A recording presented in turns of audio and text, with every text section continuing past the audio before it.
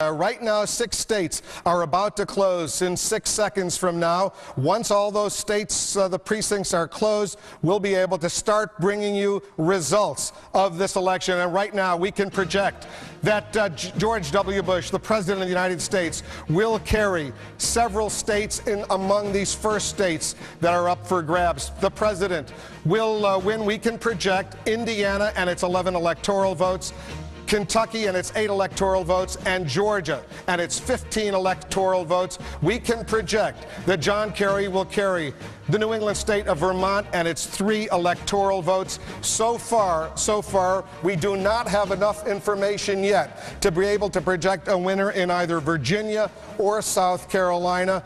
But Jeff Greenfield, the race for the White House is moving forward right now at this extremely early moment in this night. Bush already, according to our projection, has 34 electoral votes. Kerry has 3. The blue state, Vermont, is for Kerry. The red states are for Bush. That's right. This is the calm before the storm. None of these results are anything but expected. But I think the best way to tell these voters where we expect to be is where we wound up 4 years ago in 2000. And if we can switch to that map, and I'll start talking before that map is on. Back in 2000, George W. Bush won. He won the South, he won the Mountain West, he won, of course, Florida, he won Ohio and Missouri, and Al Gore won New England, the Middle Atlantic states, the Upper Midwest, the Industrial Midwest, with the significant exception of Ohio. He won, of course, Florida. Now, if the map looks like this when tonight is over, George W. Bush will be reelected with 278 electoral votes because population shifted into the red states. So, the Kerry strategy, obviously, takes something away from the president. For instance, if he were to win Ohio, a state beset by almost 250,000 job losses, that alone would put Kerry over the top. He also has designs, not surprisingly, on Florida, with 27 electoral votes, by far the biggest battleground state up for grabs. He's looking as well at New Hampshire, up here in New England, which Al Gore lost by only 7,000 votes. That's a state that Nader affected. So, what about the Bush strategy? They say they have a shot at Pennsylvania, a state that George Bush has visited more than any other state except his home in Texas. They're looking at Michigan, where they think social conservatism might play among the so-called Reagan Democrats, and Wisconsin, another state that Al Gore only carried by 0.2% of the vote. So you can see throughout the night, Wolf, we'll be showing viewers how these states affect the outcome. We need one more thing to show you. If we can go back to the 2000 map and give John Kerry New Hampshire with 4 electoral votes and Nevada with 5 electoral votes, guess what we have? A tie at 269 votes each, and welcome to 2004, where the House of Representatives would choose the president. It's unlikely, Wolf, just as unlikely as an election that came down to 537 votes and hanging chads in Florida. The new House of Representatives as well would be making that decision if there were a tie. Let's talk about some turning points, some moments that you are looking at right now, what we should be looking at throughout these hours to come. Right. As we look back at this campaign, I think we can see a couple of critical turning points that affected this campaign. The first one was Iowa. John Kerry was virtually counted out before 2000 began. He said, I'm going to make Iowa a do-or-die state. He won those caucuses and was never headed. The second turning point, and this one may turn out to be the most significant one of all, money. The Republicans assumed that the nominee of the Democratic Party would be bankrupt by the spring, but thanks to the Internet, thanks to John Kerry following Howard Dean and opting out of public financing, and thanks to a loophole in campaign finance that let very rich people pour millions into advertising and vote mobilizations, the Democrats played this game on equal grounds. Third, the conventions. This has been looked at by a lot of Democrats as a missed opportunity for John Kerry, stressing his Vietnam experience, not stressing his Senate record or what he would do. The Republicans came out of their convention with a big lead, which survived until this other turning point, that first debate, that put John Kerry right back into the mix of things. And finally, the question that lingered throughout this campaign, Iraq and terror. If Iraq is seen as part of the war on terror, George Bush should do well tonight. If voters see Iraq as a diversion and a quagmire, a slog, as Donald Rumsfeld called it, that's probably good political news for John Kerry. How this turns out, Wolf, I think we ought to ask the viewers to stick around. They will be sticking around. We'll be sticking around all these turning points throughout the night. Judy Woodruff is anchoring our coverage from our CNN Election Analysis Center over at the Time Warner Center. Judy, tell our viewers, first of all, what you're looking at and that team of experts with you, what they're doing. Well, Wolf, this is what we are calling the Election Analysis Center. It's a team of people, a combination of veteran election political analysts and statisticians. And they have been looking at numbers coming in all day long, Wolf, the so-called exit polls. These are interviews with voters as they left the polling places, about 1,500 precincts around the United States in every one of the 50 states and the District of Columbia. So they're looking at that, and it is on the basis of those exit polls, Wolf and Jeff, that CNN is felt comfortable enough to make the calls that you just did, Wolf, and that is in the state of Georgia, in the state of Kentucky, and in the state of, let me get the other, Indiana. Those three states for George Bush, based on exit polls that show a comfortable enough margin that tends to match other information CNN had about the direction those states were going in politically. But on top of that, we are going to be looking at sample precincts and calls coming in from those sample precincts. We are all obviously also going to be looking at the raw vote. The Associated Press tonight is calling in from 3,500 counties across the United States. We're going to be taking in that information, and our team right here in Manhattan and New York City is going to be watching those numbers. We've got layers of information, the exit polls, the sample precincts, and finally the raw vote numbers on top of the expertise of these people, which you cannot underestimate. All right, Judy, and just to be precise, the fact that we cannot project a winner in Virginia and South Carolina, that simply means that we don't know enough about those two states. Is that right? That's correct, Wolf. At this point, we do not have enough information to be able to call the result either in the state of Virginia or in the state of South Carolina. That should not be read to mean that either one of these states is too close to call. I will add, however, that the Democratic governor of the state of Virginia said just a couple of days ago, maybe we're going to see a surprise in that state. The public opinion polls in Virginia have been showing a race of somewhere between 3 and 6 points. Closer, of course, than some of these other southern states, but in no way do we have information at this point that would lead us to believe that this is a state that's not going to go to George Bush. And just to be clear, Judy, because after 2000, I think we want to bring the viewers in as close as we can. If you do get enough data to say the state is too close to call, CNN will call the state that way, correct? That is correct, and that will be a specific call we make at a point in the evening when we have enough information in from a combination of these exit polls, sample precincts, and the raw vote. When we get enough information in that makes the men and women on this team comfortable to make that call, we will say it is too close to call. But that is not what we're saying at this point about either Virginia or about South Carolina. Judy Woodruff at the CNN Election Analysis Center, thanks very much. We'll be getting back to you. Let's walk over, bring in some other members of our team, no strangers to our viewers in the United States and around the world, Larry King and Carlos Watson. Larry, what are you looking at this early stage? Well, I'm looking at, first, this amazing setup we have here tonight. And I think we're going to be here a long time. I know we can't project certain winners in certain areas based on what happened 4 years ago. The question I'd ask you and you, how are we preventing 4 years ago? Well, we've learned a lot of lessons, Larry, from what happened 4 years ago. The data, the new research that's coming in. This is a much more sophisticated operation, but I think it all boils down to, when all is said and done, is this. We're much more cautious this time than we were 4 years ago. And if we don't know something, we'll tell our viewers we simply don't know. Carlos, tell our viewers what you're looking at right now. Well, I think we're testing history, frankly, today. History says if you're an incumbent president, certainly if you're a president during war, if you've raised a lot of money and you have a lead going into Labor Day, you should win. John Kerry wins. We haven't had a senator get elected in 44 years. Would be the second Catholic to get elected. Wasn't ahead in the polls, even the Democratic primaries coming into this year, January 1st. So a lot of convention will get turned on its head tonight. So lots of big historical importance, not just importance in terms of the 2004. And what, Jeff, surprised you the most? That in after this whole campaign? That after 4 years, when everything changed, every assumption we had going into 2000 had changed. from invulnerability to an attack that we could never have dreamt of, from peace to war, from economic security to anxiety. The country remains apparently evenly divided, with the red and the blue states, by and large, as we showed, lining up pretty much the way they did 4 years ago. You would have thought that those events, those hammer blows to the United States, would have resulted in a political upheaval. Looks pretty much the same. What's the turnout story? We don't know specifically what the turnout story is because the polling, the results won't be coming in till all the states are closed, and then we'll get the hard, raw numbers that are coming in. Anecdotally, as we've seen on CNN all day, there are long lines in many of these key battleground states, and you know what? There are long lines in some of the non-key battleground states as well, Carlos. What do you make of that? Well, I think people are as energized as we've seen in a long time. We might get the highest turnout since 1968, which would be significant.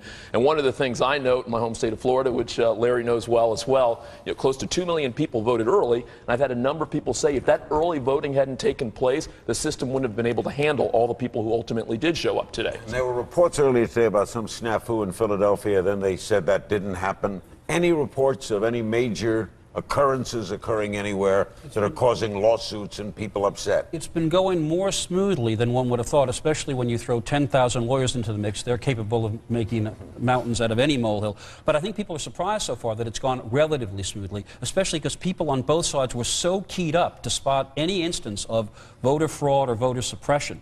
And unlike 1968, at the end of that tumultuous year, the electorate was so exhausted that the turnout went down from 4 years ago. I think the one thing everybody expects this year is a turnout way up.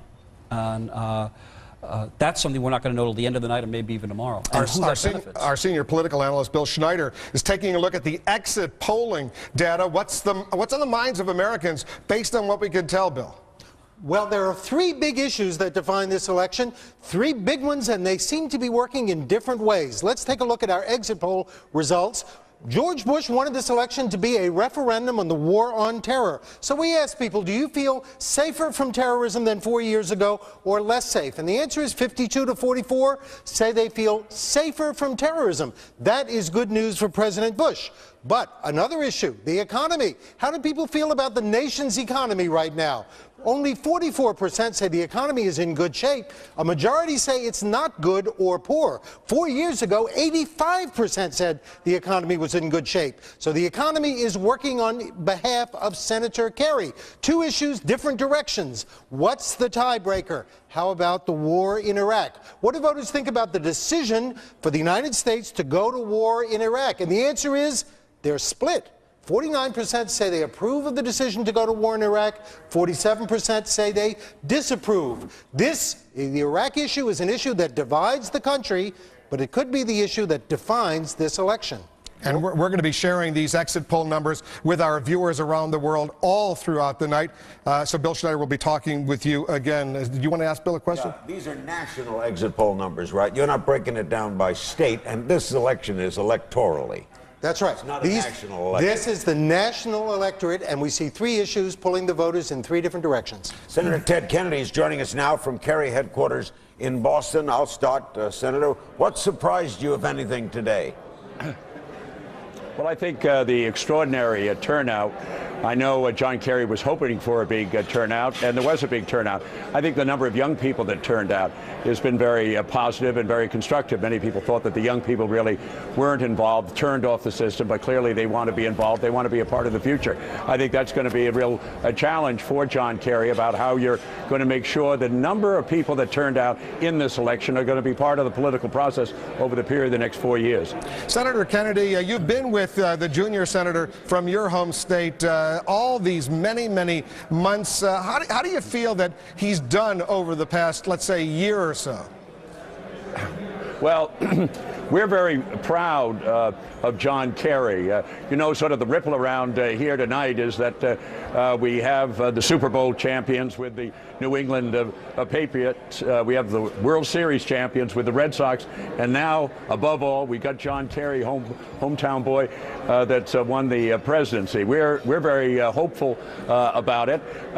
He has demonstrated, I think, over the period of the last year, the kind of inner toughness, the kind of strength of character, the kind of determination that's going to be so important in a president, in any president, and I think particularly now. Let me just point out, Senator Kennedy, he hasn't won the presidency yet. It's still relatively early in this night. Well, I think it is important that those that haven't voted go out and participate and vote. It's amazingly important that they do. I know John Kerry has certainly urged that. All of us would certainly do that. But I say that we are encouraged with the kind of response that John Kerry has received. Senator, are there key states that you, as a political pro, and you're a pro among pros, are looking at? Are there certain things that will indicate to you early on where this is going?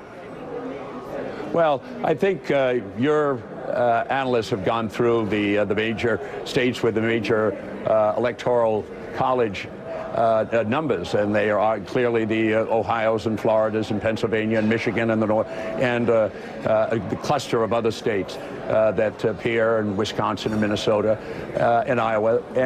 But what I think is enormously important and impressive is that there's a whole movement and a whole tide. The turnout has been uniform, really almost uniform across the country, and the numbers of turnout. Americans wanted to participate in this election. Americans want to have a voice in their future. And I think what you're seeing, at least my impression, is that they want a new leadership. They want to have a restoration of American prestige and influence and leadership abroad. And they want a president that's going to focus on the middle class working families here at home in education and health care and these other issues. Senator Kennedy, they're going to receive that. Senator Kennedy, a lot of people think that the country is about as divided today as it was perhaps during the Vietnam War in '68 or '72. Have you seen the country this divided in a long time? Well, it's clearly divided. These races are going to be close. I think it's going to be close in the United States Senate as well. I'm hopeful that we'll do well in the Senate races, because in order for a president really to get his program on through, you need the support in the Senate and obviously the House of Representatives. So I'm hopeful that in some of these tight races for the United States Senate, it'll go John Kerry's way. But, you know, I find in my colleagues and friends in the Senate on both sides, they really want to get about the business of addressing the challenges that we're facing at home. There's a general sense among, I find, Republicans and Democrats alike, that we're just not dealing with the real problems and challenges that we're facing here at home. And I think that the John Kerry, his great challenge will be to try and bring people together. But I think with those efforts and being sincere about it, he'll work hard at it, and I think it can be done. It has to be done. If he is elected, can he work well with a Republican majority Senate and House? Well, that's going to be certainly a challenge. I think there are members in the leadership in the Republican Party and among the Republicans that really want to see progress made on our domestic issues and also in foreign policy. And I know John Kerry, it'll be a challenge in trying to work out these differences, and because there are a lot of raw endings, from the result of this campaign. But I think he's up to the task. I think he is ready to take that challenge on as well. It's going to be necessary. It's going to need the kind of skills that John Kerry has, but I know he's capable and will do it. Well, there's still a possibility, Senator Kennedy, as you well know, that John Kerry might not be elected, that George W. Bush might be re-elected. If he is re-elected, how disappointed will you be? Oh, I'll be very disappointed, but I don't think I'm going to be very disappointed. Every indication is moving in John Kerry's favor. This has been a hard, tough-fought campaign. I respect the candidates that obviously have been out there, the presidential candidates, President Bush. But I think tonight is John Kerry's night, and I think we're going to see some good outcomes for our Senate races as well. This has been, people have gone to the polls and said they want a new direction, new leadership, and I think that's going to be the outcome. What do you hear from your Senate Majority Leader?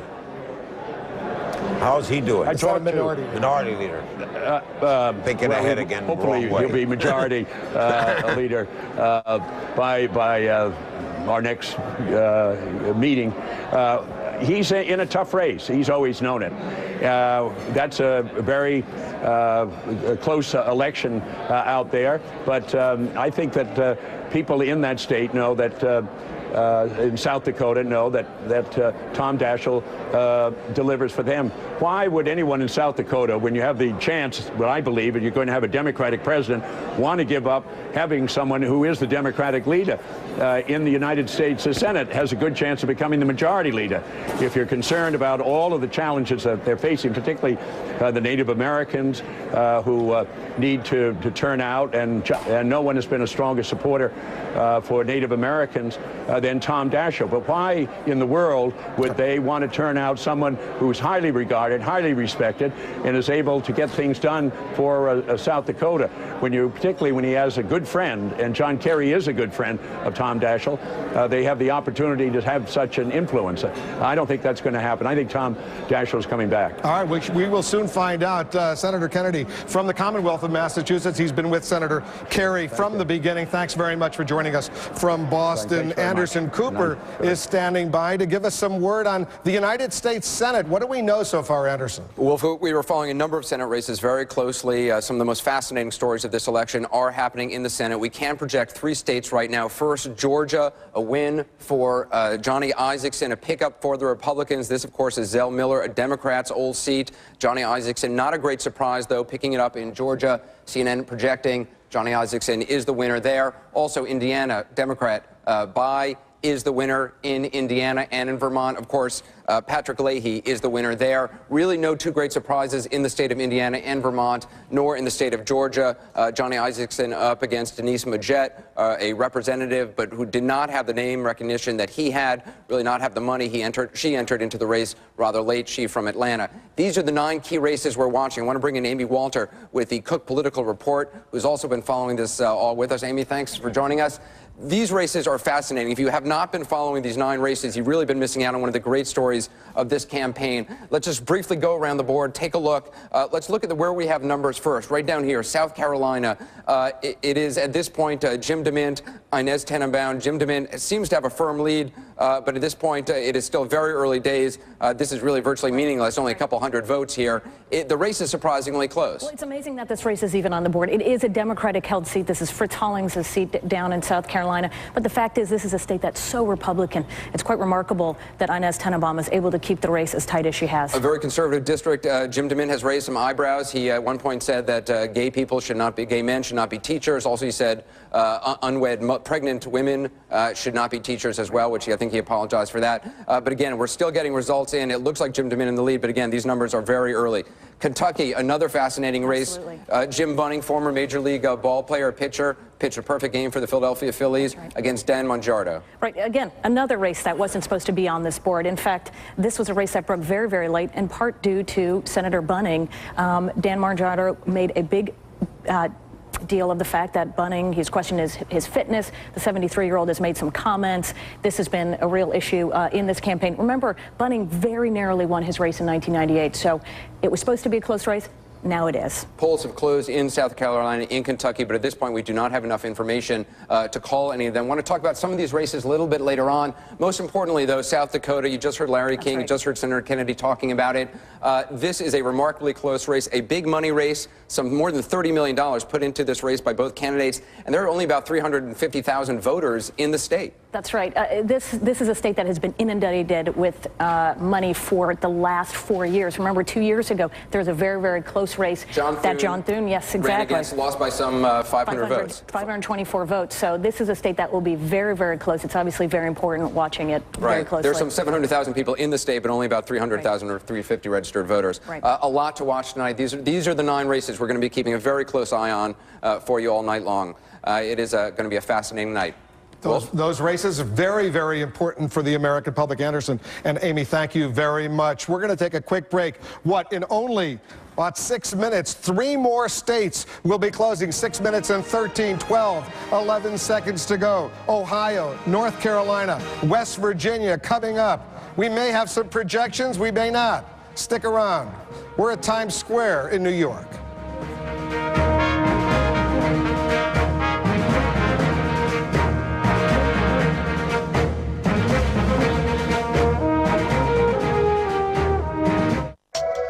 Get Getting to a Hyatt is now easier than ever. Leaving, that's still pretty hard. The new Hyatt.com Best Rate Guarantee. Quick, simple, and only at Hyatt.com.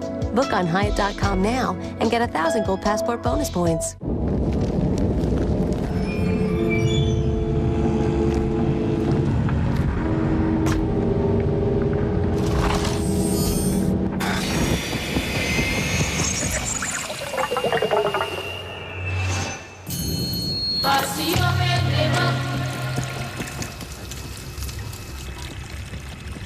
Today, 2 billion people in the world have no access to energy. Yet electric power is not a simple commodity. It's essential to everyday life. EDF is committed to making the right to energy recognized as a basic human right. EDF, the energy to make the world a better place.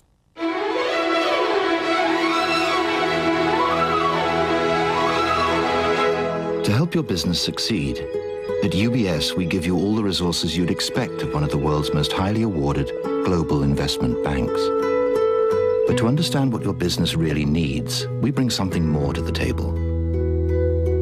We work with you, like it's the world's most powerful two-person financial firm. You and us. UBS.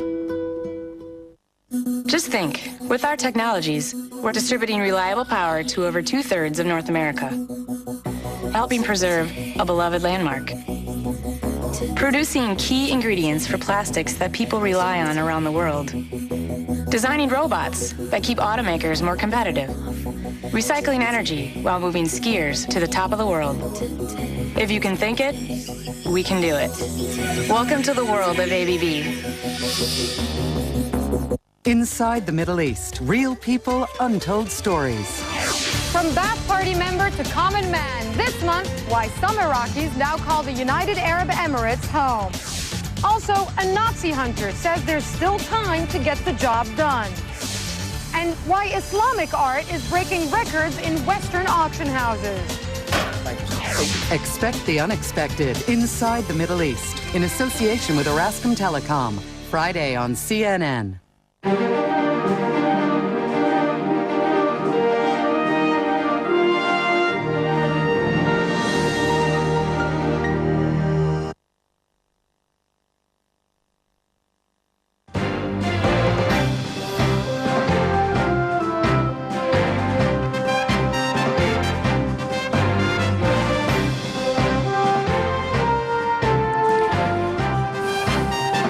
Welcome back to the CNN election headquarters here in New York City. We're picking up our coverage right now.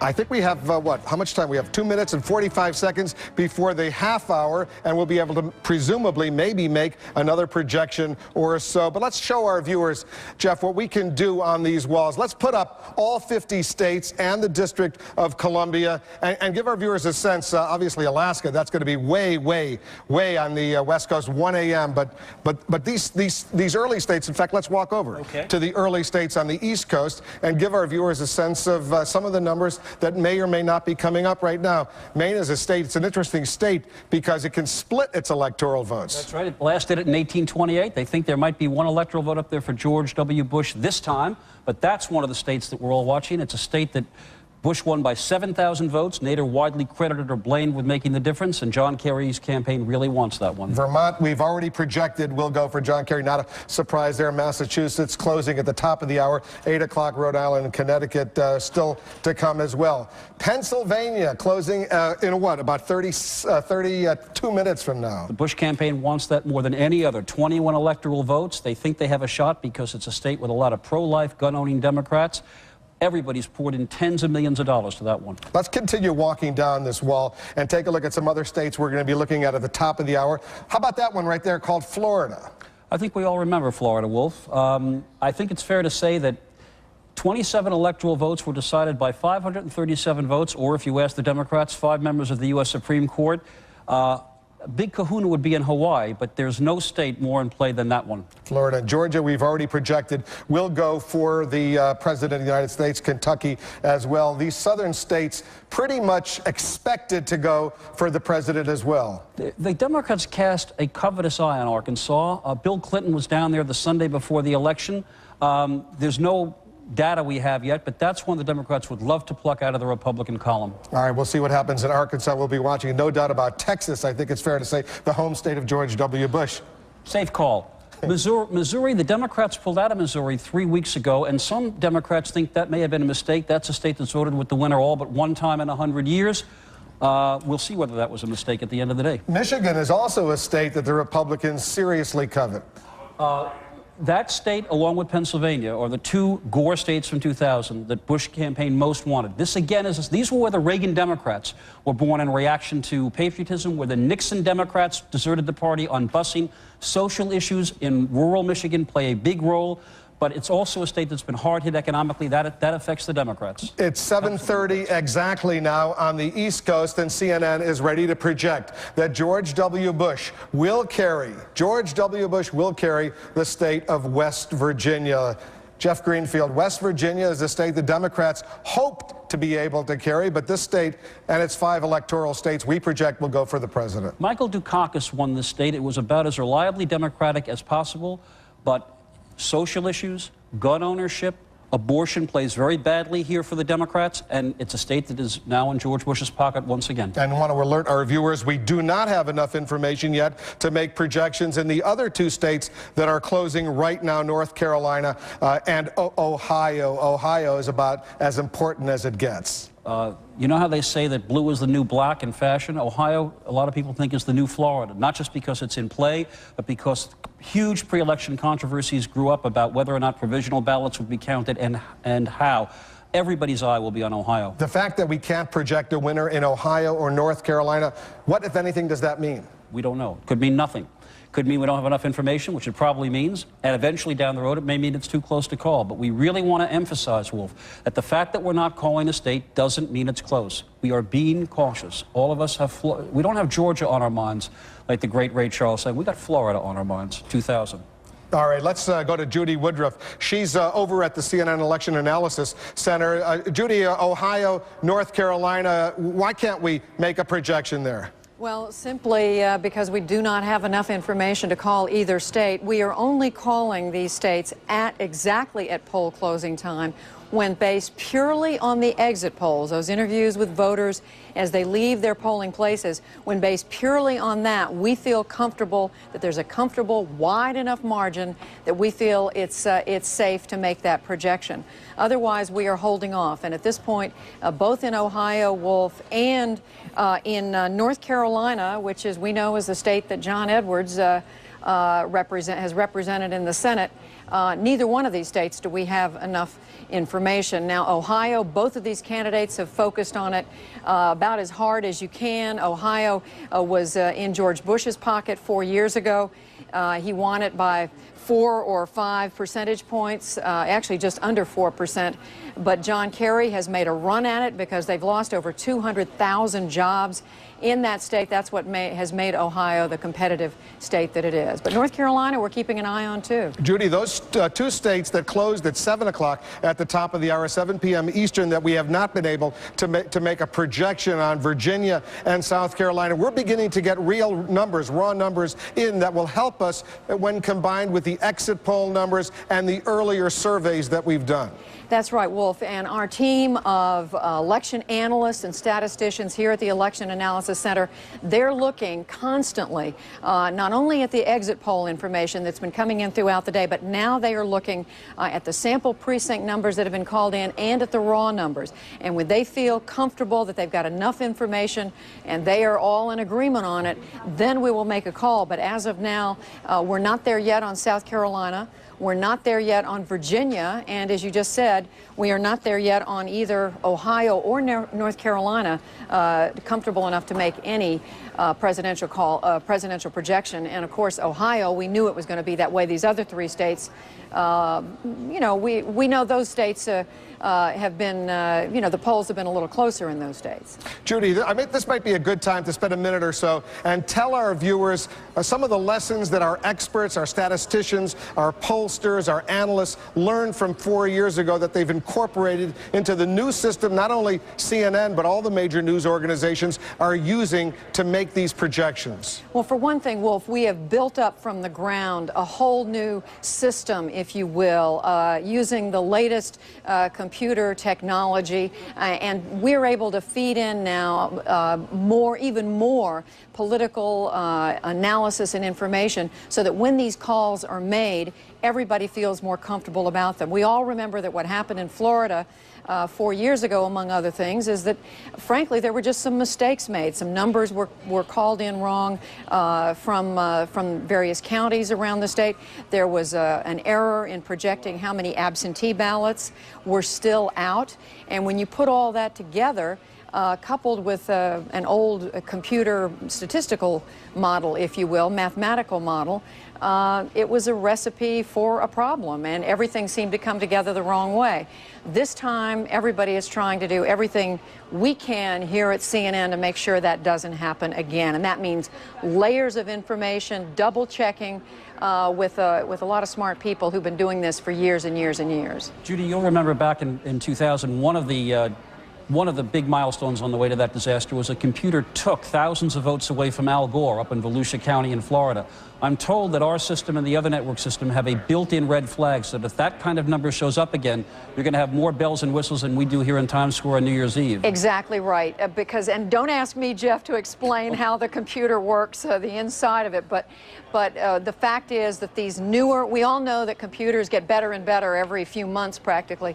We now have a computer system that is able to factor in history in a particular county, right down to the smallest geographic political area that you possibly can get. And the computer is constantly comparing the new information that's coming in with how that county voted in the past, or that precinct. So this is constantly going on, and all of this is informing our decision making here at CNN and the Election Analysis Center. Judy, I want to point out to our viewers, if they see that man behind your left, that's Tom Hannon, our political director, who's in charge Take a good of all look. of There this. he is. He's working feverishly now, getting information. We don't want to bother him. He's shaking his head. No, he's getting busy. information together with our other team, making sure that all the information we have is precise. Jeff, right now, by our count, by our projections, George W. Bush has 39 electoral votes, and John Kerry has 3 electoral votes. Some people will be saying, you know what, that looks like George W. Bush is really doing well. Well, it's not exactly like a sports event where, you know, the runs come randomly. These are all Bush states. There are no surprises that we've seen so far. When the New England states come in and the Middle Atlantic states come in, it may look like John Kerry has a big lead. Everybody knows there are 6 to 10 states that are going to decide this election, and we have no idea when we'll be able to tell the viewers what's going to happen. And as we take a look at the popular votes, these are raw numbers that are coming in right now. Bush at 58% with nearly 1 million votes. Kerry at 42% with 662,000 votes. And that will be changing. Nader already has more than 6,000 votes in the raw numbers that are coming in. We shouldn't read much into that either. No, we learned 4 years ago, I think a lot of people were surprised, you can get more votes than the other guy and lose because of our system. One of the numbers I think all of us are going to be looking at the end of the night, there were about 105 million votes last time, 100 to 105 million. People are expecting as much as 120 million votes. And that's going to tell us whether there was a surge in turnout and whether that surge helped one side or another. Let's walk over to Larry and Carlos and bring them into this discussion as well. Larry, you're watching all these numbers go by. I have a few questions. West Virginia was late night 4 years ago. That was touch and go. Surprised that it went so quickly to Bush tonight. That's one of those states where a heavily rural population has been trending Republican for years. It's one of the biggest problems the Democrats have in Ohio, in rural Pennsylvania, in Michigan, Wisconsin, is that rural and small-town Americans, mostly on values, have just been moving away from the Democrats. That and a lot of coal miners who don't like the Democrats' environmental policy. And Wolf, do you think Senator Kennedy was maybe overly optimistic? Well, you know, he's obviously feeling very, very upbeat right now based on anecdotal information and earlier information that he was getting. It's certainly possible that John Kerry will win. It's certainly possible that he won't. But he was acting like it's a done deal. One of the things, and it didn't surprise me, and I'll let Carlos weigh in on this as well, because both of these sides learned a lesson from 4 years ago. They want to exude victory. In case there is a problem, they don't want to look like they were spoilers. They want to look like it's theirs, and they're on top. Very much so. And what's interesting are the hundreds, literally, of what they call satellite interviews on television, on radio, the thousands, millions, if you will, of phone calls and door knocking that's still happening today as we speak, particularly in some of those western states. So no one's giving up at this point. The vice president, just 24 hours ago or so, was in Hawaii. So there's a lot of effort being made in the western half of the country where lots of states are still open. I wanted to say one thing about Ohio. One of the big stories of this election is that in Ohio and in Pennsylvania, two of the big three states this time, no Ralph Nader on the ballot. Could be a big deal. We won't know till it's all said and done. But remember, Ralph Nader scored about 2.5 percentage points in Ohio last time. Didn't do poorly in Pennsylvania either. Could make a difference. He is on the ballot, though, in Florida. He is on the ballot in Florida, one more time. And Democrats will never forget what happened 4 years ago. You know what is on the ballot in Ohio and Michigan? Gay marriage. And one of the reasons why the Republicans think they have a shot there is that they believe that's the kind of issue that mobilizes their social conservative base. Whether that's true or not, only time will tell. The coin. By the way, you think Pat Buchanan will get any write-in votes in Palm Beach? He's not on the ballot. He was 4 years ago. If there's a butterfly ballot and some hanging chads, perhaps there will be some people who will make that mistake. And I know you guys deal with computers, but how could Nader have no percent? Or not quite 1% yet. Yeah, right. Maybe not enough to justify 1%. That's right. In order to get up to 1%, he has to have a specific number, and it's just shy. We don't do fractions. not yet. We don't do fractions. You know, another one of the really interesting storylines when we talk about Nader and we talk about Florida and Ohio and some of these other places are the very different strategies the two sides took to getting out the vote. Republicans, leaning on some success in 2002 in some Senate races, decided to get very centrally organized. So coming out of the Republican National Committee and the Bush campaign, they organized things down to the precinct, had volunteers, had paid staff members. Democrats on the other side, though, decided to partner, not officially because it's not legal, but effectively had help both from unions and from these independent political groups called 527s. If Democrats ultimately succeed, that may become the new model on both sides. If, conversely, Republicans succeed, this will be a transformational change in that Republicans who normally haven't been good on get-out-the-vote efforts will have succeeded not just in Senate races, but in presidential races Let's take a quick look ahead, and Larry, I want you to take a look ahead. It's the top of the hour. What in the top of the hour is only less than 20 minutes or so from now. There are going to be a lot of states closing, including Florida, Pennsylvania, states that potentially could play a decisive role. New Hampshire, one of those battleground states as well. I have a feeling, just a gut feeling, that we're not going to predict Florida and Pennsylvania at the top of the hour. Well, what makes you think that? I don't know. 16 states will be closing at the top of the hour. You remember we talked earlier about one of the turning points might have been money, that the Republicans thought they were going to be able to face a bankrupt Democratic Party. You realize in Ohio, if you add up Kerry's spending, the Democrat spending, and the so-called 527s, these independent groups, they outspent on advertising the Republicans by a factor of almost 2 to 1. I think if Kerry winds up carrying Ohio and carrying some of these battleground states, this is going to be as significant a factor. How much did George Soros spend? I believe he spent more than $10 million out of his own. North of 20. Really, the most recent things we have are 23, 24 George million. Soros, the billionaire who's been passionate about his opposition to George W. Bush. You know what's interesting about the numbers that Jeff mentioned is that if you talk to Democrats 4 years ago, they say one of the reasons they believe they lost Florida was that they ran out of money. And they were outspent by some $700,000, almost $1 million in the last week alone. You look at the 11 most contested states, Democrats and the Democratic National Committee have outspent Republicans in 10 of the 11. Big deal in the final week. Money talks in these kinds of races, huh? Oh, I thought you were going to finish that sentence another way. This is the number that is going to jump out at everybody. And the 527s, these independent groups, that loophole in the McCain-Feingold finance law turned out to be literally $100 million or more loophole. And the Democrats filled it, so far, it looks like, better than the Republicans. Although one thing that the Republicans did very well is you'll see that they coordinated with the Republican National Committee by putting a key phrase in their ads that allowed them to spend money. I'm sure Chairman Gillespie will talk about that a little bit later. I think we want to talk to them right now. In fact, let's walk up there. The chairman of both parties, Ed Gillespie, the Republican Party, Terry McAuliffe of the Democratic Party. Ed Gillespie, how are you feeling right now? I feel great. I am very excited about it. I'm looking at the numbers coming in from the field, and the fact is we have busted through our targets for key precincts that we know are strongly supportive of the president. In Florida, absentee ballots, they process in Florida by registration. It's a party registration state. We're running 2-1 ahead, probably a margin of between 150 to 200,000 votes for us in the absentee ballots. They've yet to be counted, but when you look at the partisan breakdown, looks very, very good for us, and our ground game is better than we had even hoped for, so feeling very good, Wolf. How are you feeling, Terry McAuliffe? Wolf, I've never felt better. You can feel the excitement. I'm in Boston today. The millions of people, I said on the morning show today on CNN that we'd have 120 million people vote. I think that's what we're going to have. But, we had 1 million volunteers on the street today.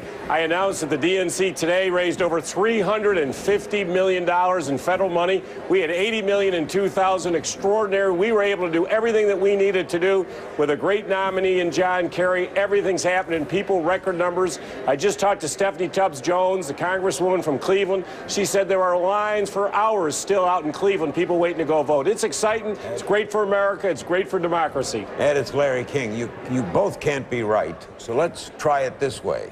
What, Ed, concerns you tonight? What are you worried about? Larry, I feel good about the fact that West Virginia has already been called as one of the states that the Democrats targeted early to try to take back from the president when we surprised them in 2000. We were both on the ground strong there for 2004. You're not worried about anything? I'm not worried about anything right now. I'm waiting. I'm sanguine. I'm waiting for the votes to be counted and feeling good that we have executed against a very well done plan. The president ran a fantastic campaign, and I have faith in the American people. And I know that from what I'm seeing in terms of the where our precinct goals were and what I'm seeing coming in from the field, that we have met and exceeded our goals in our battleground states. Terry, do you have any worries? Yeah, the only worry I have right now, Larry, is to make sure that we keep these polls open. As I say, I just talked to the folks in Cleveland. They have people waiting still hours in line. The polls are supposed to close in about 20 minutes. Let's make sure that everybody gets in. If you're in line, let's go in and vote. There are so many people who have come out. And as you know, these record amounts of people are not coming out to support an incumbent president. They're coming out because they want a fresh start for this country. And we need to make sure that all these people who are out there in the pouring rain out in Ohio and other places stay in line, call your friends, tell them to stay in line. Get out there and vote. It's exciting what's going on. A fresh start for America starts tonight. Ed, did the huge turnout concern you at all? No, not at all, Larry. We were hoping for a big turnout. The fact is, when you look at our governor's races and the Senate races in 2002, Republicans benefit from big turnout. We registered 3.4 million Republican voters in this election cycle. We were turning them all out. I anticipated between the growth in the population between 2000 and 2004 and the extra emphasis of both parties, I think one of the most important things that both Terry and I do as party chairs is bring people into the political process. On the Democratic side, frankly, they contracted out to these outside groups.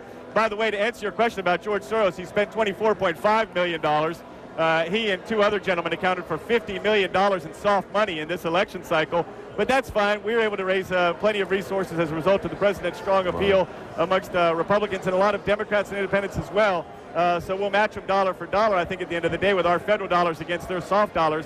And the fact is, I think you're going to see the benefit of our strong turnout effort tonight as the votes start being counted. We're going to wrap it up. A quick question to you, Terry McAuliffe. Do you see any evidence out there that there was any hanky-panky out there across the country? By our anecdotal reporting, it looks like things are going relatively smoothly.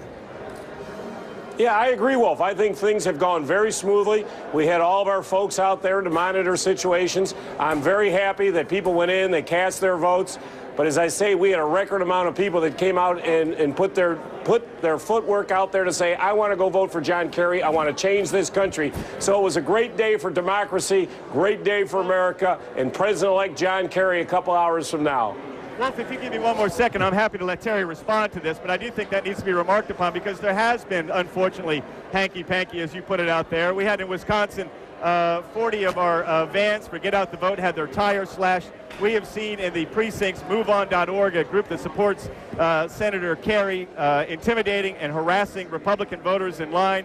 We have seen constant reports on the ground of Republican voters being intimidated by MoveOn.org and union members supporting Senator Kerry. It's unfortunate. It ought to stop, and I hope Terry will call on Senator Kerry supporters not to engage in those intimidation tactics, as I have done for President Bush's supporters. All right, Terry McAuliffe, if you want to respond quickly. Yeah. Sure, I could sit here, the letters that went out the other day telling people to vote on November 3rd, all the types of antics. I'm not going to do that tonight. You know what? Right. This is about democracy. This is about people going to vote. It was a great day for America. Let's move on. It's exciting. John Kerry will be elected president tonight, and it'll be a new America starting tomorrow. One of these guys. Terry, hold on one second. Terry McAuliffe and Ed Gillespie, we're going to say thanks to both of you for joining us. We'll be checking back with you. What were you saying, Larry? One of these guys is wrong. Right.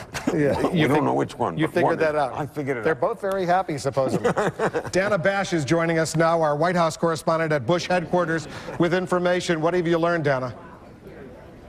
Hi, Wolf. Well, you just heard Ed Gillespie talking about the fact that the Republicans believe they have almost a 200,000 vote advantage when it comes to absentee ballots. Well, folks here at the Bush campaign are saying that they have now heard from the election supervisor in Miami-Dade County in Florida, who says that they are likely not going to be able to count majority of the absentee ballots. That is perhaps as many as 65,000 ballots until Thursday. So they are telling us that, essentially bracing for perhaps not just a long election night, but perhaps a couple of days now. You heard the president today say that he wants election night to be over on election night, but they are looking at this and saying that because a big part of their strategy is absentee ballots, because Miami-Dade County is a place that is very Republican, they say they are certainly thinking that perhaps this might not be over tonight. Of course, that depends on the rest of the margin in the state of Florida. Wolf. All right, Dana Bash, we'll be checking back with you as well. 16 states about to close their precincts, their balloting, coming up at the top of the hour. We'll take a look, see if we can project any winners. We'll let you know. In the meantime, we'll take a quick break from the NASDAQ market site here at Times Square in New York City. Much more coverage coming up.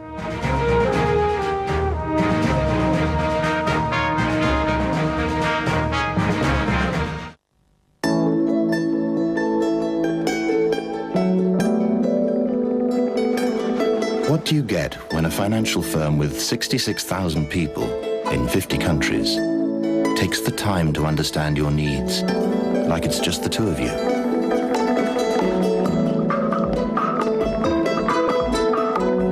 Could it be the most powerful two-person financial firm in the world? You and us. UBS.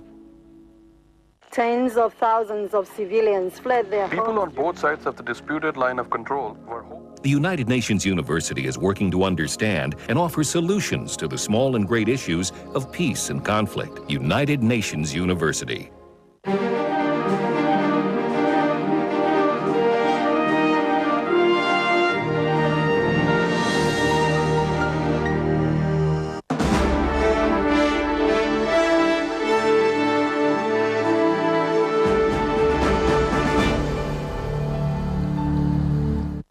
On a special hour-long insight the day after the polls.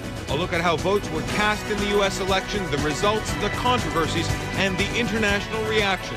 A special extended edition of Insight, only on CNN. Unequaled anywhere.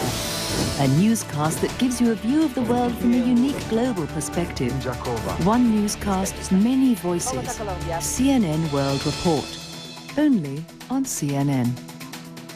This month on Living Golf, we're in the Scottish Highlands. The exclusive Carnegie Club at Skibo Castle, where membership is purely for the wealthy. We'll show you who can afford it and what they get. Plus, America's golfers-in-chief and what their game says about the personality inside the Oval Office. That's Living Golf with me, Don Riddell, Mondays on CNN. Living Golf in time with Rolex. This is CNN.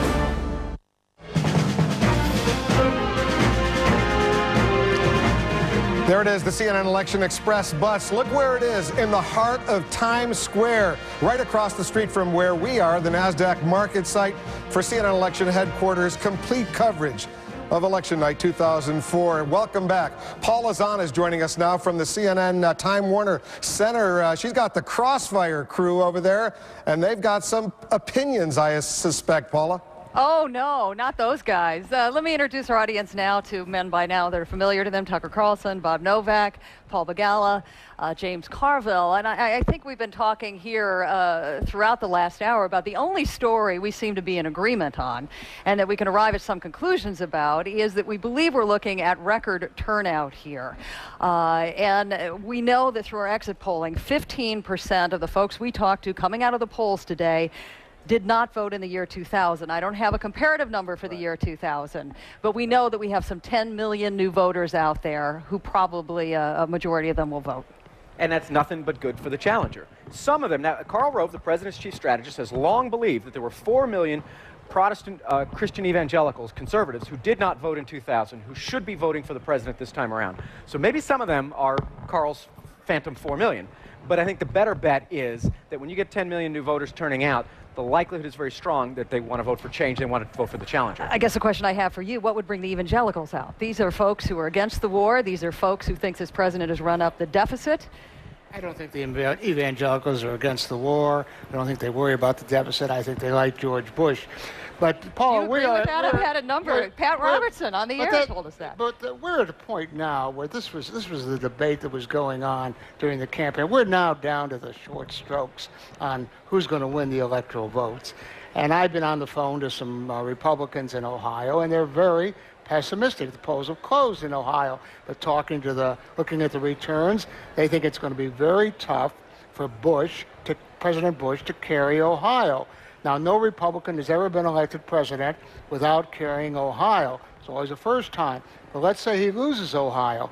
Then, of course, he must, under any conditions, carry Florida. But in addition to that, he's probably got to carry Iowa and Wisconsin, which are not gimmies. That makes it a very tight thing. And I understand, too, that the NAACP is suing to keep the polls open in Toledo, maybe even till midnight, as well as in some neighboring states. Well, yeah, in fact, Bob, I just talked to a friend of mine with the Kerry campaign in Ohio who was a lot more optimistic than maybe your sources in the Bush campaign, and he told me that in Cuyahoga County, which is Cleveland is a dominant city in that county, that 25 minutes after the polls closed, African Americans were still waiting in line in predominantly black precincts, and they're going to be able to still vote. And so the Kerry people, based on turnout patterns, they feel pretty good about Ohio, which, as Bob points out, is a Bush state, and it would be the first takeaway that Kerry would get. It's interesting, though, because we've seen those numbers continue to erode throughout this campaign, sometimes in our own polling showing that the issue of the economy trumped the issue of the war on terrorism and the war in Iraq. The economy is a huge issue because of the number of jobs lost, manufacturing jobs lost. I don't buy that for a second. I've never bought that. I think, in fact, the Kerry campaign,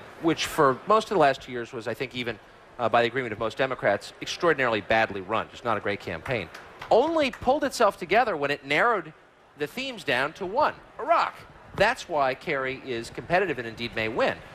They spent, again, 2 years trying to convince people we were in a second worldwide depression. People didn't buy it, and the economy is soft. But all the polling on people's attitudes about the economy show it's going to be pretty hard to win on that alone. I really think, and I'm not saying this for any partisan reason, I just think it's true, that the only issue that really matters is the war on terrorism and Iraq. Do you agree with that, James? No. I mean, what do you think is the issue that's emerged I think people, in the waning days of this people campaign? say, the President of the United States gets a huge house. He's got office buildings, a gazillion staff. He has 12 cabinet departments. He's got all of this. And you know what? He ought to be able to protect us and help make us prosperous and keep the budget in balance all at the same time. And it's not a choice between we can protect you from the economy, but we can't keep the deficit under control at a crime rate or something else. And I think that people actually will expect both. They pay taxes, they have these people, they actually expect to keep them safe and to do the best they can. I understand that there's a limit to what the president can do, but there are a lot of people in places that 22, what is it? I forgot, a high percent, 22% of people voting for Kerry had a family member that lost a job. When you're fired, when you walk out of there, you're worried about your job. But here's the problem. Kerry was never able to articulate how his economic program was substantially different from Bush's. He said, well, he's for cutting taxes for the rich. I'm against it, which is fine as a talking point. Beyond that, he never explained how it was different. If I can get in here, the Republican pollster, Ed Goes, shows that the people who think that the economy is the most important issue, jobs, Social Security, are overwhelmingly voting for Kerry. The people who think that Iraq and terrorism is the most important issue are overwhelmingly voting for Bush. So I have to disagree with Tucker. I believe that the economy is the issue that has made the Republicans in Ohio so nervous. Let me say, they still think they might barely carry Ohio, but they're very nervous right now, and that's going to be a very difficult thing for Bush to be elected. He has to really clean the board on other states if he loses Ohio. Although, haven't we seen in the last couple of days John Kerry closing that gap a little when it comes to the issue of leadership in the war on terror and in prosecuting the war in Iraq? Significantly, the president's lead on terrorism was 22 points about a week or two ago, halved it down to 11. It's cut in half down to 11. I mean, that is a huge break for John Kerry, and it hurts the president. And the one thing we'll be watching very closely from here, Wolf, as the polls close at 8 o'clock, in particular what happens in Pennsylvania, Florida, and New Hampshire. James Carville thinks is very important. He'll explain why the next time we come back. Wolf. Thanks very much, Paula. Thanks to the entire Crossfire gang as well. Look at this, 43 seconds to go, and we're going to be able to make some projections right at the top of the hour once the polls in the 16 states that are closing at 8 p.m. Eastern. Once all of those polls are closed, we'll be able to make some projections. These are important states for both of these candidates, a lot of them widely anticipated. We're going to see shortly whether there are any surprises in store for our viewers in the United States and around the world. We got new projections. All of these projections that we're about to make are projections that have come to us as a result of our exit polls and other data that we've collected from sample precincts in all of these states. It's now exactly 8 p.m. on the East Coast. CNN can project these states for the precincts reporting these states going for George W. Bush and John Kerry. Illinois, we don't know yet. We don't have enough information. Connecticut, we don't know yet. We don't have enough information. The District of Columbia, we don't have yet. But let's take a look at what we do have. And I'm going to look into the camera and tell our viewers, because here we go. Here we are. Here are the numbers that the states we can project for Illinois. John Kerry wins that state as expected. He wins Connecticut as well as expected. The District of Columbia, there was never any doubt there. New Jersey, a big win for John Kerry. This state supposedly had been contested. We will project it goes for John Kerry. Maryland as well expected. Here's a very interesting development in Maine. There are 4 electoral votes. The 2 at-large votes we project now will go to John Kerry. The first district will go to John Kerry, but the second district, we don't have enough information yet, so we can just project now that 3 out of those 4 electoral votes will go for John Kerry. We don't know about the 4th electoral vote. His home state of Massachusetts and those 12 electoral votes will go for John Kerry. Delaware, and 3 electoral votes as well. The president, we project, will carry Tennessee, as expected, Alabama, and Oklahoma, both as expected. 3 states in this 8 o'clock Eastern time zone. So right now, just after 8 p.m. on the East Coast, we project that President Bush has 66 electoral votes. John Kerry has 77. 270 needed to be elected President of the United States. You see those various colors, Jeff Greenfield. Red states are Bush, blue states are Kerry. We've got a little purple up there as well in Maine. Well, we don't know yet about one of those 2 districts. And as I say, this is one of the 2 states in the country, Nebraska being the other, that doesn't allocate its electoral votes winner take all. Could one vote be important? Bush's margin of safety 4 years ago was exactly 1 electoral vote. New Jersey, as you pointed out, Wolf, may have been a minor disappointment for the Bush campaign. The polling in New Jersey was looking at times as though that race were tied. New Jersey, 5 counties around New York lost some 500 people on the morning of September 11th. Security seemed to be playing very well. They had an unpopular Democratic governor who had to resign, Jim McGreevey. As it turns out, apparently the voting pattern is, as it's been now for the last 4 elections, a safe Democratic state. We don't have enough information. I want to alert our viewers to project a winner in 2 important battleground states closing at this hour, Florida and Pennsylvania. Yeah, right now the polls are closed then in Florida, Pennsylvania, and Ohio. And to say that the 2 campaigns and the army of political journalists are kind of interested in those 3 states, I'd like to claim that as the understatement of the night. Point out to our viewers, Jeff, those are the white states. Those are states that have closed their polling booths, but we don't have enough information yet to project a winner. Right. New Hampshire, Pennsylvania, Ohio, Virginia. There's a geography contest. North and South Carolina, Florida, and Louisiana. What's interesting so far is that none of the states that we have called have flipped yet. That's what we're all looking for. Will any state move from one or the other? I'm sorry, this is not, by the way, Louisiana. This is Mississippi. Let's go to Judy Woodruff at the CNN Election Analysis Center to give us some information on why we have been able to project some winners and why we haven't been able to project some winners. Wolf, I'm sure a lot of people are asking why, particularly in some of these states that we thought George Bush was comfortably ahead, Mississippi, South Carolina, why we still have not been able to make a call. I'm going to quickly try to get the attention of our political director, Tom Hannon, who's overseeing our Election Analysis Center. Tom, I think I know what you're going to be able to say at this point, but what can we tell our viewers about those states that we still can't call, especially those states where we thought there was a larger margin? Well, I mean, in any of these states at this point, we're just going to wait for more information. Right now, we're operating almost entirely off of exit poll responses, which serve us well in races where there's a wider margin. But I don't know if you can get around and see this, but see this TC here? Yes. That's their language for saying that this is too close to call based on the information now. Now, we don't think it's going to be necessarily a close race, but we're saying that right now we don't have enough information to make a call there. All right, and that's the state of Florida, which we knew was going to be close. Tom, just quickly, what about a state like South Carolina? The polls closed an hour ago. Right, we're still looking at the vote in South Carolina. We want to make sure that we're not seeing some biases in the exit poll. It's not a character, I wouldn't characterize it as a state that's going to have a close outcome at the end of the night necessarily, but right now we just don't have enough information. And what about the state of Virginia where the polls were a little all closer? of these are the same. Okay. The same, all right. Same answer. All right, well, let's go right back to work. Tom Hannon, of course, Wolf, our political director, and they're trying their best to get all this information in. But as you know, as we've been saying for days now, we don't want to jump the gun. We're not going to make any projections until we are entirely comfortable with them, even though it may seem conservative to some people out there who think, gee, you know, South Carolina, that's surely going to be a Bush state. We're not going to jump to any conclusions. But once, Judy, we get these raw numbers coming in through the Associated Press, presumably we'll have more information, and at some point we might be able to make projections in those states like Florida and Pennsylvania, New Hampshire, key battleground states. That's right. As what we're doing is we are layering information from those exit polls that have been coming in all day long, the sample precinct information that we're getting from about 3,000 precincts around the country, and then, as you just said, the actual raw vote. We are going to be looking at that. Our statisticians, our election analysts, all the people you see sitting around these computers right here at our Election Analysis Center, part of CNN's offices in the Time Warner Center right here in Manhattan. They are looking at all this information, and at some point there will be enough, either through the sample precincts, combination of that with the raw vote, to make them comfortable. But as you just heard Tom Hannon say, we're not there yet. And if there are any anomalies in those numbers, I mean, we all know there's been a lot of discussion this year, Wolf and Jeff, about the public opinion polls. We've seen them.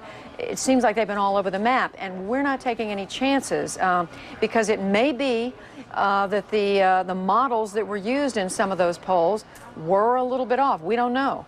And so we're just being extra cautious. All right, Judy Woodruff, we see a lot of those experts sitting behind you, drinking a lot of coffee. They're going to have a long night. We're going to have a long night as well. Stay with us. To our viewers, stay with us as well. Anderson Cooper is watching some key Senate races. What have we learned, Anderson? Wolf, we can now project a winner, of course, in the race in Illinois. Not a great surprise. Democrat Barack Obama is the projected winner in the state of Illinois. Again, this is widely expected. He ran against Alan Keyes, who was really at no point during this race any great threat to him. Alan Keyes came under some criticism for comments he made about Mary Cheney, but really never got any traction in this race. Barack Obama, rising star in the Democratic Party. He is on his way to the United States Senate, and he has actually, Wolf, and what's interesting about this race is he has actually gone out and campaigned for a lot of other candidates around the country. Just this last weekend, he was campaigning in Kentucky for Dan Monjardo, who's running in a very contentious race against Jim Bunning. So Barack Obama, as we said, a rising star in the party, and he is now on his way to Washington, D.C. He is the projected winner tonight. Wolf? All right, you want to make a point about Barack Obama? This is the first Democratic pickup. This is an open Senate seat of the retiring Republican Senator Fitzgerald. It was never in doubt, but as we look to see the balance of power that you'll be telling us about all night, with a Georgia pickup for the Republicans we've already called, now we're back to square one. And we should point out to viewers who haven't been following this as closely, in order for the Democrats to take control of the Senate, they would need to pick up 2 seats. That's if George Bush stays in office. If John Kerry stays in office, they need a net pickup of 1 seat. So at this point, Barack Obama picks up 1 seat. But as Jeff mentioned, you have Johnny Isakson picking up 1 seat for the Republicans from Fritz Holling's old seat. So at this point, there is, I'm sorry, from Zell Miller's seat in Georgia. So at this point, there is no net gain. All right, Anderson Cooper, thanks very much. And the reason they would only need 1 seat, the Democrats, if John Kerry's elected president, that's because John Edwards would become the vice president of the United States. And by definition, he's the president of the Senate. He'd be able to break a tie. That's why they would only need 1 seat. Bill Schneider is looking at exit polls, as he always does for us. What else have we learned, Bill? We've learned something very interesting about New Jersey, Wolf. New Jersey lost the 2nd largest number of people on September 11th, and 3/4 of the voters there said they are worried about another terrorist attack on the United States. But New Jersey voted for John Kerry. Let's take a look at those voters in New Jersey who said they're worried about another terrorist attack. And look at this. 55%, a majority of those voters worried about another terrorist attack, are voting for John Kerry, only 43% for George Bush. That's got to be a big disappointment for the White House. And do they trust Bush to handle the terrorist issue? Let's look at what New Jersey voters said. That was about an even split. 47% said no, 46% said yes. They are divided on whether they trust Bush on the terrorism issue. So this was a big blow to Bush that he didn't do better in New Jersey, a state where terrorism was the #1 issue of concern to voters. Bill, is that, would you say, so far, the surprise of the night, the early call on Jersey? Yeah, New Jersey was supposed to be a more competitive state. Republicans had some hope there. It's a state that historically has voted Democratic, but Republicans felt, you know, after the September 11th attacks, they had a real chance in New Jersey. But look at this. Even those who are concerned about terrorism were voting for John Kerry. And the president did go to Jersey. He did go to deliver that major foreign policy speech only a few weeks ago, although it was in southern New Jersey, near the Philadelphia television market, so he knew he would get a lot of pickup in a much more important state for the Republicans. At least the hope was for Pennsylvania. With a little over an hour, what's surprising, Jeff? Actually, not much, because every state that we've called so far is in line with 2000. I think you've actually put your finger on it. The fact that New Jersey went this early, given so many pre-election polls that had it 2 or 3 points, a lot of us were scratching our heads saying, this is a state that's been comfortably Democratic for 12 years. What's going on? Well, apparently not much, except the pollsters were talking to the wrong people. You know, we can't draw too much. Again, we're being cautious about our calls, but I will be interested to watch and see what happens in North Carolina. That early on, when John Edwards was picked as the nominee, first nominee on either portion of the ticket since the mid-1800s. People thought it might become competitive. The polls later on showed the president reopening up a lead. It'll be interesting to see what happens. What about the Senate race there? You know, I think the Senate race, one of the interesting things about that Senate race there, where you have former President Clinton's former chief of staff, Erskine Bowles, running against a Congressman, Richard Burr, there, is that it's another one of these places where the presidential race seemed to have opened up, but the Senate race remained very close. You saw the same thing, for example, in a place like Ohio. You had a close presidential race, but the Senate race seemed to open up. So it's interesting. You're not seeing the dovetail between Senate races and presidential races that you've seen in the past. You know, it's very interesting also, Larry, that the Democrats, the Kerry campaign never gave up on North Carolina. They never pulled their staff out of North Carolina like they did other states that they once thought they might have a shot in, like Missouri, for example, or Virginia. They never left North Carolina, I think in part because of the impact it could have on Erskine Bowles, the Democratic Senate candidate, and also in part because they don't want to embarrass John Edwards, who's the vice presidential nominee. What is the rule of people online? If you're online, do you vote? They're reporting that they may be open in Toledo till midnight. Yeah, generally speaking, if you're online, you get to vote. I mean, the states run this. So when the precinct closes, does someone come and put a rope? So if you show up at 5 after 8, you don't vote? That's right. Yep. It's like if you had to be there before you had to be there and online. Right. Although every state, and Jeff, I think you'll agree, they have their own rules, they have their own regulations, and precincts may have their own rules as well. So I could let you vote, and he may not let you. That's right. And you'll have 4 years ago there were big court fights in Missouri about whether the polls in St. Louis should stay open. Is it legal or not?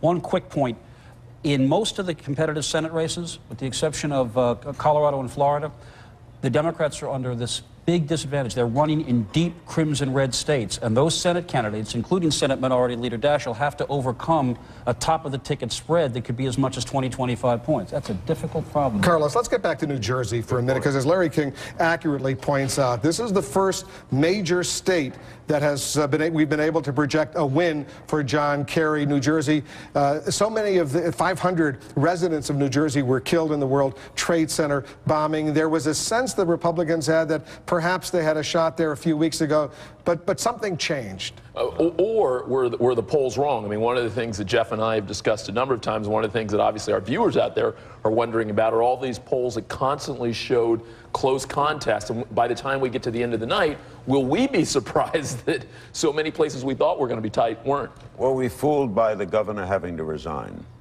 I don't know if that had a direct impact. What do you think? I think initially there was some thought that it did, that controversy might have caused people to sour a little bit on Democrats generally. But, you know, given that we called it this early on, boy, that's meaningfully good news for John Kerry there. I think, by the way, West Virginia was similarly good news for the president that we called it that quickly. Let me just try on our humility hat.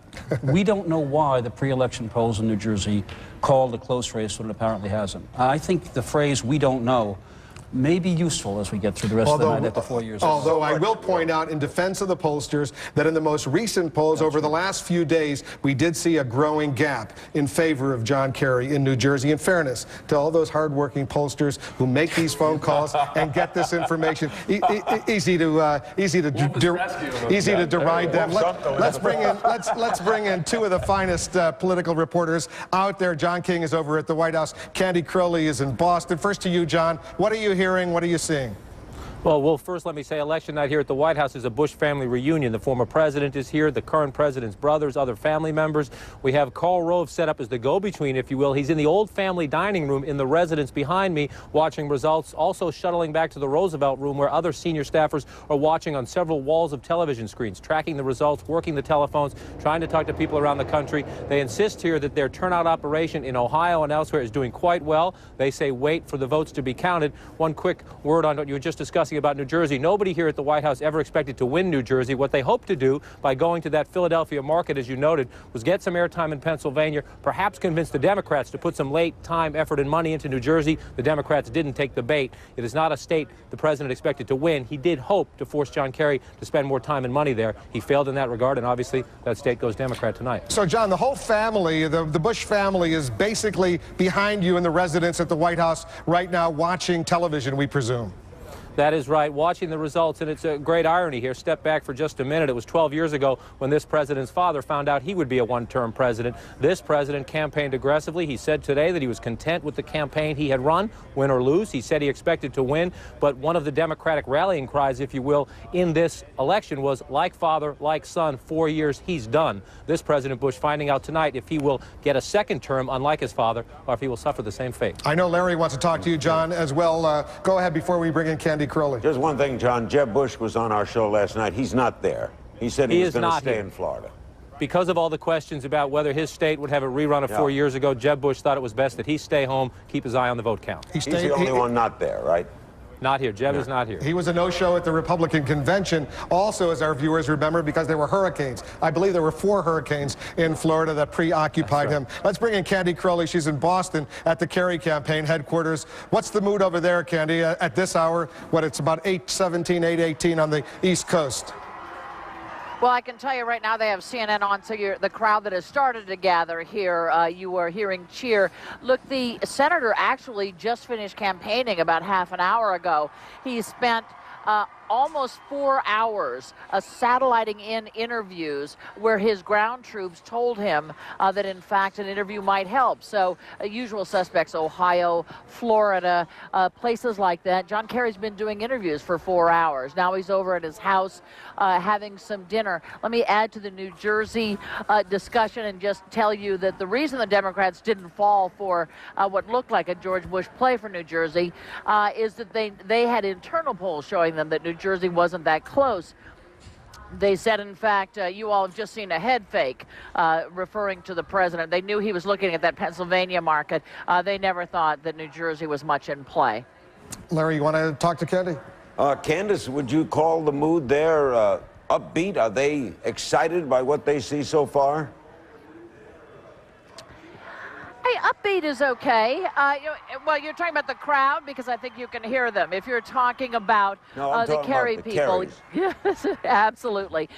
Look, they are seeing the kinds of things come in that, in fact, we are seeing. They feel good about it, but they felt good about it for the past week. What they are keying on now is the turnout and the reports of the turnout. Obviously, we don't have numbers, but they see the long lines.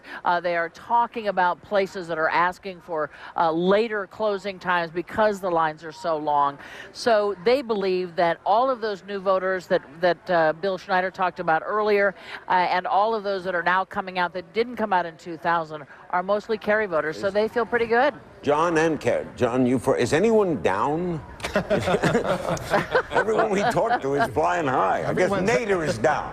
Well, Larry, one of the challenges on election night is to keep your spirits up. You were joking earlier with Wolf that somebody, when you had the two chairmen on, Ed Gillespie and Terry McAuliffe, one of those guys isn't telling the truth. They don't know right now, so of course they're both going to say they think they can win. And one of the reasons they say that is because they worry a bit about psychology. There are some people who are in states where the polls are still open, so if you seem down, then the people might not get up and go out and vote. So everyone wants to keep their spirits up, and they simply say this is so close. What other choice do you have? Right now, there's time for all sides to be up because there'll be plenty of time for one side to be down. John King, Candy Crowley, thanks very much. Bill Hemmer is over at the CNN Election Analysis Center. You've got this tool, the spatial logic, Bill, and you want to focus in right now on Florida, what we know and don't know. Yeah, we're starting to see a trend here, Wolf. Now, we want to repeat here, it is too close to call in this state.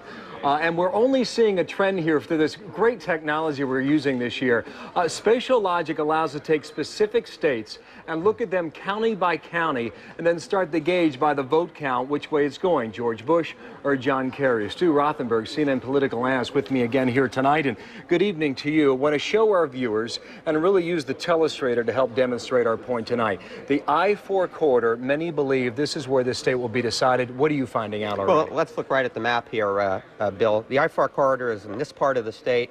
It's critical. A lot of voters, the Democrats did very well 4 years ago. But if we look at where the votes are coming in now, starting at Polk County, Osceola, Orange County, Volusia, and let me clear that right in there, Lake County, we see the president leading in 4 of the 5 counties. One of them is a tie. If you compare that to 4 years ago, Al Gore won 3 of these 5 counties. So the Republicans needed to make gains, and with some significant partials in each of the counties, George Bush is doing better. Let me just be clear here. The trend you're seeing is that he's doing better this time at this point in the vote compared to 4 years ago, which would portend good news for the White House now for Florida. That's right, but there are significant parts of the state that are not in. For example, if you look again at this map at the southeastern corner, you can see there's no color in Miami-Dade, and Broward, and Palm Beach. There should be some significant Democratic votes there. And elsewhere, some of the colors may change from red to blue, but at the moment in that central part, it's pretty good for the president. Just so viewers know, red denotes Bush, blue denotes Kerry. The gray on the screen you show shows no information at all from that county. Now we can show another map comparing the counties from 4 years ago, perhaps to emphasize the point a little more. There is a dark red and a pink almost, a light red. Boy, look at that. Again, that's the I-4 corridor. The darker the red, the larger the gain. Pink is a Republican loss. We have very few votes over here in Pinellas, significant number of votes over here, suggesting that the Republicans, George Bush, is getting more votes out of this area. And that's the trend we're seeing so far. And again, as you point out, significant parts of the state not reporting just yet. That's why we're here, to watch it more. Thank you, Stu. Sure. Back to the NASDAQ and Wolf now. All right, Bill Hemmer, Stu Rothenberg, thanks very much. Let's take a look at the raw votes. These are actual votes that have already come in from the state of Florida. The president now, with only a quarter of the vote in, 24%, has just over 1 million votes at 55%. John Kerry at 45%. Ralph Nader with 9,000 votes has not yet reached 1%, still 0%. That's a quarter of the vote in Florida. So we'll be watching. You see the numbers change even as we're speaking. CNN's Aaron Brown is here with us as well. He's got some thoughts that he wants to share with our viewers about what, incumbents? Well, election nights are supposed to be about suspense, and in one important race, the most important race certainly is. But while I hate to be the night's party pooper, in 95% of the elections going on in the United States today, they are not only lacking in suspense, they were virtually decided when the incumbent decided to seek re-election. For all the grousing we do about our government, we send the same people back each year. Tonight, a couple of sitting senators may lose, but the change in the Senate will come not by tossing the incumbent, but because the incumbent decided he had better things to do than run again.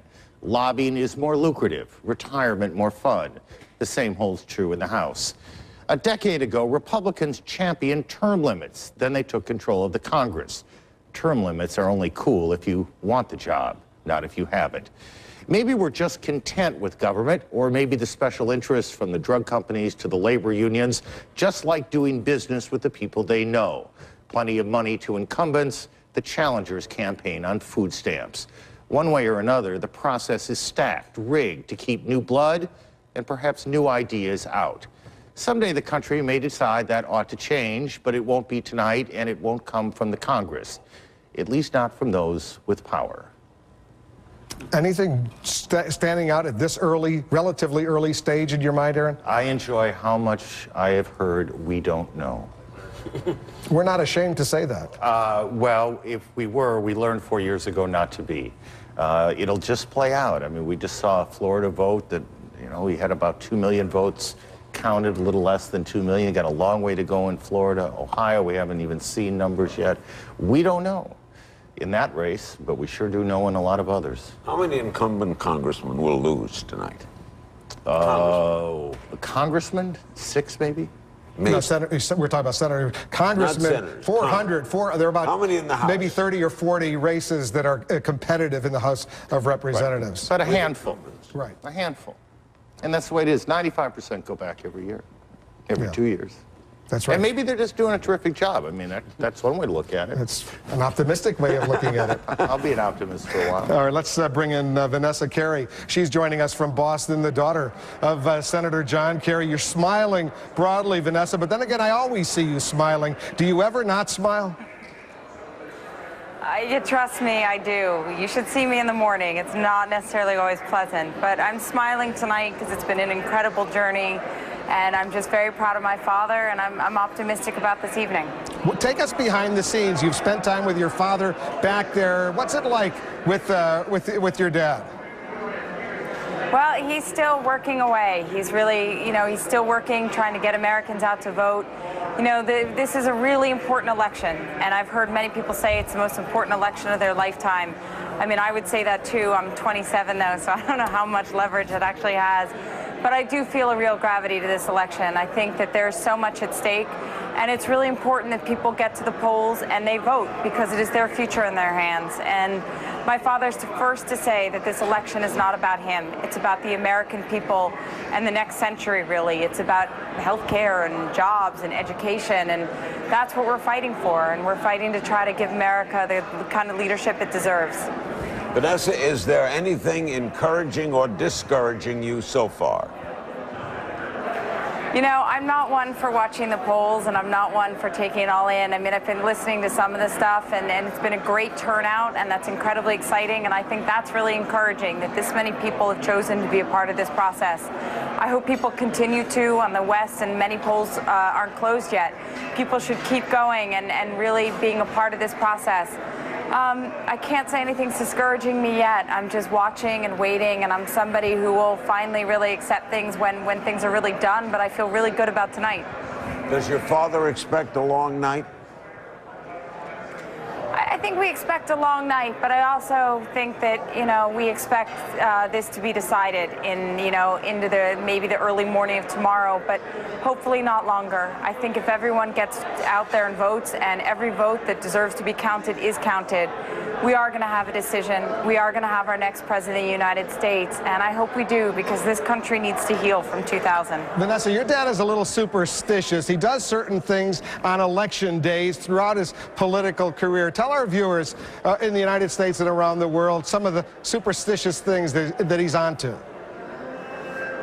Well, I think the thing that is most well known is that after he votes, he goes to the Union Oyster House and has a long neck clam lunch, and he did that today.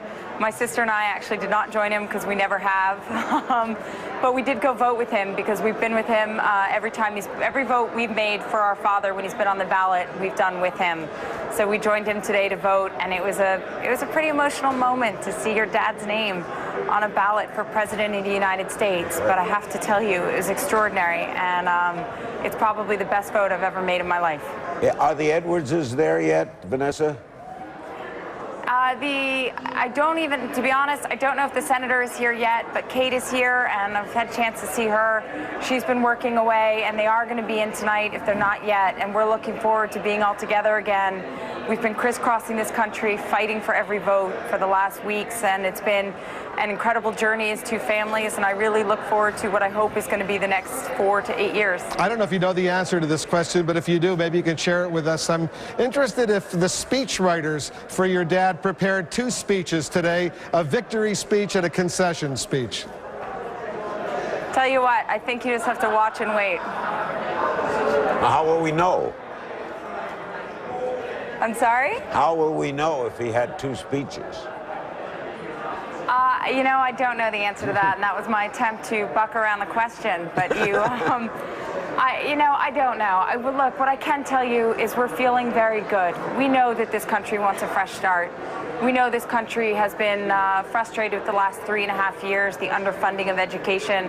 If you look at Ohio, there's been 100 school districts that have to pay $500 in order to be able to, you know, have their children be involved in after-school activities. In the state of Nevada, you have veterans that are going to be underfunded by $35 million based on the president's proposed budget for next year. This country deserves more, and I think the American people know that, and I'm optimistic that we're going to see that in the voting process tonight. All right, Vanessa Carey, thanks very much for spending a few moments with us.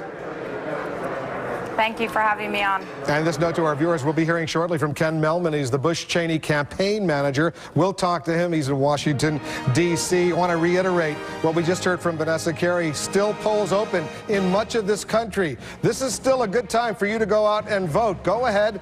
Don't turn off the TV. When you come back, you continue watching CNN. We'll take a quick break. Much more coverage from CNN election headquarters. Also, CNN.com if you need any additional information, up-to-the-minute information on all the races. Go to CNN.com. You can find up to the counties what's going on in states around the United States. The best information out there. CNN.com, a great companion to watching CNN on television. We'll be right back.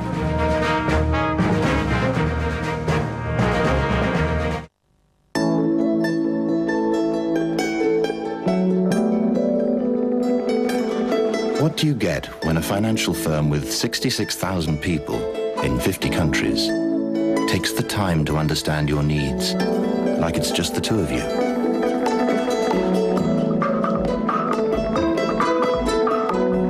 Could it be the most powerful two-person financial firm in the world? You and us. UBS. Just think, with our technologies, we're distributing reliable power to over 2/3 of North America, helping preserve a beloved landmark, producing key ingredients for plastics that people rely on around the world, designing robots that keep automakers more competitive, recycling energy while moving skiers to the top of the world. If you can think it, we can do it. Welcome to the world of ABB.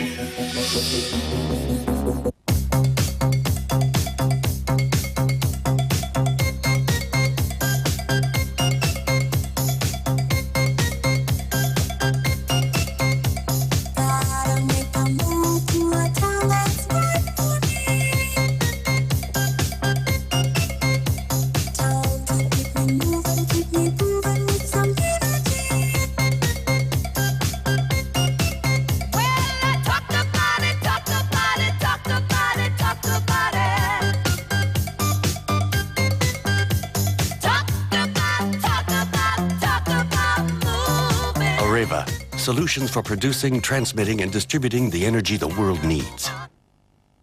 7 leaders, one place, one time, one reason. The ultimate leadership experience. Join these extraordinary leaders in Dubai at the International Leadership Summit on November 29th and 30th, where they will share their insights on leadership and what it takes to be a great leader. Register online at www.leadersindubai.com. Getting to a Hyatt is now easier than ever. Leaving, that's still pretty hard. The new Hyatt.com Best Rate Guarantee. Quick, simple, and only at Hyatt.com. Book on Hyatt.com now and get 1,000 Gold Passport bonus points.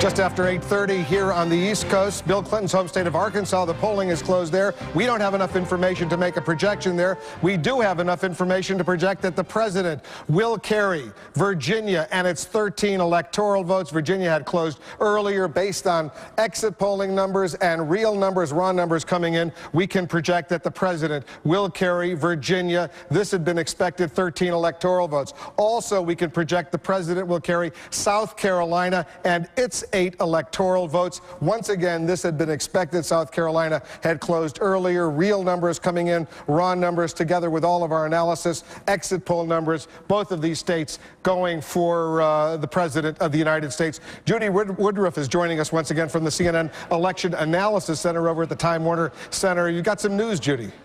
Oh, Wolf, we do. No, there's no state that President Bush has wanted to take away more from the Democrats than Pennsylvania. And we do have something to tell you about in the western part of the state, the Pittsburgh suburbs, Allegheny County. This is an area that Bush and Kerry have fought very hard over. We are learning that Allegheny County is extending the poll closing time an hour and a half. Pennsylvania, as you know, the polls closed across the state at 8 o'clock, but because the lines are so long, we have now been told from 3 different sources that the county has decided to keep those polls open until 9:30 Eastern Time. Now, this is an area of the state where blue-collar, some socially conservative voters, so this is an area presumably very much up for grabs. We are keeping a close eye on that part of the state. It's Allegheny County. Perhaps you want to take a look at a map to look at exactly where it is, but it is part of the Pittsburgh suburbs in the western part of Pennsylvania. So in a nutshell, Wolf, the polls are staying open an hour and a half additionally in this one county so far that we know about in Pennsylvania. All right, Judy, presumably that same thing could happen elsewhere around the country where polls are still open and there are long lines as well. This is a decision that individual counties and states will be making, right, Judy? That's right. I mean, and presumably if there were issues all over a state, a Secretary of State might do it, but typically this is something you would see made at the county, judgment made at the county level, because we know that it's the officials in those county election boards that have to answer for how an election is managed. All right, Judy Woodruff reporting for us. Thank you very much. Let's recap where it stands right now. The race for the White House, 270 electoral votes needed to be elected president. At this point in the night, 87 so far. We've projected going for President Bush. 77 we've projected so far going for John Kerry. That's pretty close. It's expected to be close throughout the night. We'll have all the latest information. Let's go to Washington right now. CNN's congressional correspondent Ed Henry is joining us. Ed, you've got some information on what's going on out there. What's happening? That's right, Wolf. Everybody paying attention to the South Dakota Senate race. Senate Democratic leader Tom Daschle in a dead heat with Republican John Thune. Now, in the eastern part of South Dakota, the polls closed at 8 p.m. Eastern time. But in the western part, they're open for about another half hour. Just got off the phone with the Daschle camp. They have people literally at this hour combing through voting rolls in precincts, checking for people who have not voted yet, and then calling them at home and saying, get to the polls. There's about 25 minutes left. You have to get to the polls. Now, in 2002, John Thune lost by only about 524 votes. Tom Daschle knows that if he wins, he's only going to win by somewhere less than 1,000 votes. This race is again going to be decided by a very small margin. Now, Republicans not being outdone. John Thune also working the polls at this hour. Some 6,000 volunteers throughout the state of South Dakota for Republicans between the Republican Party and John Thune's campaign itself. Significance here. major. There has not been a Senate leader who has lost re-election since 1952, Ernest McFarland. Before that, 1950, also a Democratic leader lost. That created a power vacuum that LBJ filled. Lyndon Johnson became Senate leader. Same thing could happen again here. If Tom Daschle loses, there's a lot of talk that there would be a Democratic leadership race between Harry Reid, Tom Daschle's #2, and someone like Chris Dodd. His name keeps coming up. In fact, Democratic people are saying some phone calls have been made very quietly by Harry Reid and Chris Dodd in recent weeks. They obviously don't want to see Tom Daschle lose, but they're calling colleagues saying that if he were to lose, keep me in mind. There could be a very interesting leadership battle here if Tom Daschle were to lose to see who is going to take charge of the Democratic leadership, Wolf. And give our viewers around the world a little perspective how important this race is. There are a bunch of Senate races, 34 Senate races out there, but this one, as far as the Democrats are concerned, I think it's fair to say is the most important. Absolutely, because of the symbolic nature of it. Also the fact that President Bush has personally had himself and his surrogates going out and going after Daschle in recent years, but also the numbers game here. 9 Senate toss-ups. South Dakota the most significant because Democrats have high hopes of picking up some Republican seats like Colorado. They've already picked up Illinois with Barack Obama. But if they were to lose the Tom Daschle seat, that would obviously be a real hard blow for the Democrats. They're only 2 seats down. It's 51 to 49 for the Republicans, a 2-seat margin. If Democrats pick up some seats but then lose Tom Daschle's seat, that could prevent them from taking back the majority. A lot at stake here. Both John Kerry and President Bush paying attention to the Senate battle because whoever wins the White House, they're going to need their party to be controlling the Senate. We'll be watching South Dakota with you, Ed Henry, in Washington. Thanks very much. Jeff Greenfield, well, we just heard from Judy Woodruff about what's happening in Pennsylvania, a key battleground state.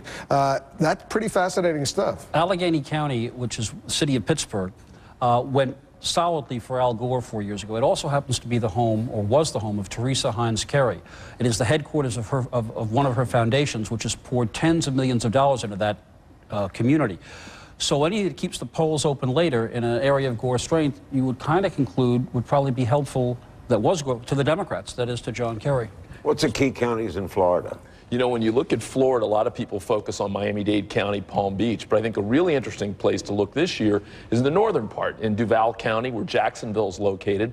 Last time around, the President Larry won that by 45,000 votes, but about 27,000 votes were thrown out. Many believe those were Democratic, African-American votes. I would keep my eye on that over the night. If that's a place where the president is doing well, good news for him. If that's a place that's close, 10 or 20,000 votes separating it, suggests good news for John Kerry.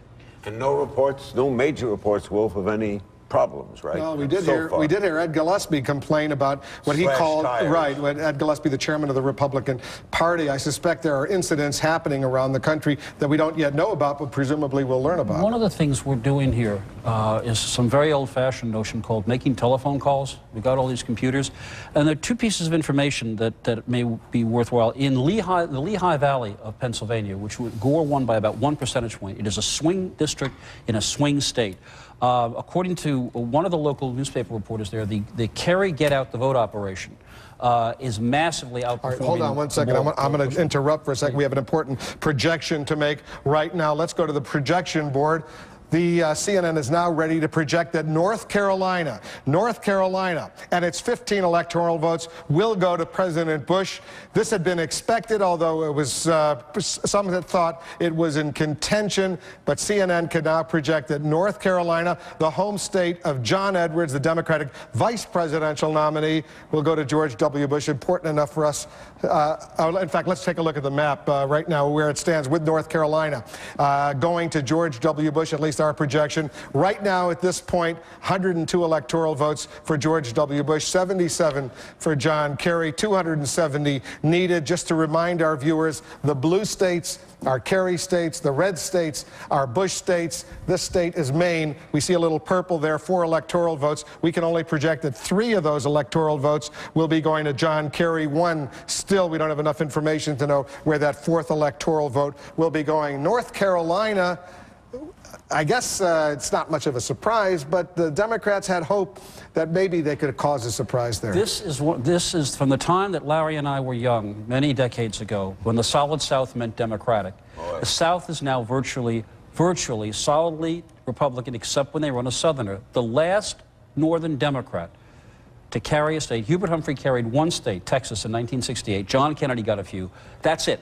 They have been shut out, the Northern Democrats from the South, for the better part of 44 years, and this is just another example of what's gone on. Although, you know, one interesting thing when you talk about Northern Democrats and Southern Democrats, if John Kerry wins tonight, it'll upset a whole lot of conventional wisdom. You know, for the last several decades, we've heard that the only Democrat who can win the presidency is a Southern Democrat, right? It's got to be Lyndon Johnson, it's got to be Jimmy Carter, it's got to be Bill Clinton. If John Kerry ultimately succeeds and wins tonight, be a big piece of conventional wisdom that's gone, along with, as Jeff is saying, the old map. And the reason they would have won is winning without strength in the South, but probably in other areas like the Midwest and Southwest. Does anyone know where 4 years ago, right at this time, it stood?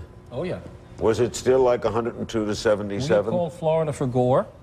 This early? Well, we called Florida for Gore at 10 minutes of 8 Eastern time, Larry. That is burned in my memory, and I will 10 never... to 8? It was even before all the precincts in the western part of Florida had closed Pensacola, because that's in the central time zone. And as you remember, Larry, we were hammered because we made a projection, then all the networks made a projection, even before all the polls in one state had closed. That early. And the fact of the matter is that we promised, and we will not do that again. We will not make a projection in a state where polls are still open. You know when you drive a car into your neighbor's garage, it's kind of, you don't forget that? That was what it felt like. I just remember thinking, that's just awfully early to call so important a state, but we don't make a mistake like that. You wrote a book about it. You know, Judy Woodruff, I want to bring Judy Woodruff in. She's at the CNN Election Analysis Center because Judy Woodruff knows a great deal about North Carolina. I believe you went to school in North Carolina, so you know the place quite well, Judy. Give us your thoughts, if you can, on what this projection that Bush-carrying North Carolina means for George W. Bush right now.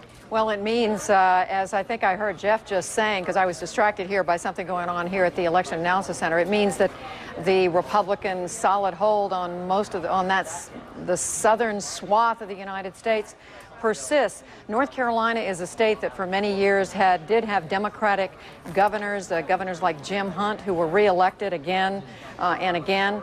But in recent years, the Republicans, by virtue of people like Jesse Helms, who was reelected a number of times to the United States Senate, the Republicans have gotten a very strong foothold in that state. All right, Judy Woodruff, thanks very much. I want to go up here and bring in Ken Melman, the Bush-Cheney campaign manager, who's joining us from Arlington, Virginia. He's got a smile on his face. Is that because of North Carolina, Ken?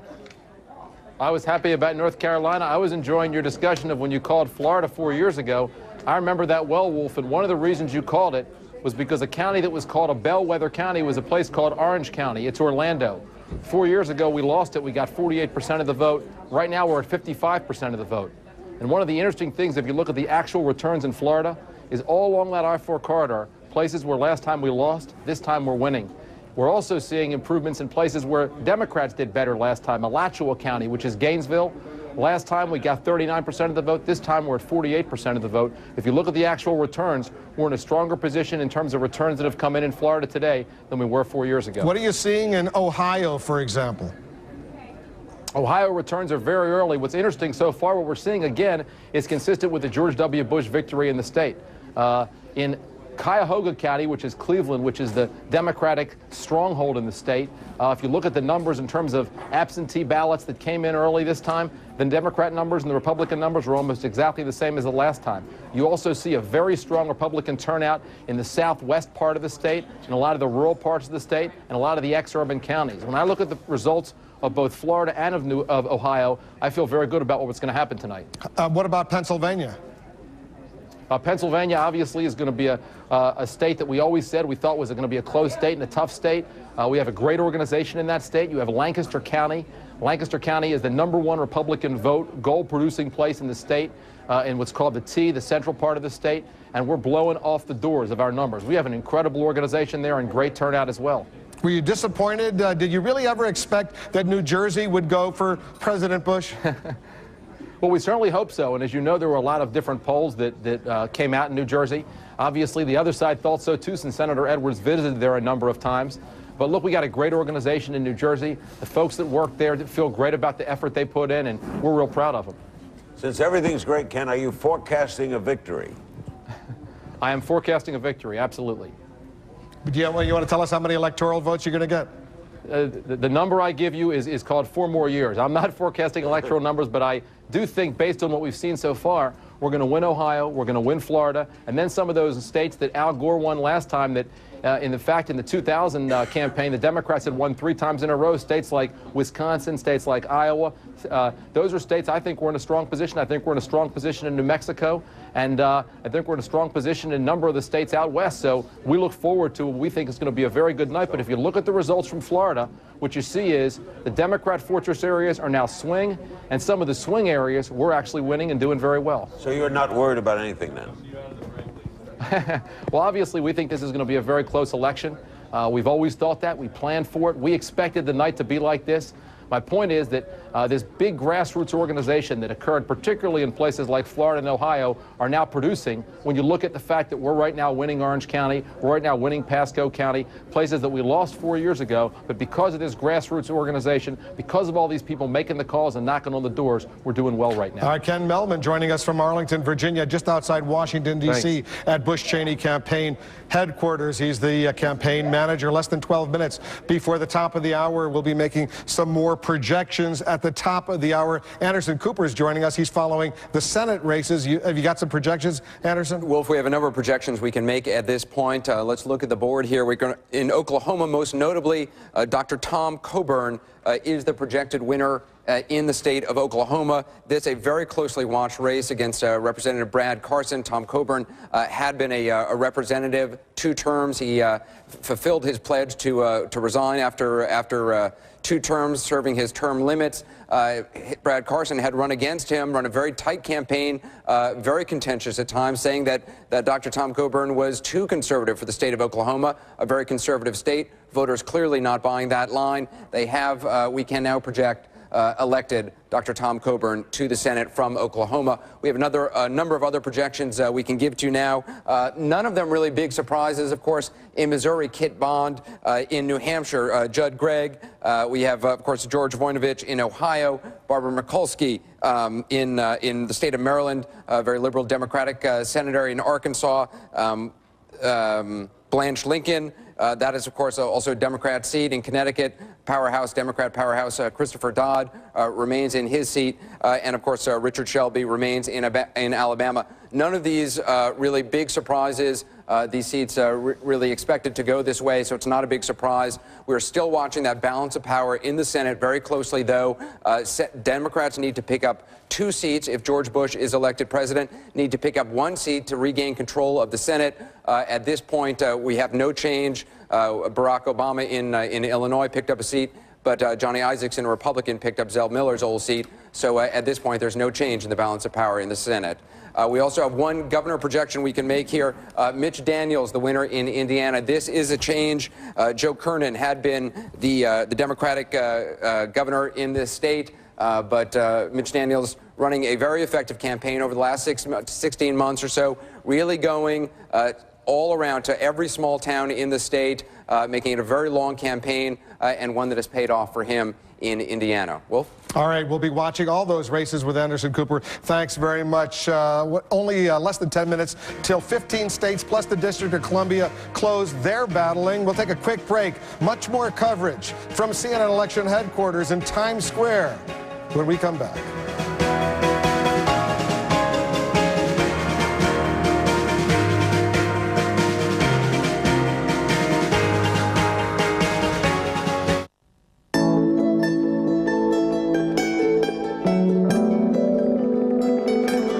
What do you get when a financial firm with 66,000 people in 50 countries takes the time to understand your needs, like it's just the 2 of you?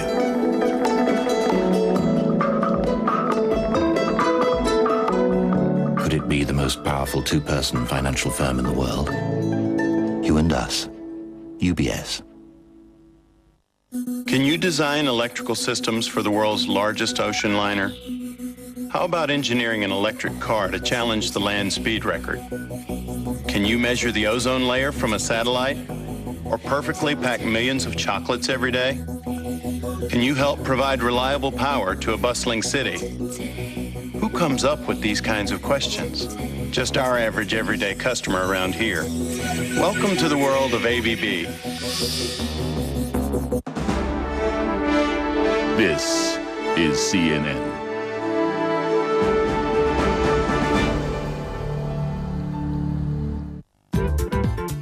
When design and music collide. On the next edition of Design 360, hip-hop moguls making a mint by selling their lifestyle. P. Diddy opens a fashion store on New York's Fifth Avenue. We speak to dynamic duo Russell and Kimora Simmons. Plus, we tour the first venue designed specifically for jazz acoustics. That's Design 360, Sunday on CNN. Design 360, in association with Siemens. This month on Living Golf, we're in the Scottish Highlands. The exclusive Carnegie Club at Skibo Castle, where membership is purely for the wealthy. We'll show you who can afford it and what they get. Plus, America's golfers-in-chief and what their game says about the personality inside the Oval Office. That's Living Golf with me, Don Riddell, Mondays on CNN. Living Golf in time with Rolex. This is CNN.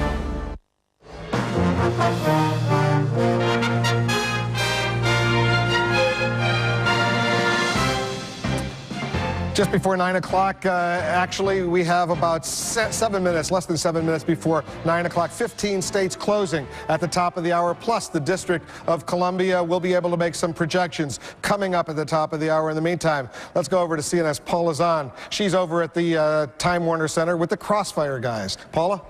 Thanks, Wolf. We've been talking an awful lot here about the importance of winning, we think, 2 of 3 states, Pennsylvania, Ohio, Florida, to become president. Hundreds of ways I guess you could cobble together otherwise, but I guess I have been struck by what we just heard a Bush campaign operative, Ken Mellman, said when he came out and predicted that the Bush campaign would take Ohio, which is contrary to what you're learning from your contacts in the field. Well, How does it look in Ohio from those folks' perspective? I think it's an uphill climb in Ohio. It hasn't been lost yet.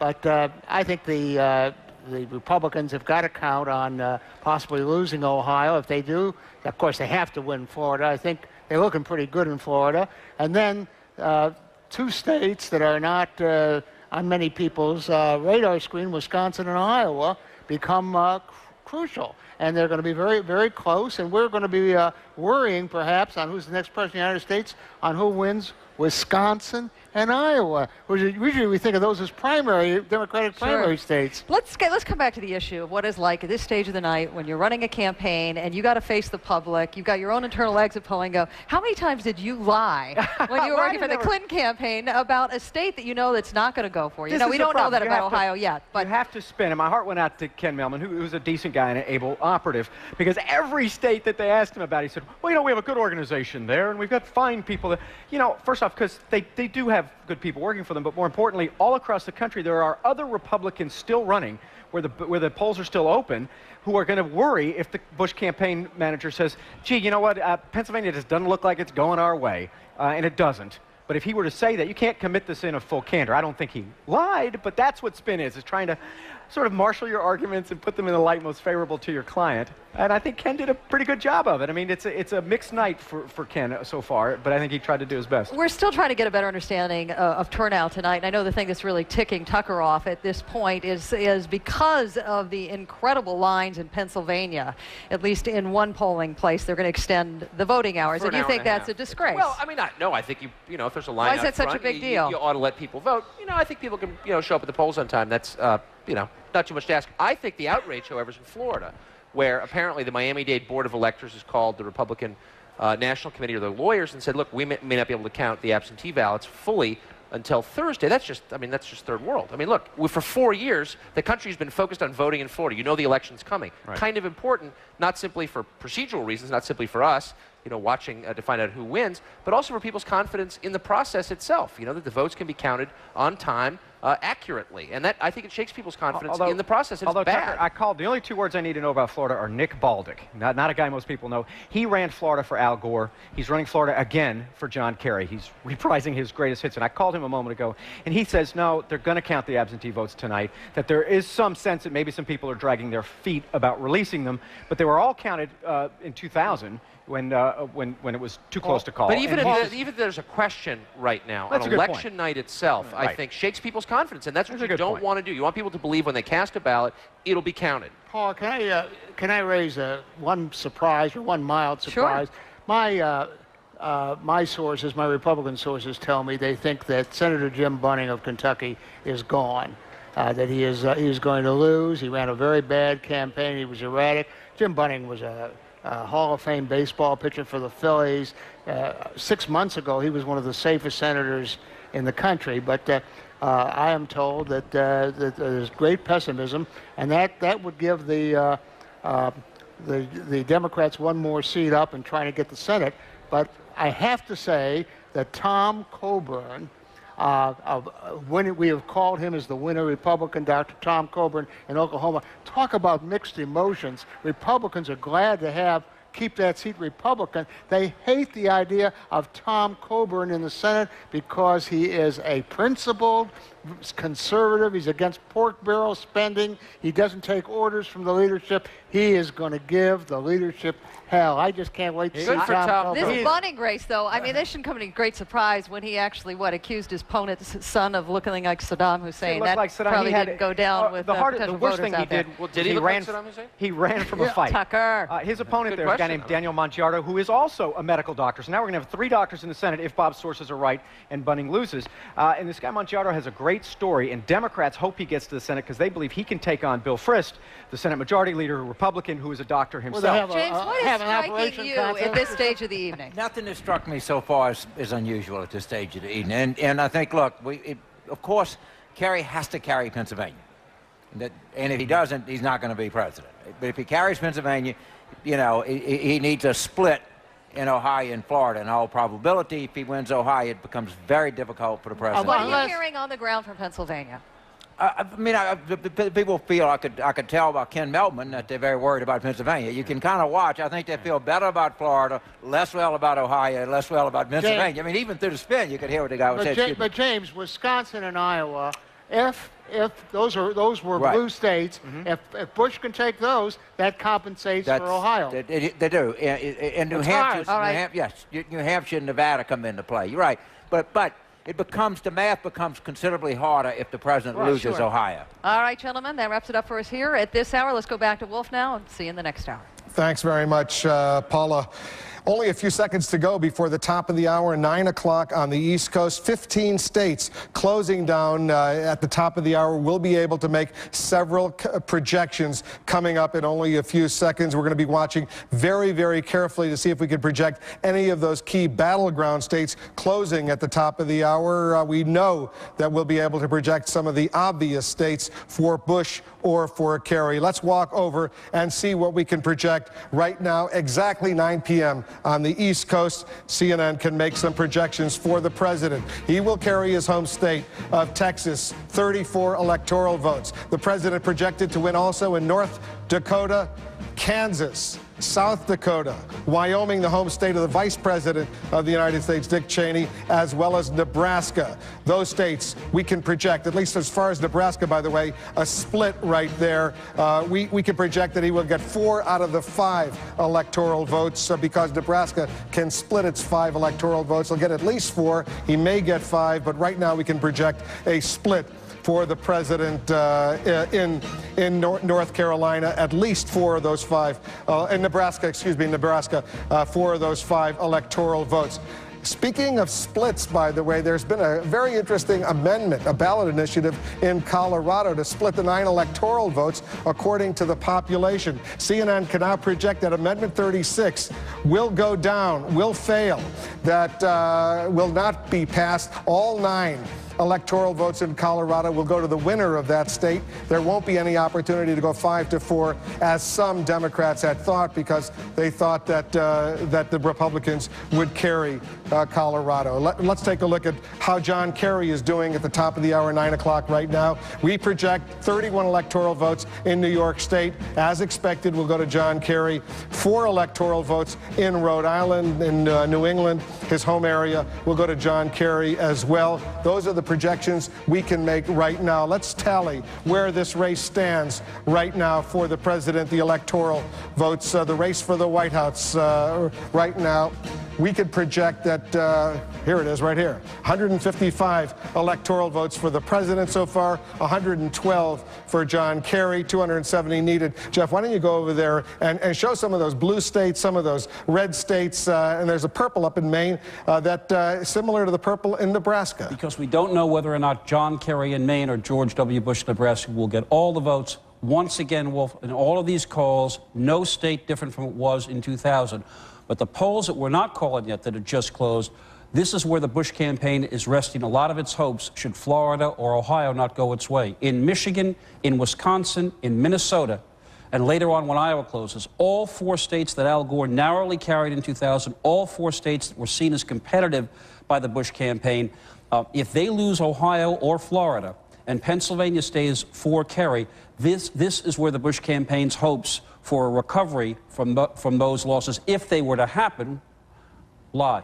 Interestingly, we can't project the winner in several of those key battleground states. The white states are states that we cannot yet project the winner in because we simply don't have enough information.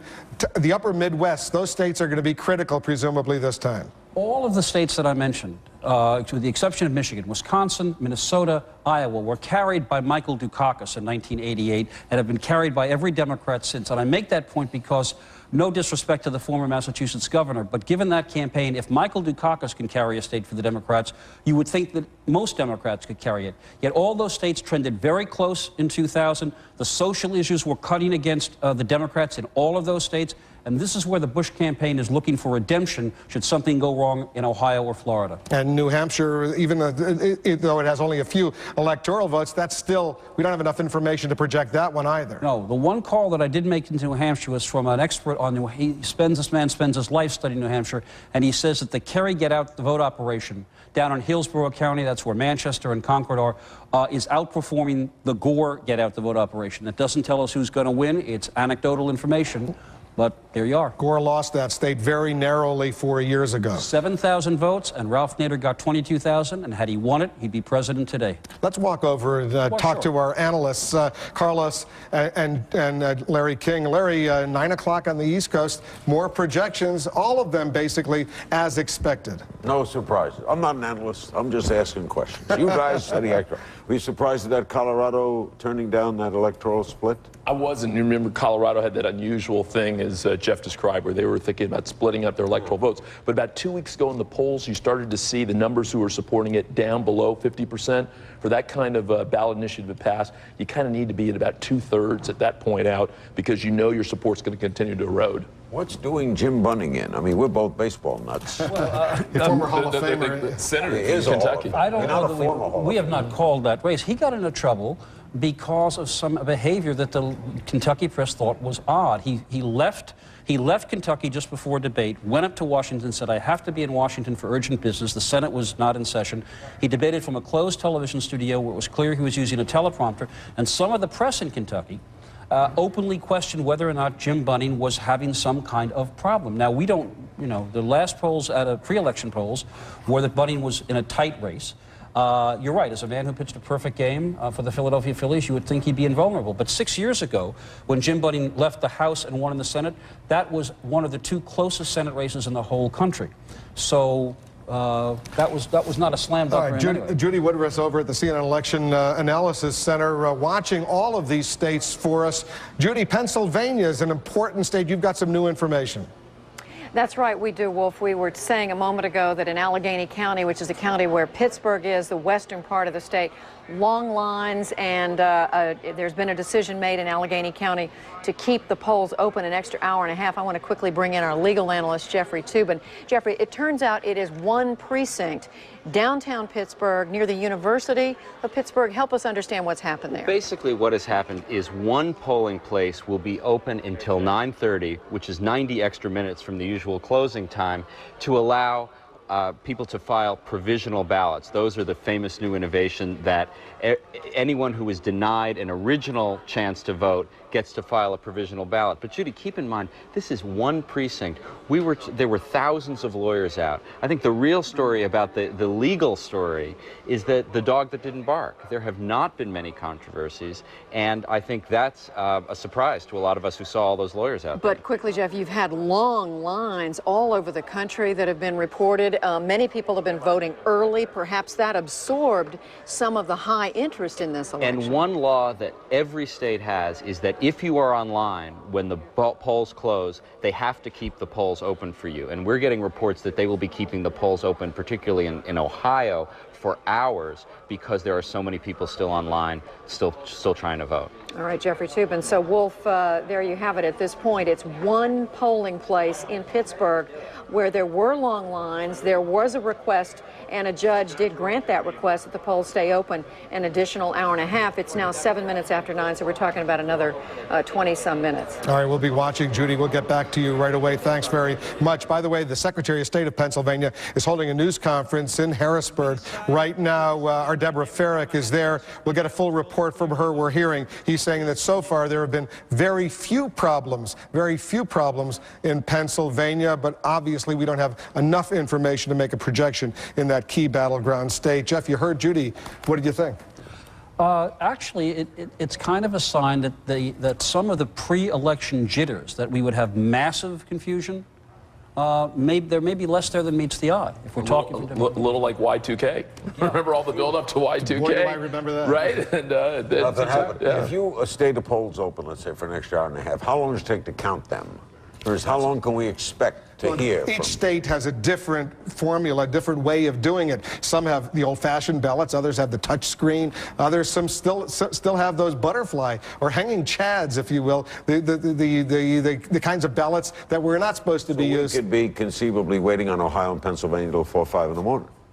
Or longer. And the other thing, or if it's close, these provisional ballots, some of the states have granted themselves, Larry, 10 days to count. They say, we don't have to get back to you for 10 days. So if it's really close, we could be waiting. All right, Bob Woodward of the Washington Post is over in Washington, I assume. That's right. There you are. We see you in Washington. Bob, this is a night that all of us are going to remember for a long time, but you've watched a lot of elections over the years. At this moment in time, what is going through your mind? Well, I think there's a lot of contradictory information out there, and Jeff Greenfield was rightly remembering somewhat fondly and the searing memory of the Gore miscall, and I suspect there are limitless chances to still get things wrong. So I think that you all have taken a Valium cooler or something, and everyone is being careful, and I think there's good reason to be careful. So what I'm thinking about is it's important that it be right rather than early, premature, and wrong. Do you have a feeling, Bob, at all? From what you see so far, do you have a gut? Well, if you look, and you were talking about this, Democrats like Clinton and Carter have won only when they got some southern states. It looks like Kerry won't, but the new center of the Democratic Party might be the Midwest if he carries lots of those states like Illinois and if Ohio comes in. But clearly it gets down to Ohio and Florida, and your people are saying there's not enough information to make some projections. I think there's some contradictory information, and when you have that, you ought to just back off, and you're wisely doing that. What do you read as contradictory, as an example? Well, I think there's some exit polling that shows one thing, and then some of the hard numbers coming out of some of the counties in Florida seem to indicate something else, at least at this point. Now, again, it depends on what parts of the state you're measuring. So when you get in that situation, we in the newspaper business, we always say, when in doubt, leave it out. What does the what does the Washington Post do if this goes all night? Do they have a morning winner? What do? They got to come out in the morning, right? They're as careful as anyone, and they will make sure, and you know, there's centuries of political experience there among the reporters and editors, Dan Baltz and David Broder and Len Downey, the editor, and you can just hear them kind of saying the old rule that the late managing editor had, which I said, if in doubt, leave it out or don't go there. And so I think no one's going to be embarrassed. Saying, you know, we all worry about the famous Chicago Tribune headline, Dewey beats Truman. No one wants that in their newspaper or on their network. And I assume as cautious as the television networks are, the newspapers, Bob, will be just as cautious in avoiding any kind of hard and fast conclusions when we simply don't have those hard and fast conclusions. That's exactly right. And, you know, the headline in the Washington Post was unpredictable. And that this is, and I think that's the case, and so take it slowly. I think people are still going to be watching. Don't think you're going to lose your audience tonight. There'll be no mandate tonight, will there, Bob? There might be. I mean, this really? could, sure, if Florida clearly falls and Ohio, you know, falls the same way, somebody's going to get close to 300 electoral votes, but, you know, let's wait and see. People are watching. I'm sitting here just listening to it and enjoying it. Are you surprised quickly, Bob, that so far it seems to be going relatively smoothly out there across the country, although polls are still open in much of the country? Yeah, that's a great question. I looked at the picture on the front page of the New York Times this morning of lawyers and election experts peering over ballots, and my stomach fell because it reminded me of what happened in Florida 4 years ago. And then you hear about the thousands of lawyers who are out there looking for trouble. Well, those are thousands of egos looking for trouble, and lawyers often think they solve problems with litigation or causing disputes. Maybe they've also taken some of that Valium cooler that you're serving there. All right, Bob Woodward of the Washington Post, thanks very much. I want to take our viewers over and show our viewers what's happening in Canton, Ohio. Look at this picture. These are workers, election workers. They're counting absentee ballots in Canton, Ohio right now. These are volunteers. They're going through the process, a tedious process, as we all know, but they want to make sure that every vote is counted. These workers in Canton, Ohio, counting voters right now. Let's take a look at that as we go, and we bring in a special guest, Rudy Giuliani, the former mayor of New York City. Mr. Mayor, sit down and join. Our guest is actually here. Can you imagine we actually have a guest here in New York City? This is, in fact, your office. My office is right across the street. Hello there. You wouldn't know it, Larry, because he's been doing a lot of traveling lately. I haven't been here much in the last 2 weeks. You have worked your head off for Bush. You have gone everywhere.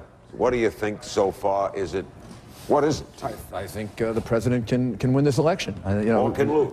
Yes, yeah, absolutely. He can win it or lose it. There's no question about it. I have a tremendous personal devotion to him because of what he did for my city. And personally for me, the support he gave me and what he did for the city of New York, I am enormously grateful to the man. I think he's been a great leader. Anything surprise you to this minute? Not yet. There's been no surprise to this minute. This reminds me of a heavyweight boxing match. You know, where you go through the first 4 or 5 rounds and everybody's real careful and everything goes as planned. So far, every state that we've projected was expected to go that way. And everything went as going according to the plan of 2000, right? But so you must be disappointed that your city, New York, and we're in Times Square right now, and New York State went overwhelmingly, at least according to our projection, it clearly went for John Kerry. But, you know, I'm used to it. The city's 5-6 to 1 Democratic, and you know, you got to really struggle if you're a Republican in New York. There's a Republican mayor in New York. There's a Republican governor in New York. It could have gone the other way. We haven't had the state vote for Republicans since Ronald Reagan in 80 and 84. That was the last time. In fact, Ronald Reagan got a big win here in 1980 and a pretty good one in 84. Since then, it's been straight Democratic. The dominant Republicans in New York are moderate, wouldn't you say? Yeah, it's a little. Yeah, yes, it's a little different. I mean, it's a little more like what you'd see in California with Schwarzenegger. So, what are you going to watch for now? What are you keying on? I'm looking at the same things you're looking for: Florida and Ohio. I was in Florida all day yesterday, so I have a really good sense of where to look for the vote. I've been in Ohio, I think, 4 times in the last 2 weeks. So you really went all out and made a major push for the president. I really feel I owe the man. I mean, it's both political and personal, but I feel that he was there for us, and he's kept our country safe. I mean, it's something that everybody's been kind of reluctant to point to because we're all afraid there's going to be another attack, and I think there is going to be another attack. But you can't escape the fact that on September 11, 2001, and in the days after, I expected, everyone expected, numerous attacks on the country. And George Bush's policies, I believe, and I think history will record this, George Bush's policies kept us safe. Thank God. Do you want this job?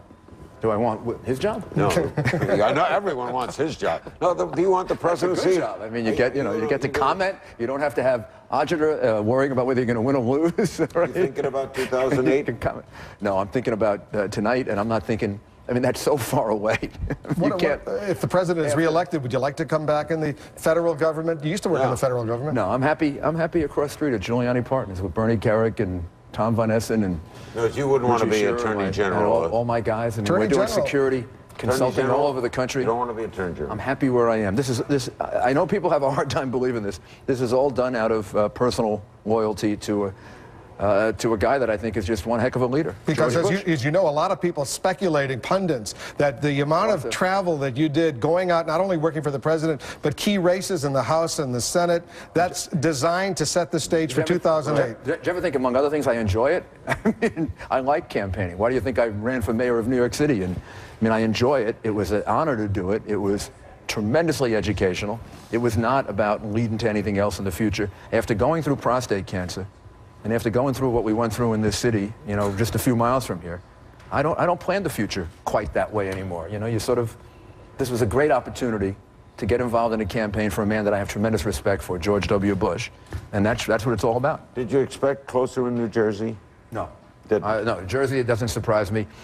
Pennsylvania, I have more hope for, from the Republican point of view, and obviously Ohio, Florida, Wisconsin, Iowa, Minnesota, those are the states. That's where it's going to be decided, right? Absolutely. Those states are going to decide it depending on how it goes. And will the country, no matter who wins this, come together? Of course it's going to come together. Of course? Of course, absolutely. We're Americans. I mean, I have no doubt about it. I believe President Bush is going to win. I hope and pray for that. I've worked for it. John Kerry wins. He's our president. Both of them are going to get the support of the American people. They're going to get an opportunity to bring us together. And if they reach out to the other side, as I believe both of them will do. If the president gets reelected, you put some Democrats in the cabinet, the way John Kennedy did, the way President Bush, the way President Clinton did, or the other way around. If John Kerry's elected, you put a few Republicans like a Bill Cohen that Clinton put in. What about a Rudy Giuliani? Nope, I'm here. Giuliani Partners across the street. We do security consulting all over the world. It's great. And it's also money-making, isn't it? It helps take care of the college bills and everything else and the other things that... The President of the United States comes to you. It's hard to say no, as you know. It is, but that's something, that's... But you're saying no tonight. I'm saying I'm not interested. No, you never say no to the President of the United States. Absolutely not. You can say no to Larry or to you, Wolf, but you can't say no to the President of the United States. Thanks. Say no to us. What do you think of that? He says no to me all the time. He says no to me all the time. I invite him on my shows. He keeps saying no. Thanks, Mr. Mayor. Thanks very much for joining. Got a beautiful city. We love being here at Times Square. As you can see, we got a big crowd out there. Crossroads of the world, capital of the world. Nothing like it. Isn't it? Greatest city in the world. Stick around, listen to Bill Schneider. I want to bring in Bill Schneider. He's got some exit poll numbers that he wants to share with us. Bill, tell our viewers and tell the mayor as well. Okay. Fear and anger were the two dominant emotions in this election. Fear of terrorism and anger over New York. And nowhere did they play together as significantly as here in New York, which we've already said is voting for John Kerry. But what's interesting is Iraq was a dominant issue more than terrorism here in New York. Let's take a look at how voters who said their top issue was Iraq voted. 85% of them voted for John Kerry, just 12% for Bush. Those are voters who are angry over the Iraq war, and they were more numerous than those who said they were concerned about terrorism. So in New York, despite 9/11, despite the tragic loss of so many New Yorkers, anger over Iraq was a more important emotion than fear of terrorism. Fascinating information. I know you're collecting a lot more information from those exit polls. We'll check back with you, Bill Schneider. Anderson Cooper, you've got a projection. Got two projections to make for you, Wolf. In Arizona, we can now project John McCain, the winner there. No great surprise, of course. John McCain winning again, widely expected to, of course, perhaps have an interest in running for president in 2008 if President Bush does not win re-election. Also in the state of Wisconsin, we can project Russ Feingold, the winner. There had been some who thought that Tim Michels might be able to run a strong campaign against him. Didn't work out. Russ Feingold, the winner in Wisconsin. I want to bring in Amy Walter from the Cook Political Report, because we are monitoring a number of very close races right now in southern states: Kentucky, Louisiana, South Carolina, Florida, and North Carolina. Fascinating races all. Amy, let's start off in Kentucky. Jim Bunning, Dan Margiardo, who knew? This is one of the most unexpectedly close races here. This was not a race that we expected to be this close, simply because Bunning had an advantage going into the last few weeks of this campaign. Margiardo just really couldn't get his campaign on the ground, didn't raise a whole lot of money. But Jim Bunning is a sitting senator, a major league pitcher from way back, 224 major league wins. He's had 9 election wins so far. If he pulls it out, this would be his 10th, but it is looking extraordinarily close, and they have been pouring millions of dollars into this race. That's right. The real question was, would the fact that Margiardo got such a late start in terms of the outside money coming in, would that hurt him against Bunning, who had such a tremendous money advantage? Remember, though, in 1998, Jim Bunning won his race, his first race for the Senate, by only 6,766 Mitch McConnell has votes. been campaigning very strongly for him in the last week or so. Right. They're almost full time, but Bunning has made some stumbles, had made some comments that raised some people's eyebrows. He talked about the events of November 11th, not September 11th, and he said he hadn't read a newspaper in 6 weeks. We'll see if voters really cared about that. South Carolina, pretty close, although right now Jim DeMint, with 43% of the precincts reporting, seems to have a couple-point lead over Inez Tenenbaum, a state election official. You know, again, this is official, I should say. Exactly. You know, again, this is a state, North Carolina, Louisiana, Florida. These are all seats where Democrats had incumbents and they retired. Fritz Hollings, of course, 38 years in the Senate. Right. And in North Carolina, John Edwards, of course, John Breaux in Louisiana, and then, of course, in Florida, where you have Bob Graham. This other race we're watching, 20% of precincts in North Carolina, Representative Richard Burr against Erskine Bowles, former chief of staff for Bill Clinton. A couple-point lead in that, but again, only 20% of precincts reporting. Let's look at Louisiana, though. A fascinating system here. This would be amazing. David Vitter, a Republican. They haven't sent a Republican to the Senate since Reconstruction. If these numbers hold, he's getting 55%. The reason you see 3 people here, they have a Cajun system. It's basically a primary today. Right. Anyone who gets 50% plus 1, they go on. If no one gets 50% plus 1, 2 people go to a runoff a month from now. But this is amazing. David Vitter in the lead. You know, that's what we've been seeing for a while, that David Vitter was actually getting to the 50% mark in some early polling, which was a big surprise. It was expected that Chris John, congressman, was going to get into a runoff with David Vitter. David Vitter from the New Orleans suburbs. This would be a very big surprise, and again, also would be a big blow for Democrats. Caution here. 1% of precincts in reporting. The numbers are tiny here. It may mean nothing. Florida Senate, a closely watched race, a big money race, a lot of interest in this. Mel Martinez, of course, former Secretary of Housing and Urban Development, Betty Castor, state education official. The numbers changing as we speak. 54% of precincts in. This thing is very close indeed. It's going to look much like, I'm sure, just how close we've seen the presidential contest in 2000. The Martinez-Castor race, of course, very close here in an evenly divided state. Martinez is hoping, he's Cuban-American, he's hoping that he can really coalesce Hispanics, not just Cuban-Americans, but Hispanics, a very big growing population, especially in the middle part of the state. If Mel Martinez wins, he will be the first Cuban-American to serve in the United States Senate, a point he makes frequently. Amy Walter will continue to watch these races, some very close races indeed. Anders? We haven't called Chuck Schumer? At this Hey, at this point, we're still, still collating the information. Okay. Chuck Schumer is the incumbent in New York State. Yes. We're still waiting to see what happens on that, although I doubt there's going to be much done. I don't really think anybody's waiting to see what happens. Not holding, exactly. I think Chuck went to bed. Anderson and Amy, thank you very much. I want to bring our viewers up to date. You see a lot of numbers at the bottom of your screen. We're showing our viewers numbers that are coming in from the Associated Press. The Associated Press bringing us the raw data, the raw election numbers. Sometimes you see a 0 there. The polls have closed. That doesn't mean it's going to be 0. here. It only means that we haven't received any numbers from the Associated Press yet. We'll give you those numbers certainly as soon as we get them from the Associated Press. They're bringing us all the general raw election tabulations into the CNN election headquarters. Much more coming up. Much more coming up from here at the NASDAQ market site in Times Square in New York. We'll take another quick break. We'll be right back.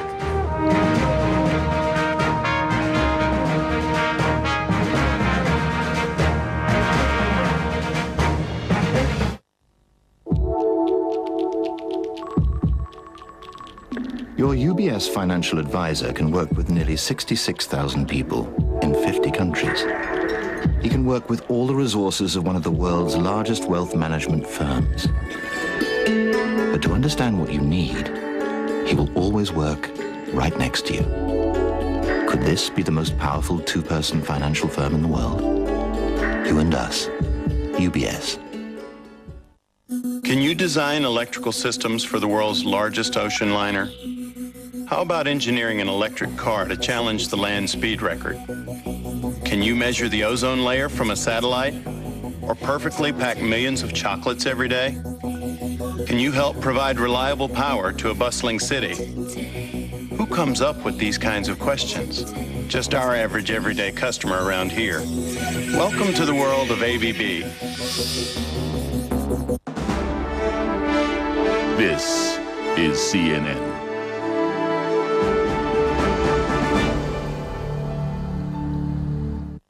On a special hour-long insight the day after the polls. A look at how votes were cast in the U.S. election, the results, the controversies, and the international reaction. A special extended edition of Insight, only on CNN. As the US and European trading sessions close, join World Business Today for full analysis of the day's top financial stories and breaking news as it happens. That's World Business Today on CNN. Inside the Middle East, real people, untold stories. From Ba'ath Party member to common man, this month, why some Iraqis now call the United Arab Emirates home. Also, a Nazi hunter says there's still time to get the job done. And why Islamic art is breaking records in Western auction houses. Expect the unexpected inside the Middle East in association with Erascom Telecom. Friday on CNN. When the world's newsmakers have something to say, they trust the King of Talk. 40,000 interviews, and I'm just warming up. Larry King Live, only on CNN. This is CNN.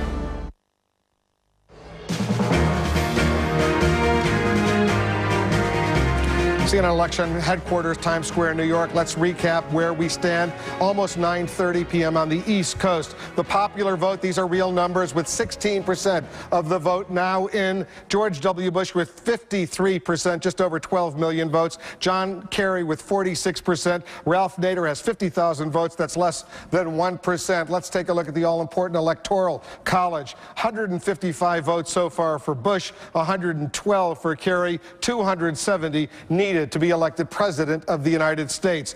Key battleground states that we have not yet been able to project winners in. Florida, look at these numbers. 53% so far for Bush, 46% for Kerry. Nader with 1%, almost 20,000 votes. 54% of the precincts reporting almost half the vote in. Pennsylvania, 14% of the precincts reporting. Bush with 29%. Kerry at 71%, very early in that state. Ohio, 9%, less than 10% of the vote in. Bush with 53%, Kerry 47%. Jeff Greenfield, help us understand what we're seeing.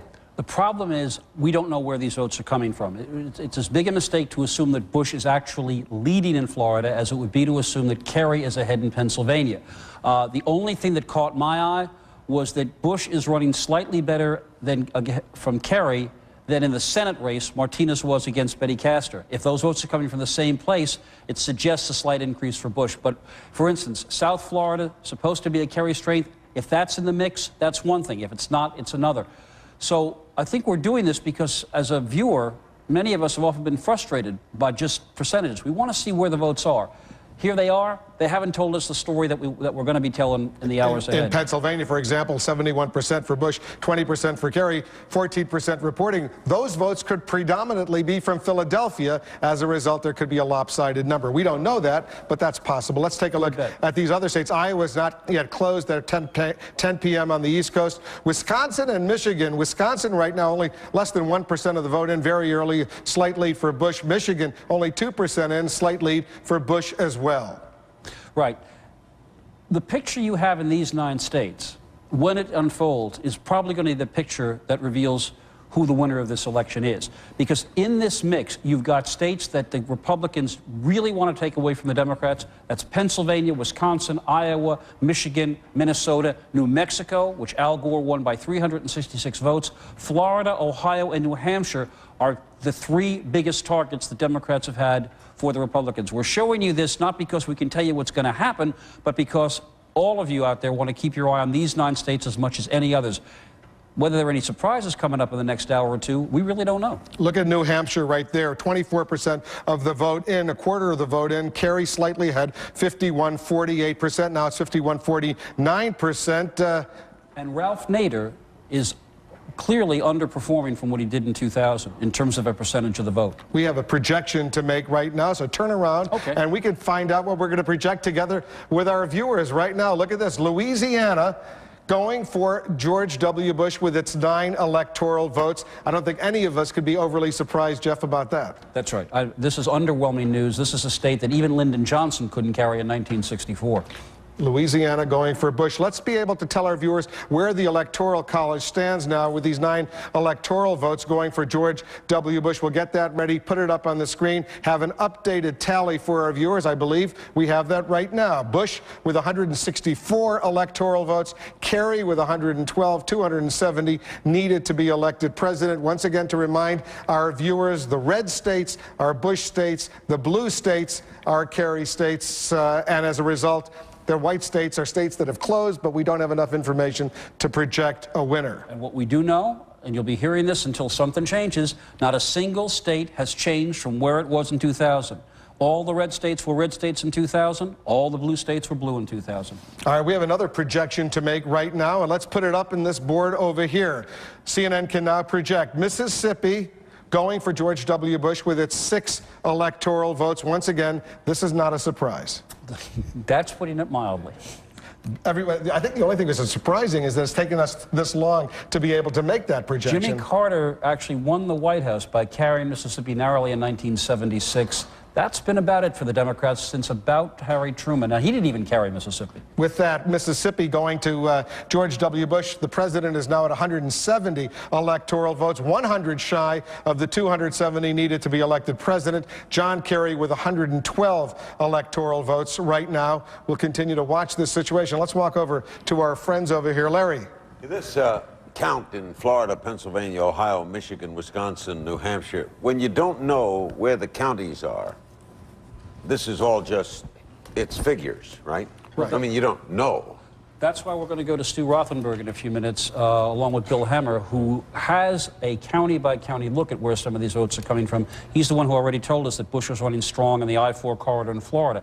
That's the kind of information that will tell us something about a state. When South Florida comes in, if it's running stronger for Kerry than for Gore, that tells us something. Or as you said, is that Philadelphia? Right, that could be totally misleading. Yeah. Carlos, are you surprised that so far on this night, every state that went for Al Gore is so far, we're projecting going for John Kerry. Every state that went for Bush 4 years ago, still staying with Bush. Among those states that we have already projected, there has been no change, given the fact there's been a war, the economy has been a little stagnant, as we all know. There's been so many changes in the country, but so far, at least, the voters are remaining very steady. So far, but let's not forget that there are some bold bids that both campaigns have made. In the case of the president, as Jeff alluded to earlier, a very bold bid to transform the political geography in the Midwest, going after Wisconsin, going after Iowa, going after Minnesota. Minnesota hasn't voted Republican since 1972, so it would be fairly dramatic if that happened.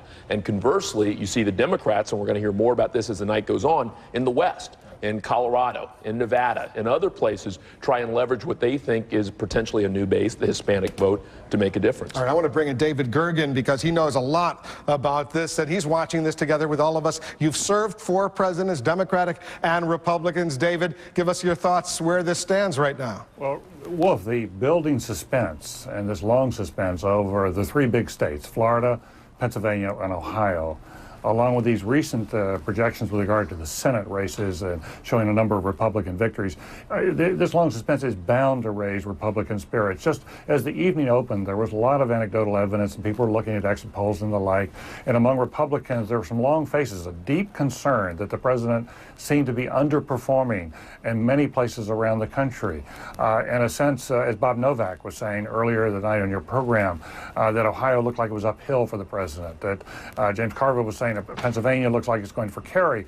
If Kerry can take 2 of those 3 states, that's going to make a dramatic difference. But now as these actual numbers come in, and I think Bob Woodward is alluding to this point, the numbers seem to conflict with what people were feeling earlier in the night. And I think this must be rallying Republican spirits because they went in about 2 hours ago. Many Republicans felt this was getting away from them. Now they must feel we've got a really big fighting chance here. Let's see how these numbers come in on places like the I-4 corridor. David, is it just a fighting chance or is this even? Larry, I think it's, we just don't know because of the 3 big states. If President Bush wins 2 out of those 3 states, Pennsylvania, Ohio, and Florida, he very likely will win the election. If, on the other hand, John Kerry wins 2 out of those 3 states, let's say he were to win Pennsylvania and Ohio, then the president still has a fighting chance out in the big Midwestern states that Jeff Greenfield was just pointing to. If he can pick up Wisconsin and Iowa, for example, he can still get over, even if he were to lose 2 of the 3, whereas John Kerry can't afford to lose 2 of those 3 big states. But if Kerry wins 2 out of 3 and they split the upper Midwest, that would favor Kerry, right? It would, but Kerry has to win 2 out of the 3 there too. I mean, Bush can come in. If President Bush wins Florida, which has 27, then if he takes Iowa and Wisconsin, loses Minnesota, loses Michigan, he's very likely going to be reelected. So in the next hour or so, perhaps we'll get these numbers. But right now, I have to tell you, Republicans must be feeling very differently from where they were 2 hours ago, because it does appear that in places like Florida, and I think they were smart to send Ken Melman out here on your program to rally Republicans and say, look, when you actually look at the numbers that are coming in, it's more encouraging than you may think. Are you surprised, David, that the states that we've been able to project winners in are exactly the states that went Democratic or Republican 4 years ago? Despite all the changes in the country, the voters are still voting similarly to the way they voted 4 years ago. I guess not, because the fact is that you know, we've been looking at numbers from these states for a long time, and all of these states so far have been ones we expected. I was a little surprised earlier in the evening when it took a while to project in Virginia. It took a while to project in North Carolina. That suggested those were closer than we thought. But in these Senate races, the Republicans are doing pretty well. Maybe we'll have to wait and see how Kentucky comes out. But if you look overall at the Senate races, the Republicans seem to be doing well in North Carolina, South Carolina, Georgia, and in Louisiana, and that would be a big pickup if Vitter could come through with more than 50% and not have a runoff. That would be a major pickup for Republicans. We're going to be watching all those races. Briefly, David, give us some perspective. You watched a lot of presidential races, a lot of campaigns, a lot of angry campaigns over the years. Give us some context to what the American public and people around the world are seeing in the United States tonight. Well, the good news is that we've got this huge turnout, and that we seem to have so few problems at the polls. We seem to have gotten past that peril. We'll have to wait and see before the night's out. But I think that we have not gotten beyond the poison and the divisions. And I think the real issue for the next president, whoever it is, with all the problems that will be on his desk on January 20th, can he heal the nation? Can he put things back together? And in that sense, the 2000 aftermath and the way it was handled, I think, is the wrong model. The right model for how to handle the aftermath of this bitter, close election is going to be the 1960 election matchup between Richard Nixon and John Kennedy, when both men were extraordinarily gracious, both reached out to the middle, both tried to unify the country, and we came out of that welded together, and I think the world saw a more united America. That's going to be the real test for us when this election is over. All right, David, you're going to be with us all night, so stand by. We're going to be getting back to you. Let's walk over, take a a look at Missouri. This has been, at least many considered it to be a battleground state with 11% of the vote in. George W. Bush with 52% of the vote. John Kerry with 48%. Only 11% of the precincts reporting. You're looking at the state very closely for a specific reason, Jeff. I am indeed. There is a rule in Missouri called the 6% rule, and it applies to St. Louis County. Now, that is not the city of St. Louis, which, as you might expect, rolls in huge majorities for Democrats. It is this part, a suburban county. And the rule in Missouri is if a Democrat wins St. Louis County by 6% or more, the Democrat likely carries the state. Under 6%, the Republican carries it. Here's what's interesting. With 40% of the vote in St. Louis County, John Kerry is running apparently exactly 6% ahead of President Bush. Now, this is a state that the Kerry campaign effectively pulled out of 3 weeks ago. I was told by one of their top advisors, we just don't think we have the horses to compete in Missouri. And if, in fact, this state runs really, really close, and John Kerry winds up losing Missouri with its 11 electoral votes, Democrats may look at this as a golden opportunity that they, in effect, conceded away. We don't know whether that 6% rule will hold. We just point to it as a potential straw in the wind, Wolf and Laura. That's why he's so wise. He's a smart guy. He makes you think. It's got those little nuggets there. Jeff, we'll be getting back for some more wisdom shortly. In the meantime, let's bring in the Senate Majority Leader, Bill Frist, joining us from Bush headquarters in Washington. Mr. Leader, thank you very much. Give us your sense, how you feel right now, what you see happening across the country. Well, you know, as I've looked at the Senate races, I'm very, very upbeat. We're going to pick up seats in the Republican Party. I'm confident. Right now, you can feel the atmosphere here as we get information from around the country that the president's going to do very, very well. About an hour and a half or 2 hours ago, people felt a little bit guarded inside. Now people are very excited. They feel the momentum coming in from around the country. Do you think, Senator Frist, that you're going to win this tonight, or is it still too close to call? You know, I think we are going to win it tonight just because you feel the momentum. A lot of information is being fed in here like it is with you, but the excitement that you feel, we're going to pull it off. And again, with the president winning, us picking up 1 or 2 seats possibly in the United States Senate, it'll give us a real clear direction of how to move America forward. Senator, the key states of Pennsylvania and Ohio and Florida, which one of those states do you think the president has the biggest problem in right now? Well, Pennsylvania. I feel pretty good about Ohio right now. Both the phone calls we're getting in from around the state as well as the returns itself. Florida obviously looks very good at this point. Pennsylvania I'm still concerned about.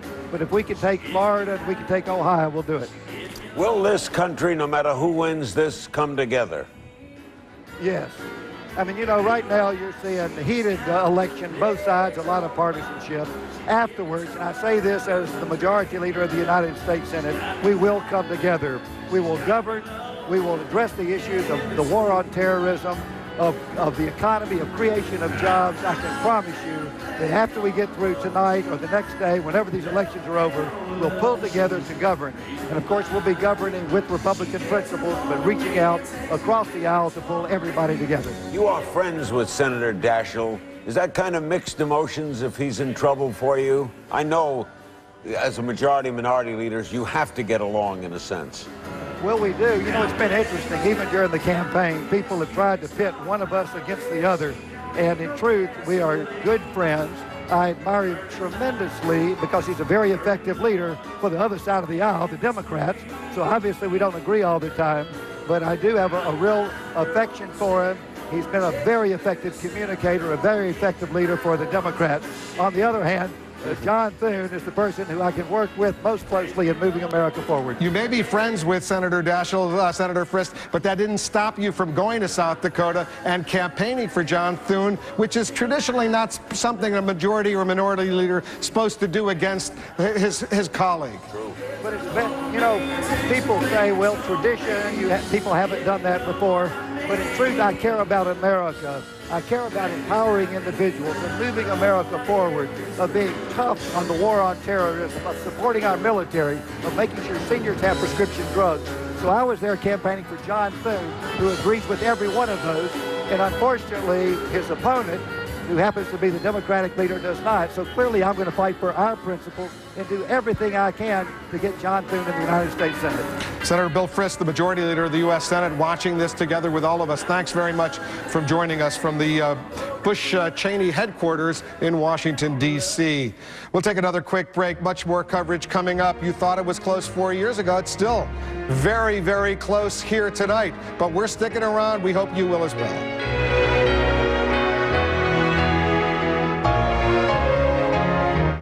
7 leaders, one place, one time, one reason. The ultimate leadership experience. Join these extraordinary leaders in Dubai at the International Leadership Summit on November 29th and 30th, where they will share their insights on leadership and what it takes to be a great leader. Register online at www.leadersindubai.com.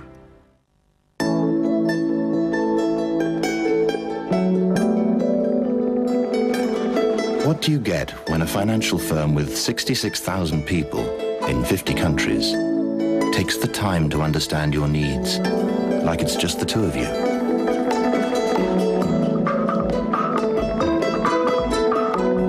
Could it be the most powerful two-person financial firm in the world? You and us. UBS.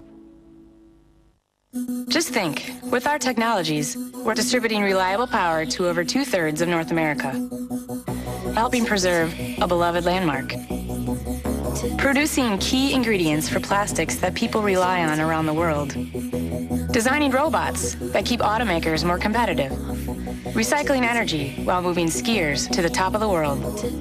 If you can think it, we can do it. Welcome to the world of ABB. The Croatian National Tourist Board presents Sights and Sounds. Croatia, the Mediterranean as it once was.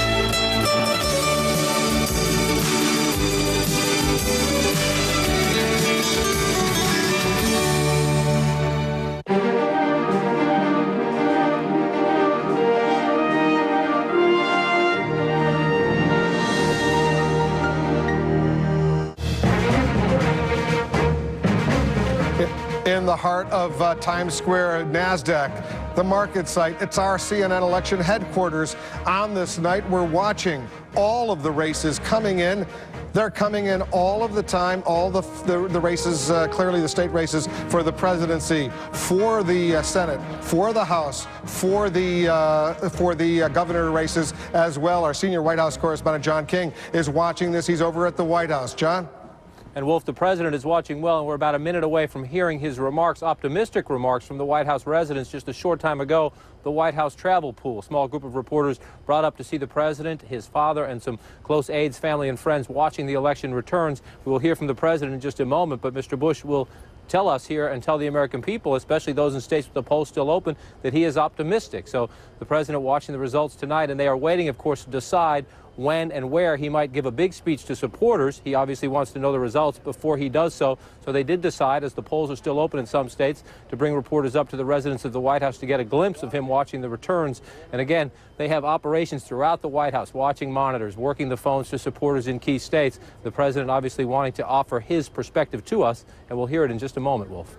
You know, John, earlier the president didn't seem overly enthused. At least some people were making that conclusion. Right now, he's feeling much better, clearly, and he wants to go out there, make a statement to get those voters who have not yet voted, especially in the Midwest, in the western part of the country. He's going to need all of these states, the president of the United States, allowing, as you point out, these reporters, the camera crews, to come in. Let's listen. Barney, have you got something to say? Barney. Don't let him come any closer. Barney. Come here, Barney. Barney. Oh, Barney! Come on, Barney. How's it going, Mr. President? Well, very upbeat, thank you. We're going to get a winner tonight? I believe I will win. Thank you very much. I feel good about it. I'm glad to be able to watch the returns here with my family and friends, and it's going to be an exciting evening. It is an exciting evening, John King, that goes without saying. Tell our viewers who was there, who has the president brought into the residence to watch these returns come in?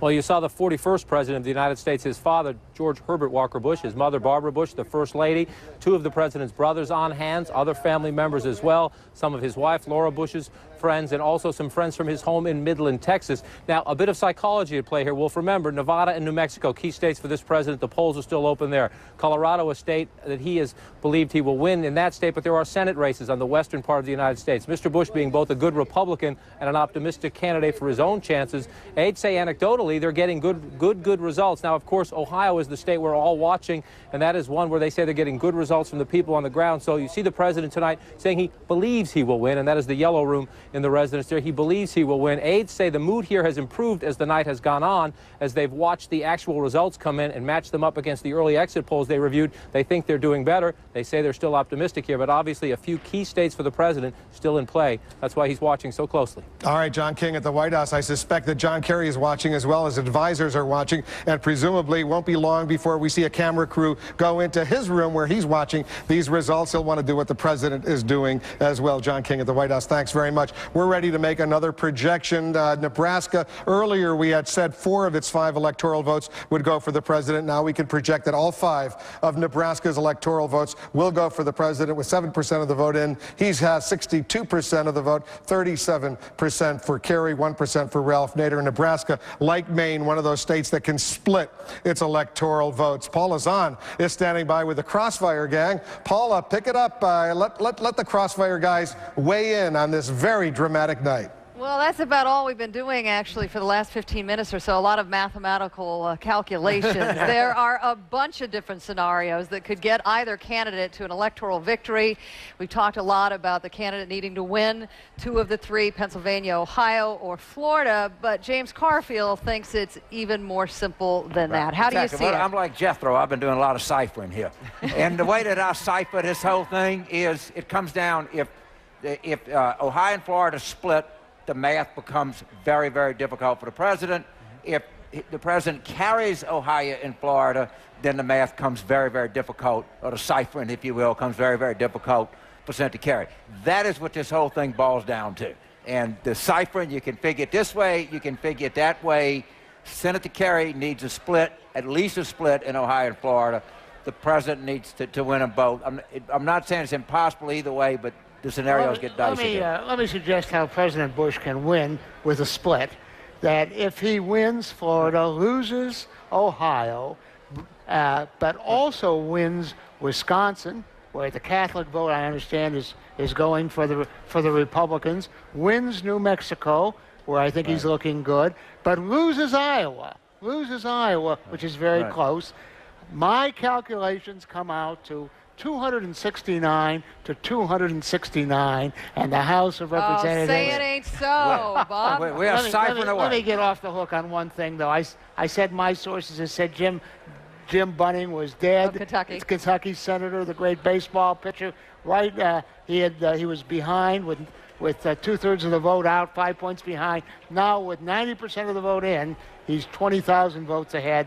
Looks like Bunning's going to win. Right. That would have been a great gift for the Democrats to win that seat. Let's not bury the 269 tie lead here. What is the possibility of that happening? Well, I mean, Bob has it's plausible. It's plausible. But now, let me throw one more fly into the ointment, and that is, this will shock you, Florida doesn't seem to have its electoral act together. Oh, really? The Kerry campaign, I was on the phone to their boiler room in Florida, and as I said before, the same guy who ran Florida for Gore is now running it for Kerry, and they tell me that the absentee votes in Miami-Dade, in Broward County, and in Palm Beach County, 3 of the biggest Democratic counties in that state, may not be counted and reported until Thursday. Now, that's 250,000 votes. No, wait, and the deadline is Thursday. It has to be reported by noon Thursday. But even in 2000, where everything went wrong, they counted all the absentee votes on election night. The only ones they didn't get to were overseas military ballots, about 4,000 of them that trickled in late. So what are you implying here? They're even worse than they were 4 years ago. I know, you're not assigning an ulterior motive or a conspiracy theory No, here. I'm not. Just the fact that you don't think they were organized enough to get this There's plenty of vote time coming. for that, but no. Well, there is plenty of time. It seems to be simple. Well, who knows what it is, but it's outrageous that they can't count the votes. And the word I got was, well, gee, there were more absentee ballots than we were prepared for. I mean, that's, you know. Is there any excuse for that? There's no, I mean, death penalty too strong, but someone ought to go to jail. Seriously, I mean, I think this is, this is an invitation to lawyers, for one thing. I mean, this is where we're going to see, lawyers bad for America, definitely bad for the processes. We're going to see the most lawyers in Florida. And there is absolutely no excuse for it. 250,000 votes, it stops the process entirely. You cannot call the election until you find out what those votes are. Even if, they're likely to be Democratic votes, you don't know. And I mean, there's after 4 years, I mean, this is very much the parties tonight. I need my dry cleaning. That's it. I need it now. But don't you think because of the scrutiny that comes to the year 2000, they will find a way to bring in truckloads of people? If the problem is opening the envelope, bring them up those here. people Send aboard a plane. Send a CNN corporate jet. These people are counting for us right now. I mean, how hard is that? There has to be another explanation for this. Yeah. It can't be that you're sitting there knowing everything, that the eyes are on you. You know the election was going to be November 2nd. You've been knowing it since the last election. There has to be an explanation. I just refuse to believe that there's not something extraneous that we don't know. Because if the facts are, if we hear them, they're right. It does. It's going to look silly. Silly? Yeah, at very least. One of the things we haven't had a chance to talk a whole lot about are some of the what are called the sliver issues to some that are driving people to the polls in record numbers this election. How do you see that arc turning out? There's been this huge tension, particularly in Ohio, where we're now turning our attention between the economic voters and the social-based voters. And the truth is, it's usually the same person. The same guy who's likely to have a union card as well as going to have an NRA card there as well. And with the gay marriage ban on the ballot in Ohio, social conservatives coming out in droves. At the same time, Ohio has lost 230,000 jobs since Bush came in. So the Democrats have been pushing that economic button. It looks like the Republicans have done almost as well, or maybe equally well, on those social conservative issues. The striking thing about one of these poll numbers, our exit polling showing that about a third of all the voters who've gone to the poll have a family member who have lost a job. We're not just talking about Ohio, on a national level during this administration. Well, those are the people more likely to vote for Senator Kerry. There's no question. Can I raise one other thing that we skipped over? That it looks like Indiana today has elected its first Republican governor in 20 years. It's a Republican state, but they elect Democrats as governor, and it's Mitch Daniels, who you may remember was the OMB director under in the first 2 or 3 years under President Bush. The appropriators just hated Mitch Daniels, but he turned out to be the first time he ever ran for public office. But it just kind of slips through the crack, but an interesting result tonight. Walk us ahead to the next hour, what we need to be looking for, this 10 o'clock hour, James. In Florida. It's all we need to be looking at. Everything else is, New Hampshire's going to be interesting to see what happings there. But you want to look at Ohio and Florida, and you want to look at Iowa, Wisconsin, and Bob's right, New Mexico and Nevada. But the big thing, 90% of everybody's attention ought to be focused on, is there a split in Ohio and Florida, and what happens to the ciphering from that point? One would expect this mantra from the keep it simple, stupid guy from the Clinton campaign. Exactly. It doesn't matter that the president's watching the election returns or what they think. It's all boils down to everybody is, except for people maybe in the Pacific time zone, have already voted now, and they're in line, and it's done. It's Ohio and Florida, period. All right, we got the message, Wolf, here. Ohio, Florida. Come back to us in the next hour, and we'll bring you up to date on what we think's happening out there.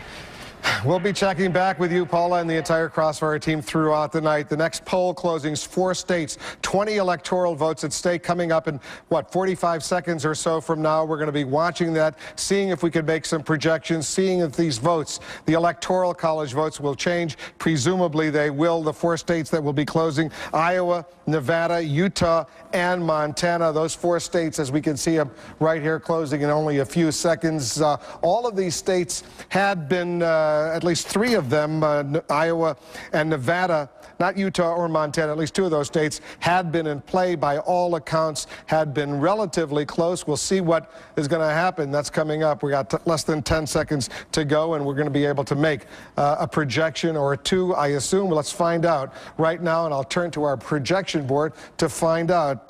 10 p.m. on the East Coast, and we can't project as expected. No great surprise. Utah and its 5 electoral votes going for the President of the United States. This has been widely expected.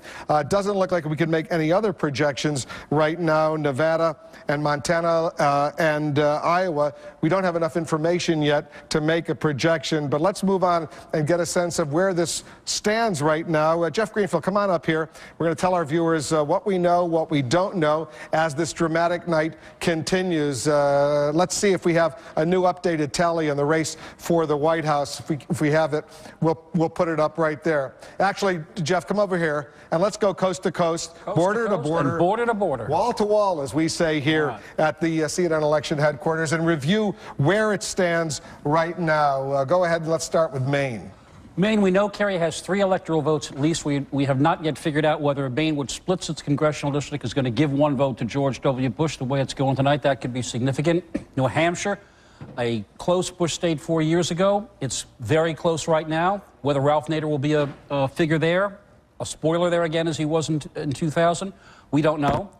Rest of New England looking very good for all of these blue states. We should remind our viewers the blue states are states that we've projected going for John Kerry. The red states, as you'll see, are states we've projected going for George W. Bush. But here are the ones that one of the ones we're most looking at. Pennsylvania. You can look at this margin of 63 to 37%, and if you're a Democrat, take heart from it. But it doesn't tell you anything about how that state's going to go because, as I said before, we don't know where the votes are coming from. Virginia has gone for Bush, no surprise. North Carolina, New Jersey, as we mentioned earlier, the Bush people had some hopes there. That went handily for John Kerry. With 68% of the vote in New Jersey. But let's come over here, Wolf, to a state that we've talked some about already. Florida, 77% of the vote in, and you'll notice that the president has a lead of more than 250,000 votes. But because we don't know whether South Florida, Broward, Palm Beach, Miami-Dade is weighed in, we can't tell how significant that is. How significant, with 77% of the precincts reporting, is that 1% for Ralph Nader? Well, Ralph Nader is performing sufficiently badly so that he's nowhere near the spread in this. He doesn't look like unless this thing closes up dramatically the way it did in 2000, we can't say whether Ralph Nader's margin would make the difference or not at this point. Florida, we can't project a winner yet because we don't have enough information, but all these other states, Georgia, Alabama, Mississippi, Kentucky, Tennessee, Louisiana, we have called for the president. But let's come back here. I just have a feeling there may be a bit of drama developing here in the bellwether state that has only missed the presidency once in the last 100 years. As I said, the Kerry campaign said, nope, we don't think we can compete in that state. Now, there's only 19% of the vote in, but that is an awfully tight margin. 51-49%, 19% of the precincts, almost 20% of the precincts reporting. Michigan, also very important.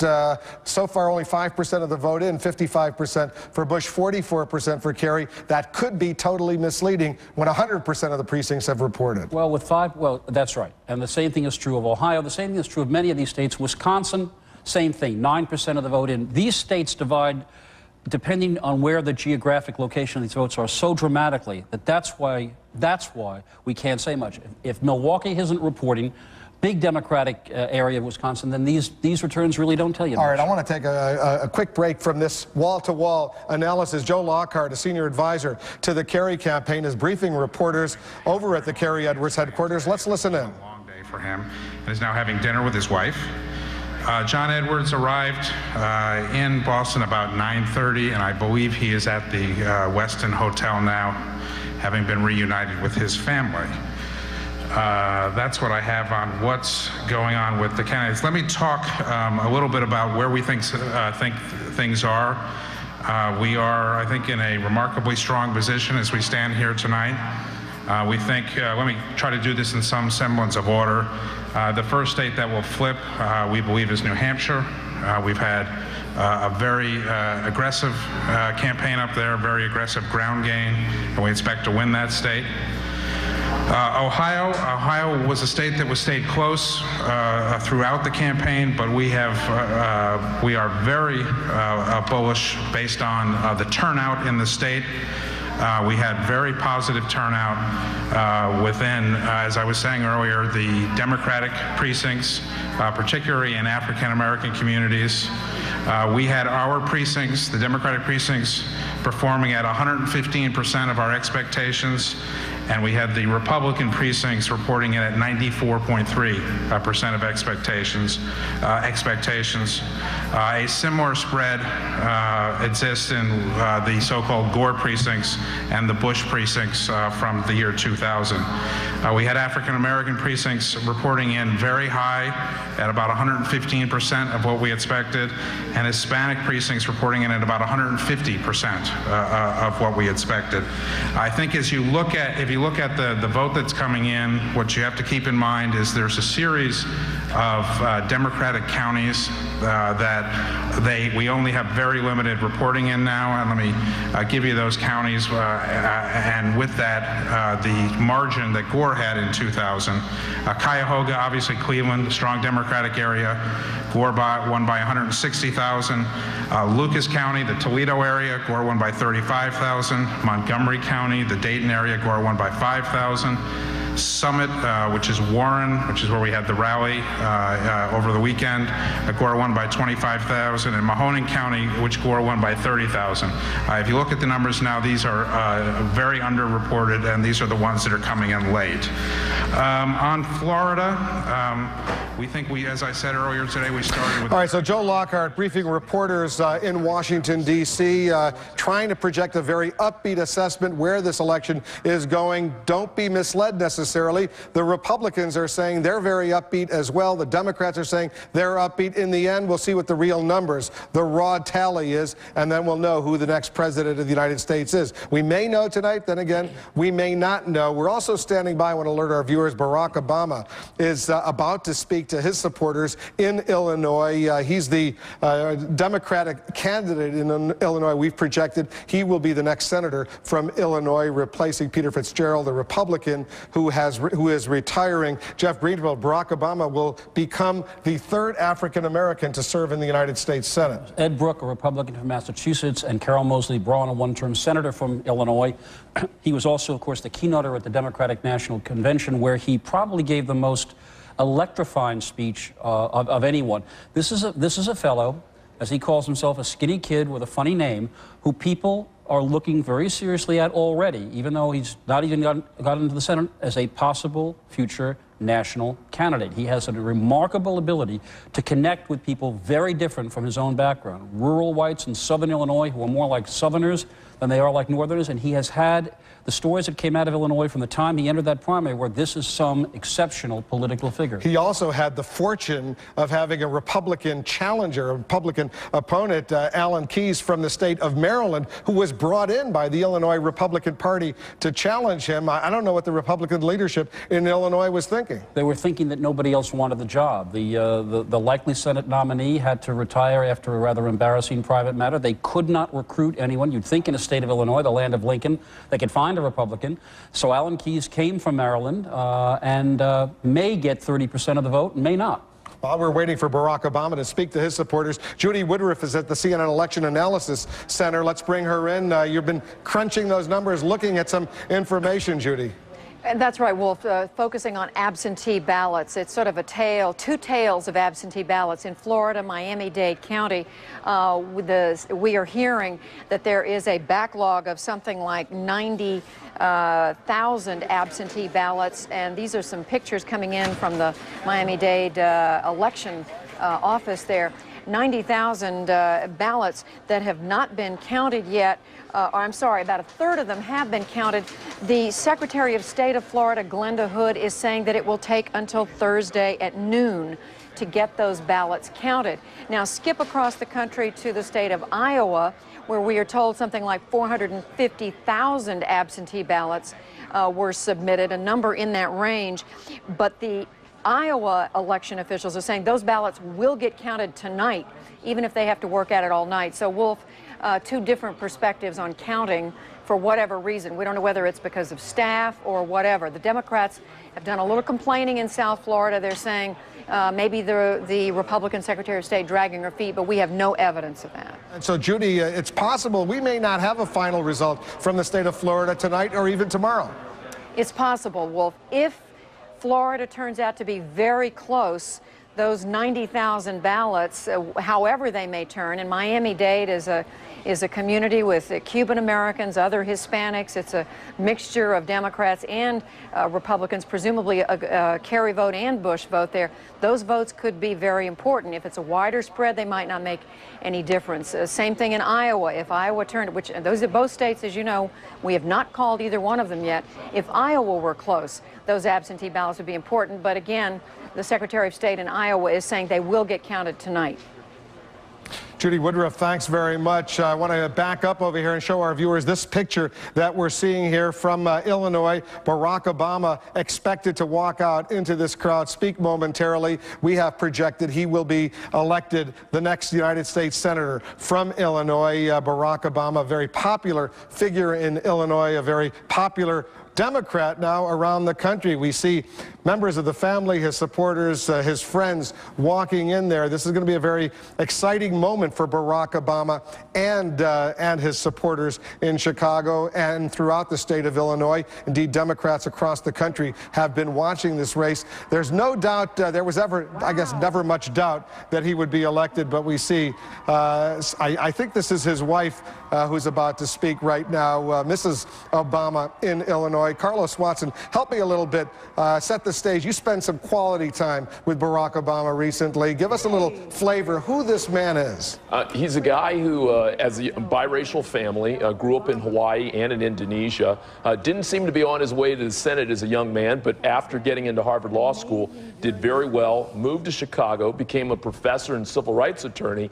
But when he ran, Wolf, what was interesting is that no one thought he was going to win the primary earlier this year. He was running against 3 millionaires, but ultimately prevailed there. And then, as we said in the general election, things worked out really well.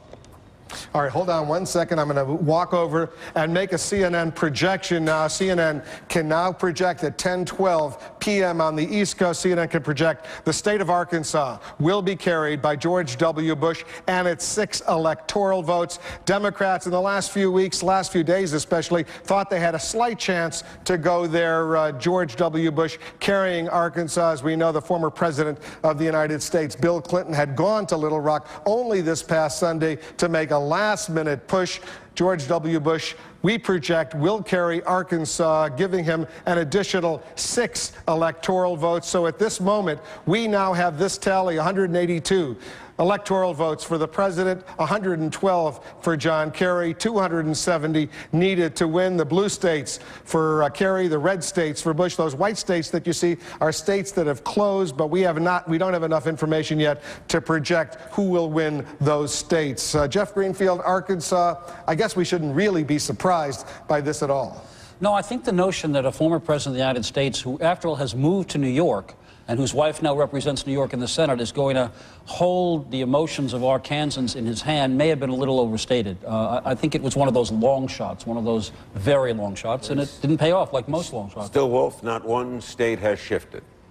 That's correct, Larry. All the states that Gore carried 4 years ago, we're projecting, among the states we've projected will remain in the Democratic column. The states that Bush carried 4 years ago at this point, among the states we've projected, will remain in the Bush column. Bill Schneider, you're looking at the exit polls, and you got some new numbers for us. Yes, I do. This election is close nationally. It's close in a lot of the big states.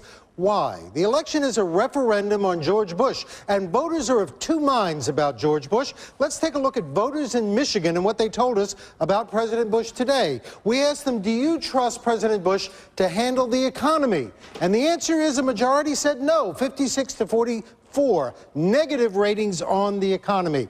Then we asked them, do you trust President Bush to handle terrorism? And the answer was yes, 52 to 43. Terrorism, Bush looks good.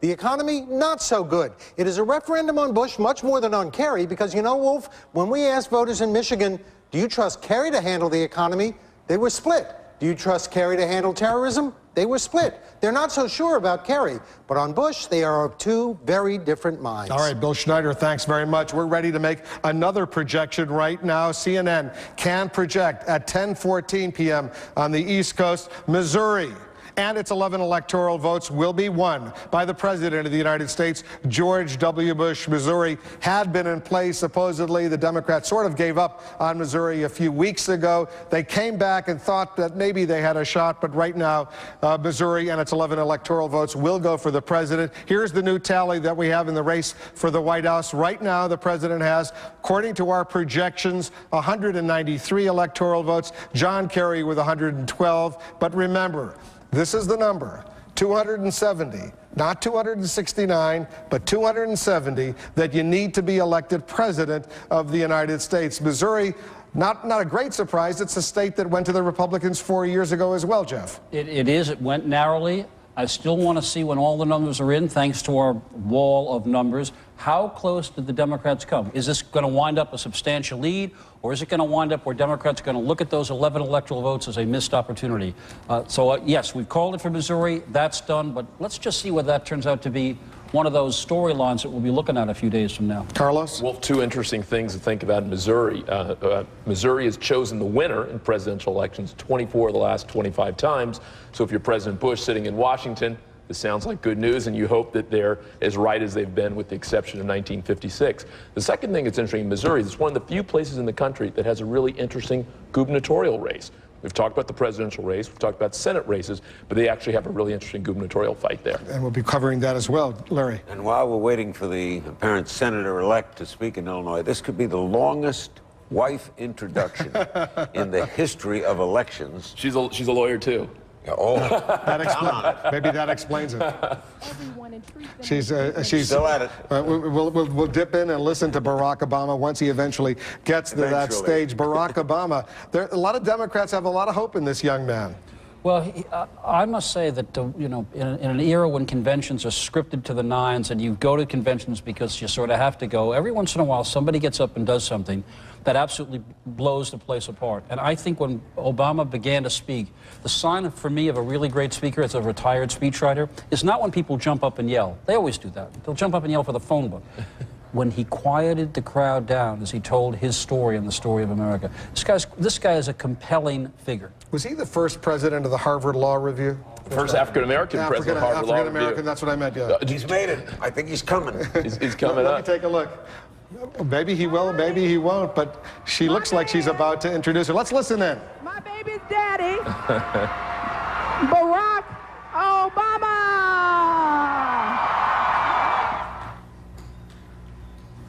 You know, yeah.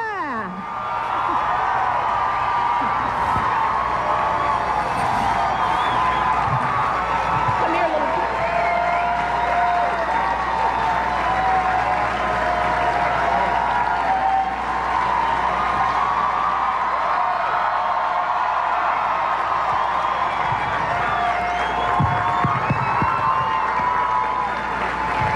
Thank you, Illinois. Thank you. Thank you, Illinois. I don't know about you, but I'm still fired up. I am fired up. Look at this crowd. Thank you, Illinois. Let me begin by thanking all the people who have been involved in this effort, from downstate to upstate, city, suburb, from every community throughout the state. Let me say how grateful I am to all of you for the extraordinary privilege of standing here this evening. Let me thank, because I will forget later on, it's a thankless task, let me thank right now the best political staff that there has been put together in this state. They are wonderful. You know who you are. You guys have been outstanding. I appreciate all of you. Let me thank my pastor, Jeremiah A. Wright, Jr., of Trinity United Church of Christ, fellow Trinitarians out there. Let me thank all the elected officials who stood by me through thick and through thin. But most of all, let me thank my family. I am so grateful to my nephew Avery, my niece Leslie, my mother-in-law Marion, my brother-in-law Craig Robinson, his wonderful girlfriend Kelly, my sister Maya, my new niece Suhaila right there, my brother-in-law Conrad, and most of all,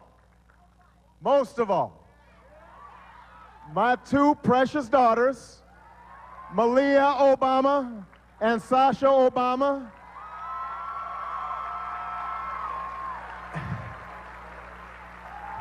And the biggest star in the Obama family until the two girls grow up, the love of my life, Michelle Obama. Give it up for Michelle. Give it up.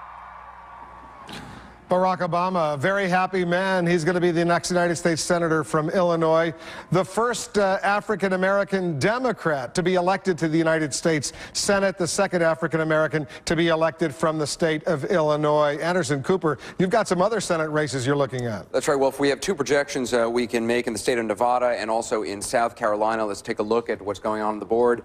In Nevada, South Carolina first, Jim DeMint. We can now project as the winner.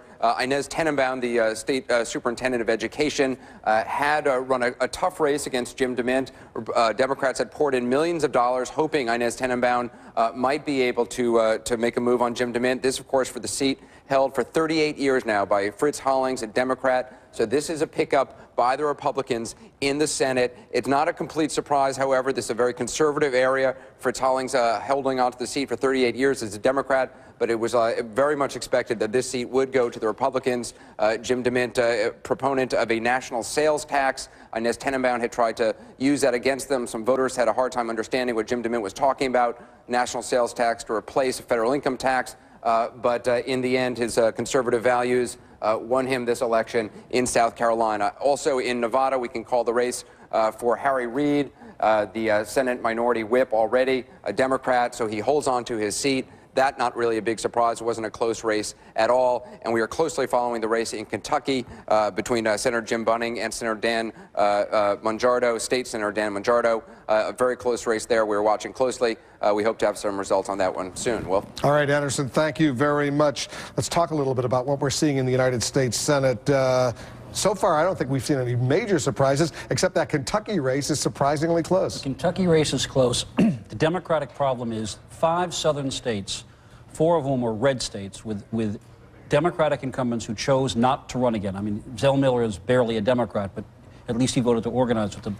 And what we're seeing is a couple of pickups there that make the Democratic effort to retake the Senate, particularly with Oklahoma remaining Republican, just very tough. I mean, this is the pattern that we've seen throughout the South. It began a defect from Democrats at the presidential level, and over the last 10 years, more and more in the House, in the Senate, in the governorships, people who used to call themselves Reagan Democrats now have a different name for themselves. They call themselves Republicans. And also with 35% in the national elections getting closer to total votes, is 52 to 48, and it was 54 to 46.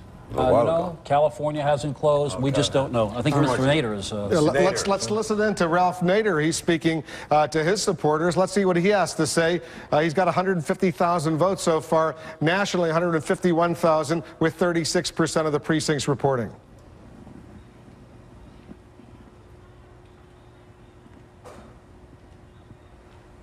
All right, we'll get some sound from Ralph Nader once we fix that. Maybe we'll listen to hear what he has to say at this moment. Almost 10:30 on the East Coast. Ralph Nader doesn't seem to be doing as well this time as he did 4 years ago. There were a number of people who backed Ralph Nader 4 years ago in 2000 who have kind of formed committees to persuade other one-time Nader voters not to do this. Michael Moore, the controversial filmmaker who backed Nader in 2000, has done everything but, send him a one-way ticket to the Azores to get him to stop running. He literally got on his hands and knees on a television show because a lot of people on the left feel Nader cost Al Gore the White House, and they really don't like the president's policies, and they don't want to see Nader do it again. You know, you got to watch, though, Nader in a couple of Midwestern states. Remember, in Wisconsin, just short of 4% last time, and that's one of the places the president's targeted. And then Minnesota, 5.2% in 2000, Ralph Nader did. So you got to watch his potential impact. They sent out an email today saying of the 3 states they thought they would do best in, Alaska was one, but Minnesota was another. But he is down everywhere. He's down in New Hampshire. So it appears that might hold true. Yeah, this was He's down from where he was 4 years ago. Disappointed, very disappointing. Read his. You interviewed him several times, Larry. You've known him for many, many years, going back to the '60s and seatbelts and all that stuff. What makes him tick? I don't know. I know he had a stroke. He had a mild stroke some years back, and that might have affected him. Because he never wanted to run for office. The Ralph Nader I knew in the '60s. Take a quick Ralph Nader story. We're driving over. I just interviewed him in Miami, Channel 4. We're driving over a causeway, and I stop and it was a dime for the car to go through. I hit the window, window goes down, drop the dime in. We pull out. He says, pull over. I pull over. He says, why did that window go down so fast? I said, I don't know. He says, don't you think going up and down that fast could hurt somebody? Kid put his arm out. I said, I guess. He sends me reams of material, letters to car companies, medical examiners. How many kids' arms were hurt? Deaths that might have been caused by a little kid sticking his head out the window, and all windows now go up slowly. Another Nader measure. He's great. He was a clean water, right? Been involved in Ralph Nader did a lot of things. Yeah. Democrats are still very angry at him, no matter how many good things he did. All right, stand by. I want to show our viewers. People are still voting all over the country. The polls are still open in California. This man is voting. Doesn't look like he's got a lot of colleagues voting over there. In Washington State, they're voting. Looks like there's some empty polling booths over there. Some machines are still waiting. And in Alaska, 1 a.m. on the East Coast, that's when they'll close. In Alaska, we'll continue to watch. To our viewers, here's a recommendation. If the polls are still open where you are, this would be a good time to still go out and vote. It's important. We'll take a quick break. We'll be right back.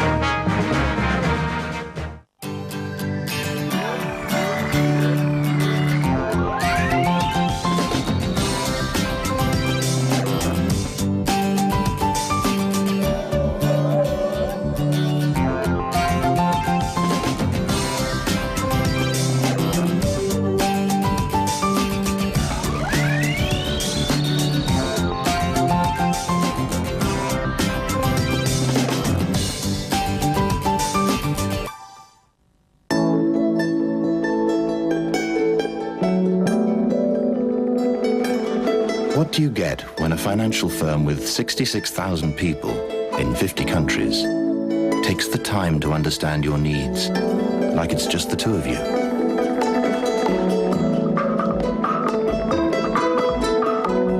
Could it be the most powerful two-person financial firm in the world? You and us. UBS. Just think, with our technologies, we're distributing reliable power to over 2/3 of North America, helping preserve a beloved landmark, producing key ingredients for plastics that people rely on around the world, designing robots that keep automakers more competitive, recycling energy while moving skiers to the top of the world. If you can think it, we can do it. Welcome to the world of ABB. The Croatian National Tourist Board presents Sights and Sounds. Croatia, the Mediterranean as it once was.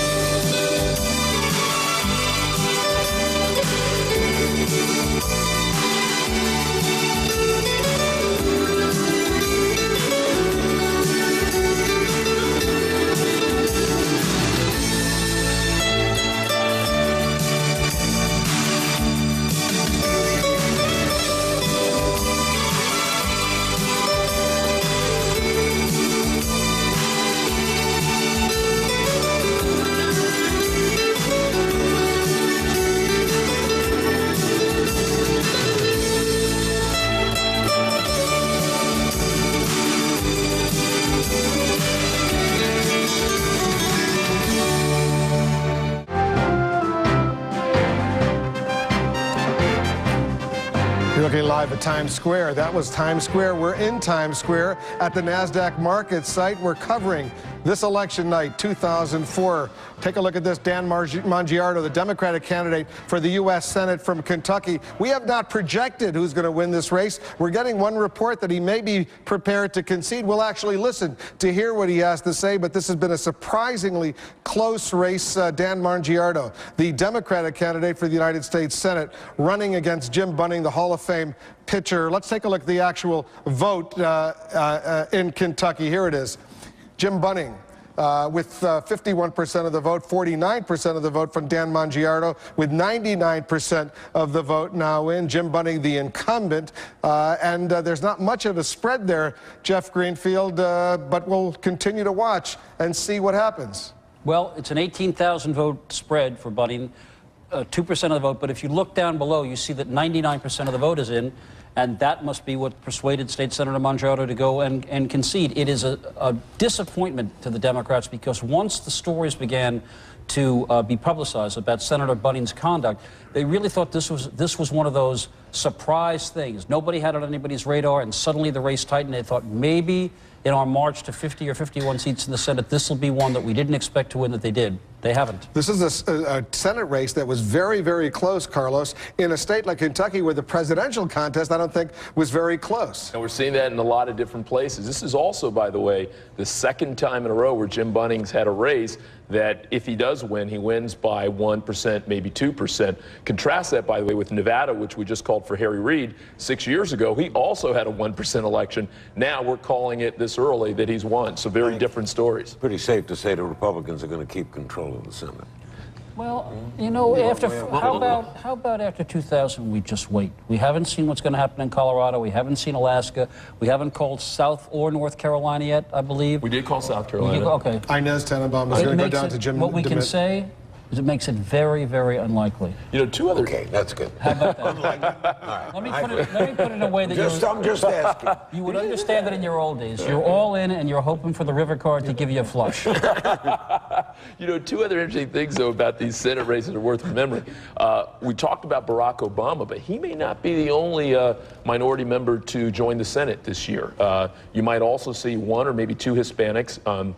Mel Martinez in Florida, Ken Salazar is running in Colorado. We don't know what's going to happen, but if either or both wins, it'll be the first time in almost 30 years you've had a Hispanic member of the U.S. Senate. All right, a lot of drama still unfolding. I want to walk over. Our Deborah Farrick is joining us now. She's in Pennsylvania, in Harrisburg. There's been some concern about what's going on there, Deborah. I know you've been speaking with election officials, the Secretary of State. Update our viewers what's going on. Well, we can tell you, Wolf, that people in Pennsylvania are still waiting to vote. We were told that in Berks County, 8 to 10 precincts still experiencing about 2-hour delays. The Board of Elections there sent out a number of people to help facilitate. They're sorting people out in alphabetical order right now. We are told there was a huge registration drive there, a large burgeoning Latino population. So right now they're still waiting to vote in Berks County. In Chester County, also one precinct, we were being told there are 300 people remaining online waiting to cast a ballot. Now, in at least several counties, judges did have to step in, both in Allegheny County and in Lackawanna County. In Allegheny County, they simply ran out of provisional ballots. So a judge extended voting by up to an hour and a half at one polling site, saying that anybody who still wanted to vote could do so, and as long as they were online by 9:30, they could cast a provisional ballot. In Lackawanna, we are told a judge extended voting at 2 different precincts. In one reason, because the polling site simply opened late by an hour and 7 minutes, so the judge extended voting for an hour and 7 minutes. In one case, in another case, a machine broke, so the voting was extended there. Now, there are an estimated 300 provisional ballots. Those ballots will be verified over the next 3 days. Counting will begin on Friday, so those ballots could make a difference. There is one outstanding court challenge in Philadelphia. Absentee ballots will not be counted tonight. A judge stepped in and said that the ballots would not be counted. The reason for that, the Republicans are in court fighting to look at the absentee lists and challenge any voters who they think may have registered as an absentee improperly. So right now, voting's still going on in Pennsylvania, even though the polls officially closed at 8 o'clock. Wolf? Deborah Farrick, thanks very much. Let me just show our viewers the numbers that we have in Pennsylvania, with slightly more than half of the vote now in. The precincts reporting 54%. John Kerry seems to have a pretty good lead there, 59% for John Kerry to 40% for George W. Bush. Once again, let's bring in CNN's Aaron Brown, is looking at this, analyzing it, assessing it, and got some thoughts. Well, we're thinking a bit about civility. It's something we've talked a lot about on the program. We've long lamented the coming of the day when nobody will even listen to, let alone entertain, an idea different from their own. We're more than halfway there already, it seems. Part of the passion animating this campaign derived from the idea of taking the country back from them, or by the same token, keeping it out of their hands, whoever they and them might be. A viewer of ours and a frequent emailer wrote tonight that if the Democrats win, it'll only because they committed massive voter fraud. It just never occurred to her that in the field of ideas, they might just have won. With that in mind, a blogger, Jeff Jarvis, posted this pledge on his website. After the election results are in, it goes, I promise to support the president, even if I didn't vote for him. Criticize the president, even if I did vote for him. Uphold standards of civil discourse in blogs and in the media while pushing both to be better. Unite as a nation, putting country over party, even as we work together to make America better. Given how little we agree on as a country these days, maybe it's too much to ask, but ask yourself this tonight. Isn't anything better than what we call political discourse these days? Aaron, you know, it's fascinating that, 3.5 hours after the first polls closed, this is as close as we thought it was going to be in the days and weeks leading up to this election night. Some people are saying you're hyping it, you're going too far. You know what? It's as dramatic as we thought it was going to be. We looked at polls Sunday night. We came in to do a special on Sunday night, and our CNN USA Today Gallup poll had the thing at 49-49. That's about where we are. It's amazing, Larry, that it's shaping up the way we actually thought it would shape up. Yeah, they read it. It looks like they read it right. But by the same token, we don't yet know. There's these four big puzzle pieces still out there. What's going to happen in Florida? What's going to happen in Ohio? What's going to happen in Pennsylvania? How is Michigan going to play out? Those are a lot of electoral votes that are going to change the map pretty quickly, if and when they come in. And as important as that general vote, that popular vote is, it's the electoral vote that's all important. Aren't we discouraged, though, that we may have to wait till Thursday on absentee ballots in two states? Aaron and I and everybody will wait until it's over, because that's the nature of the business. Not as discouraged as we'll be if we have to wait for a month from Thursday. We've been there and done that, too. 35, 36 days the last time. Aaron, thanks very much. Joe Lockhart, a senior advisor to the Kerry campaign, is joining us now from Washington. Give us your read on what's going on in some specific states, for example. Let's take a look at Florida. What do you see happening in Florida, Joe? Very close race. We knew it would be close, but I think the huge turnout in southern Florida, where the Democrats are the strongest, Broward, Palm Beach, Miami-Dade, that turnout will bring us to victory. I think those are the last ones reporting in. I've heard reports that there are people still voting based on the length of the lines. So I think this unprecedented turnout in Florida, the unprecedented effort to get people registered and then out to the polls, 30% of the state voting early with a big lead for John Kerry. I think that'll take us over the line.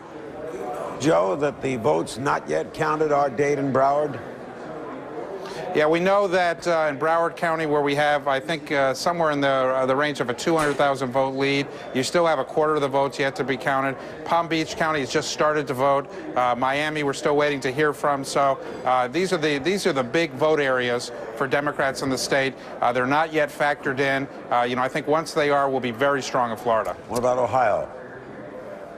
Listen, Ohio, I think, looks again very strong for us. The story of Ohio this time is not what people expected, the legal challenges every place. It's the massive turnout. We have a report of one polling station in Columbus, Ohio, that's now projected to stay open until midnight. There's so many people that were online when the polls closed. I think everyone agreed going into this election that the larger the turnout, the better it would be for John Kerry. There's no other place that I think that's going to be as significant as Ohio. All of our numbers tell us in heavily Democratic precincts, we are exceeding our expectations by 10 to 15%. Ohio will be in our column tonight. three Midwestern states that are potentially could be pivotal: Wisconsin, Minnesota, and Iowa. What do you see happening there? Well, listen, I think President Bush put a lot of effort into those three states. I think about 3 or 4 weeks ago, he decided that Ohio was difficult for him. He didn't go to Ohio for 3 weeks. Spent all of his time in those three states. But I think we're going to win all three. I think Minnesota, it'll be a comfortable victory.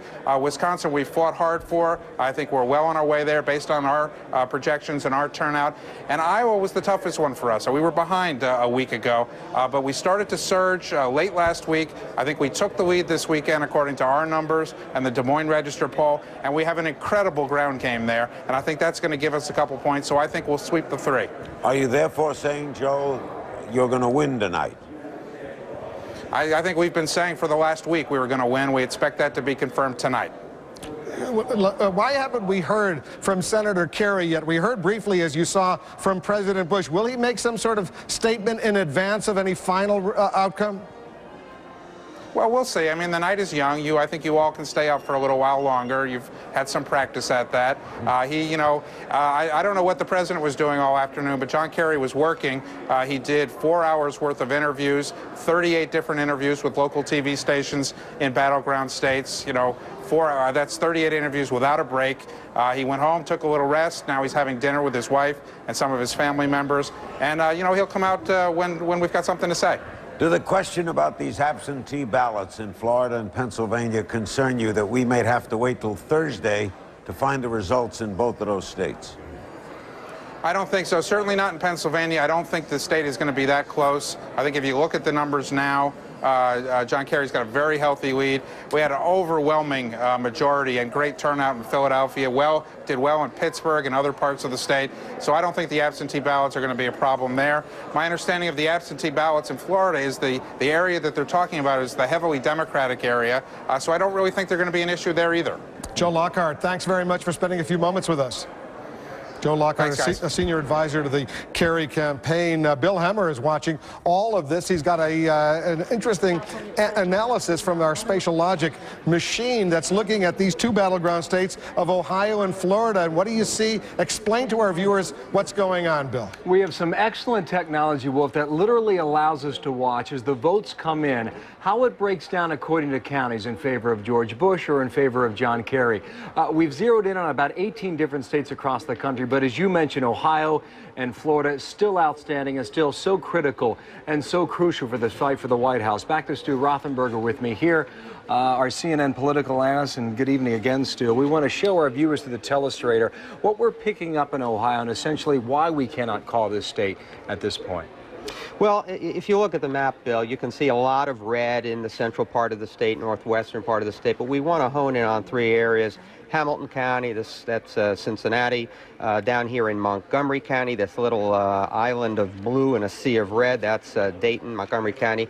And then up here in the northeast, that would be Stark, Canton. That's often described as a bellwether county. And what we see is John Kerry doing better in these three counties. At this point, with some limited results in, he's doing better than Al Gore did 4 years ago. The president is still doing fine in many of these rural areas, but it's the smaller cities, and in this case, Hamilton County, which is Cincinnati and a suburb, a significant percentage of the population in the state, that the Democrat is doing better. We have also talked about the job loss in Ohio for many, many months. In Lorain County, west of Cleveland, we have used this as an example, too, with job losses there, how they would respond. What are you finding in that suburban area west of Cleveland? If we go to the map and look at Lorain, this is west of Cuyahoga County, west of Cleveland. Al Gore won this county with 53%, and with partial results in now in Lorain, John Kerry is winning with 57% of the vote. It's only at the margins, but if Senator Kerry increases his margins in a number of these communities, he can certainly carry the state. But again, just simply too close to call with 20 electoral votes in the balance there in the Buckeye State. There were more votes to come in. Indeed, you're right about that. In Florida now, it was about 2.5 hours ago when we first reported the trend we saw in the I-4 corridor. This is named because it's the interstate that runs from Tampa up through Orlando up to the Daytona Beach area. We saw heavy gains for the president as compared to the year 2000 from 4 years ago, and we can show that. We did, and let's go to the map again, and I think we were right in this I-4 corridor. Osceola Lake, Orange County, some blue, but a good deal of red, particularly in here. And as you pointed out, we have not projected this state because of this area down here that Joe Lockhart has talked about.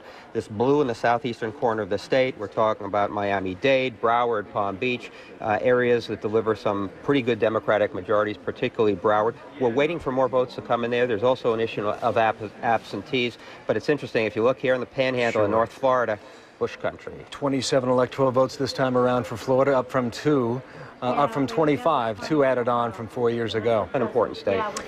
These are the trends, and again, at this point, we can't say in the end what's going to go for Florida, what's going to go for Ohio, but fascinating stuff. We'll have to watch the votes come in, and we can literally tabulate them here through our spatial logic technology and see how the counties are leaning at this point, and try and glean some sort of direction as we go throughout the night. Back to you now. All right, that was very fascinating. Bill Hemmer, Stu Rothenberg, thanks very much. Bill Schneider, looking at those exit polls, I believe you have some new numbers on what we're seeing in Florida. Florida. What do you think of when you hear Florida? You think of seniors. It has the oldest population in the country, and you think of a large population of Latino voters. But they're moving in opposite directions. In 2000, Bush carried the senior vote in Florida. How are they going now? Very narrowly for John Kerry. 51 Kerry, 49 Bush. Seniors in Florida have been moving to Kerry, possibly the prescription drug issue.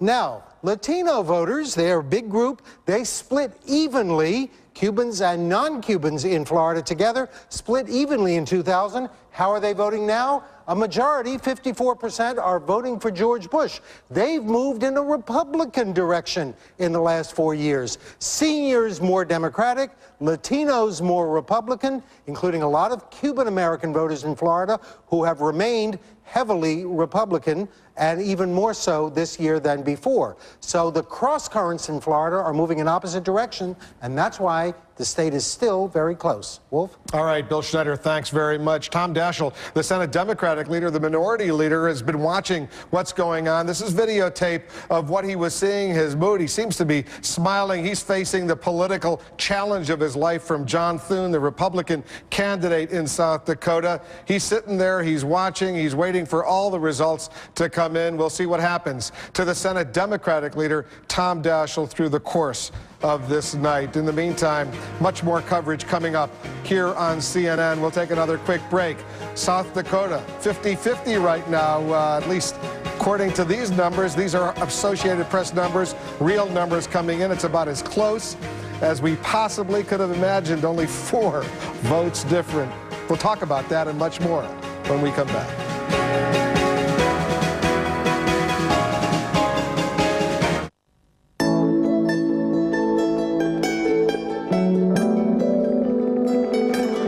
What do you get when a financial firm with 66,000 people in 50 countries takes the time to understand your needs, like it's just the two of you?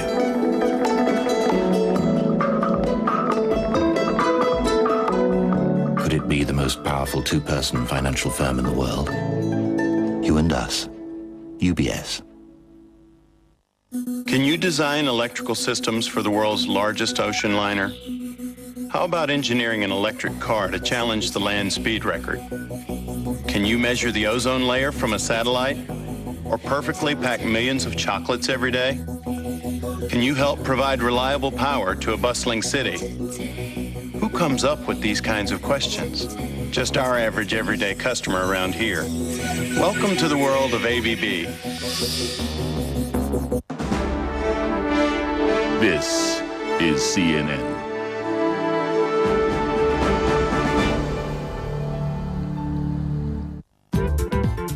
When design and music collide. On the next edition of Design 360, hip-hop moguls making a mint by selling their lifestyle. P. Diddy opens a fashion store on New York's Fifth Avenue. We speak to dynamic duo Russell and Kimora Simmons. Plus, we tour the first venue designed specifically for jazz acoustics. That's Design 360, Sunday on CNN. Design 360, in association with Siemens. Global challenges, highlighting technologies, helping people.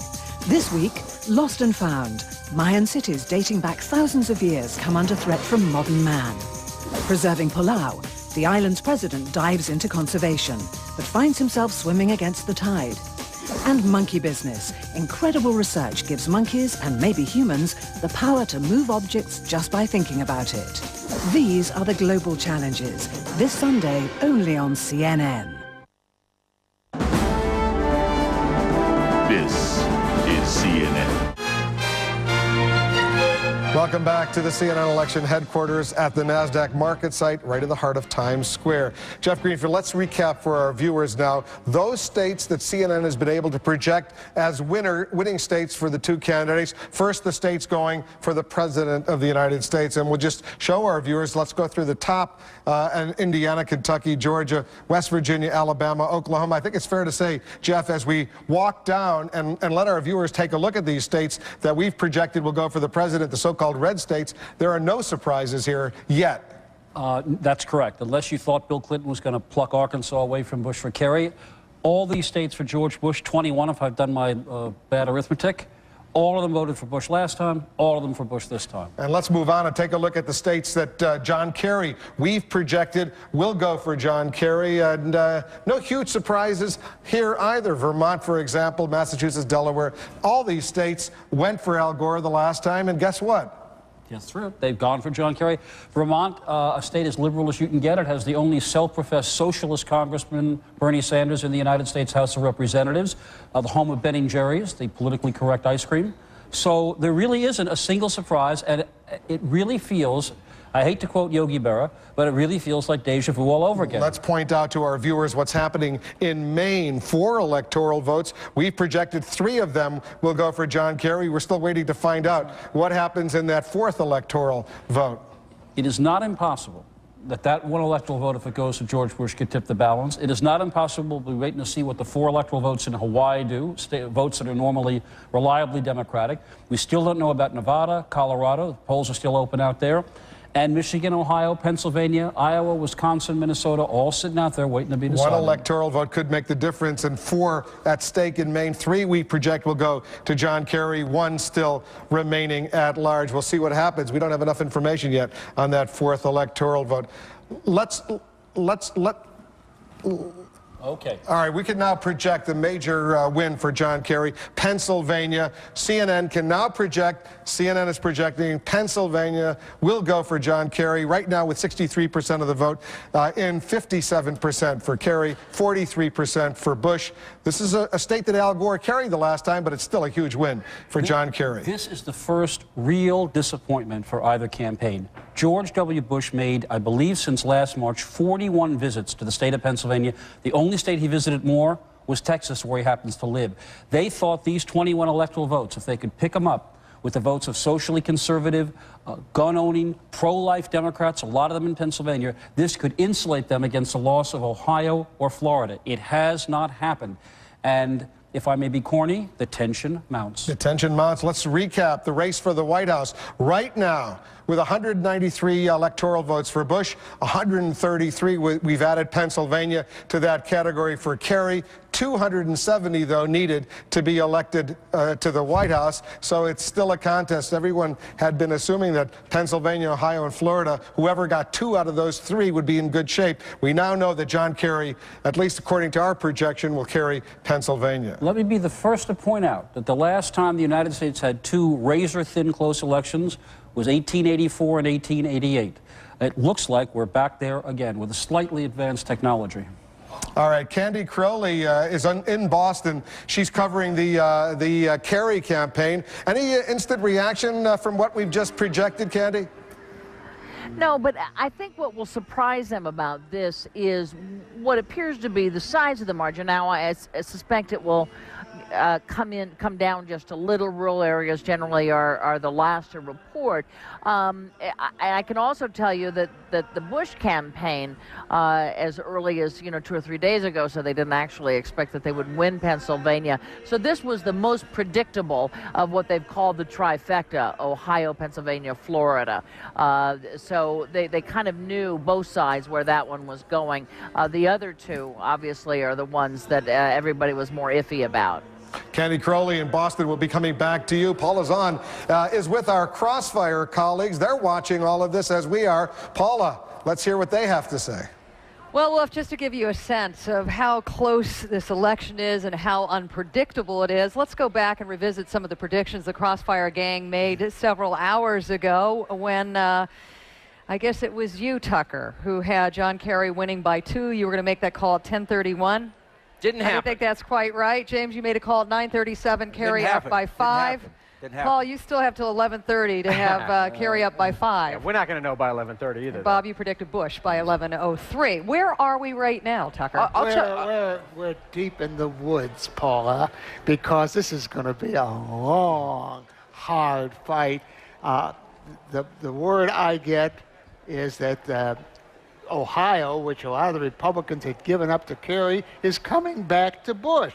And it's very, very close. And you've got punch card ballots in Ohio. They haven't even finished voting in Ohio. That's going to be a long sucker, and so is Florida. And you have evidence now of some, what did you say, under-reporting going on in Ohio? In Ohio, usually, in most states, and we just heard a moment ago, the rural areas come in late, the urban areas come in early because of technology. In Ohio, the opposite is happening because the lines are so long in some of these urban counties then that the vote is not coming in yet, so we're getting a disproportionately rural vote early in Ohio. That favors the president early, but we'll just have to wait. It looks like Ohio will actually count all the votes. It's sort of a quaint, old-fashioned Midwestern notion. Florida doesn't seem to have gained that sort of expertise yet. I have to say, the feeling, I've probably talked to 20 people in the last hour, all of a sudden is changing. I mean, there was this kind of consensus, certainly in the press, which is obviously overwhelmingly for Kerry on a personal level, but just among observers. Wait a minute. You're saying that the press is overwhelmingly for Kerry on a personal level. Most reporters no, it's just true. But I'm just saying, do you want to counter that, James? People thought Kerry was going to win. And everyone knows this. But people thought Kerry was going to win. Now I feel there's this feeling Bush is going to win. I will say, someone needs to reassess exit polling because it does stink. It doesn't predict, at least tonight, tomorrow morning we're going to put the exit polls, when we can make them public, against the actual results, and you will see that it doesn't. Are you putting any stock in the exit polling tonight? As the night goes by, less. Has your mantra? Look, I think that, look, I don't know what difference it makes what an exit poll says because the only votes that count are the votes that they count. Sure. Let's wait and see. We got Ohio left to go. We got a lot of key states out there left to go. So before we jump to conclusions, but has your mantra changed at all in the last 45 minutes? Your mantra, Ohio, Florida, Ohio, Florida. No, it has to. And if the president carries both Ohio and Florida, it is extremely difficult, almost impossible. May happen. Could happen. It could happen. Possible. It's very possible that it could happen. If it does, I'd be the first to tell you the math becomes very difficult. I enjoy political funerals, and I want to recite the death of a couple of famous politicians. The senior Republican in the House of Representatives, Phil Crane of Illinois, 75 years old.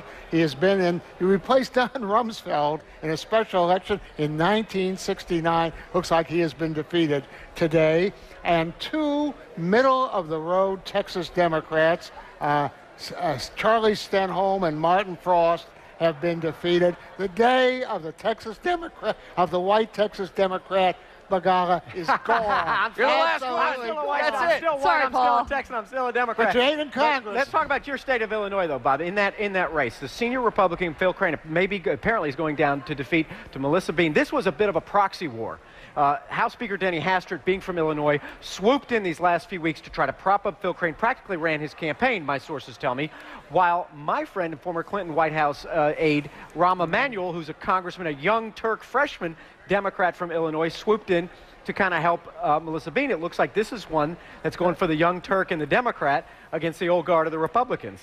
I want you to walk through the time zones now. Let's move beyond James' mantra, Ohio, Florida. What do we look for next then? Eastern time zone, Ohio, Florida. President carries both. It becomes almost impossible for Senator Kerry to win. If it splits, Senator Kerry carries Ohio, then Bush has got to take Iowa, Wisconsin. Then you go out to the mountain time zone where New Mexico and Nevada's in the actual Pacific. Yeah, Colorado. Most people think that Colorado. So far, everybody's holding their serve if this were a tennis match. Ohio and Florida were 2 states that went for Bush. We'll see if he can hold both of them. If he does, that's very good for him. Then Iowa and Wisconsin, two states that went very narrowly for Al Gore. John Kerry has to hold them or he's through. And then Nevada, New Mexico split the last time, and we'll see who picks them up. Let me say one thing. This has been a very vicious campaign, negative campaign, Thank God. divisive campaign, and a lot of trouble in this country. You know, terrorism, the economy has not been good. We've got a war in Iraq. And after all of this, you look at the election, it's the same as it was 4 years That's ago. Exactly There's right. no Talking head change. funk, same as it ever Nothing was. changed. Right, David Burns. Well, there is one change. In spite of the skepticism about this process and the negativity of both campaigns, people seem to have voted in record numbers. And we'll have the hard numbers later on. As Paul points out, despite the negativity, but because of it, they vote. Right, it's true. We believe However Great you want to Crossfire have helped cut at least that to way. feed that negativity somewhat. We're very proud of that. All right, gentlemen. We'll be back in the next hour. We'll see you then. Thanks very much, Paula. It's almost 11 o'clock on the East Coast. Only a few seconds to go. 5 states are going to be closing polling at 11 o'clock for a total of some 81 electoral votes at stake. We're going to be able to make some projections, but we'll wait another 10 seconds or so until it hits exactly 11 o'clock on the East Coast, and then we'll be able to project some winners. Let's take a look right now at 11 p.m. on the East Coast. CNN can now project California, and it's 55 electoral votes. As expected, we'll go to John Kerry. A big win in California, fully expected. Those 55 electoral votes, the largest prize out there. We're ready to make another projection right now. CNN can project for the president in Idaho, 4 electoral votes. Again, once again, as expected, Idaho will go for President Bush. Let's take a look and see where it stands right now with the Electoral College, the all-important Electoral College, the President of the United States with 197 electoral votes, John Kerry with 188 electoral votes, 270 needed to be elected president. The blue states, Kerry; the red states, Bush. The white states, they're closed, but we don't have enough information yet to project winners. There's only one state left, and that would be Alaska. In 2 hours, 1 a.m. on the East Coast, Alaska will close, and we'll be able to project what's going on in Alaska. I want to show our viewers also what's happening in Iraq right now. These are U.S. troops. They're watching the elections right now. They're sitting in an area in Iraq. And in Fallujah, in fact, or outside Fallujah, an area that's been hotly contested. Battles have been fierce there. But these American troops, and this is a live picture for our viewers, they're watching the election. They're seeing what's going on. It looks like a little cafeteria. You see the trays there where they've been eating. Our men and women, U.S. forces, serving in Iraq, and making sure that they get a sense of what's happening all the way back here in the United States. Let's bring in our analyst once again, Jeff Greenfield. California is a huge prize. If you look at the numbers right now, 197 to 188. It's pretty close. California was a state that went Republican for 20 consecutive years. It was a state that Democrats almost couldn't win. Clinton took it away from the Republicans. Gore put it in his pocket with about $1.2 million. And it's now one of the solid foundations of any Democratic electoral majority. The fact that you mentioned Iraq, how people feel about Iraq may wind up deciding who sits in the Oval Office. And as Carlos just pointed out to me, we're going to have 120 million people vote. If this holds up, you got over 61 million now with 50%. Of the precincts. Would be a record. Remember last time we had about 105 million, so that would be not just a jump, but a significant jump.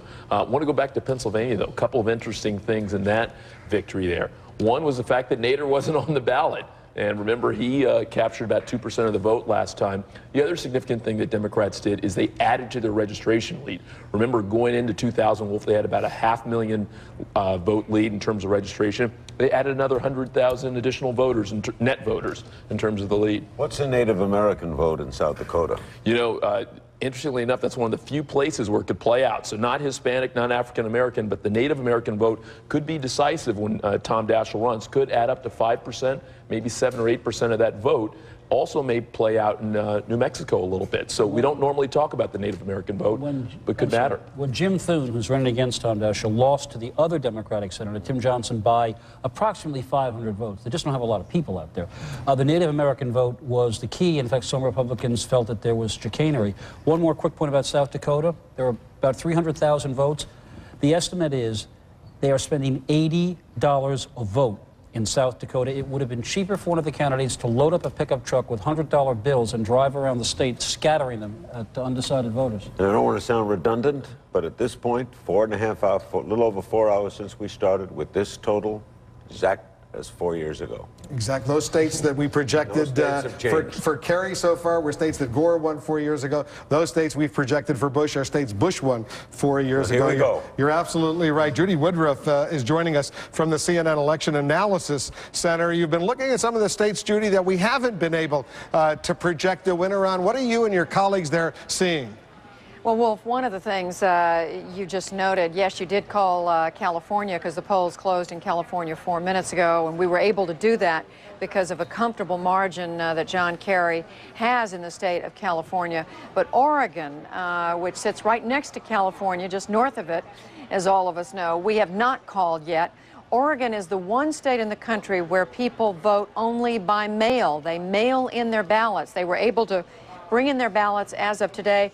I was told the Secretary of State in Oregon is promising that 50% of those ballots, up to 50%, are going to be counted by sometime pretty shortly now. So we should know that number. What we don't know then is how long it's going to take them to count the rest of the ballots. That's one thing we're keeping an eye on. Another, if you just move all the way to the other end of the country, Wolf and Jeff, Larry, and Carlos, we heard Joe Lockhart, who is speaking for the Kerry Edwards campaign, say not too long ago that the Kerry campaign is looking for a good Democratic turnout in those South Florida counties, Miami-Dade and Broward, the suggestion being that a lot of those votes are still out. But in checking with our folks here and the analysts here, it does look like we've got over 85% of the vote already counted. 88% even in Broward County. So a lot of this vote is already in. And so when Joe Lockhart says a lot is outstanding, I think some of us are scratching our heads wondering where it's going to come from. There are votes still out. There are people still in line, we are told, and there certainly are absentee ballots that have not been counted. And I reported a few minutes ago about the dispute over when those ballots are going to get counted. But we don't want to leave anybody with the impression that there are still hundreds and hundreds and hundreds of thousands of votes that have not been counted, because that's not our sense at this point. And that's the number of precincts reporting at this point, some precincts being bigger than other precincts throughout the state of Florida, in fact, throughout the country. Judy, anything else you want to add at this point? Not right now. I mean, we are, as you know, Wolf, we've got, what, a dozen or so states that we still have not called. We are being cautious. You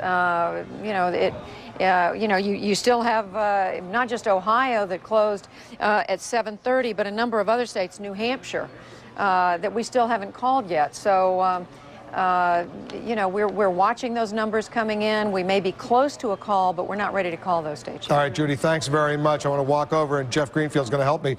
These are the states, and we're putting them up on the screen right now, that we have not been able to project a winner for. This is where the election is going to be determined, Jeff, and let's go through these. Come on over here, and let's go through these one by one. Ohio has about 53% of the precincts reporting 20 electoral votes. Very, very close. It is. This is the number, actually, if I can jump ahead, that I think Judy was referring to. 92% of the precincts in Florida, with the president holding, the last time we checked the popular vote in Florida, a couple of 100,000 vote lead. Now, if in fact Judy's right, that a lot of those votes in the heavily Democratic areas of Broward and Palm Beach and even Miami-Dade have been counted, that's actually very good news for the president. On the other hand, his folks are looking at Ohio and knowing that there's a lot of votes left to be counted in heavily Democratic Cuyahoga County. The math begins to get narrower and narrower and narrower for each of these candidates. With Pennsylvania for Kerry, of the big three, it would be very damaging, maybe fatal for Bush to lose even one of those two, unless, of course, he can pick up those upper Midwest states or some other Democratic Let's talk states. about these. Some of these states have been closed for hours, like New Hampshire, and it's 4 electoral votes. 60% of the precincts reporting. We're not yet able. We don't have enough information to project New Hampshire. People think 4 electoral votes is not much, but you know what? It could be a lot. We know what we think is going to happen in some of these states. I mean, I think they're not the most loyal Democrat will tell you they think that John Kerry can take Montana or Arizona. Colorado with 9 electoral votes, which has defeated the proposition to divide it. Those votes are sitting out there. That could be a very close state. It's a Bush state from 2000. So the mix of these states, as the night goes on, the math gets more and more in a narrow corridor of who has to win what. You want to keep going on some of these. Let's talk a little bit about Nevada, Washington State, Oregon, and even Hawaii, a state that the vice president visited on Sunday at literally the last minute with its 4 electoral votes, a state so many experts thought was simply automatic for the Democrats. The general rule in Hawaii is the state goes Republican when there is a massive historic landslide. Nixon in 72, Reagan in 84. That's it. This state has come into play for a variety of reasons. The Democratic Party, which was entrenched, had some scandals. There's a new population in Hawaii, more entrepreneurial, less pro-government. That's why Dick Cheney went there at the end of the campaign. And between those 4 electoral votes and 1 electoral vote in Maine hanging out, that is entirely possible that that'll decide the election. The Pacific Northwest, Oregon, and Washington State, we don't have enough information yet to project a winner for either of these 2 states. The Democrats had been simply assuming it would be in their column. These states have gone Democratic, Oregon and Washington, for the last 4 elections. Again, they are 2 Dukakis states where Nader threatened Al Gore but didn't force him to lose the state to George W. Bush. So the Democrats believe they have those. There are states out here the Republicans believe they have. And then there are those that everybody's going to be sitting and watching. Anybody planning to leave here in the next half hour or so had better change their plans. I think it's fair to say Larry King and Carlos Watson as we walk over to join you. Larry, I hope you have no plans in the next several hours or maybe even days. I'm always so busy at 2, 3 in the morning, Wolf. It's incredible. No, I'll be here and I'll do a show here for tomorrow and then head back to California tomorrow night and look at it from there and then maybe come back east again because this may not be over. What do you think, Carlos? Well, remember, some of the places have told us that they may take 10 days to count the provisional ballots, so we may be here for a while. The other really interesting thing in a couple of these states that we don't know about yet, they've got this thing called same-day registration. You can kind of walk up in Minnesota, you can walk up in New Hampshire and say, I'm ready to register today. That could cause it to take a little bit longer to count up all the votes. Now, American Morning goes on at 7 a.m., is that correct? That's correct. They will be on. 7 a.m. Eastern. So unless we pull an all-nighter. That would give us another almost 8 hours here. Well, in 2000, we signed off, the CNN anchor analysis team signed off at 6:30 a.m. Last time. Sure, and we didn't know who had won. And I'll tell you something, a lot of us who got burned in 2000 did one thing very smart this year. We made no expensive vacation plans. Correct. For weeks. At all. The sun will be up then. We'll soon find out. We're in Times Square. A lot of nice people watching us and our coverage here at the corner of 43rd and Broadway. Bill Schneider, you're looking at exit polls as you always do, specifically this time California. California went for Kerry as expected, but you know what? The governor's a Republican, name of Arnold Schwarzenegger. Arnold Schwarzenegger endorsed and campaigned at the last minute for George W. Bush. What do they think of Governor Schwarzenegger in this heavily Democratic state? Well, look at this. More than 2/3 of California voters say they like Arnold Schwarzenegger. 69% approval rating. President Bush would kill for a 69% approval rating. Why didn't it translate into a Bush victory? Because almost half of the people who like Governor Schwarzenegger, the Republican, voted for John Kerry. The lesson here is Schwarzenegger's appeal goes way beyond the Republican Party. That's how he got elected. He gets a lot of support from Democrats. Bill, any report on the stem cell measure, which Schwarzenegger supported for the state to spend a ton of money on stem cell research? All the pre-election polls indicated that that measure was likely to pass. I haven't seen any results, however, since the polls closed. You live most of the time, Larry, in California. I guess you're not surprised by any of this. What's happening out there? No, California. In fact, Barbara Boxer, she appears to, we can't say this, but I think she might win as handily that was as Chuck. widely expected. Wind up by double digits. As Chuck Schumer will win.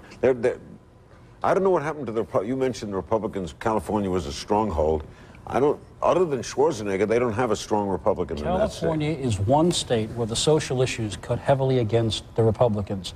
It is a state where even most of the Republicans who get elected, look at Schwarzenegger. He's pro-choice on abortion. He's pro-gun control. He's pro-stem cell research. He's pro-gay rights. It's one of those states, this is something that, one theory is that coastal states tend to be more socially liberal than heartland states. And California's a state where that, plus the Republican Party, turned very hard on immigration, alienated the Hispanic vote after the 1994 election. It's a state that except for Arnold Schwarzenegger, they have been pretty much shut out of for the last decade. Well, you know, if you think about that Hispanic vote, when the alienation did happen in 1994, about 1 million new Hispanics registered, and as you said, Gore beat Bush by about 1.3 million. A lot of that number was in the Hispanic vote. As you point out, Larry, that embryonic stem cell research, other stem cell research was an important ballot initiative, important issue, an amendment in California. We've got some results coming in California on that Proposition 71, the funding for stem cell research. Yes, 69%, no 31%, relatively small numbers coming in. But Arnold Schwarzenegger, as you know and our viewers know, he came out strongly in favor of stem cell research, despite the position of the president who wants limitations on embryonic stem cell research. I believe it's $3 billion. It is, you know, they've got two significant health care issues on the ballot this time in California. The other one, besides stem cell, the $3 billion, is one that would mandate some small businesses to pay for health insurance for their workers. That could be pretty significant, no matter whether Bush or Kerry wins, could become part of a new trend. We've seen California usher in lots of things via the ballot initiative. The big issue in New York is the stadium, right? No, it's not on the ballot yet. It's just look, you know New York. Olympics in 2012, $600 million for a football stadium. I don't think that's going to swing what happens tonight, but we'll be fighting on that one next year, Laura. Come back and we'll talk. I saw ads on television for it. Larry and company, all of the polls and all of the states, with the exception of Alaska, have now closed. But there's, what, a dozen or so that we can't project winners yet. Those will be the states that will determine the next president of the United States. To our viewers, if you want more information on specific races and states, local races, governor's races, House races, Senate races, specific numbers, by counties even, the place to go is CNN.com. You can get interactive there and find out what's happening. You can even take a look at the showdown states, move them around, see how the projections are going to work out. Watch CNN, but you might want to also take a look at CNN.com to get some more information. It's the best place to go on the web for this kind of information. The CNN Election Express bus is parked in Times Square. We're parked in Times Square as well. Much more coverage coming up when we come back. Prior to TVs and computers, people would take to the streets for the latest election returns. In the early 1900s, crowds watched as results were projected on the sides of buildings. Then there is the zipper of New York's Times Square.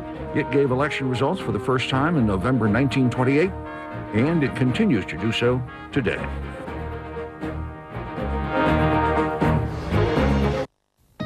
Qatar Airways is different to other airlines because of the attention to detail. We have 57 different nationalities working as a crew, flying over 50 destinations. We're one of only 3 airlines in the world to be named as a premium quality carrier with a 5-star rating. We have Arabic hospitality, so we try to offer passengers with everything we have on board. It's like in a 5-star restaurant at 35,000 feet. We have a great entertainment system with video on demand and also music on demand. The seat in first class is the first flat seat in the Middle East. The phrase, taking you more personally, means we anticipate passengers' needs and try to make the flight a 5-star experience. It doesn't matter where you sit, you're always going to be receiving the same 5-star service from our 5-star airline. Qatar Airways, taking you more personally. Just think, with our technologies, we're distributing reliable power to over 2/3 of North America, helping preserve a beloved landmark, producing key ingredients for plastics that people rely on around the world, designing robots that keep automakers more competitive, recycling energy while moving skiers to the top of the world. If you can think it, we can do it. Welcome to the world of ABB.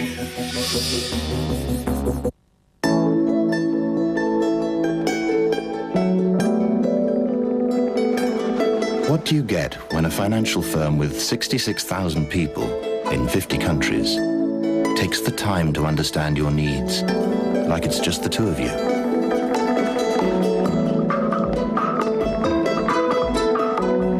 Could it be the most powerful two-person financial firm in the world? You and us. UBS. 40,000 interviews.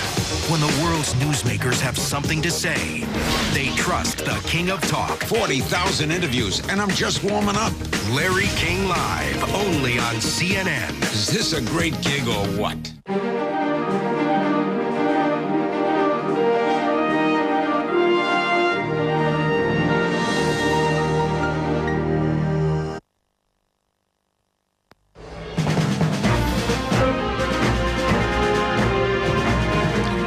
Times Square, New York City. We're continuing our live coverage, and it could be quite a while that we continue our live coverage from the heart of New York City, the NASDAQ market site. We're watching all of these states, almost the entire country with the exception of Alaska. Polling booths have closed down. Here's where it stands right now. The popular vote for president, with 55% of the precincts in the United States reporting the president has 51% of the vote, slightly more than 35 million votes. John Kerry has 48% of the votes, 33 million plus votes. Ralph Nader with 1%, 252,000 or so votes for Ralph Nader. In the race for the White House, as important as the popular vote is, and it's important, but much more important is the Electoral College vote. You need 270 to be elected president. Right now, look at how close it is, 197 for Bush. We've projected 188 for Kerry. We've projected the blue states are Kerry states, the red states are Bush states, the white states are states where the polling has closed down, but we have not yet been able to project a winner. Alaska closes 1 a.m. on the East Coast, so we'll still wait. Here are some of the states that we haven't been able, except for Pennsylvania, you see up there. Pennsylvania, we've projected a big win for John Kerry with 73% of the vote in, 55% for Kerry, 44% for Bush. Jeff Greenfield, you're looking at the map, you're looking at what's going on, and you're going to put it all in beautiful perspective for us. Right. We don't know who the next president of the United States is yet. I'm looking at those Florida numbers with 94% of the precincts in and the president having just about a 300,000 vote lead. And remember what Judy Woodruff mentioned to us, some of that South Florida vote from Miami-Dade, Broward, and Palm Beach County is in. I am certainly not going to step on any projections that we are not ready to make, but that looks like a pretty substantial lead for the president. Take a look at Michigan. We haven't talked about Michigan. That's a 17 electoral vote state. It was one of the top targets of Bush from the Gore states. You've only got 30% of the vote in, and Kerry has a 60,000 vote lead, changing as we see, still about a 60,000 vote lead, with Nader no factor at all so far. So the more you look at this, the more it begins to look like exactly what people thought was going to happen before Election Day, that it's going to come down to 3, 4, 5, 6 states, and we're still waiting for a single state to move out of one candidate's column or one party's column into the other. Well, look at New Hampshire. New Hampshire is a state that went for Bush 4 years ago. It's too close to call. We haven't been able to make a projection yet. 66% of the precincts in. Kerry with 50%, Bush with 49%, 1% for Ralph Nader. This is a state which, we pointed this out several hours ago. If you put the map back the way it was in 2000, if you give New Hampshire to Kerry and Nevada to Kerry, you have a 269-269 tie, unless the president takes that one electoral vote in Maine, in which case he has 270 electoral votes. This election again, just in New Hampshire. Well, there's no, we can't find a single state, even in New Hampshire, where the Nader vote exceeds, exceeds a margin. But I see your point. If Nader gets a few thousand votes and Bush winds up taking the state by 2,000, that could determine it. Even at this level. You're right. Talking about the Ralph Nader effect, you know what? Let's talk to Ralph Nader. He's joining us now live. Thanks very much, Ralph Nader, for joining us. Are you very disappointed in your turnout, in your votes that we've seen so far? Well, since the Democrats, through their dirty tricks, have knocked us out of almost half of the nation's population, it's obvious that you can't get votes if you're not on the ballot. The other thing is The incumbent being a Republican, a lot of the Democrats who supported us in 2000 come back into the fold with the Democratic Party. I mean, trying to challenge the two-party electoral dictatorship, Wolf, is like trying to climb a cliff with a slippery rope. We're not doing this to be the margin at the narrow confines between the two candidates. We're doing this to put forward for the American people a series of directions and policies that they would really support on health insurance and living wage and getting out of Iraq and cracking down on corporate crime, et cetera. That are long overdue. I mean, we're trying to change somewhat the trivial and gossipy type horse race politics we're in into something substantive that responds to the necessities of the people. There was a report that you said you thought Kerry would win tonight. Is that true? Yeah, at 4 o'clock I thought he was going to win. He may still win. I know you told me a few weeks ago, Ralph Nader, that if you can't be elected president, and you clearly can't be elected president, you hoped that, you said that John Kerry, I believe I'm paraphrasing, was the lesser of two evils. Well, I said that anybody's better than George W. Bush. I mean, you know, he's just a big corporation disguised as a human being. Time and time again, as 2/3 of the American people conclude, he sides with big business against workers, against consumers, against the environment. You name it, big business is his mantra, and that's not where the President of the United States should be. We do not need another corporation in the White House. We need a president that responds to the necessities of the people. Now, just to point out, you had about 95,000 votes in Florida the last time, with about 95% of the precincts reporting. You're just under 30,000 votes right now. You're not doing, clearly not doing as well as you did last time in Florida. Yeah, that's obviously the case. As I say, once the incumbent in the White House is a Republican, the Democrats tend to go back into the fold. But I think there's something else at work here, and there are more than a few conservatives furious with Bush over the Patriot Act, big government, over huge deficits, over sovereignty shredding WTO and NAFTA. We have a letter to conservatives, which if the Democrats are smart, they could have spun off some of these conservatives the way Reagan spun off what are now called the Reagan Democrats. But we have a letter to conservatives and a letter to liberals on our website, votenader.org, for anybody who's interested in the details. Ralph Nader, thanks for spending a few moments with us on this historic night. Thank you, Walt. The Nader effect doesn't look, at least as far as we can tell, Jeff, to be playing the kind of role it played 4 years ago, especially in Florida and New Hampshire. I'm looking at these numbers. I don't see a single state where he got much more than half of 1% of the vote, if that. It could affect New Hampshire. If they finished like dead even and Nader got 1%, that might give Bush the victory, and he would affect New Hampshire and affect the election. Right. Not unusual, though, to see a third-party candidate decline after running pretty well the first time. We saw that with Ross Perot. We're seeing that probably with Ralph Nader going from 2000 maybe to 2004. But Jeff and I were just talking for a bit about Florida and where things stand with Florida with 95% of the precincts in. If things ultimately go well for the president, he's got to give a big familial hug to his brother Jeb Bush. And what will be interesting there is Jeb Bush, who was embattled himself in that state leading up to his gubernatorial reelection campaign in 2002, ultimately pulled out a surprisingly big win that year, winning by 13%. If these numbers hold up, they'll say this is a surprisingly big win and say the ground game worked, particularly with evangelical Christians in Florida. Do you think it's close to 4 years ago that we're holding off? Because I lived in Florida for 20 years, and with 95% in a 5% lead. That looks awful. Those are 95% of the precincts reporting, and some precincts are bigger than other precincts, and that doesn't necessarily include the absentee ballots. I don't think it necessarily includes the absentee ballots. Yeah, they're going to still be counted. Here's the other interesting tweak. Of the 67 counties, 15 of them are using electronic voting. We don't know whether or not there will be issues, because for many counties, the first time they're doing it. During early voting, we did see some hiccups where computers had trouble linking up to the main central database. So I'm not saying that's happened, but I'm saying it's certainly an issue that both sides will look at, especially since this is a state that was so close last time. So you're saying we could reach 7 o'clock tomorrow morning in Florida not known? We could hand off to the team and have neither side at least concede. You agree with that? Well, I think that that's what Democrats may be telling themselves right now. But I'm just saying that spread, with that percent of precincts in, I'm just going on past performance of states. That is an awfully big spread to make up, even with these explanations. Now, I agree.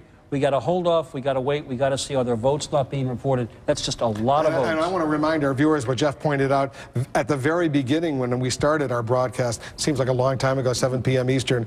If both of these candidates hold on to the states they captured the last time, George W. Bush has a certain advantage because the states he carried the last time have increased population, so the shift in population gives him a certain advantage right now. Right. Of course, Florida may not matter if Kerry wins Ohio and splits the upper Midwest. What Wolf is saying is if you allocate every state the way they did in 2000, Bush got 271 electoral votes last time. This time it'd be 278. Florida has a couple more votes. Other Sun Belt states do. The Frost Belt has lost electoral votes in, I think, New York and Illinois.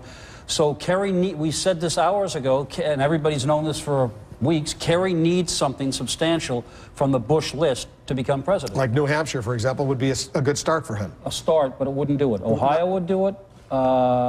Colorado would do it. The only other interesting thing he could do without Ohio is hold on to the 20 and maybe grab Nevada and Colorado together. To give our viewers a tennis analogy, we're going to see who breaks serve first. Excellent. And that's a pretty good analogy. It's very nice. It's very nice. See, I like So to play far, tennis. no one has. No one has broken serve yet. Yeah. It's an analogy all of us can relate to. Schumer, we call a Schumer one in New York. Anderson Cooper is with us, and you're looking at some initiatives out there, referenda. That's right. There are some interesting initiatives happening in various states around the union. There are 11 states in the union today voting on whether or not to ban gay marriage, various amendments or propositions, different names, but it's all the bottom line to ban gay marriage and in some cases eliminate some of the rights from civil unions. 10 of the 11 states so far we can project have voted to, the people have voted to ban gay marriage in that state. The only state at this point we cannot project is Oregon. If you look over here, right now, yes, 52%, no, 48%, yes would be a vote to ban it, but only 39% of the precincts are in Oregon. But 10 of the 11 states in this union have voted to ban gay marriage and eliminate some of the rights for civil unions. Wolf? You know, that's a fascinating, I guess it's a statement on where the country stands right now on this issue of same-sex marriage. And we want to point out, Anderson, both of these candidates said they oppose same-sex marriage, although both seem to indicate, including the president, to our own Larry King, that they support civil unions for gays and lesbians. That's right, and especially just in the last couple of days, President Bush gave some interviews in which he said he did support civil unions, so that is certainly not the case in the Republican Party platform. He told you that a few months ago. In August. Yeah. You know, Oregon was the only hope that those who support same-sex marriage had in defeating it. Oregon has had a history of defeating some of these pushes against gay marriage and gay rights, and so Oregon was really the only hope. And in addition to these 11, the other interesting thing is we had states like Missouri and Louisiana earlier in the process hold votes during their primaries to ban same-sex marriage. Jeff, what state is the most independent? The most that where 1 year it's Republican, 4 years later it's Democrat? That's a very good question. Well, in terms of swing states, up until recently, Missouri always voted with the winner. Ohio is a state that's always up for grabs. Those two. In terms of maverickness, though, you have to go to a state like Maine, which gave Ross Perot a huge, I think they gave him the single biggest percentage of the vote. You look at some of those western states, a state like Minnesota that elects Jesse Ventura governor, people who flirt with third-party candidates. Oregon, Wayne Morse, right? So, but in terms of who moves back and forth, I think Missouri is moving out of that category now. And I think so Ohio looks like one of those states, and Florida. And when did it used to be as Maine goes, so goes the nation? Was that Roosevelt? Even before our time. It used to be as Maine goes, so goes the nation. Maine had an independent governor, Angus King, who was elected governor of Maine, Jesse Ventura. They used to have a caucus of the non-Democratic, non-Republican governors. They'd get together and have a news conference. You know, that's right. I mean, basically what you have here, more seriously, is you've had a shift over the last generation. The rock-ribbed Republican New England has moved, except for New Hampshire, solidly into the Democratic camp, and the solid Democratic South has moved almost solidly into the Republican camp. And the Republicans benefit from that in pure electoral terms. And the Southwest has become Well, the Southwest has been traditionally Republican, and the Democrats are looking to think maybe with the Hispanic vote that they can break through there. That's one of the things we're going to be looking at later tonight. New Mexico was super close last time, and that could be one of those that you start to see move back. Erskine Bowles conceding? I want to just point out to our viewers, Erskine Bowles, the former White House Chief of Staff, who served under President Clinton, running a second time for the Senate in North Carolina. We haven't projected who's going to win in this contest, but we're told he may be getting ready to concede. Erskine Bowles lost the last time to Elizabeth Dole. Now he's running against Richard Burr, and it looks like he's getting ready to concede. Are you surprised by that, Jeff? Well, that was a tight race. Once again, you're talking about a Democrat running in an increasingly red state in a presidential year, and even though coattails don't work the way they used to, you just are building in a difficulty when you have to overcome an 8 or a 10 or in some states a 15 or 20 point break for the president. That's the seat and that's the seat that John Edwards is giving up, a Democratic seat that would be a pickup for the Republicans. So when Senator Frist, the Senate Majority Leader, said he thought they were going to gain seats, he may well be right. Well, if he's not conceding, that's the unhappiest looking winner I have ever seen. Those faces behind him are not very happy either. Well, remember that Bill Clinton was brought into the race, and Bowles served as his chief of staff. And whereas the race was very close, when everything is said and done, it may have been the specter of Clinton and the ads that Burr, the Republican candidate, ran that showed the two of them close together that may have hurt Erskine Bowles in this race. The other reason why Mr. Bowles may not look too happy is he is an extremely wealthy man, and he poured several million of his own dollars into the Senate race. And I think that would make any candidate unhappy. To spend that much money and lose is just not a happiness-inducing moment. But when the president, the Republican presidential candidate, does that well in a state like North Carolina or South Carolina, a lot of Democrats thought Inez Tenenbaum had a pretty good shot at that race, and clearly she didn't have a very good shot. She might have a better shot if Bush wasn't carrying South Carolina as decisively as he clearly was. And the popular vote is very indicative of the electoral vote. Well, let's show our viewers. 48% in the popular. Yeah, there it is right there, right behind me, with 59% of the precincts across the country reporting so far, 51% for Bush, 48% for Kerry, 1% for Ralph Nader. It's very, very close. All 50 states, with the exception of Alaska, they've closed their polling, although people may still be in line to vote if they were in line before the polling, before the hour ended. In many of those states, they're going to let them vote until they finish. Without jumping the gun, Wolf, that's about a 2 million vote lead for the president. A man who lost the popular vote by 500,000 votes last time, and there has been some speculation that this might be the year when it was reversed, that the president would win the popular vote and Senator Kerry would win the electoral vote. It's still too early to know how that popular vote comes out, but it is looking, just from these numbers and the fact that every state is closed, that the president may wind up tonight, as the last pre-election poll suggested, with a small lead in the popular vote. We don't know where the electoral vote is. Well, just as interestingly, the question is, will he be the first candidate in 4 cycles to actually get 50%? Remember 1992, no one got 50%. 1996, no one got 50%. 2000, we may finally be getting back to a point where the winner actually can get 50% of the popular, or the loser. Well said. Let's check in with our senior White House correspondent, John King. John King is at the White House. I think a lot of people thought, John, you might have been over at the Reagan building, the Reagan Center, the International Trade Center in Washington, where we had anticipated the president would eventually make his way there to deliver either a concession or a victory speech. I see you're still at the White House. That says to me the president is still at the White House. The president is still at the White House. By the time he makes it to the Reagan Center, Wolf, he may be serving breakfast. White House officials telling us that the plan still is that the president will go to the Reagan Center tonight if there is a winner. If there is a winner tonight. Now, how long they will stretch tonight, whether that means midnight, 1 a.m., we still don't know. The president is still watching the results, and I can tell you the mood here has changed quite a bit over the last couple of hours. One of the worst kept secrets in a campaign is that perhaps we don't put the exit polls on the air, but both campaigns are well aware of what the exit poll data is. And here at the Bush White House at 7 o'clock, even 8 o'clock tonight, and at the Bush campaign headquarters, they were scratching their heads looking at the exit polls and saying, how could we have been so wrong? Those exit polls showing a Kerry win in Florida, those exit polls showing perhaps a Kerry win in Ohio, and in several other states that have already been called, a Kerry margin very different from what the actual results are showing. So what the Bush campaign believes now is that the exit polls were flawed. They say that there is a bigger Democratic representation, and if you look at a state like New Jersey, yes, Senator Kerry won it, but not by the margin that the exit poll projected. If you look at a state that we held out on for a while, North Carolina, President Bush won it by a bigger margin than the exit polls showed. So they are hoping that that now holds up. In places like Florida, the president has spoken to his brother at least 3 times, we are told, the governor of Florida. They are confident they will pull that state out. And they say that their workers are now looking at those lines of people still waiting to vote in Ohio, and they're worried about that one because of the aggressive Democratic turnout operation. But they say their people on the ground are telling them they think they will eke out Ohio as well. So a much more optimistic mood here at the Bush White House. They're not saying the president will win, but they're saying now they believe he can win, and they're hearing very optimistic reports, again, both from Florida and Ohio, Wolf. And John, take us behind the scenes, and you make an excellent point. Throughout the afternoon, as those exit polls were coming in, and here at CNN, we never reported what those exit polls were showing, although we certainly knew what was going on. People all over basically knew, although we always recognize that these are polls, and polls can be accurate. They don't necessarily always wind up being accurate. But this mood shift that you've seen, are you ready to say that the White House officials, based on what you're hearing, are optimistic now that he's going to be reelected?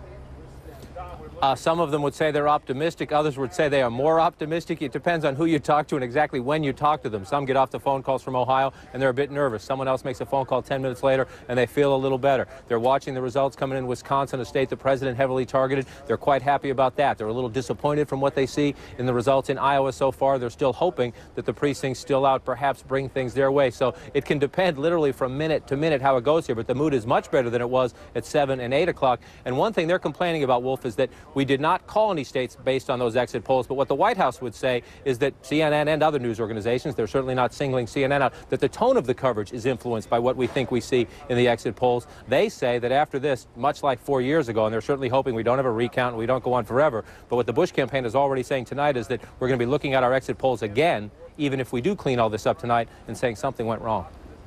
All right, John King, thanks very much. We'll be checking back with you. Could be a long night for you, for the president, for all of us, for the American people as well. Let's take a look and see what the results are.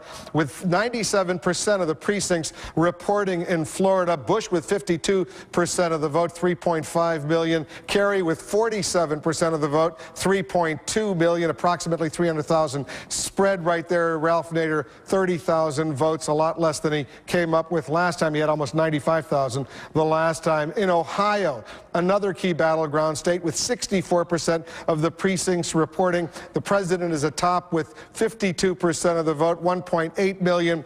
Kerry with 48%, 1.7 million, 100,000, 120,000 or so votes separating the two, 64% still to go. Judy Woodruff is going to help us better understand at the CNN Election Analysis Center what we know and what we don't know. Judy? Well, Wolf, there's still a number of these states outstanding, but what I do want to share with you is that a well-placed source inside the Kerry campaign is telling me that they think they have lost Florida to George W. Bush. There is no state in which I think the Democrats have invested more emotion, more energy, more effort. So if this bears out, it is obviously an enormous disappointment for the Kerry campaign. This is not official. We are not calling Florida. CNN is not calling Florida yet. But as you just showed on the boards a minute ago, Wolf, you and Jeff, we do have a lot of the vote in Florida in from all over the state.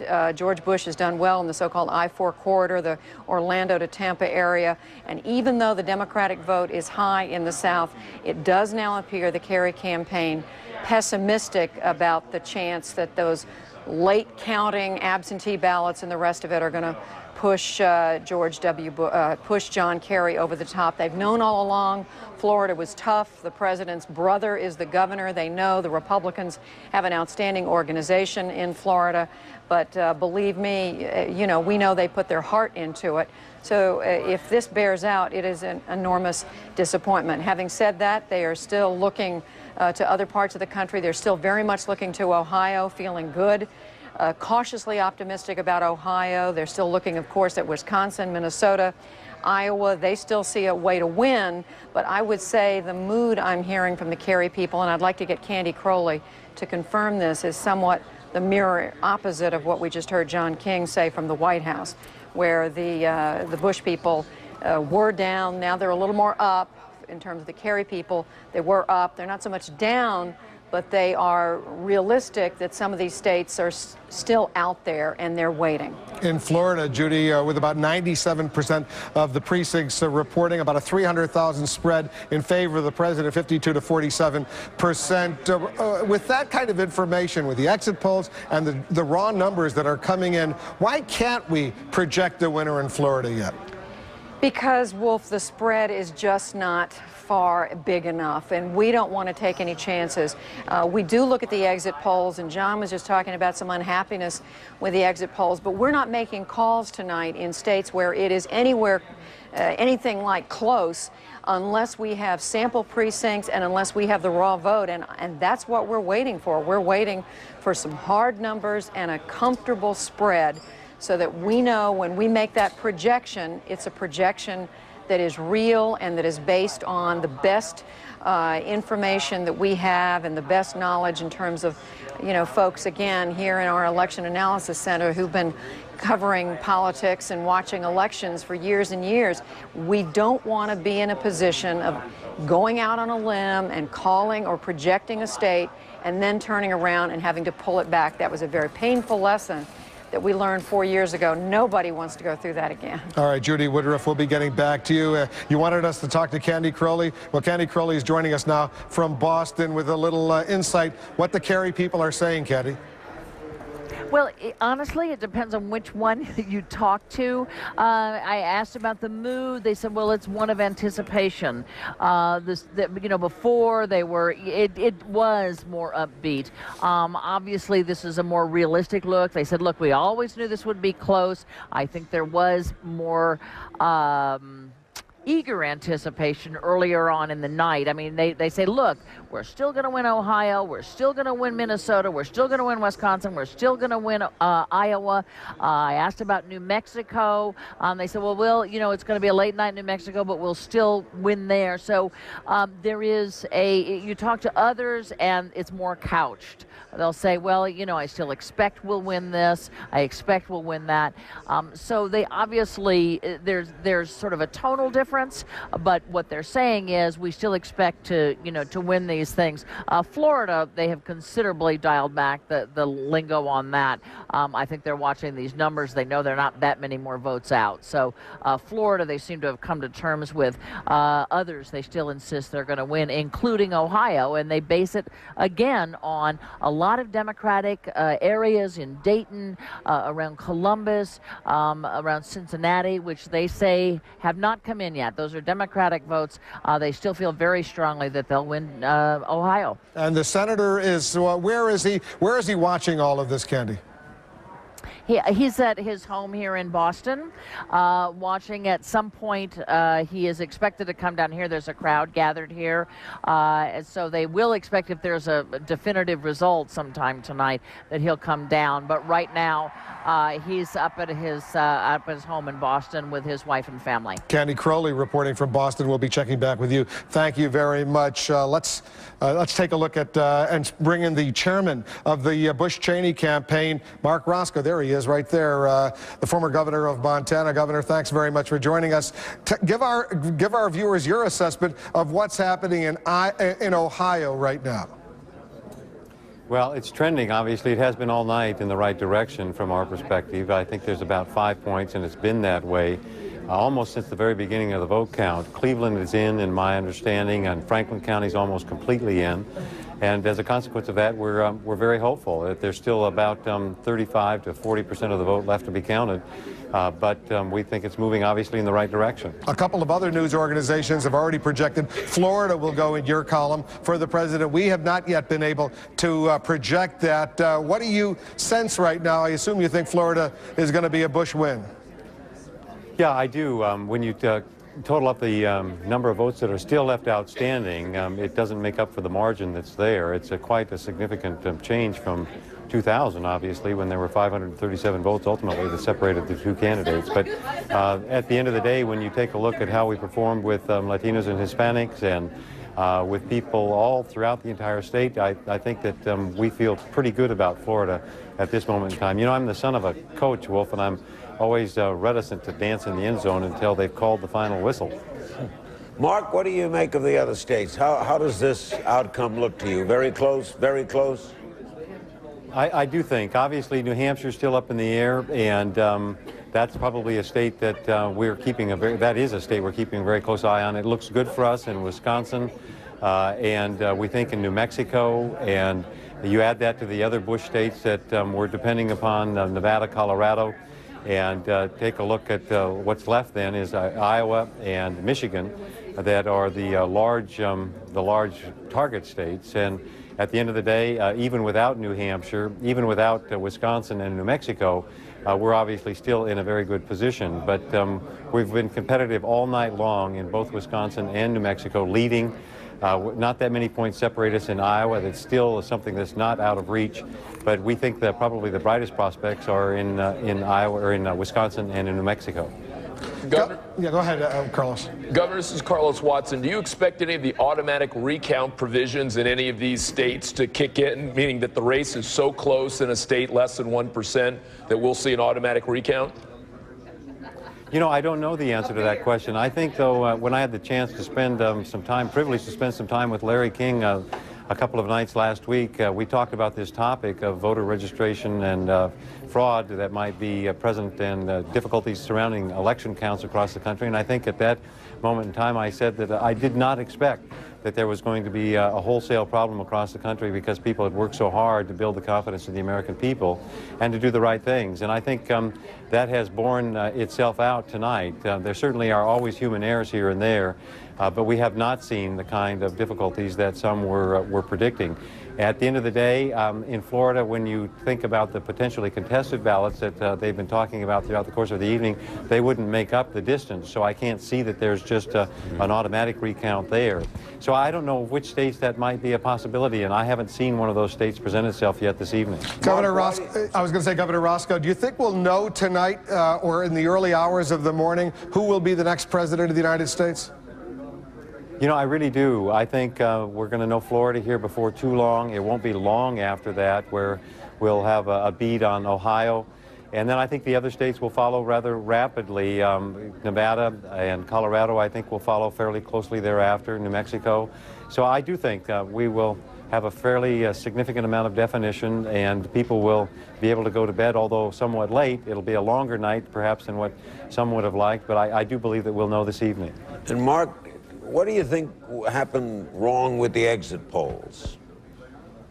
Well, you know, I just don't know how much they invest in the effort, but that's a real disappointment, I'd have to tell you. And I think it's something that's dispiriting to people across the country. Obviously, I think it's dispiriting to those in the media as well. They'd like to have a reliable vehicle for them to be able to inform the public. And I think if it was reliable, it would be helpful. But when you have circumstances like in North Carolina where the model reflected 63% of the voters were female, and you know that's just simply not true, or in Florida where the Hispanic population had actually decreased from the year 2000 when we know it had increased, there's obviously something very, very wrong with the process that's producing those numbers. Joe? So, Governor, it's Jeff Greenfield. So after all of our media's attempts to say, yes, we know we got Florida wrong, we know it was flawed, you know, and everybody in the business knows that all afternoon these exit polls, even though we don't talk about them publicly, are flying over the internet. Every political operative, every political junkie knows them. People are lining up and saying, what went wrong? You must have been getting a lot of frantic phone calls. But are you saying that it in any way affected how people voted? You know, I don't know the answer to that. I know that because I grew up and voted out west, that naturally we always paid attention and listened to what was taking place in other parts of the country, and we were 2 hours behind. And sometimes I believed that what was happening, what was being predicted, which seemed to be so accurate for so long, sometimes would influence the choices that voters would make after they got off work and whether or not they'd go forward and vote. And so even though it may not impact a presidential race, and I have no way of knowing that, I can tell you plainly that it impacts races up and down the ballot. And so we've got to get it right somehow, or simply not use it as a tool in this process. And I've sensed that people in the media who would like to have this tool available to them are somewhat disappointed this evening as well. All right, Governor Roscoe, thanks for spending a few moments with us on this night. Governor Roscoe, the chairman of the Bush-Cheney campaign, the former governor of Montana. Let's move over and bring in the other side right now. Mike McCurry is joining us from Kerry headquarters, a senior advisor to John Kerry, former White House press secretary. Give us your latest understanding of what's happening, for example, in Florida and Ohio. Well, I think you've summarized it pretty well. It's obviously very, very close in Florida, but looking beyond Florida, the Kerry campaign is obviously waiting the results in Ohio, Minnesota, Iowa, and Wisconsin, states where we feel we have an excellent chance of winning, and very strong organizations that are reporting to us that they are producing a fabulous vote for Senator Kerry. I think particularly in Ohio, and listening to the chairman right now, the only way the electoral math works well for him is if Ohio is in the Republican column. We don't think that's where it's going to be, Wolf, by the end of the evening, or is now very soon into the morning, because we think Ohio is going to go to the Kerry column, and then that opens up a lot of possibilities on the electoral math that favor Senator Kerry. So we're waiting here, very confident in the work that we've been doing on the ground, and looking forward to the results we're going to hear. Mike, if you win Ohio and lose Florida, what will be your key? What will you look at to win this for your candidate? Well, then you go to those upper Midwest states where we've campaigned extraordinarily hard. Minnesota, Wisconsin, and Iowa. That's where, we spent a fair amount of time in the last 2 weeks of the campaign. The reports we're getting from our organizations in each of those three states are very, very positive. And I think that's, of course, that would make a big, big difference in the outcome right there. What about Michigan? We haven't projected a winner in Michigan yet because we don't have enough information yet. Mike, what are you hearing about Michigan? The last report I've had is a very favorable one. I think we've been looking at some of those states where we campaigned harder, but I think we're very confident about the work that we're doing on the ground in Michigan. The reports there about turnout, particularly in the Detroit area, have been very good and matching, frankly, what we're hearing everywhere. One of the obvious stories tonight is the extraordinary number of Americans who went out and voted today. They clearly were motivated to participate, and we felt from the very beginning that if turnout inched towards 120 million, closer to 120 million than 110 million, that it would be a very good night for Senator Kerry, and he would likely wind up as president-elect. Mike, this is Carlos Watson. In the last couple of hours before polls closed, other than Senator Kerry's satellite interviews that he did, I think Joe Lockhart said, with about 38 different stations, was there anything else unusual that you did that you maybe did not do in 2000? Well, you mentioned the big difference in your earlier discussion about the impact of these exit polls. We didn't sniff that glue. We said, we've got to work very, very hard and continue to campaign right up to the very end. Senator Kerry sat in that chair talking to the voters across the country for almost 4 hours, precisely because we didn't want to listen to that information that came in early. It's just we don't know how reliable it is. What's more reliable is what we hear from those very talented organizers that we've had on the ground, getting the vote mobilized and getting people to the polls. That's who we trust, and then ultimately the final count that we begin to get when the votes are actually counted. And looking at all of that data, which is the important data, we said we think we're going to have a very good night now into the morning, and we're very confident that at the end of this, when the votes are counted, John Kerry is going to be elected president. Mike McCurry is confident, Mark Roscoe is confident, everyone is confident, but we'll have to wait and see who's going to be more confident when all of the voting is in. Let's go over to Paula Zahn. She's watching all of this together with the Crossfire gang. Paula? Thanks, Wolf. And we're trying to get a sense of where this election stands now in advance of calling Florida. How do you see it, James? I think Senator Kerry's got to draw an inside straight here. Can he do it? It's possible, but I think it's time to acknowledge that the president has a superior hand in this election right now. Senator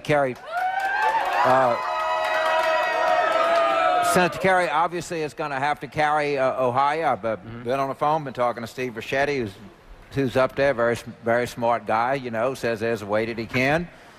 He obviously has to hold every state, he'll have to hold all but a few states if he does, but the key is Ohio. And Judy reported, and I think there's some validity to that, that the Kerry people are very pessimistic about Florida. And so we're in a situation here where, like I say, Senator Kerry needs to draw an inside straight if he's going to win this election. How does it look for the president? I think James is right, and I would say that James and Paul and a lot of other people in the Democratic Party were wrong about how unpopular they thought George W. Bush was. He was unpopular with the people they talked to, and he was unpopular with the with the people who are activists in the Democratic Party and liberals, but he wasn't that unpopular. Wait a minute. His approval ratings were below 50% going into this week of election. That's not unusual. Harry Truman's was below 50%. Very often Bill Clinton's were below 50% before he was re-elected. You said very rarely. Occasionally. Occasionally, 94 for But the interesting thing is that the Democratic Party now has a terrible burden, which it won't admit, and that is the burden of the Solid South. It was a burden that for much of our history the Republican Party carried. They would start every election with the Democratic Party in a huge advantage with the whole South. Now the Republicans, they win every southern state. Erskine Bowles, the former chief of staff, loses in North Carolina for the second straight election. They may pick up 5 Senate seats from the South. You have, in the Democratic Party, a southern exposure problem. What about the southern exposure Well, it's a cultural... and how it relates to the numbers we're looking at tonight. It's a cultural problem. Democrats are being seen increasingly as liberal on social issues of gay marriage, abortion rights, gun control. And if I can compound the problem, that's okay in the South because the Democrats have solid West Coast and solid East Coast, but it's also bleeding into the Midwest. I mean, Missouri was never even seriously, I shouldn't say never, it wasn't in play for the last month or so of the campaign because of those same social, cultural issues. What's been interesting to me is to watch people voting against their own economic interests. A lot of middle class and lower middle class voters voting for President Bush because they believe in him on those social issues. A whole lot of well-off people who are voting for Senator Kerry, even though Senator Kerry wants to raise taxes if he becomes president on the rich.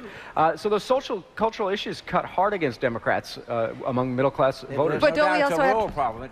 Democrats have a rural problem, and it is, you can't look at these last 2 elections. I mean, the one thing that you can't do after these last 2 elections is stick your head in the sand. First, you have to acknowledge that there's a problem there, and it's going to be if I hope Senator Kerry carries Ohio.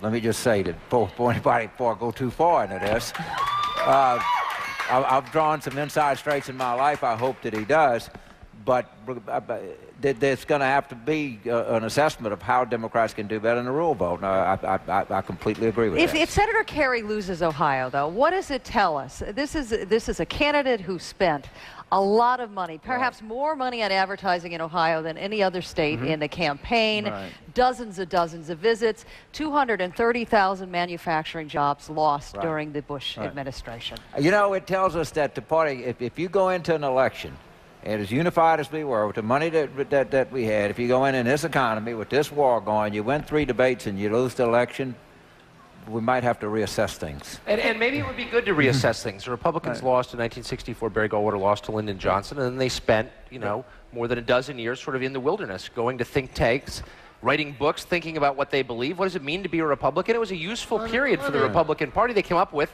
an ideology, but we don't know. But I'm just saying, if Kerry loses, I totally agree with James, there's going to be a bloodbath in the Democratic Party, and it may be a good thing for the party. Conversely, if Bush loses, there'll be a bloodbath in the Republican Party. Well, that's right, but I think with social liberals and social moderates in the Republican Party who feel increasingly squeezed out. Well, let me add one other thing that is a party to nominate John Kerry has to be is an exercise in arrogance. He's a terrible candidate. He doesn't have a good personality. People don't like him. Democrats didn't even like him. And I honestly believe that somebody like Dick Gephardt, who doesn't like Dick Gephardt, would have done a better job. But to be fair, the Democrats nominated him. He was chosen in a rebound from Howard Dean, okay? So, no, but it's true. He was actually, I thought, a logical pick for the Democrats at that point. He was a war hero. He was responsible in contrast to Dean's sort of wildness. He made sense at the time. I actually think he was the best candidate they had to pick from. And he won the primaries in the most overwhelming fashion in the history of the Democratic Party. He did win 3 debates. And it is true. His likability numbers went up after these 3 debates. You saw a distinct change in those numbers. Because he performed well in the debates. All right, we're all going to see how he performs in Ohio. That's the next big test. There is a real basic Democratic problem that the Democrats don't want to look in the mirror and say, what's wrong with me? Well, that's what I just said. Well, two of these we need to do. Democrats have just looked in the mirror. Yeah. I don't think they like what they're seeing at this hour I'm either, very are they? rarely happy when I look in the mirror, I have to tell you. You get my age, Bob, ain't no fun to look in the mirror. All right, gentlemen. We will leave it there as we hit close to the top of the hour here. We can't even talk at this hour. The bewitching hour of midnight. Back to Wolf now. Thanks, Paula, very much. Just after midnight already, we still don't know who the next president of the United States is going to be. The drama continuing here at the CNN election headquarters, Times Square in New York. 270, the magic number. Jeff Greenfield, tell our viewers how these candidates can get to 270 votes. Right now, Bush, we project, has 197. Kerry, we project, has 182. There's still 152 electoral votes at play. All right, well, here goes high technology, and keep your fingers crossed. You heard James Carville say that he thought that Senator Kerry needed to draw to an inside straight, assuming Florida's lost.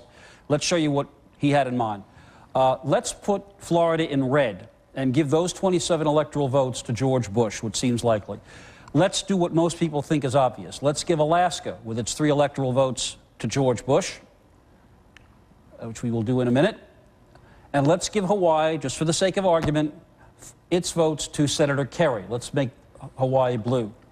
And you'll see how these votes begin to add up. Oregon for Kerry, because that's what's happened with the Democratic Party over the last several things. And Washington State also for Kerry. You'll see how these numbers begin to crunch here. Montana, let's take a wild stab at it and assume that goes for George Bush. Okay. And remember, folks, these are not projections. These are what-ifs. Now, put New Hampshire for John Kerry, where he has a small lead. And now you see what the problem is. If George W. Bush were to win Ohio, let's make Ohio red, that is going to put George Bush just 20 votes away from the presidency. If you assume that Senator Kerry wins these upper Midwest states and Iowa that Al Gore won closely, let's give Michigan to Kerry. Let's turn that blue. Any minute now. Okay. Let's give Wisconsin to Kerry, even though that state's close. Let's give Minnesota to Kerry. I'm only doing this because these are the states Al Gore carried. Please do not email or write. And let's make Iowa a Kerry state, as it was a Gore state. Okay? Okay, now, what are you left with? You are left with 4 states, 3 states that George Bush won, and 1 state that Al Gore won by 366 votes. If you then give Nevada over here to Bush, make that red, and Colorado, with its 9 electoral votes, all of which will go to Bush because that amendment to split it was defeated, and Arizona to George Bush, here's what you get. You get a Bush presidency, even if Kerry carries New Mexico. So this is why the state of Ohio now becomes the most crucial state of all. Remember, these are not projections. If you put Ohio blue, John Kerry's the president. We all said at the outset that Ohio might be the new Florida, the one we'll be waiting all night to see. If this holds, It needs a miracle. John Kerry is the next president of the United States with Ohio, George Bush is it without. And you still have 1 electoral vote in Maine, which in some scenarios could tip the whole thing if George Bush wins it. This is an exercise, not a projection. But you ought to know why the pros are looking at this map the way they are. Ohio still becomes the key, I think. And right now, John Kerry is running behind in Ohio. It all depends where the rest of the votes are coming from, Wolf. All right, Jeff Greenfield with an analysis of the possibilities, although we're not projecting those by any means. Once again, right now, we've projected 197 for Bush, 188 for Kerry, 152 electoral votes still at play. Karen Hughes has been a senior advisor to the President of the United States. She's in Washington. She's joining us now live. And let's talk to Karen a little bit. There you are at Bush Cheney campaign headquarters at the Reagan Center in Washington. Give us your bottom line assessment about Ohio. Jeff Greenfield just saying that state is so critical, as you well know. It's very important, Wolf, and it's important that it's not the only path to victory, but we believe we can carry it and re-elect President Bush. Right before I came over to this building, I was at the White House, and Karl Rove and a number of his staff members have been analyzing and talking with county chairmen throughout the state, and they were very optimistic about Ohio. It is close, but we feel that we're outperforming in key areas, that we are doing better than expected in several Democratic areas, that we are carrying some swing counties in the areas around Columbus, and that we've had a big turnout in our Republican base areas. And so we're feeling good about Ohio. And of course, if we do carry Ohio on top of Florida, which I don't know if your network has projected, but several networks have now projected that Florida is in the win column, that would add up to a re-election for President Bush, which we're very excited about. Karen Hughes, stand by for a moment. We have not yet projected Florida, but we are ready to project here at CNN another state for the President of the United States, Arizona. We can now project will go for the President with those 10 electoral votes. Another win for the President in Arizona. Let's get back for a moment to Ohio. If Kerry were to carry Ohio, Karen Hughes, how does the President reach 270? Well, there are a number of other options, Wolf. There are a couple of combinations of, say, Wisconsin and Iowa, and several other states that are still in play, where we are, I think, last time I saw the numbers, I believe we were leading slightly in Wisconsin. I have a great feeling about Wisconsin. We spent a lot of time there on bus tours, and I remember the people of Wisconsin coming out in their lawn chairs and sitting on their front lawns and making handmade signs for the president as he drove by. And so it felt like a state that would go for President Bush, even though it went for Vice President Gore in 2000. A number of those states that we're talking about, Wisconsin and Iowa and Michigan, are states that went for Vice President Gore last time, and we think potentially could go for President Bush this time. And there are a number of combinations. New Mexico is another state that we visited yesterday during the final day of campaigning, that we felt that we came very close in 2000, and we think that the president could carry it again this time. Karen, it's Larry King. How you doing? Hi, Larry. Good to see you. If President Not to see you, but good to hear you. If President Bush does win, and it's obviously very close in a divided nation, can he bring this country together? Larry, I know he will work very hard to do that. I imagine one of the first things he would say is that he understands that he would be president of all Americans, even those who did not vote for him. I think a second term would bring a renewed commitment to reach out. You know, I remember when we first came to Washington, the president worked very hard. He reached out to Democrats. We had a number of Democrats to the White House. He worked with Democratic leaders like Ted Kennedy on the education reform bill. And so I think with a new term, the president will make a renewed commitment to do that. I know that he worries about the very polarized partisan atmosphere in Washington. He had a tradition as governor of Texas of working very closely with Democrats to get things done. And so I expect that he will bring a renewed effort to do that to a second term. And were Senator Kerry to win, would he join with him in trying to help him unify? Well, I'm sure that should that happen, I'm not really willing to concede that that's going to happen, because I don't expect it will. But I've known the president, as you know, Larry, for a long time. He is a very gracious person, and of course he would want to bring this country together and do what's right for our country. All right, Karen Hughes, stand by for a minute. CNN is now ready to make another projection. CNN can now project that the President of the United States will carry the state of Florida and its 27 electoral votes. CNN projecting another win for the President in Florida, those 27 electoral votes. Karen Hughes, looking mighty good to you, I'm sure, right now. That brings a big smile to my face, and I know Wolf and Larry, we talked several times during those excruciating 36 days last time. It's nice to know we won't be going through that again, that Florida is now in the President Bush column. And with the race for the White House with Florida, our projection now going for the president has 234 electoral votes. John Kerry has 188 electoral votes, 270 needed to be elected President of the United States. How's the president doing? I know that earlier in the day, Karen, when those exit polls were coming out, we never reported any of those exit polls here on CNN, but word spreads pretty quickly. It seemed those exit polls seemed to show a slight tilt in favor of John Kerry. What was the mood at the White House among the president's team and the president himself when you got those results? Well, Wolf, we were actually coming right into Washington on Air Force One as we got the first exit polls. Karl Rove got them over the telephone, and we were landing at Andrews Air Force Base, and the president was standing there watching over his shoulder as he was writing them down.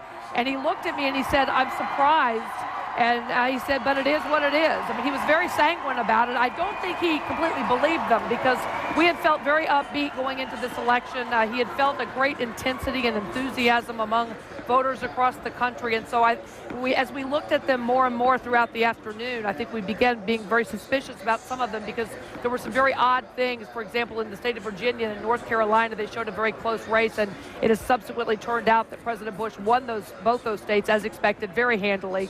And so we thought there were some problems with those early polls, but he was very sanguine about it. He has absolute confidence in the people of America, and he will trust their judgment. Karen Hughes, as usual, thanks very much for spending a few moments with us.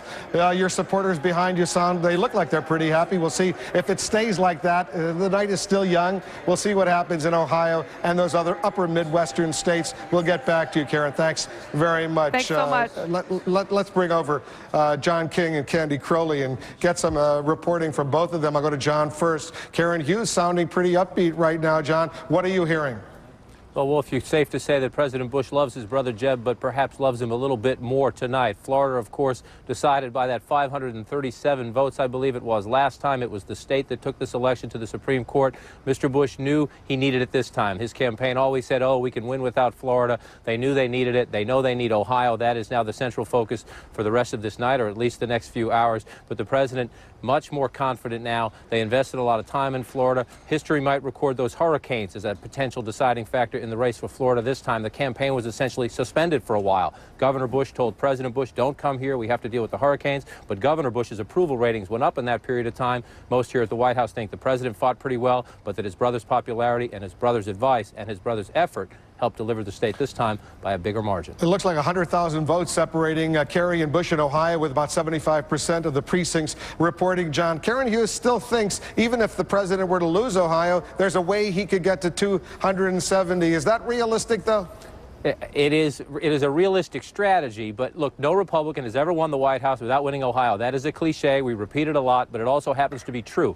They've always said yes, Wisconsin and Iowa. If you look at the voting returns coming in right now, the latest I brought up a few minutes ago, I believe Senator Kerry has a narrow lead in both states. That doesn't say much. There's still a lot of precincts to count there. It is possible the president could win Wisconsin and Iowa. So yes, they have a backup plan if they have to defy history, but Wolf, they don't want to have to do that. They do not want to put that backup plan to the test. And again, a lot of polls left open in Ohio because the lines were so long. Both campaigns have people driving around and looking at who's in the line and then reporting back saying whether they think things are bad in this precinct, not so bad in that precinct. The Bush team is saying their reports are encouraging. They believe they will eke Ohio out, but they're a bit nervous. The turnout operation in Pennsylvania was run by the same people who are running the Democratic turnout operation in Ohio. In Pennsylvania, the Democrats scored a huge success. That's why the Republicans are still a bit nervous about Ohio. John King, thanks very much. I suspect that John Kerry is pretty nervous about Ohio as well. Candy Crowley is in Boston over at the Kerry campaign headquarters. How nervous are they, Candy? Well, look, they say, you know, after Florida fell, it's a lot tougher right now looking than it did before Florida fell. They still believe that their votes are not in Ohio. Now, I get pushback on that when I talk to people on the Republican side, and they say that's baloney. We have, in fact, the urban vote, which is largely Democratic, has already been counted largely in Ohio. Obviously, this is where the battle is going. Obviously, so much depends. They believe that John Kerry's candidacy depends on Ohio. It gets so difficult after that, particularly when you look at New Mexico, a former Gore state, which, again, the last I looked was up a couple of percentage points for President Bush. So they obviously know this is now a tougher hill to climb, and they are looking very forward to having Ohio be called for Kerry. Let's see if that happens. Candy Crowley in Boston. We'll get back to you. Judy Woodruff's over at the CNN Election Analysis Center. We projected a win for the president in Florida. How did we do that, Judy? Well, you can't say we weren't cautious, Wolf, because we've waited until now 98% of the vote is in and counted in Florida. 94% of the precincts, I'm told 98% of the vote. There is a spread of, I'm told, it's 51.9% for George W. Bush, the President Bush, to 47.3% for John Kerry. The bottom line is, Wolf, that the possibility of an error is now so small. The number of ballots that are out, 500,000, in order for John Kerry to overtake President Bush, he would have to win something like 80% of those outstanding ballots, and they don't believe that's statistically possible. There clearly are some ballots still out, but they don't think it can change the results there. Now, just quickly, Wolf, Ohio is a different story. There are provisional and absentee ballots outstanding in Ohio that could make a difference, and so that one is still very much out, and we're not ready to call that. Ohio still very much in play. Thanks very much, Judy. We'll get back to you. Barack Obama is going to be the next United States Senator from Illinois. He's joining us now live from Illinois. Congratulations, Mr. Obama. Thanks very much for joining us. It's a sweet win for you, but what about the President of the United States? What do you sense is happening across the country? Well, once again, we've got an extraordinarily close election, Wolf, and I think that it's going to take a little bit of time to sort out. Obviously, Ohio is important. I think that we all knew that this was going to be a nail-biter. It is, and you know, I am still confident that John Kerry can pull this out. This politics is a team sport, not an individual sport, and so although my victory obviously is extraordinarily gratifying, I'm still looking nationally to see what's going to happen, because that'll have an impact on my constituents here in Illinois. Barack, that's Larry King. What committees would you like to serve on? Well, you know, a lot of it's going to depend on who's the president and who's controlling the majority, because I think that will dictate what seats are open. I know that I would like to have a voice on those committees that allow me to do something concrete on health care and jobs, two of the primary issues here in Illinois. And I would like to obviously have some voice in what is going to be a continuing challenge, and that is our foreign policy and how we shape our role in the world during this period when we're still fighting terrorism. So, but it's a little premature to find out. I'm going to be the junior guy coming in, and I think that I'm going to have to talk to a lot of people before I make those determinations. Do you think the country's going to come together? You know, I think whoever is in power is going to be setting the tone there. One of the things that I think the president made a mistake with when he came in 2000 was pushing a very aggressive agenda that wasn't the way he campaigned.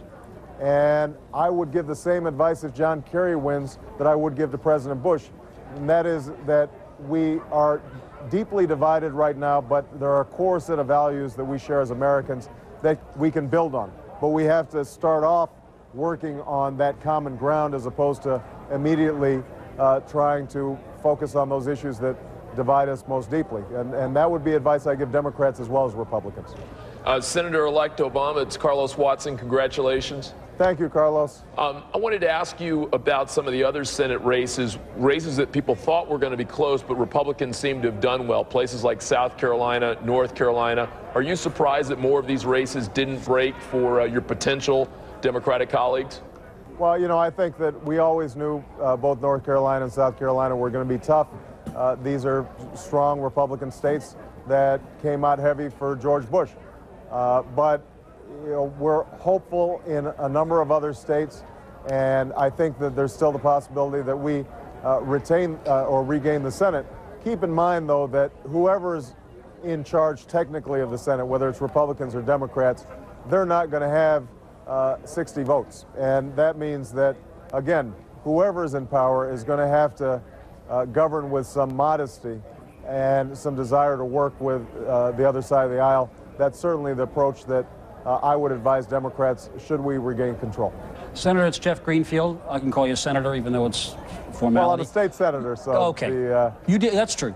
You did very well in downstate Illinois, in rural places, very unlike what we think of as a Democrat from Illinois doing.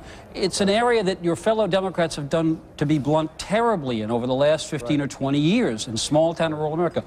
What can you tell your fellow Democrats about how you can connect in a way that many of them, perhaps including Senator Kerry, haven't? Well, you know, the one thing I'm convinced about as I've traveled around the state of Illinois, and this may be partly just the Midwest, but I think it applies across the country. The American people are not an ideological people. They really are a practical people. And if you can make a persuasive case that you have some meaningful solutions to the problems that they confront in healthcare, jobs, education, without overpromising, and without suggesting that you have a monopoly on all wisdom, then they give you a listen. And that, I think, was the approach that we took in this campaign. It also helps that my mom was born in Kansas, and so I've got some roots here in the Midwest that make it easier for me to, I think, identify with folks during the fish fry.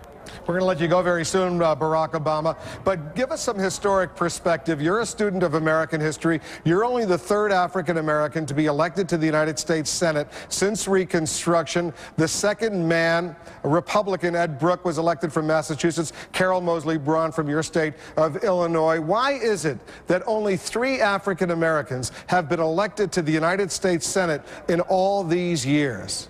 Well, obviously, we have the enormous stain of slavery and Jim Crow and all the other issues surrounding race in this country. And I think we have made enormous progress, but we still have more progress to go. I would say more practically these days, the biggest challenge for African Americans running statewide is the extraordinary expense of campaigns. I was fortunate to be able to raise the resources to be successful, but unless you can get on television in a big state like Illinois, you cannot win. And I think that in African-American circles, there's still difficulty raising the kinds of money that's required. So that's something hopefully that I can be helpful with as other colleagues and as people with aspirations to run statewide take on those challenges, and hopefully I can be helpful there. Barack Obama, the senator-elect from the state of Illinois, once again, congratulations. Thanks for joining us. Thank you so much, gentlemen. I appreciate it. Thank you. And we're going to take another quick break, but we're continuing to stay here in Times Square to continue covering what's going on. We don't yet know who's going to be the next president of the United States. Maybe we'll know in the next few hours. Then again, maybe not. We'll continue our coverage when we come back.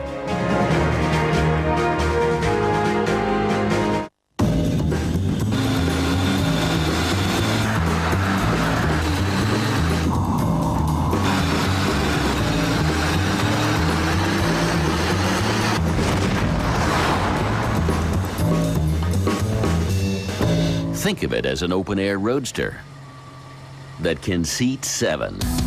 The Cadillac SRX Performance Utility. Cadillac Breakthrough.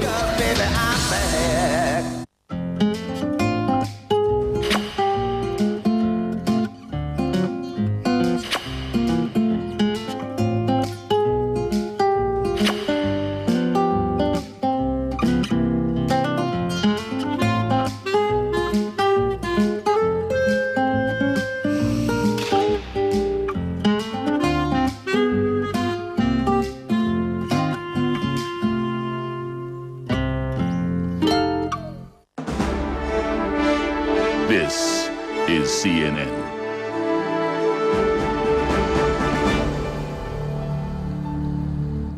Global challenges, highlighting technologies, helping people. This week, Lost and Found. Mayan cities dating back thousands of years come under threat from modern man. Preserving Palau, the island's president dives into conservation, but finds himself swimming against the tide. And monkey business. Incredible research gives monkeys, and maybe humans, the power to move objects just by thinking about it.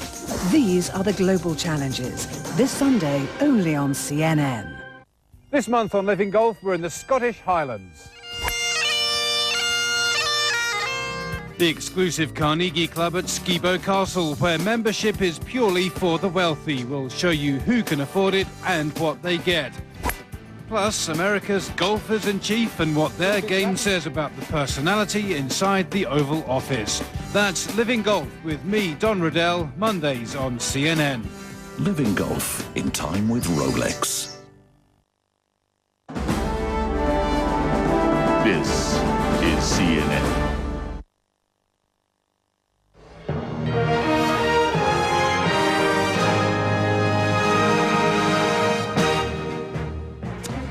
CNN is ready to make another projection right now. CNN can project that Colorado and its 9 electoral votes will be won by President Bush. Colorado, as expected, we had thought earlier on there could be some sort of contest there, but Colorado, we project, will go for President Bush, adding another 9 electoral votes for the president. We could make another projection at this moment now, 12:26 on the East Coast. CNN can project, in addition to Colorado, that Montana and its 3 electoral votes will go for the president. 3 more electoral votes for the president. That brings the race for the White House right now at this tally. The president with 237 electoral votes, John Kerry with 188 electoral votes, 270. The magic number. The blue states, as you see, are for Kerry. The red states are for Bush. Another 2 states going for John Kerry, for going for President Bush. Anderson Cooper is watching all these races, as well as some other congressional races for us. He's joining us now live. Anderson? Yeah, Wolf, at this point, let's take a look at the balance of power in the House. 211 Republicans so far, 181 Democrats.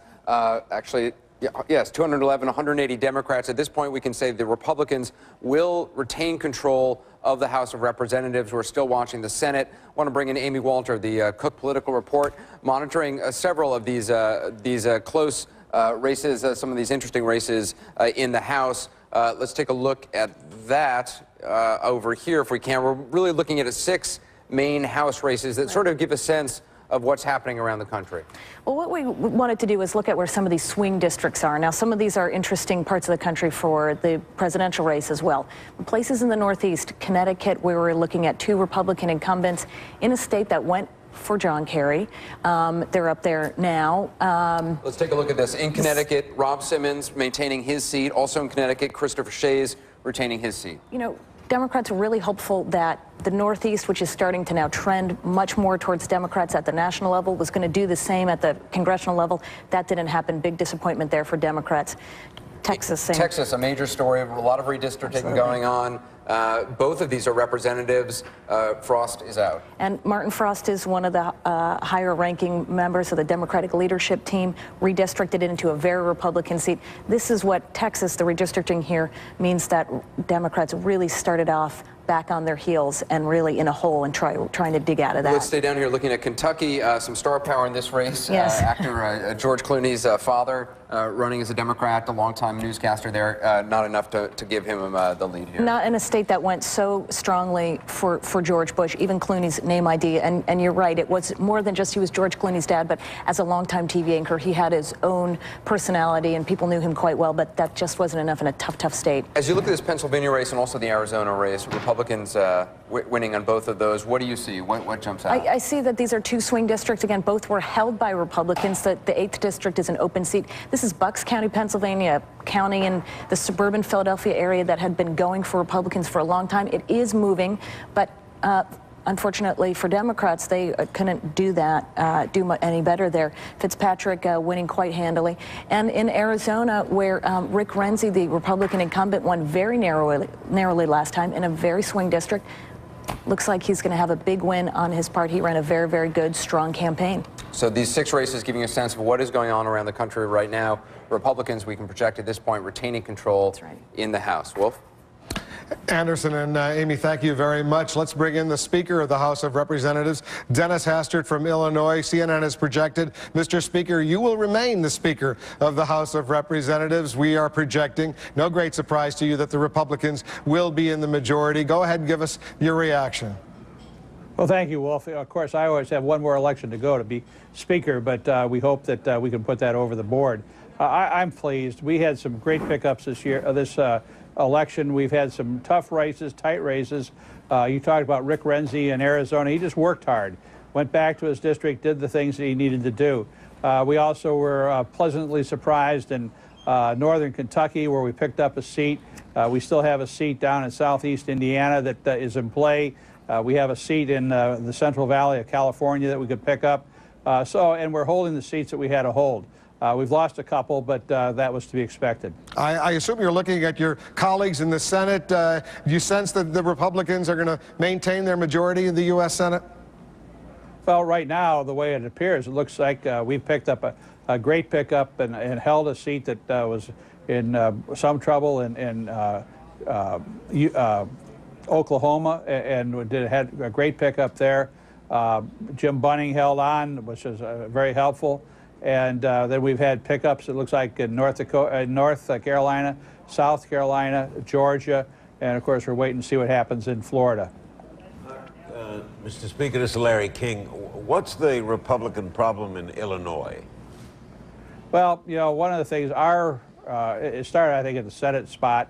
Our candidate for Senate dropped out in July, which is late, and just kind of took the air out of our party. We've been struggling to come back with some problems that we've had in the last couple of years. But, you know, I look at it as also a challenge for us. We have some great young people coming up in the Republican Party. We have the Republican leader in the House, the Republican leader in the Senate, and a great chorus of young guys coming up, men and women that I think they've been the farm team, but they're going to have to step up and be the first team now. And we have, of course, a governor's race coming up in 2 years. And I think we're going to be back. One final question, Mr. Speaker, before I let you go. What were you thinking when you brought in Alan Keyes from Maryland to be your candidate to challenge Barack Obama? Well, you know, unfortunately, our candidate stepped out in July. In Illinois, it takes $6 or $8 or $10 million to get the name recognition you need to get. I interviewed 4 other candidates that I thought would have been good candidates. None of them thought they could raise the money to do it. To some, Alan Keyes meant that he could walk in, didn't need to have name recognition, and could take over. And it just didn't work out that way. The Speaker of the House of Representatives, and presumably he will remain the Speaker of the House of Representatives, Dennis Hastert. Once again, congratulations to you. Thank you very much. We're going to take a quick break right now, but we're going to continue our coverage. When we come back, we'll take a very close look at the actual numbers in Ohio, that state shaping up to be pivotal, as so many of us expected. We'll see what the actual raw numbers are. We'll see what's happening in Ohio right after this break.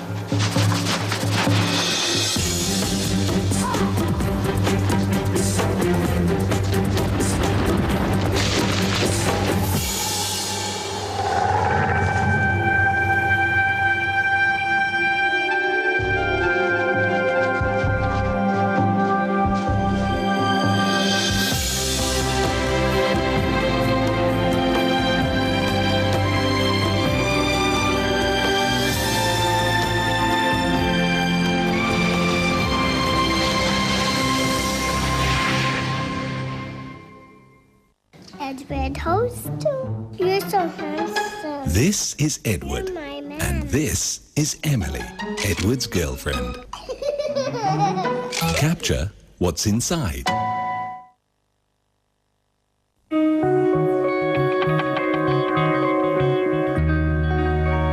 In order to find opportunities to build your wealth, at HSBC Private Bank, we take a different view of the world. We assume nothing. Explorers is sponsored by Philips, proud sponsor of the World Technology Summit.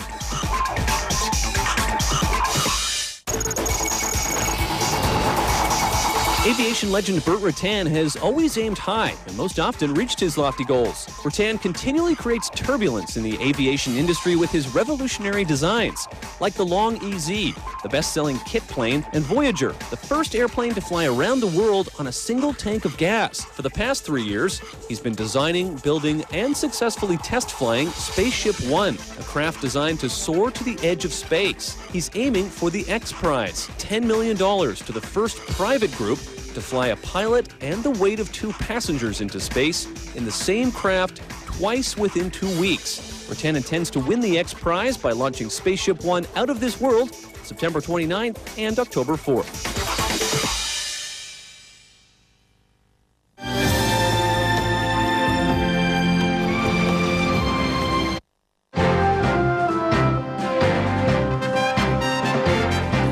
Want to update the Electoral College tally that we have right now. The race for the White House with 270 Electoral College votes needed to be elected president. Right now, we've projected President Bush will carry 246 electoral votes, John Kerry 188. 246 to 188, 270 being needed to win this race. Let's take a look at the popular vote as it stands right now. President Bush has got about 51% of the vote, just more than 45.5 million votes. John Kerry with 48% of the vote, 42.6 million votes. Ralph Nader, 1%, 316,000 votes. This is with 71% of the precincts reporting. Jeff Greenfield, this is almost, what, a 3 million spread?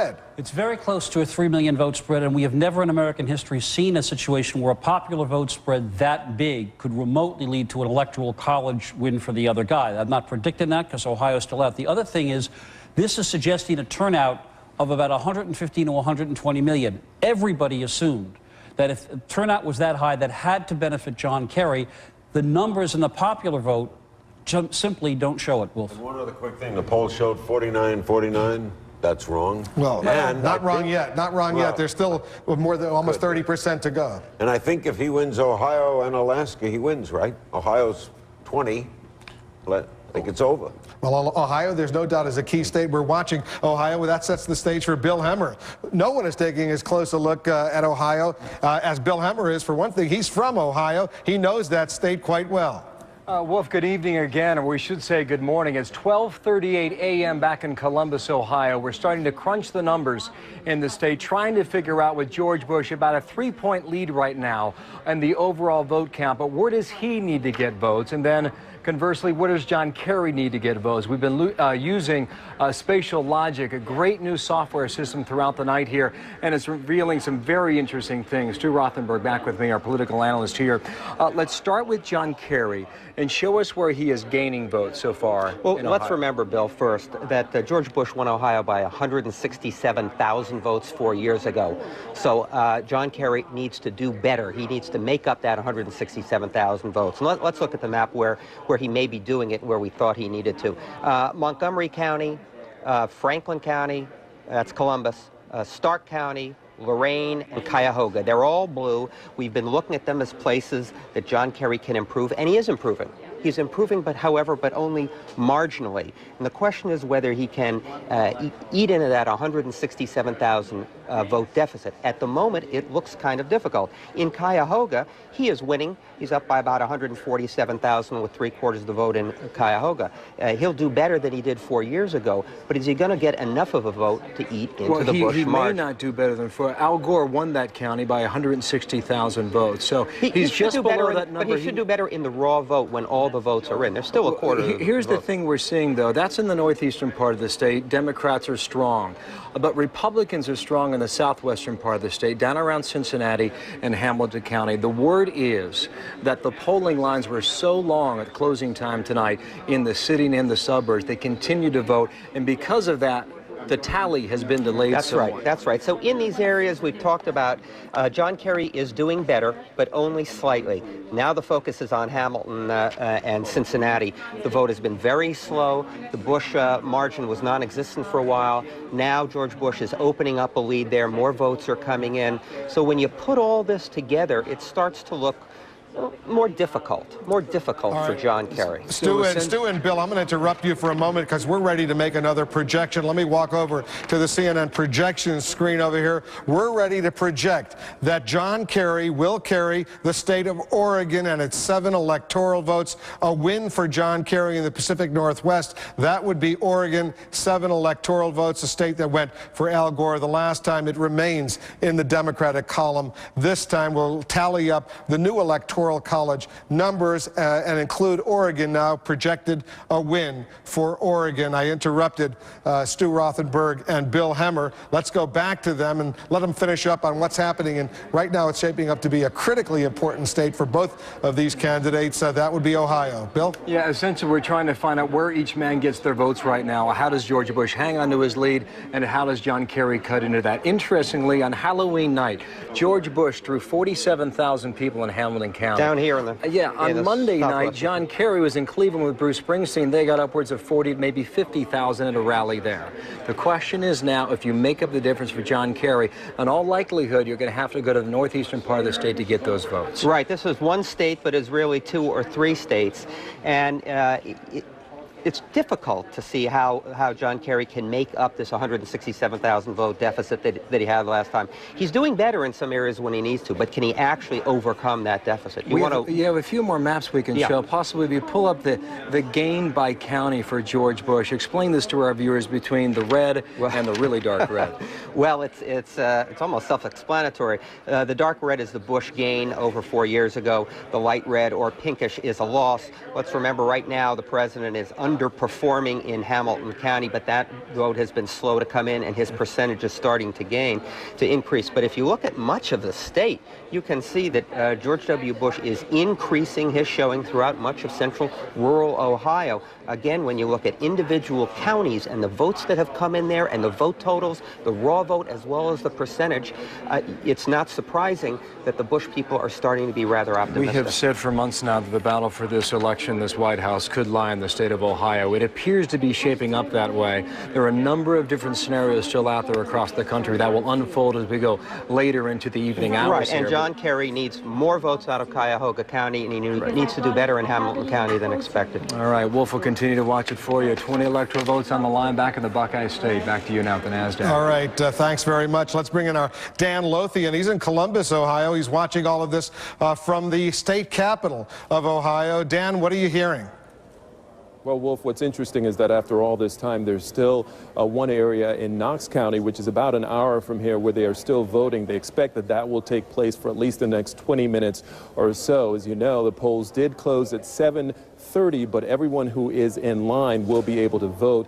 We were told by some officials there that someone brought out pizza and some drinks for the folks in line just to make sure that they stayed happy and that they did stay in line. They didn't want any of those folks to leave. So they are still waiting, have another 20 minutes or so expected in that area until all the votes are finished. Anybody complaining, based on what you're hearing, about voting irregularities? Any question marks out there, Dan?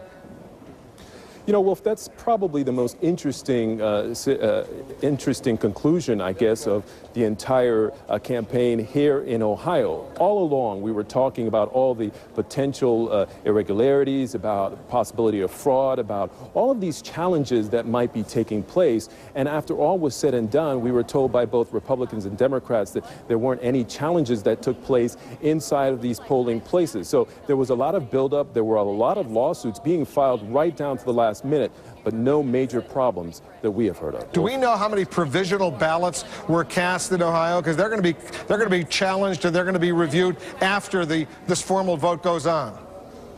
You know, that's correct, and we were inquiring about that just a few minutes ago. We were told that perhaps in the next 45 minutes or so we'll be able to get a more accurate number as to those provisional ballots, but don't have that accurate number at this point. All right, Dan Lothian, thanks very much. Let me show our viewers what the actual voting in the raw numbers in Ohio is right now, and I'll walk over here. Right now, with 83% of the precincts in Ohio, the president, we had the president at 52% to 48% for John Kerry. Ed Henry is in Washington watching a key Senate race for us. Ed, what do you know?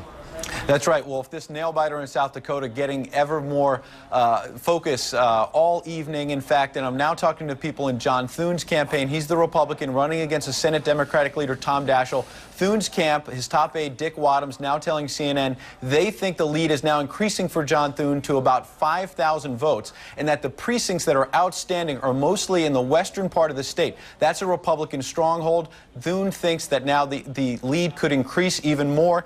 Dick Wadhams telling me, quote, "It's starting to look like the math adds up for us." He said that obviously they're not claiming victory yet, but he added, quote, "I'd rather be us than them." I talked then to Dan Pfeiffer in the Daschle campaign. He admitted it's uphill. Obviously right now Daschle looks like he's behind a little bit, but Dan Pfeiffer stressed that if you think back to 2 years ago, John Thune ran for the Senate in South Dakota, and according to Pfeiffer, the champagne bottles were being popped a little early by the Thune camp. Thune ended up losing by about 500 votes. Also worth noting, Tom Daschle in 1978 in his first House race only won by about about 110 votes after a recount. He's been down this road before, but I talked to a second source in the Daschle camp who told me that the mood is not very good right now. There in Democratic circles a lot of pessimism about the way the numbers are starting to turn in South Dakota. As we mentioned earlier, a Senate leader has not lost re-election since 1952. Wolf. And Henry, yes, I'm going to show our viewers the actual numbers that we have in South Dakota for this tight Senate race. John Thune with, what, 51% of the vote, about 141,000. And the Senate Minority Leader Tom Daschle, the incumbent, 138,584, 49%. 80% of the precincts reporting, 20% still at large. Let's walk over and check in with our analyst, Jeff Greenfield, who's itching to tell our viewers something. I am.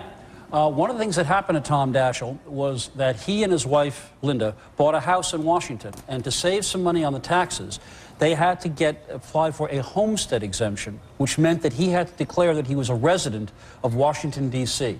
This does not sit well with the home folks in a state like South Dakota. It means you've, quote, gone Washington. And unlike some of you gentlemen who are allowed to live in Washington, politicians are not supposed to not live in the home where they are. And one of the things that happens to a leader in Congress is when the people back home think they've lost touch. Now, Tom Daschle has gone home as often as humanly possible, but that was one of those issues that could have hurt him. Do other senators and House members do the same thing? File for... All I know is it was a big deal in South Dakota. South Dakota is an unusual place. It's a place that votes Republican on the presidential level almost religiously. But interestingly enough, one of only 4 states, Hawaii and Massachusetts being among the others, that actually have an all-Democratic congressional delegation. North Dakota. North Dakota, too. And what's interesting here as well is that while Tom Daschle seems to be losing, the woman who is currently the incumbent lone member of Congress there seems to be winning. So a kind of disparity in the two Democratic candidates. The Dakotas, a lovely place to visit. Quickly, last time a Republican president and a Republican Congress were re-elected together, William McKinley, 1900. Might happen again tonight. Might. All right, we'll see what happens. Looks strong. Stand by, guys. We're going to take another quick break, but we have so much more coverage coming up. We're still waiting to find out who's going to be the next president of the United States. It's a minor thing, but we'll try to find out in the next few hours. Maybe, maybe not. Stay with us.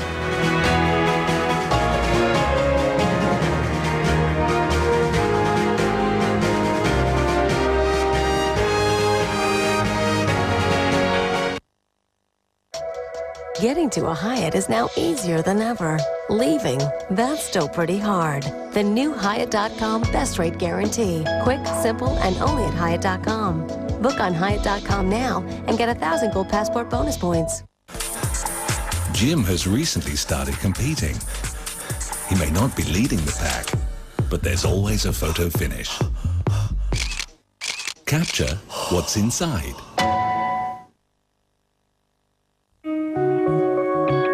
When investing, people are always looking for trends.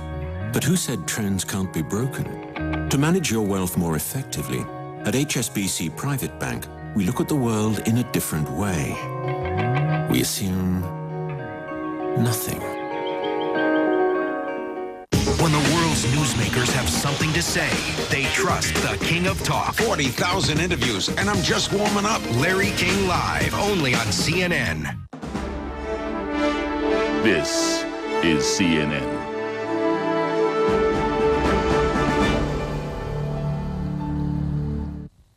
You're looking at a computer.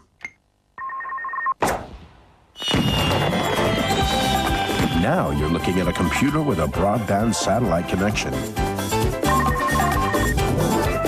Because with Astra, broadband distribution is possible anywhere in Europe, instantly and always.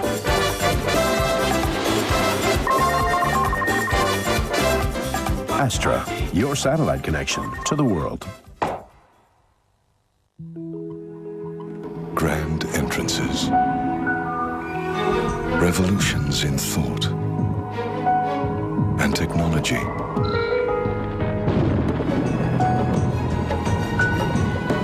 Windows of opportunity.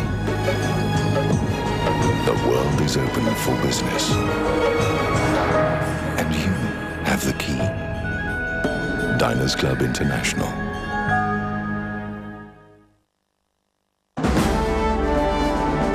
This is CNN.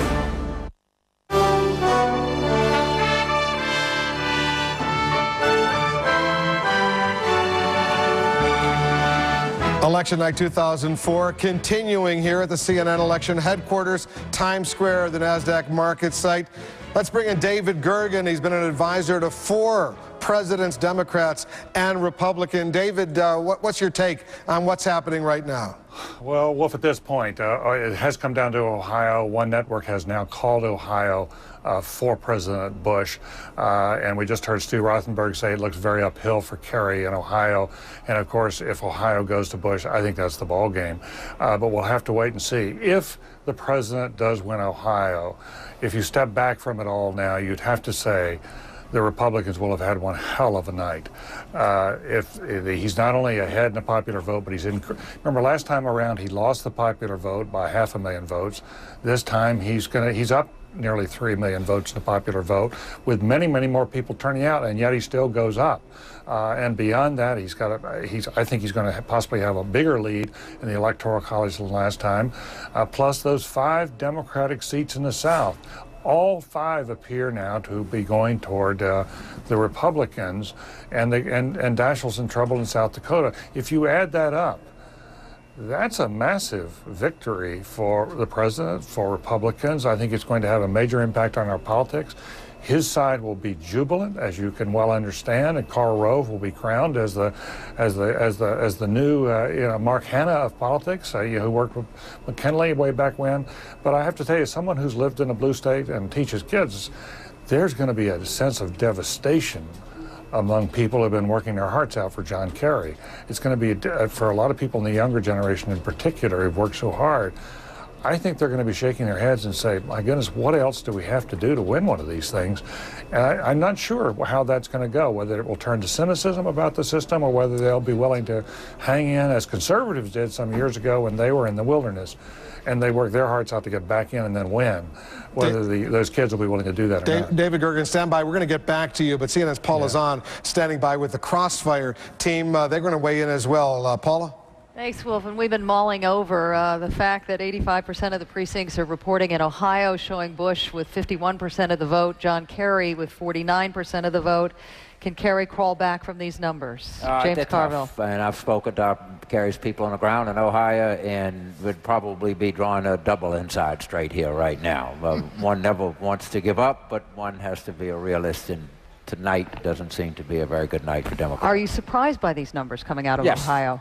Yes, I had thought and hoped that we would do better, but we didn't, and the reality is here, and I mean, I think you got to give a lot of credit to the president and his team and Mr. Rove and those people. This was an election I thought would have said it would be very difficult for them to win. They won it, and they'll have a lot of celebration, and the Democrats will have a lot of reassessment. So you're saying, in the absence of our calling Ohio at this hour, you think it's over for John Kerry? I spoke to people. You went on a the little bit ground further than that just now, James. I did. You were talking about a celebration for the president. Well, I think. Look, it doesn't matter what I say now. There's no sense in spinning people at it's almost 1 o'clock in the morning, and there's no sense in telling people something. I've talked to people on the ground in Ohio, knowledgeable people who would love to give me good news, and they're not. And which tells me, after being around this a little bit, that things are probably going to be difficult here. Paul, it's not merely that as important it is that he's lost Ohio and lost the presidency. You lose presidential elections, you lose elections, but let's just step back and see what the great Democratic Party, and it is a great political party, what shape they're in. When you consider 40 years ago, they had total control of Congress. They won most presidential elections. They were a national party with strong positions in every part of the country. Now there's vast parts of the country where Democrats can't win. They're very poor in rural America. We're going into 12 consecutive years of Republican control in the House of Representatives, except for a kind of a fluke because one senator crossed the aisle. They've had almost that long Republican control in the Senate, and a president who was not a popular president has been reelected. Now you got to say that there's something the Republican Party, the Democratic Party, is doing wrong. It's the old joke that the dogs don't like that dog food, and by the dogs I mean the American voters. They don't like what the Democratic Party is putting out for him. Are we able to look at a specific issue? I mean, in the end, was this a Democratic Party that was adamantly opposed to a war, and this was a candidate that was handed every opportunity with the numbers going against the president on this war? Well, I think it's two big things. It's the war, where most Democrats were more wholeheartedly against the war than Senator Kerry. He voted for the war and had a lot of statements early on about the war that I think a lot of Democrats didn't like, and so there was that ambivalence. You know, no wartime president seeking re-election has ever lost.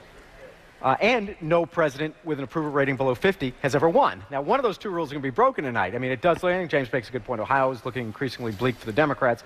If that goes for the president, it's really almost impossible to see Senator Kerry pulling this off. But I think you have the combination of the war, Democratic ambivalence about it, and solid Republican support for it. And then you have these social cultural issues, which Bob was referring to in rural America, where you have, you know, God, guns, gays, and you have, in this case, a Democratic campaign that really didn't want to talk about those issues at all. I mean, when I worked for Bill Clinton, he was just as pro-choice on abortion as John Kerry is, but he would always say, I want to make sure that abortion is safe, legal, and rare. And I think that helps a lot. It at least tells people that you have something to say about it, and I don't think it worked to walk away. Well, what was the issue with John Kerry? He was afraid of alienating whom? By talking about those things in a more open way. Well, I think, you know, maybe for prudential reasons, he wanted to try to focus it on his issues. In other words, he wanted to put the president on trial for the war, and he wanted to put the president on trial on those economic and health care kind of issues, the jobs issues. Hey, look, Senator Kerry we did a lot of Senate races we didn't do that well in. We obviously didn't do very, particularly well in some of these House races. It's one thing, my great criticism of this president is they had a problem in Iraq and they denied it. I think that we shouldn't deny. The party has to reassess where it is. It's probably going to go through a very difficult time. It's necessary that it go through this time. We didn't do that well in 2002. We didn't do that well in 2004. The Democrats around the country gave enormous amounts of money, enormous amounts of energy.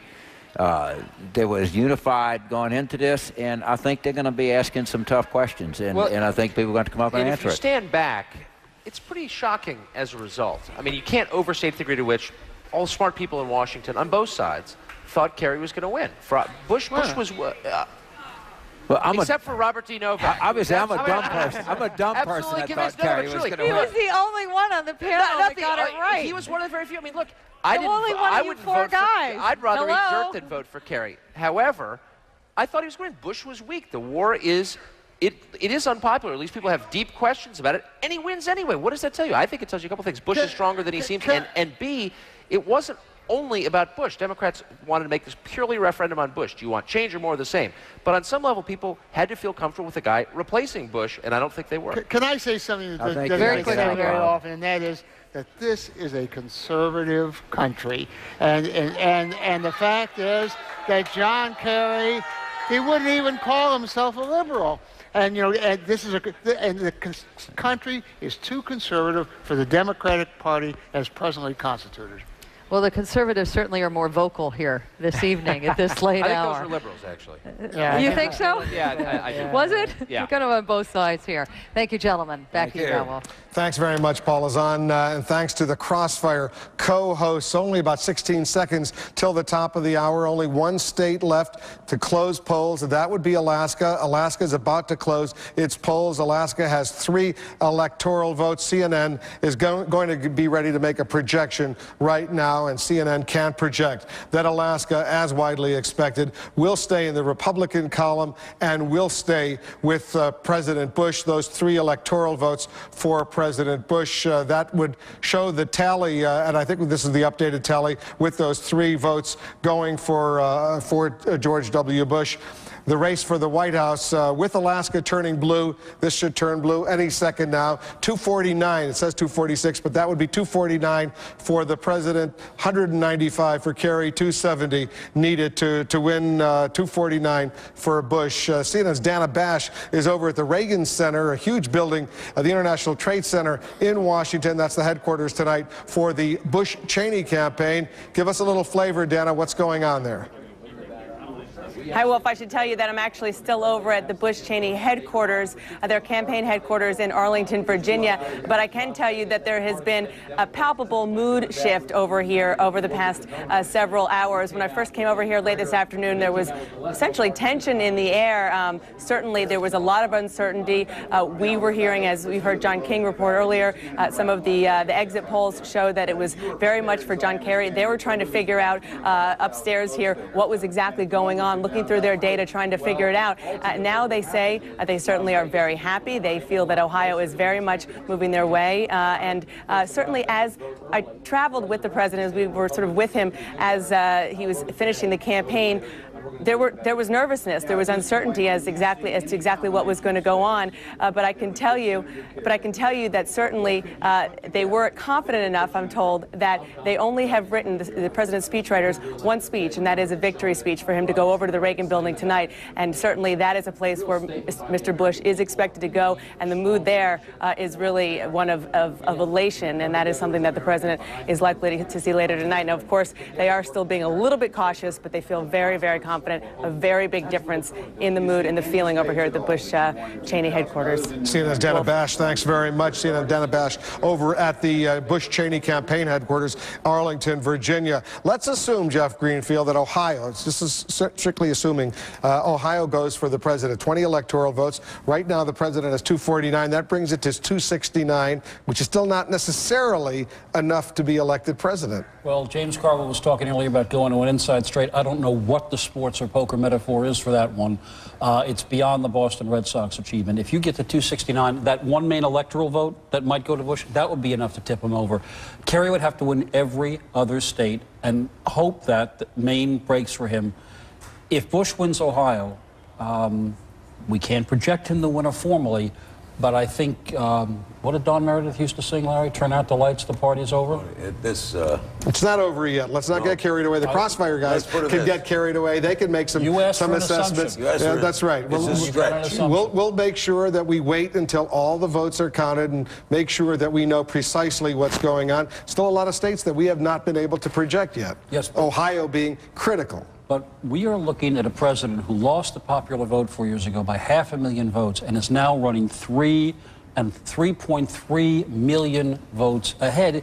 And as Carlos pointed out hours ago, at 51%, if he stays at that, not since his father in 1988 has a candidate gotten more than 50% of the vote. Here's two other things that you can say, regardless of what happens with Ohio, so we can wait. One, we can say that last time around, George Bush's campaign in 2000 didn't do a good job of closing. In that last week or two, they lost the lead. Remember, the DUI charge came out at the end. You can say they clearly have closed, if you will, much better. They've finished better this year, almost regardless of what happens. The second thing you can say is that this effort to have a grassroots game at the very end to turn out voters probably, at least in Florida it seemed, worked even better on the Republican side than it did on the Democratic side. You remember at the very top of our show, I said that you had two competing approaches. You had one which was much more centralized down the precinct level, and you had one that relied heavily on third parties. That's one of the things that Democrats will reconsider. Where did he go right? I do think that the point that James Carville and Paul Begala were making, partisan Democrats, the question that I was asking Senator-elect Obama, the Democratic Party, if you look at rural and small-town America, if you look at church-going America, has lost touch with that group of Americans. There used to be no difference in how people voted, whether they went to church a lot or didn't. And starting in 2000 particularly, we saw that break.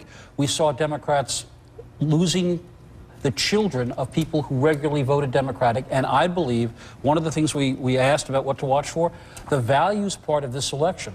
Just forget who wins Ohio. Look at those popular vote numbers. The values part of this election broke for the president. But you know what I think is going to be interesting to wait and see in the exit polls is, I know James is referring to the rural voters, but whether or not these weren't just rural voters, whether or not these were Catholics in suburbs and in big cities that in the passive split, but maybe decidedly on social issues and others, tilted towards the president. All right, stand by for a second because I want to bring in our Candy Crowley. She's in Boston over at the Kerry campaign headquarters. Candy, tell our viewers what's happening right now as they see these states, apparently, some of them, at least Alaska, we've projected, going for the president, which is not a surprise.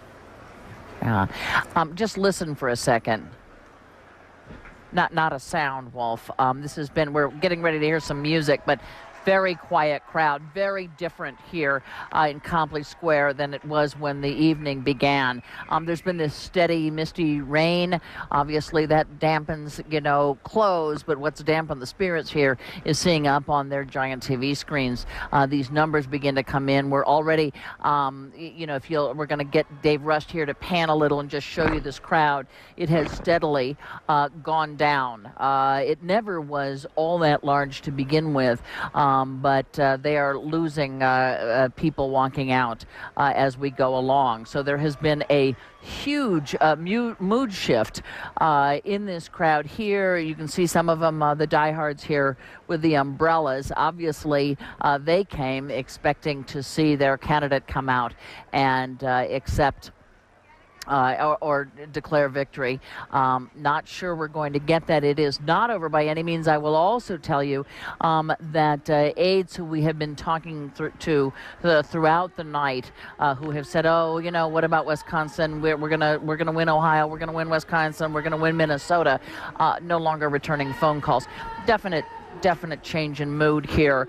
Doesn't mean it's over, but they sure are looking at an uphill climb. I suppose we would call that the sounds of silence, which can be very powerful and very thunderous, if you will. Candy Crowley, we'll get back to you. Let me walk over to the race for the White House, our Electoral College map, and go right up here to Maine. 4 electoral votes. CNN can now project that John Kerry will capture all 4 of those electoral votes. Earlier we had projected he would capture 3 of them. One of the districts was unclear. That district now, CNN can project, will go to John Kerry. That brings the total now to President Bush, 249. 270 needed, 196 for John Kerry. Maine, all 4 going. These white states, New Hampshire, Ohio over here, obviously the very important state, Michigan, these upper Midwestern states still so critical.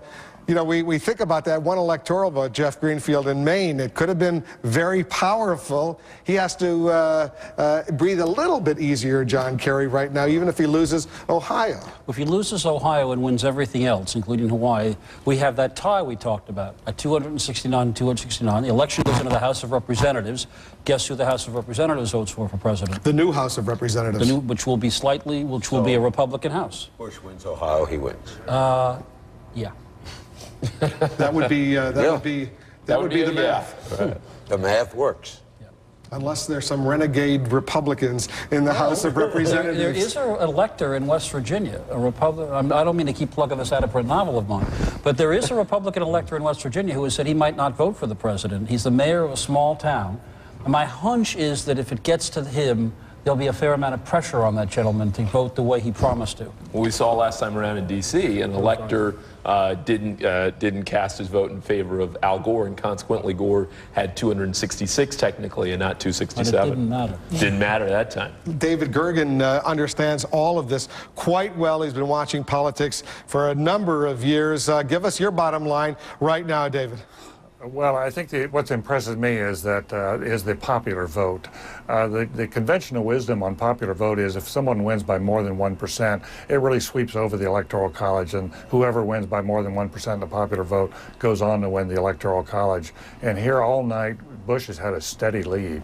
It's 51-48. That's bigger than I think anybody thought he would have coming out of those final polls.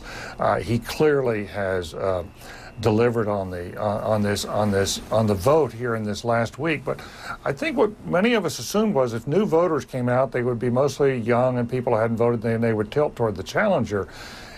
We will look now and see, did in fact the Karl Rove strategy of believing if he could get evangelicals out, that there were as many as 4 million evangelicals who didn't vote last time, in part because they may have been persuaded by the DUI charge that was revealed against Bush on a Thursday before the election. If he could get them out, that would be enough to boost the popular vote and go on and win the election. And I think maybe that's what we're seeing tonight. And it's very impressive on the part of the Republicans to deliver this.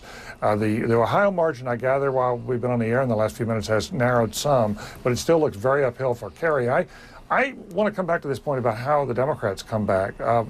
The problem, Wolf, as I see it for a lot of Democrats, is this is not a difference over policies between Democrats and sort of moving more to the center on, say, economic policies.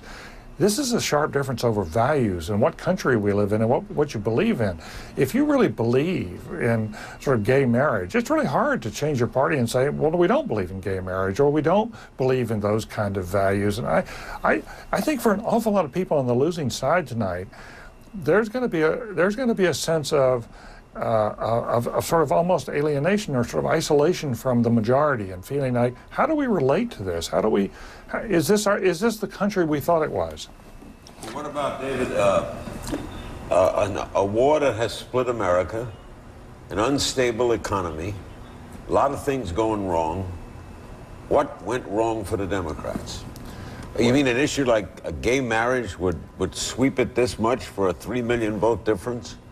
Well, we do know 10 states voted against gay marriage today, and we do know that the war is not popular. And if in my judgment, if Bush wins, he's going to win despite Iraq, not because of Iraq. Right. Terrorism clearly helped him, but it's very clear that underneath the surface there are these large cultural divisions now in our society, where some people have a set of more traditional beliefs and some people have a set of different, what they would call progressive beliefs. And it's very hard to compromise on beliefs, on something that fundamental. And I think that what the president and his team have shown is that there are an awful lot of people out there, the people who live in blue states don't know very well, but there are an awful lot of them who care about these values and will come out to vote when they're rallied. And if he's elected, re-elected, George W. Bush will be able to do, David, what his father was not able to do, an incumbent president get re-elected. Go ahead. Yeah, I was going to say, well, you know, from a historical point of view, this is it would be dramatic. We've only had one other father-son combination, of course, the two Adams, John Adams and John Quincy Adams. They both lasted only one term. This would be the first father-son combination in which the son actually won the 2 terms. This is, in some ways, is a personal triumph for the son, because so often in life he's been overshadowed by his father. And this will be the first thing he's done in a very dramatic way that it actually, you know, is sort of like his father, hey, my dad didn't do this. But beyond that, he joins a pantheon of just a dozen or so Americans in our whole history who've ever been elected to a second term. David Gergen is going to stick around with us. We're going to come back to you. Judy Woodruff is watching all of this as closely as anyone. She's watching it with Jeffrey Toobin as well. Judy, pick up our coverage right now. Give us a little analysis of what's happening in some of those key battleground states like Ohio that we haven't projected yet. Well, Wolf, specifically Ohio, everybody's focusing on Ohio. Frankly, some of our competitor networks have already called Ohio for George W. Bush. We are not prepared to do that. Right now, the difference in the popular vote in Ohio, with 88% of the precincts reporting 2,478,000 votes for President Bush, 2,361,000 for John Kerry, 116,000 vote difference. And at this point, our analysts are saying that is not a comfortable enough margin to give them the confidence to call. Now, what has happened, Wolf, in the last several minutes is that we have been talking to both campaigns, and in particular the Kerry camp, about provisional ballots, these ballots that are still out there. And I want to bring Jeff in right now on this, because, Jeff, you just got off the phone with someone in the Kerry camp. Right. The Kerry campaign's strategy at this point is they think that the actual counting of the votes tonight will narrow the gap to something like 50,000 votes. At that point, they think the provisional ballots will be counted, and they assert, and we don't know this to be a fact, but they assert there may be as many as 50,000 provisional ballots out there. Now, if you go to 2,000... 50 or more, 200. 200, I'm sorry, what did I... You said 50, you meant... I'm sorry, 200,000. They believe it's late. That there is in the order of 200,000 provisional ballots out there. Now, they think if you count those ballots, that will make up what they believe will be a 50,000 vote margin at that point. And based on what we know about Ohio in the last election, there is some reason to believe what? There is some in 2000, Ohio was one of the states that did have a provisional ballot rule. So they did have provisional ballots for years, and our research indicates that 90% of the provisional ballots wound up being counted as valid 4 years ago. So if you extrapolate, if there are 200,000 provisional ballots, 180,000 of them are valid.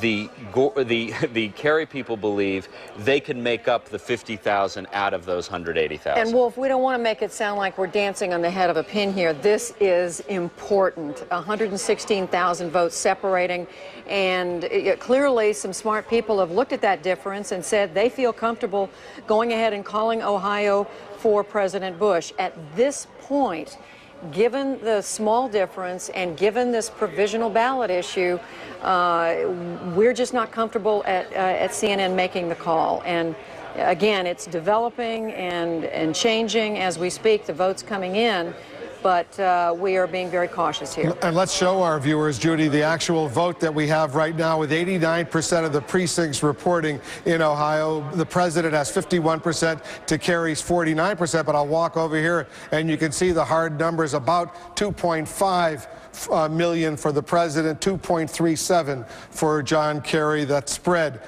Jeff Greenfield, as we see it in Ohio, still 11% of the precincts have not yet come in. Is it doable given the provisional ballots that are out there? One of the reasons we haven't projected yet is because we're going to be extremely cautious and precise. The last thing we at CNN would ever want to do again is call a state for a presidential candidate and have to retract it later. You can understand the caution because arithmetically it is possible that if the last 10% of these votes comes in and shrinks the president's margin in Ohio to that 50,000 vote, you have to see what those other ballots are. You have to see where that 10 or 11% still is. Is it from Cleveland? Is it from Toledo? Or where is it? But I mean, if we hadn't gone through what we went through in 2000, I have a hunch we'd be calling this for Bush. But we've seen what happens when numbers can change rapidly.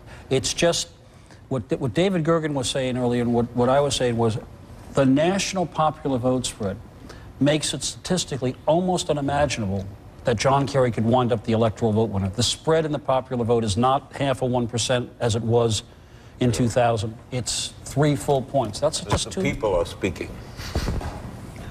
Okay. All right, we have another projection. I'm going to interrupt and go over here because CNN can now project after all of these hours that John Kerry will carry the state of New Hampshire. This is a state that narrowly went for George W. Bush 4 years ago, 4 electoral votes. It's a win for John Kerry.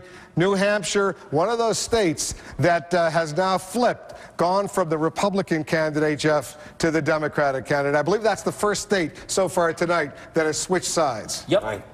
First time, first one, and yet you have the sense that in the Kerry headquarters, this is not being greeted with the kinds of screams and cheers it would have been 3 hours ago because of what's lying out there in Ohio and out west. But it is, first switch. You know, Wolf, I want to take off on something that David Gergen said earlier, trying to put this in historical context. One of the other reasons this would be so significant is that if you think about the 3 presidents before who were elected after having lost the popular vote but winning the Electoral College, people like John Quincy Adams and Rutherford B. Hayes and Benjamin Harrison, all of them lost their re-election bids. Or didn't run. Or didn't run. This would be unusual if George W. Bush actually goes on to win re-election. Be a pretty significant historical event in that context. This has been some surprising night. It's not over with yet, Larry. I don't want our viewers to think.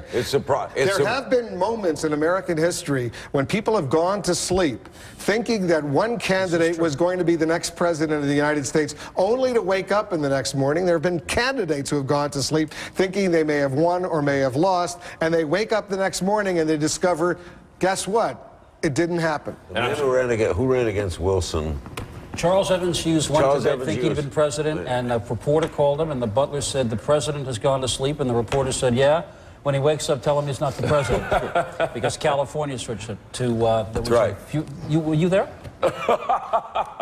I suspect my grandmother told me about. I suspect that neither of these candidates, Bush or Kerry, going to sleep anytime soon. Well, let's walk over here, Jeff, and take a look at these 9 states that we are not yet able to project. And let's go through them one by one. We'll show our viewers the numbers that we have, with 89% of the precincts reporting in Ohio, 51% for Bush, 49% for Kerry. Look at that spread. This is the state that Jeffrey Toobin just told us the Kerry campaign is hoping they can get this margin down to 50,000 and bring in the provisional ballots. But Wolf, take a look at Iowa, a state that Al Gore carried 4 years ago with 90% of the vote in, just about dead even. Bush with a 4,000 vote lead. And guess what? Here's a state where Ralph Nader would make the difference. Iowa. Let's go down to Wisconsin, the state you lived in when you went to college. Look at this. John Kerry with 50%, Bush with 49%, 1% for Nader, 73% of the vote in. Gore took this by 0.2 of 1 point back in 2000. Kerry's doing a little bit better. Quarter of the vote left to go. You know, if there's hope for the Kerry campaign, it lies in the fact that these states aren't yet gone. But how about this one? New Mexico. Al Gore took this state by 366 votes. Right now, with 83% of the vote in, the president has a 22,000 vote lead. That's not exactly what Bill Richardson, the governor of New Mexico, was anticipating or hoping for. Michigan, 65% of the precincts reporting. Kerry is ahead 51 to 48%, about 100,000 spread in favor of Kerry in Michigan. It still looks potentially close for him. Right, but now look at Nevada. This is another state that the president carried 4 years ago. And in this state, 40% of the vote in, Kerry has a tiny 1% lead. And let's move on to Washington State, a state that Al Gore carried 4 years ago. Kerry ahead 37, about a third of the percent of the vote in. Kerry is ahead 53% to 46%. Hawaii, Kerry is ahead, but very little precincts showing, only of 69,000 to 55,000, 55% for Kerry, 44 for Bush. There's another once reliably Democratic state, the one that the polls seem to suggest we're tied. Kerry's ahead. And in Minnesota, another state that Gore narrowly carried, Kerry seems to be ahead. So, with 64% of the precincts reporting 52% to 47%. Here's the irony here. It is possible that we could wind up with John Kerry, the only candidate that got a state away from the other guy, and still lose, because the movement of population south and west into the red states made the Bush states from 2000 278 electoral votes. It is conceivable that Bush will do this with a 3 million vote plurality, having taken no state away from Al Gore, and still be reelected. It is just really an amazing election. Let's walk over and bring back our colleagues. Larry, you're smiling. You're looking at this and you're saying to yourself, "I'm not." Where did I go right? Is what Kerry would have to say. I turned it around. I won New Hampshire. Yeah. Gore didn't. But he also, I keep looking at those numbers. Those are the popular votes. He's 3.2 million votes behind. You know, and while I understand that's not how we elect presidents, it's really tricky to get elected president when you run 3.2 million votes behind the other guy. You know, I think one of the other, we've got a ways to go before it gets called one way or another, but, we talked earlier about whether or not there'd be criticism of the Democratic message. I think there'll also be some questions about the campaign itself and how it was run. So when the Monday morning quarterbacking starts, one direction or another, I think the message will only be part of the story. Some people will look back to August and the Swift Boat veterans issue and how that was responded to, and I think there will be other things that are called. All right, I'm going to bring back Anderson Cooper. He's been watching both houses of the United States Congress. You've already projected, Anderson, CNN has projected the Democrats will retain the majority in the House of Representatives. What about the Senate? We can now project that the Republicans will retain control of the Senate. Let's look at how that's going to happen. Again, CNN is projecting the Republicans will retain control of the Senate. Democrats had hoped that if they could pick up 2 seats, if George Bush was reelected, they would be able to take control. That is not going to happen. We're projecting the winner in Kentucky, Jim Bunning. This a closely watched race, but Jim Bunning with a convincing lead. CNN can project he is the winner in the race in Kentucky. In North Carolina as well, we are projecting the winner, Representative Richard Burr. He will be the new senator from the state of North Carolina, replacing Senator John Edwards. So that's a pickup. That's a win for the Republicans, had been a Democrat seat. And in Pennsylvania, we are projecting Arlen Specter will be the winner of that race.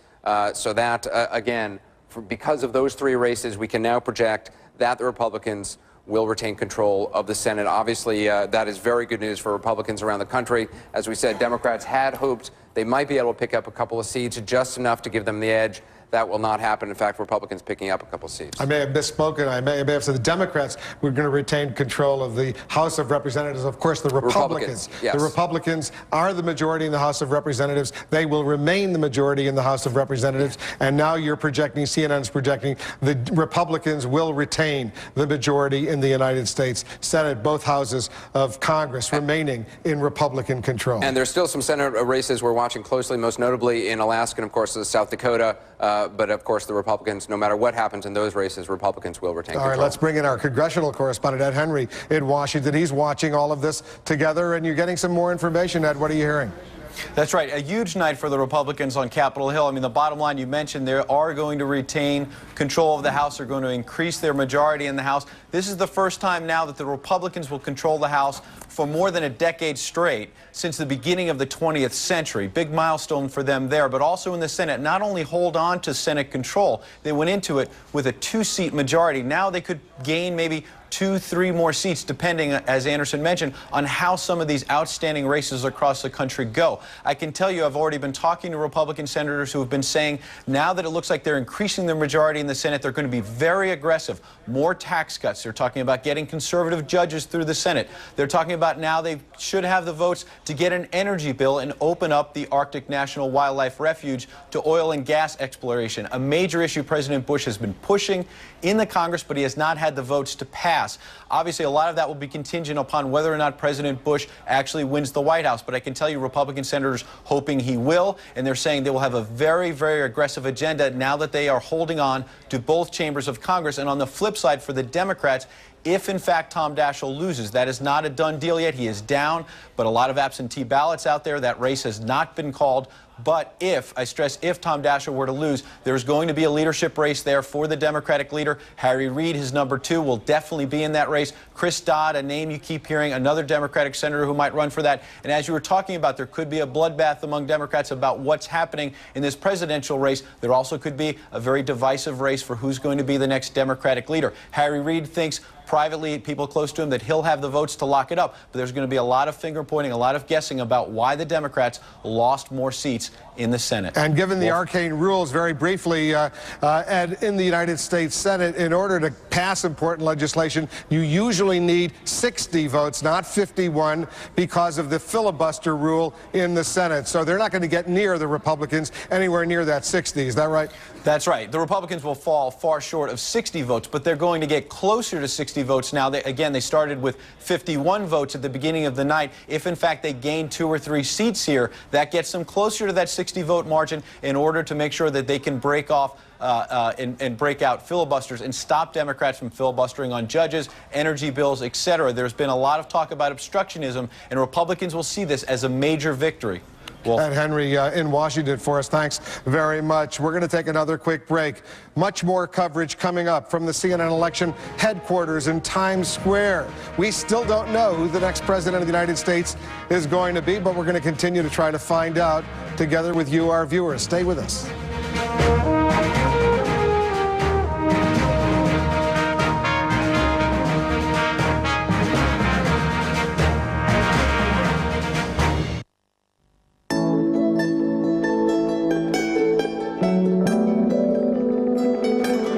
What do you get when a financial firm with 66,000 people in 50 countries takes the time to understand your needs, like it's just the two of you?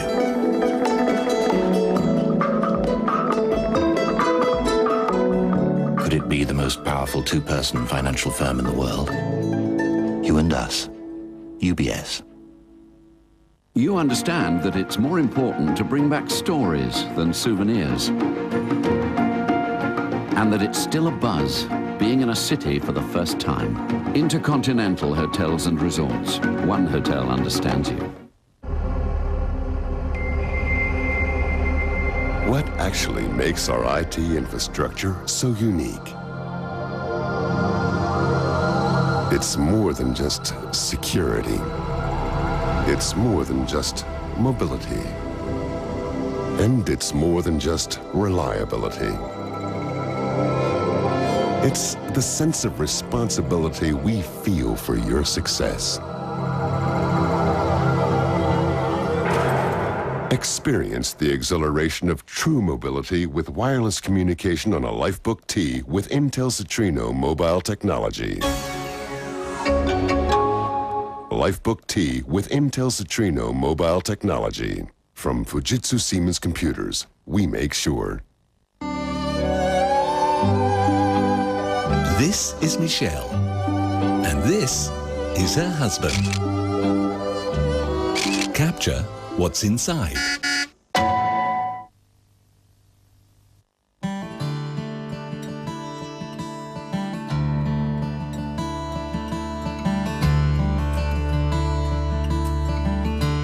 The Fourth World Water Forum, Mexico, 2006.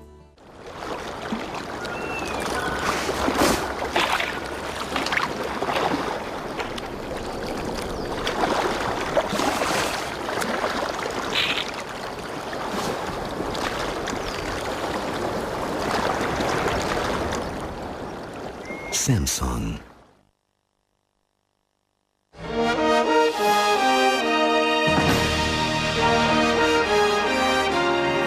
The lights are still bright here in Times Square at the NASDAQ market site, CNN election headquarters in New York. Welcome back to our coverage just after 1:30 a.m. on the East Coast. We're still covering the story. We're still trying to see who's going to be the next president of the United States. Welcome back to our viewers in the United States and around the world. CNN's Candy Crowley is up in Boston at the Kerry campaign headquarters. Candy's joining us now live. I understand, Kerry, the Kerry campaign has put out a statement. They have. You know, it's not over until somebody hits 270 and not one electoral vote sooner. This from Mary Beth Cahill, who, of course, is the campaign manager of the Kerry campaign. She says, quote, "The vote count in Ohio has not been completed. There are more than 250,000 remaining votes to be counted. We believe when they are, John Kerry will win Ohio." No concession speech here. They're still waiting for the votes to be counted. Wolf? Let me show our viewers those votes, Kerry. Stick around. Right now, with 91% of the precincts reporting in Ohio, Bush has 51%, 2.5 million to Kerry's 49%, 2.4 million plus. Still a very, very close race in Ohio. Let's try to get a little assessment of what that, Larry, when you see that, that close vote in Ohio, and we're not projecting a win yet at this point, you have to say to yourself, it could still go, maybe the Democrats know what they're talking about, then again, maybe they're just spinning. Well, they said they want to get within 50,000, and then if there's 250,000 those provisional votes, we don't know how they're going to go, but they assume they'll get a majority of those, they can still win Ohio. Then what they got to do? Then they've got to win most of those other states. Right. So it's a real crapshoot. They've got to, if he pulls this off, I would say that would border on, that would top the Red Sox coming from 3 down. All right, let's make another projection now. CNN is ready to make a projection. CNN can now project Washington State in the Pacific Northwest. Washington State will be won by John Kerry, and it's 11 electoral votes. John Kerry capturing Washington State. This is a state that went for Al Gore 4 years ago. Kerry retains it. Let's see what we can do now. Let's move over to the race for the White House. This is an updated tally. With 270 needed to be elected president of the United States, the president has 249. John Kerry has 211. And we're still going to continue to watch what's going on here on this very, very long night. Judy Woodruff is watching all of this. Judy, we expected a long night. It is a long night, and it could be an even longer night. Wolf, I'm just counting up how many states we still have out where the polls have closed, and I think I have 11. I may have to count it again because it's late, but we see an election that certainly at this point President Bush has the advantage, and Ohio's hanging in the balance. You've been talking about all the states that are still out there. It seems to me that we may be waiting till tomorrow morning or even longer just because of that provisional ballot issue in Ohio. A lot of people said Ohio was going to be the Florida of 2004. Maybe it is. maybe this will get resolved. But right now, I would imagine there's some lawyers who are looking into getting on an airplane and getting to Ohio tonight or in the morning. So Judy, the bottom line is that it doesn't look, based on what Candy is saying, based on what Mary Beth Cahill is saying in that written statement, the chair of the Kerry campaign, that they're nowhere near getting ready to concede. No, they are clearly discouraged, Wolf. I mean, they had hoped to be closer. I mean, they had hoped to be ahead at this point. They poured their heart and soul into Ohio, just as the Bush campaign did. And they see these numbers, and they're discouraged by them.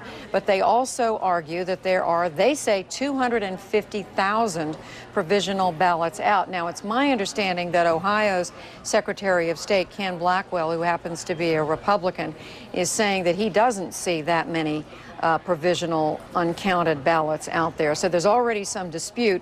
And when you've got a margin between the president and John Kerry that is, what, about 120,000 right now, you get to a point where even with the provisional ballots, they wouldn't make up the difference. So a lot is going to hinge on looking very closely at how many votes are still out, and is it possible that in those outstanding votes you could make up the difference? All right, Judy, stand by, because you know what? The Secretary of State of Ohio, Ken Blackwell, is joining us now live. He's in Columbus, Ohio. Mr. Blackwell, thanks very much for joining us. How many provisional ballots do you estimate there are still out there that have yet to be counted?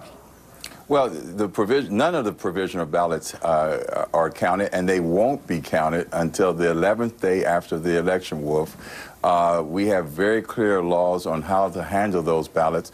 And remember, there are overseas ballots from our militaries and others that only have to be postmarked today, and so we have a 10-day window for all of those ballots to get in. This is a very deliberate and cautious process, and so, you know, I tell everybody, just take a deep breath and relax. We can't predict what the results are going to be. We can only guarantee you that you're going to get an honest and fair count through our bipartisan system. But does anyone know, do you know how many provisional ballots, how many military ballots? I assume the absentee ballots have been counted, is that right? The absentee ballots have been counted. The provisional ballots are being tabulated as we talk. And early projections showed anywhere from a 30 to 50% increase, and that took us, under 200,000. But it could be 250,000 as the Democrats are claiming. We will know once the counties tabulate their precinct counts and get them into us. What about military? What about military ballots from coming in from overseas or from around the country? They have a 10-day window. But how many do you guess there might be? Well, I'm not going to project or guess. That's what got people in trouble before. What I'm going to tell you is that we have a system in place that is time-tested. We've been dealing with provisional ballots in Ohio for over a decade. We know how to get the job done, and we have a very transparent process where people can see how those votes are being handled in a bipartisan way. And when it comes time to tabulating them, 11 days after this election, there is a bipartisan system of witnesses that will be there for the count. Right now, at the end of the day, we are in a strong position because we have a strong and tried and tested system that has worked for us in the past. Let me just point out to our viewers, with 92% of the precincts now reporting officially in Ohio, 51% for the president, 49% for Bush. There's about 100,000 spread. If it were to stay like that, 49% for Kerry, 51% for Bush, 100,000 margin, if you will. Would it be wise for the Kerry campaign to avoid conceding, given the provisional ballots that are still out there, if that spread continues along those lines? I'm not going to advise the Kerry campaign, but I would suggest to you that if the number of votes that make up the difference between the two candidates is fewer than the number of provisional ballots, then I would say everybody should just take a deep breath and relax, because we're not going to start counting those ballots until the 11th day after this election. And what we will start doing tomorrow is taking a look at those jackets of those ballots and trying to reconcile good ballots from from bad ones. What I mean by that is that there's a process where you try to reconcile. People were given a provisional ballot because they couldn't cast a regular ballot. So you check addresses, you make sure that that is a good ballot, and then you start counting them all 11 days after the election. Why do you have to wait? Why do you have to wait 11 days to count? Let's say 200,000 or 250,000 of the Democrats are suggesting provisional ballots. Why do you have to wait 11 days? Because that's the law, and that's the way the system has worked, and that is the way that you take time to reflect and you methodically deal with those ballots in a bipartisan way, and at the end of the day, the people have had control, not judges and lawyers. And so, you know, on last evening, Wolf, we asked the people of Ohio to take control of this election. Don't put it in the hands of lawyers and judges.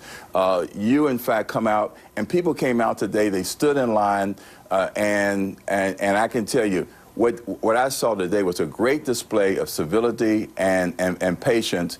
And what I can tell the people is that we have 50,000 poll workers, bipartisan poll workers and election officials across 88 counties in this state that did a tremendous job today. And I can tell you right now, you know what state was the Florida of 2004? It was Florida. Ohio has, in fact, always had a superior system of elections that give people good results and results that they can have confidence in as reflecting the will of the voters. One final question, Ken Blackwell, before I let you go. You're a Republican, you're the Secretary of State of Ohio, but I know you've been sensitive all these many weeks and months leading up to today, that you don't want to be going down in history as the Katherine Harris of Ohio. Katherine Harris was the Republican Secretary of State in Florida who came under enormous criticism for the way she handled the recount, if you will, in Florida. Give our viewers a sense of what's going through your mind as the Secretary of State of Ohio right now to make sure that everyone emerges from the vote tally in Ohio with a pure sense that this was free and fair and perfect. Well, I tell you, Wolf, a lot of folks flew into Ohio today and the day before expecting that we were going to see the same sort of confusion that was seen in Florida. We have the personnel, we have the procedures and the policies.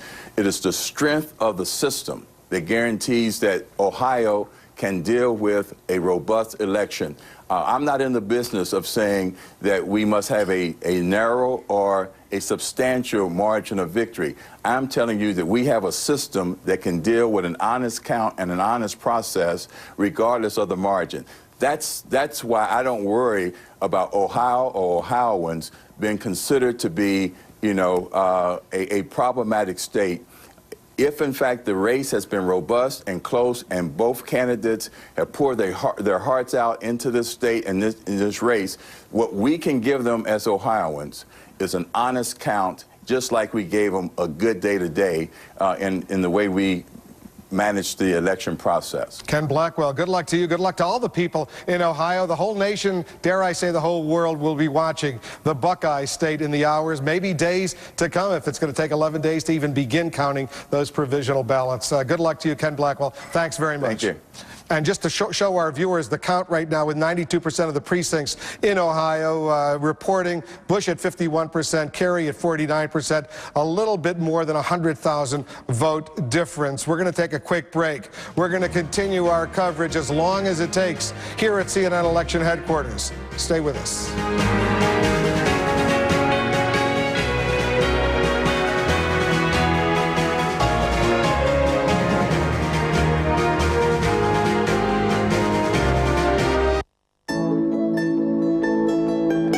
66,000 people in 50 countries. And every day, a two-person financial operation. You and us. UBS. Jim has recently started competing. He may not be leading the pack, but there's always a photo finish. Capture what's inside. You understand that while you're climbing the ladder, it's okay to enjoy the view, and that you often achieve as much during the meal as you do at the meeting. Intercontinental Hotels and Resorts. One hotel understands you. On a special hour-long insight the day after the polls. A look at how votes were cast in the U.S. election, the results, the controversies, and the international reaction. A special extended edition of Insight, only on CNN. This is CNN.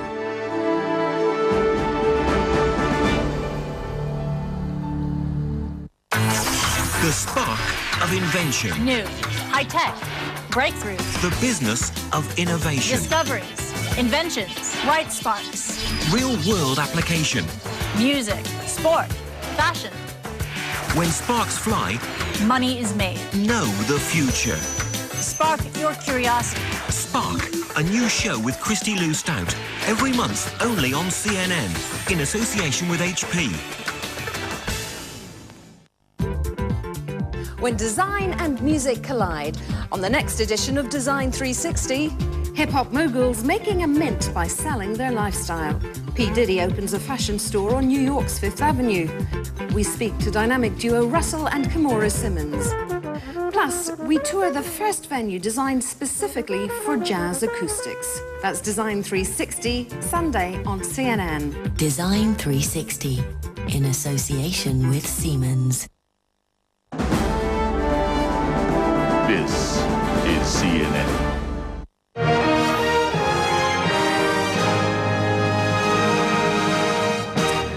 Getting close to 2 a.m. on the East Coast. We don't know the results of this election yet.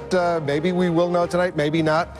CNN's Aaron Brown is joining us with some thoughts that he has. Well, we talked a lot about values tonight. Let's talk about Iraq for a second. Should the president prevail tonight, we're not saying he will. There are votes to count. There are probably lawsuits to be filed. But you got to sort of like his position. And if he does win, Iraq is now his problem to solve. Every poll showed the president had a considerable edge in dealing with Iraq, even as support for the war itself diminished. Perhaps as early as this weekend, there's likely to be a battle for Fallujah. There's no doubt it's a battle the Americans can win, but at what cost? And then come January, about the time the president is sworn in again, should that happen, there are supposed to be elections in Iraq. Today, given the state of play there, it is hard to see how they can be run. Doesn't mean they won't be, but the situation on the ground has to change. The president pushed hard to take the country to war in Iraq, and the post-war has hardly gone well. His legacy will be on the line there. And for all the talk about values tonight, and we take that seriously, his party's prospects will be at stake as well. Colin Powell famously said about Iraq, you break it, you fix it. Should the president win tonight, Iraq is his problem to fix. His place in history may well depend on it. As you look at these numbers, Aaron, right now, you'd rather be Bush than Kerry. I'd rather be Bush than Kerry by a lot right now. Yeah, I mean, we're sort of beyond the inside straight analogy. It's Ohio or nothing. I mean, he has to win there. And he's not going to win there, it doesn't seem, tonight. He's going to have to win it 11 days out. But he has to win the other states, too. He absolutely has to. Well, but again, I mean, if you look at the map, he is, without projecting anything, the senator stands a good chance of winning in Minnesota. He stands a pretty good chance of winning Iowa. Michigan, certainly. Iowa and Wisconsin are pretty much in play at this point. But let's assume he sweeps them. Okay, let's assume he does that. Loses Nevada, loses Nevada, loses New Mexico. He still has to win Ohio. And we're still not going to, he can't win it tonight. He could lose it tonight.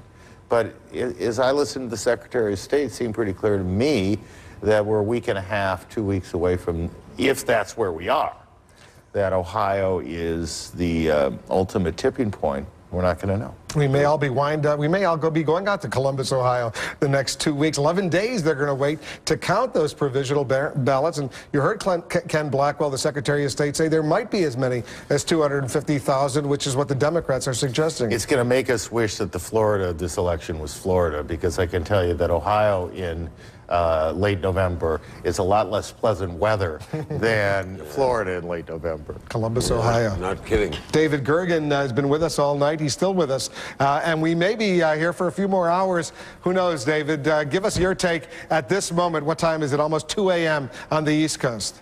Well, Wolf, I had a question for you. If we do have to wait on Ohio, is it possible that Bush could go ahead and get his 2021 votes tonight from the states that are still outstanding? Yeah. He has a slight lead in Iowa. Could he, if he cobbles together Iowa, Nevada, and New Mexico, for example, I don't have the numbers right in front of me. Is that enough to win? Or can he put together a combination that's still out there? Well, you know, if you do the math and you take a look at some of those numbers, you know, he's getting pretty close. Iowa has 7, New Mexico has 5, that's 12, and Nevada, which is the other state you're looking at, has 5, that's 17. He's a little short. He's still a little short, even if he carries those 3 states. Yeah, what about of the states remaining? Are there any that he's ahead in there? Wisconsin, Minnesota, and Michigan, those states, I think, as of the last time I checked, Kerry was slightly ahead. Right, the Bush people thought they might be able to carry Wisconsin. I don't know what the numbers are there.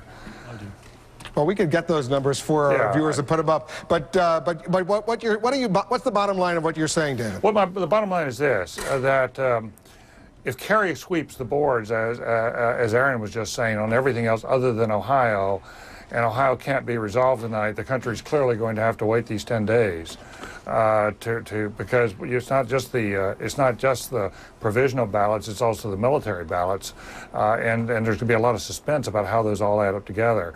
But that assumes Kerry sweeps the board. What if Bush picks off 2 or 3 or 4 of these states that are still outstanding? He would still win tonight, even without Ohio. We wouldn't have to wait the 10 days. Yeah, right.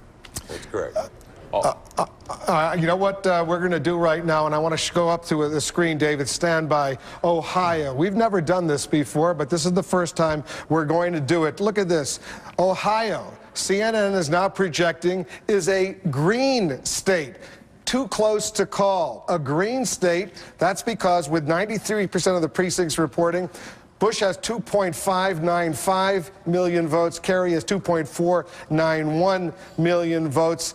About 100,000 vote spread, 93% of the vote in. We've got a lot of information based on exit polls, based on real numbers, based on surveys. We are now projecting, and this is a real projection, that Ohio is too close to call. It's a green state, Jeff Greenfield.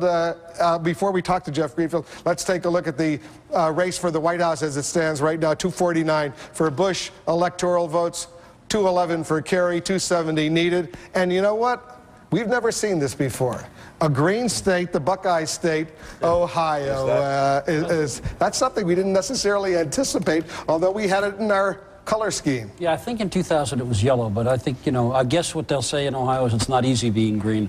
First, to answer Dave Gergen's question, it is theoretically possible for Bush to get to 270 without Ohio. If he took one of the upper Midwestern states, if he could take Minnesota and Iowa and New Mexico and Hawaii, he could do that. That's possible. The second question is this. 4 years ago in that recount, one of the reasons why Al Gore had some strength to do this was that he had gotten 500,000 more votes in the country than Bush. It didn't mean anything legally, but it had a kind of important political message.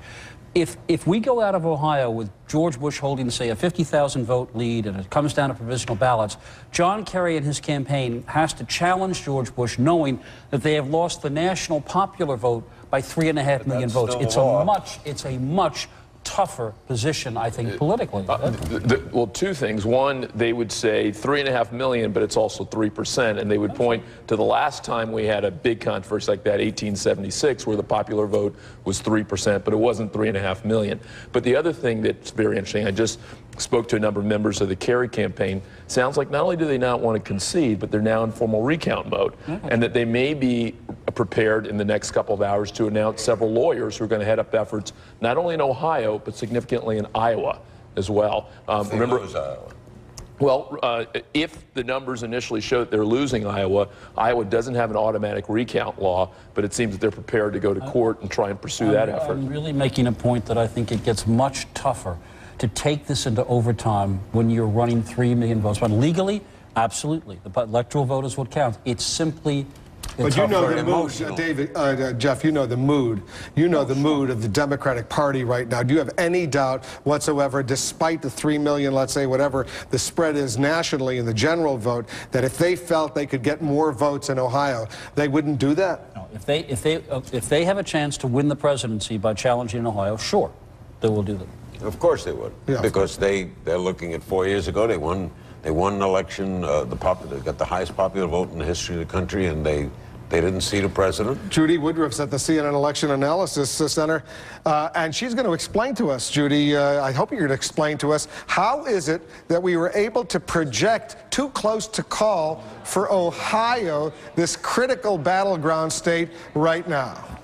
Well, Wolf, because literally with 104,000 vote margin between President Bush and John Kerry, president out in front, there are still, I'm told, something like 387,000 votes still outstanding. Now, we're trying to confirm these numbers because separately we're told better than 90% of the precincts are in, but still that many hundreds of thousands of votes still out. And then you just heard Ken Blackwell, Ohio Secretary of State, saying that there are at least 120,000 provisional votes out. And Jeff Toobin, our legal analyst, is with me. Jeff, you and I were talking about this because the Kerry campaign is saying there could be as many as 250,000. So the math does present itself as possible for Kerry to make up the difference. If you add up the 387,000 votes plus the theoretically 250,000 provisional ballots, that gives us 600,000 outstanding ballots in Ohio with a 100,000 margin. That seems too close to call. Now, one complicating thing, of course, is that we don't know those provisional ballots. It's believed that they are primarily Democratic, but we have no way of knowing that. And we don't know how many there are exactly. It could be 100,000, it could be 250,000. And we heard Ken Blackwell. The other thing, and I've just been checking with Stu Rothenberg on this, and we want to be clear about that, is that of the vote that hasn't been counted, the actual vote that's outstanding, a lot of it is in areas that George Bush has done very well in. So you can't assume that most of that vote would automatically go to John Kerry. But because we can't be sure, we are saying Ohio is too close to call. And just to be precise, Judy and Jeff, there may be other news organizations that have projected Ohio a win for John Kerry. CNN is not. We're saying it's too close to call. We have a ton of information about this state, but we can't project it a win for George W. Bush or John Kerry at this point, because as you point out, Jeffrey, there may be as many as 600,000 votes still out there. Go ahead, Jeff, you want to make a point? Well, that's right. And just to complicate matters a little further, there are also recount provisions in Ohio. Ohio has a law that says if the election is within 0.25%, a quarter of a percent, that's an automatic recount. That is about 13,000 votes. Kerry is well short of automatic recount territory. However, under Ohio law, any candidate and any group of 5 voters can ask for a recount. So that is also a possibility that's out there. Wolf, if I could just interrupt very quickly and bring some news to our viewers from the state of Iowa. And that is, we are told that because of broken machines, and I'm reading now a report into CNN, because of a delay in opening absentee ballots and apparent fatigue in the office of the election officials, this is all going to delay the Secretary of State's report of a final count in the presidential election in Iowa until sometime on Wednesday. Now, we have just learned this just a matter of a few minutes ago from Iowa election officials. There are at least 2 central count machines. These are machines that are used to read paper ballots used by optical scanners in Greene County and Harrison County. These have broken down, according to the Secretary of State's office. New machines are being sent tomorrow from the manufacturer. Shortly after midnight, we are also told that absentee ballots are still being opened in Lee County. For all these reasons, and because of the fatigue, I'm using the word that the folks in Iowa are using, we're not going to get an Iowa count. So both in the states of Iowa, Wolf, and Ohio, we are looking at a delay in knowing the results of those states. So we won't know the results of Iowa at least until tomorrow. Larry, you want to weigh in? Yeah, this is for both of you, Judy and Wolf. Does that mean that unless President Bush takes 4 out of the other 6 states, we don't have a result tonight? We may not have a result tonight. That's right. We don't have a result. We're going to continue to watch Iowa, and Iowa, what has 7 electoral votes. Those are very important electoral votes, Judy. Just to be precise, right now, too close to call in Ohio and Iowa. Presumably, we're not going to be able to know the winner of Iowa because of these mechanical problems and fatigue that you're talking about. That's right, but I think we want to be clear on Ohio, Wolf, and that is that if the regular vote count proceeds and the margin gets down to a very small number, it may become mathematically very difficult for John Kerry to make that up. We're not there yet, but if they keep counting and the president keeps up the margin, or excuse me, if that margin grows, the provisional ballot safety net, if you will, may begin to look, even more remote. But we're not there yet. We're learning a lot about these provisional ballots. We'll see what happens there. Judy, stand by. Ed Henry is in Washington. Now, you're getting some information in Washington about Ohio as well. What are you hearing, Ed? That's right. Wolf, obviously both sides, both parties have had lawyers in place for a long time, whether it's Florida, Ohio, whichever state they need to go to in order to mobilize if, in fact, there's a recount, if there are legal challenges in any of these battleground states. Some information coming into CNN, Democratic sources telling us that the owner of the Boston Red Sox, John Henry, has gotten his private plane ready. The pilot for that plane was told a few hours ago, get the plane ready. We're not sure where it's going yet, but have it ready to go so that Democratic lawyers can be deployed to whichever state they feel they need to go to at some point this evening, overnight, or first thing in the morning. We do not know whether that plane has left. We don't think it has, but we've been told by Democratic sources that the plane for John Henry, owner of the Boston Red Sox, somebody who has endorsed John Kerry for president, has his private plane at the ready for Democratic lawyers to mobilize whenever they are ready to do that. Obviously, the Red Sox, after winning the World Series, have been locked up in the middle of this presidential campaign. Their star pitcher, Curt Schilling, endorsed President Bush. A little bit of controversy about that. Then John Henry and the general manager, Theo Epstein, they endorsed John Kerry a few days later. But now we're hearing John Henry's private plane could be dragged into all of this if, in fact, there are any legal challenges, any recounts. And if they're heading out to certain states, we presume they'd be going to Columbus, Ohio, the capital, maybe Des Moines, Iowa as well. It looks like there's going to be a delay at least until tomorrow for a certification of who won there. And you know what? We still haven't heard from several other states. Ed Henry, good reporting for us. Let's go back and bring in our analysts. Larry, it gets a little stranger and stranger as we go into this long night. I'm trying to figure out. The president can still win if he wins what? If he wins Minnesota, Michigan, Wisconsin, or 2 of those 3, and Nevada and New Mexico, he would win, right? You know what? Look, he's 21. He's 21 votes short of an absolute majority. Take Ohio out. There's a combination there where he could do it. Sure. But we haven't heard for hours what's going on in Michigan, what's going on in Wisconsin, what's going on in Minnesota. And I think that's a good point. Let's bring up those numbers. Michigan, Wisconsin, Minnesota. Let's see, and Iowa, of course, where those votes stand. Carlos, you're looking perplexed out there. But usually got a big smile on your face. Still have a smile on my face. This is as exciting as we hoped it would be. A couple interesting things to think about. Iowa, Democratic control of state government there, the governor as well as the Secretary of State. On the other hand, you go to Ohio, you've got a Republican governor, Republican Secretary of State. We learned in 2000 in Florida how important who controls those 2 seats are, so we may hear about that again. And in Iowa, I understand, and here's a little deja vu all over again, that David Kendall, President Clinton's former lawyer, may head up the recount effort there. So we're likely to start to hear the names of some pretty big name lawyers. All right, Jeff, come on up with me. I want to take a look at some of these states that are still they're still too close to that we can't project yet. Right. Ohio. What we're going to have to do is break precedent and ask the nice people in the control room if they can get us the popular vote in each state. These are the states we're talking about, but it would be really good to see the popular vote, the vote totals as they go on in each state. I can tell you, for instance, that in Iowa right now, John Kerry trails George Bush by about 8,000 or 9,000 votes, that he's a little bit ahead in Wisconsin.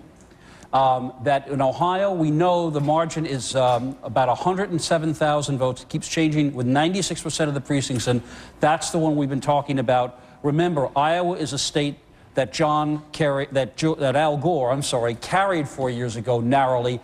And right now, with 96% of the vote in, as you'll see in a minute, George Bush is leading. On the other hand, Nevada is a state that George Bush carried 4 years ago. Right now, if my memory is right at this hour, John Kerry has a narrow lead in, and we know nothing about what's going on so far in Michigan or in Minnesota or in Hawaii.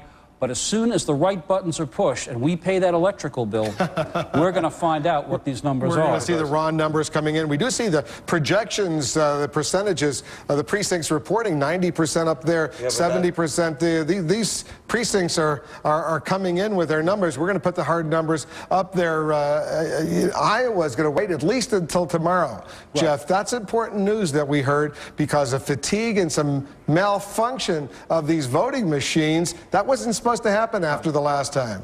Thank you, thank you, thank you.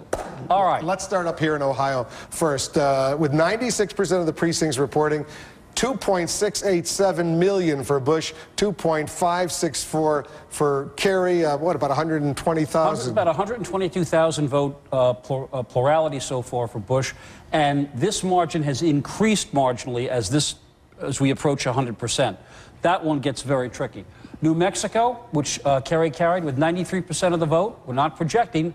George W. Bush is ahead by about 28,500 votes. In a small state like New Mexico, that's significant. It is, but it would be a takeaway. It would be a takeaway from the Democrats. Iowa, carried narrowly by the Democrat Al Gore in 2000. An 11,000 vote lead with 96% of the vote in. But we heard that the Secretary of State's going to wait until tomorrow to certify who won. Michigan is a state that Kerry was supposedly going to win relatively easily. 76% of the precincts reporting 1.797 million for Kerry, 1.681 million for Bush. It's 116,000 vote lead. I like to do these raw numbers because I'm old-fashioned.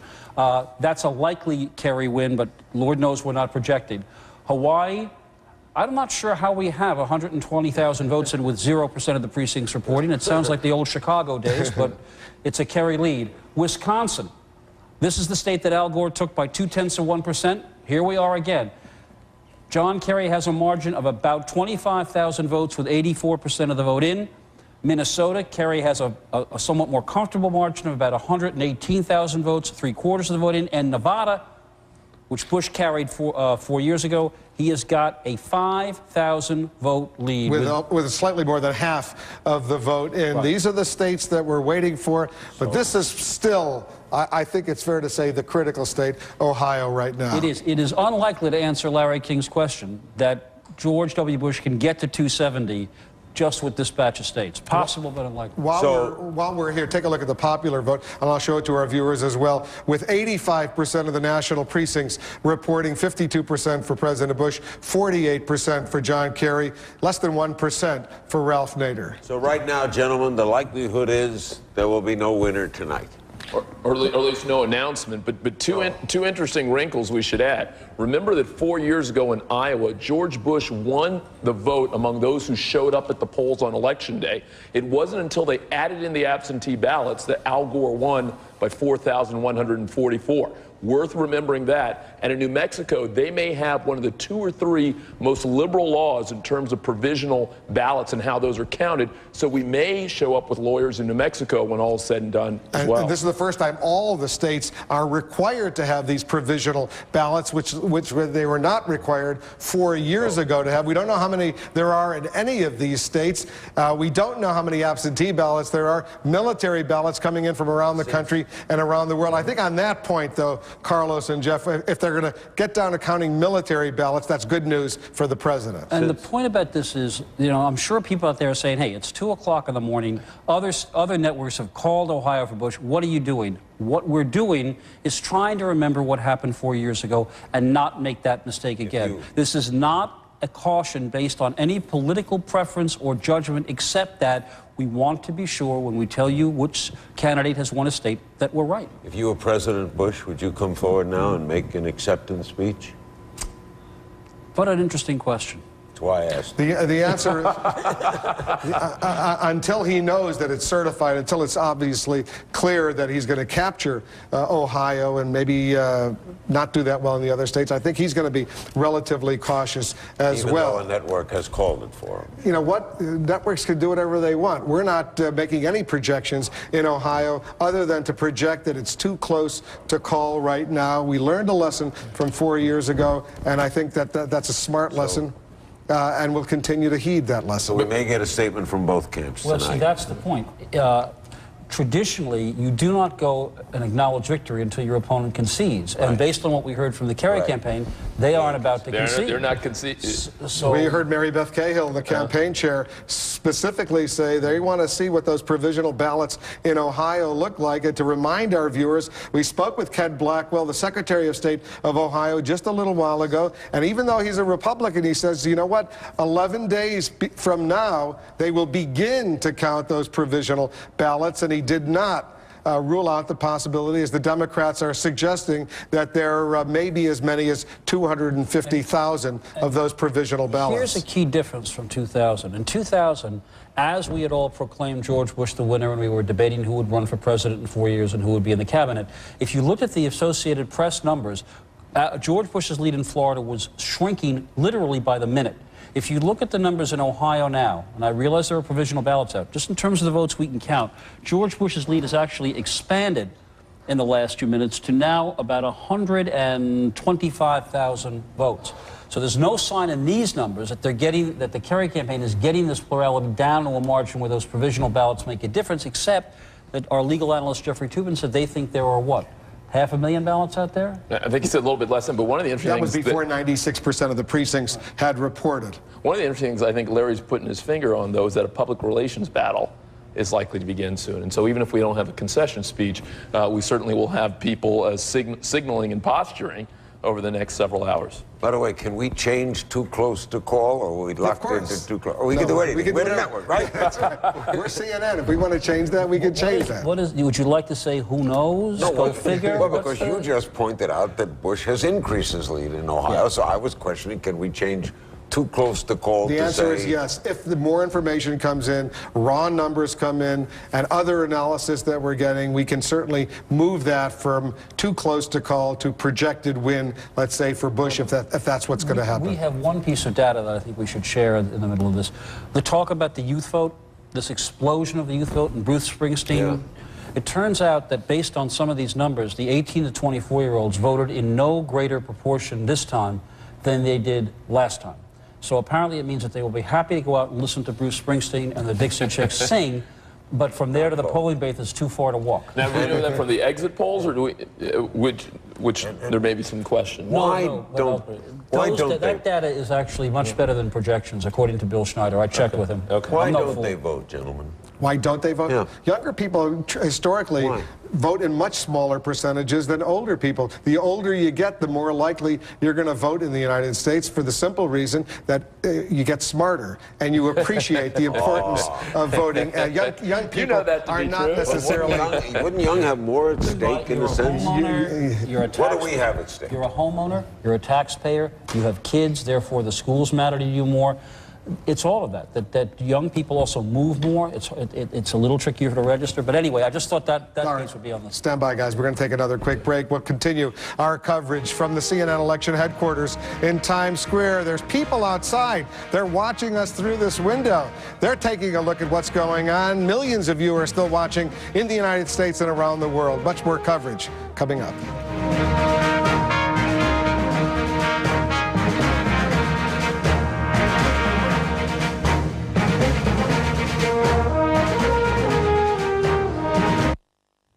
You understand that cities are just a stop unless you experience them.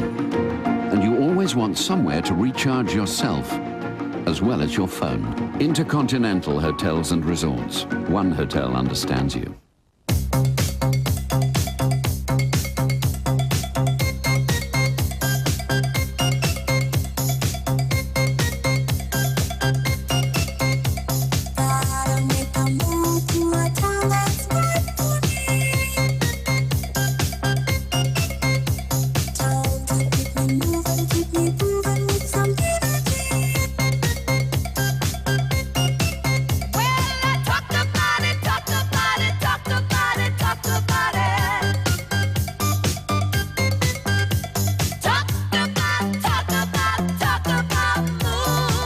Areva, solutions for producing, transmitting, and distributing the energy the world needs. Edward Host, you're so handsome. This is Edward, and this is Emily, Edward's girlfriend. Capture what's inside.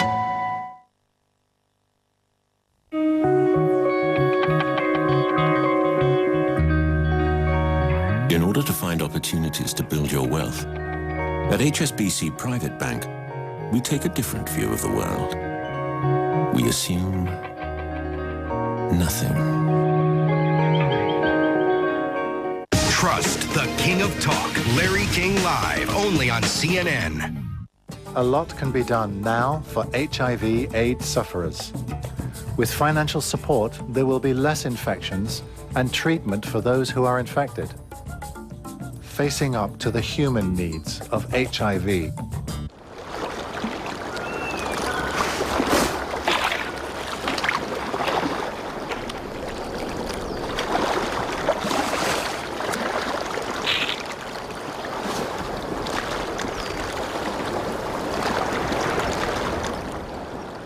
Samsung.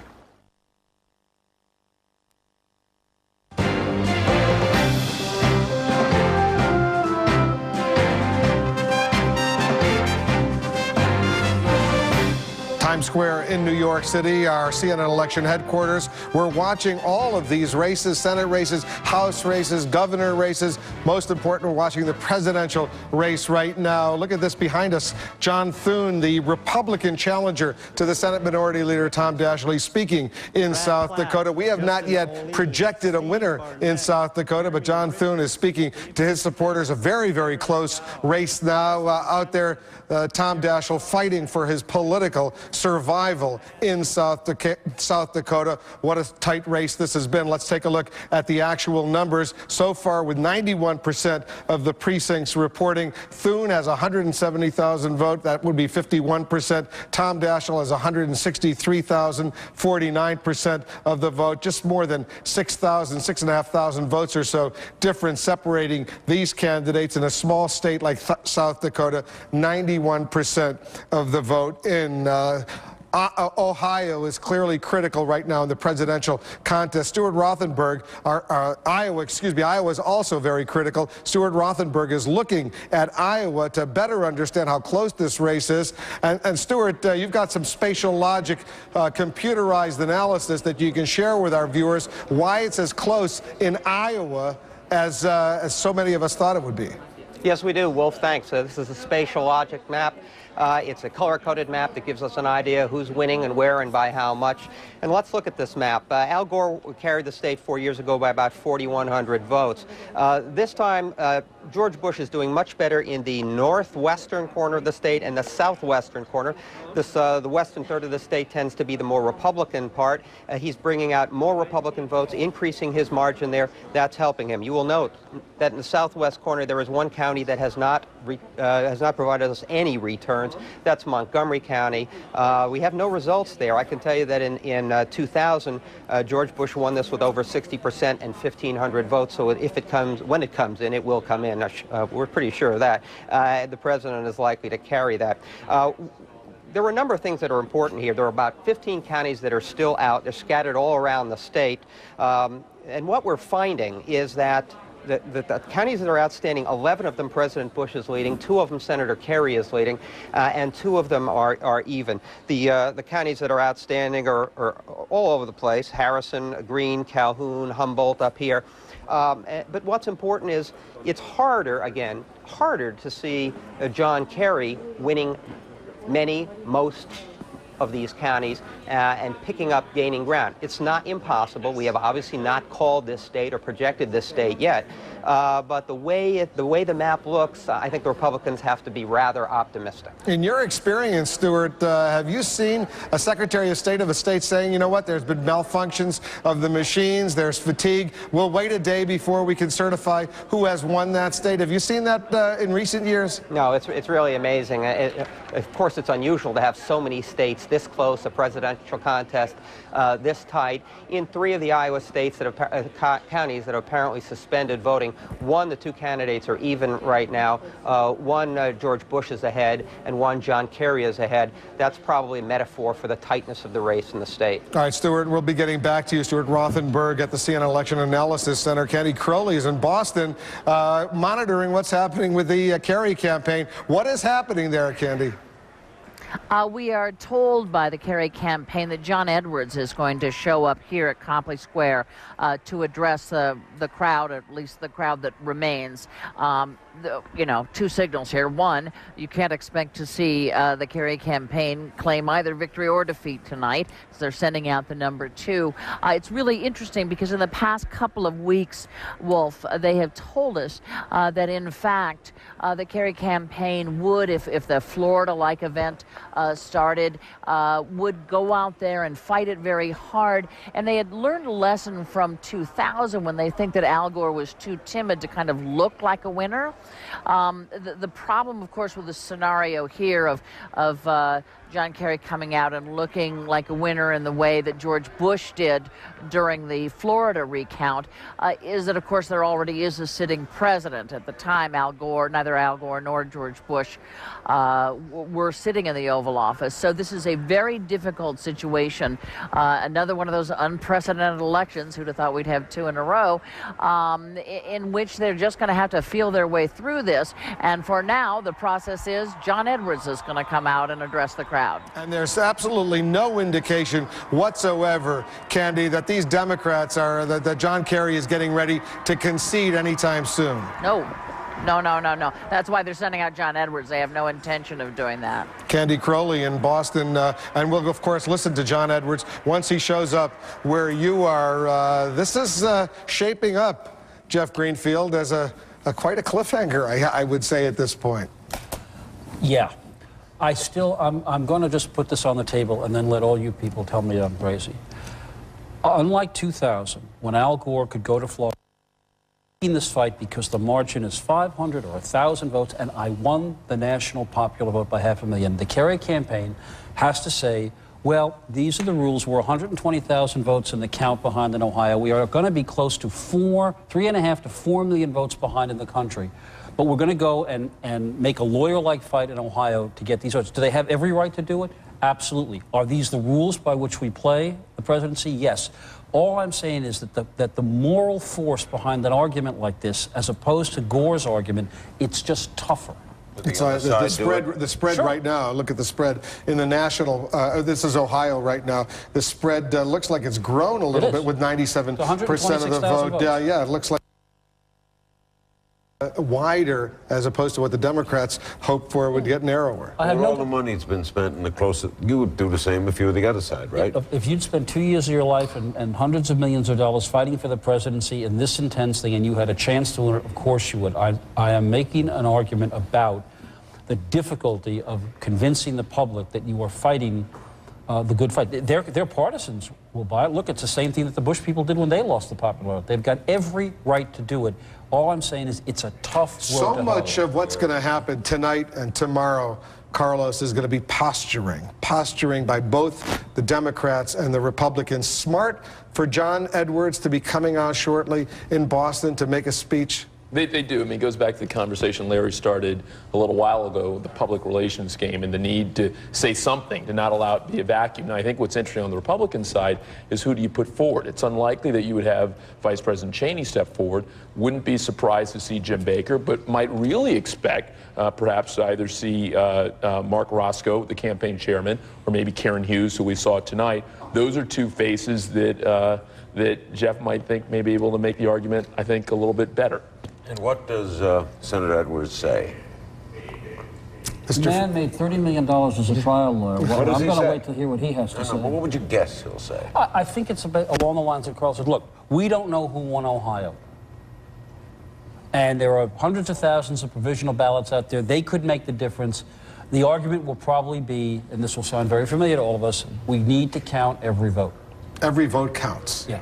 And we're going to make sure that every vote counts. That's what presumably he will say once he emerges. We'll take that live. We'll stand by for that. I assume this takes place in an environment where once we find out what happened in Wisconsin, Iowa, Minnesota, and Michigan, Ohio would make the difference for Kerry. Right, because as you pointed out before, there still, I think, is the mathematical opportunity that the president could win without Ohio. Just thought it. There'll be people who went to bed knowing another network called it, and then wake up in the morning like a lot of us did, and then learn that it ain't over. Two other networks projected Ohio going to the president, and that would bring the number up to 269 with the new House of Representatives. It would go to the House of Representatives. Presumably that would be a win for George W. Bush, but to our viewers in the United States and around the world, we are saying that based on all the information that we have at CNN, it's too close to call. That's the green color that we've put up there, too close to call in Ohio for us to project a winner, and as a result, we're not going to project a winner. Carlos? You know, if Iowa does work out in the president's favor, a big win, again, that was another one of those Dukakis states that Michael Dukakis won among the few states, and one of the people who will certainly get credit for it is Chuck Grassley, the Republican senator, who, while he was running for re-election, spent a lot of his time and, frankly, a lot of his money and even his ads touting the president. So we've still got a ways to go, but if Iowa ultimately works out, it will be a meaningful shift in the geography. While we're standing by to hear from John Edwards, the Democratic vice presidential candidate, let's bring back David Gergen. He's joining us once again. David, this has been like a roller coaster that's been going back and forward, up and down, an emotional seesaw, I would suspect, all day for both of these candidates. It has indeed. And let me, if I might respond to Jeff Greenfield's point, he has an enormously important and a persuasive argument that with the president so far ahead in the popular vote, it'll be very difficult for John Kerry to sustain any kind of long-term challenge. But I would suggest, if you look at the states outside Ohio, it looks very unlikely that George Bush can win without Ohio, and John Kerry clearly cannot win without Ohio. So it really does come down, in the end, that both candidates need Ohio. And it does seem to me that Kerry has two things he could rely on to make the argument to continue to counting in Ohio. One is that the Secretary of State of Ohio, a Republican, Ken Blackwell, has just told the nation, everybody should take a deep breath. We have a law, we'll count in 11 days, and it'll be settled. So instead of having a Katherine Harris there, he has a Ken Blackwell, which makes, he's got a more reliable foundation for making his argument. The other thing he can argue is, I do not intend to take this to the courts. What I will do is abide by the decision of the Ohio Secretary of State in 11 days, and I promise to you, I pledge to the country, this will be over in 2 weeks. I will not pursue it beyond that, so I do not want to put the country through the ordeal of last time. I think if he were to do that, and to say and to use Ken Blackwell, the Republican Secretary of State, to a Republican Governor Bob Taft, I think the country would say that's fair. That's fair, even though George W. Bush has won the popular vote. That's fair, but we don't want to go through a long agony of the kind we went through last time. If it's 11 days, fair enough. The country has waited a long time. I suppose the Democrats will say, you know what, the country can wait a few more days if necessary to make sure that every ballot is counted, everyone is satisfied. But I agree with you, David. What we heard from Ken Blackwell when he was interviewed here on CNN just a little while ago was impressive. Let's go to Boston right now. You see John Edwards walking over to the podium. He's going to speak. And we're going to listen to what he has to say. There are still plenty of supporters of John Kerry at Copley Plaza in Boston. Thank you.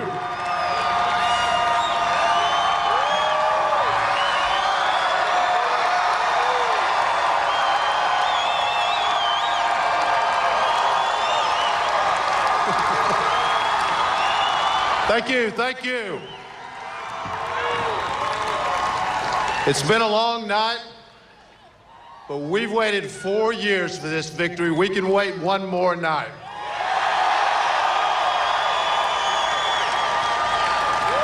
Tonight, John and I are so proud of all of you who are here with us and all of you across the country who have stood with us in this campaign. John Kerry and I made a promise to the American people that in this election, every vote would count and every vote would be counted.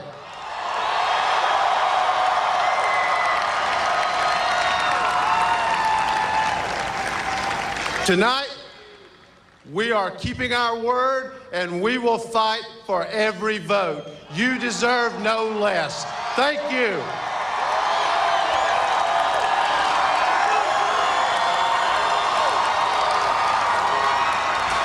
Thank you. There he is, John Edwards, the Democratic vice presidential nominee, making it clear to the entire nation, to the entire world, that the Democratic team is not ready to concede by any means. They're going to challenge, they're going to fight, and they're going to see what they can do. We will fight, he said, Jeff Greenfield. I think we predicted basically pretty accurately what he would say. I think among us, and it's too late in the evening for me to remember who, speech word for word. Count and make every vote. Oh, well, modesty forbids. But that's the line, and that's your point. That, you know, that, okay, we are here to count every vote. That's how the system works. We've got another projection to make, and I'm going to walk up to our projection screen at this moment. And what time is it? It's 2:30 on the East Coast, 2:30 a.m. CNN is projecting that Michigan and 17 electoral votes will go to John Kerry. Michigan will go to John Kerry. Michigan went to Al Gore 4 years ago. It stays in the Democratic column. Look how close this race is right now. Bush with 249 electoral votes we've projected. Kerry with 228. Michigan, the last blue state that we've been able to project. Michigan going for John Kerry. This green state is too close to call. Ohio, we have not been able to project Ohio. It's too close to call. But Michigan, I guess the Democrats were expecting that, but they could breathe a little bit easier. So, Wolf, for Bush to win tonight, for the president to win tonight, he has to win. Iowa's not going to come in tonight, and Ohio's not going to come in tonight. So he's got to win Minnesota, Nevada, and Wisconsin. New Mexico, and Wisconsin. He's got to run the table. He's got to run almost. 3 of those 4. Yeah. 3 of the 4. Almost. Minnesota, Wisconsin, and one other state would do it, but there's no sign he's going to win either one of those. Yeah, right. And as we've been looking at these vote totals, this is not a prediction or a projection, but Kerry is ahead in Minnesota and Wisconsin, and Bush is marginally ahead in Iowa, which we're not counting. It means that tonight, unlikely that he can wrap this up without Ohio. So here we are. Do you think the president speaks tomorrow morning?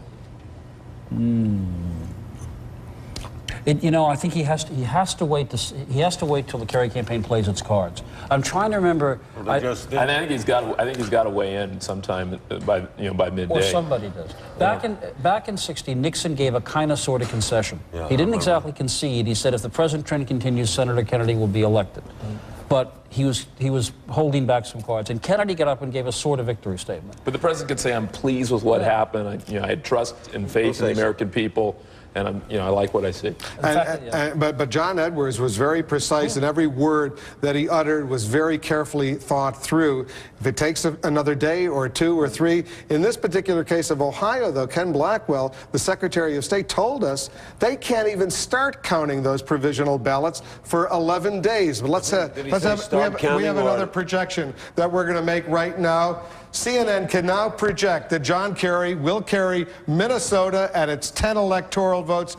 A big win in Minnesota. This is a state that's been very close. It was carried by the Democrats 4 years ago. It stays in the Democratic column. And let's update our viewers right now on the race for the White House. Minnesota going for Kerry. Bush with 249. Kerry with 238.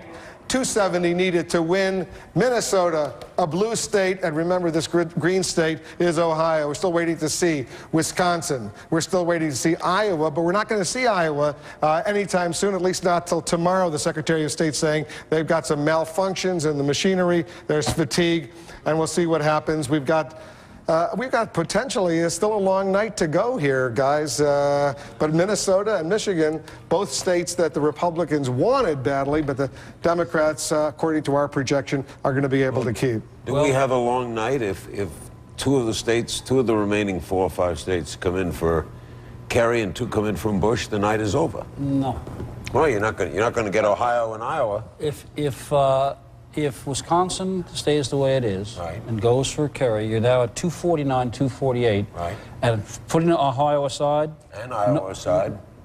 Nobody gets it. That's what I said. I said the night's over. We have another projection to make right now, and CNN can now project another state carried by John Kerry, Hawaii, and its 4 electoral votes.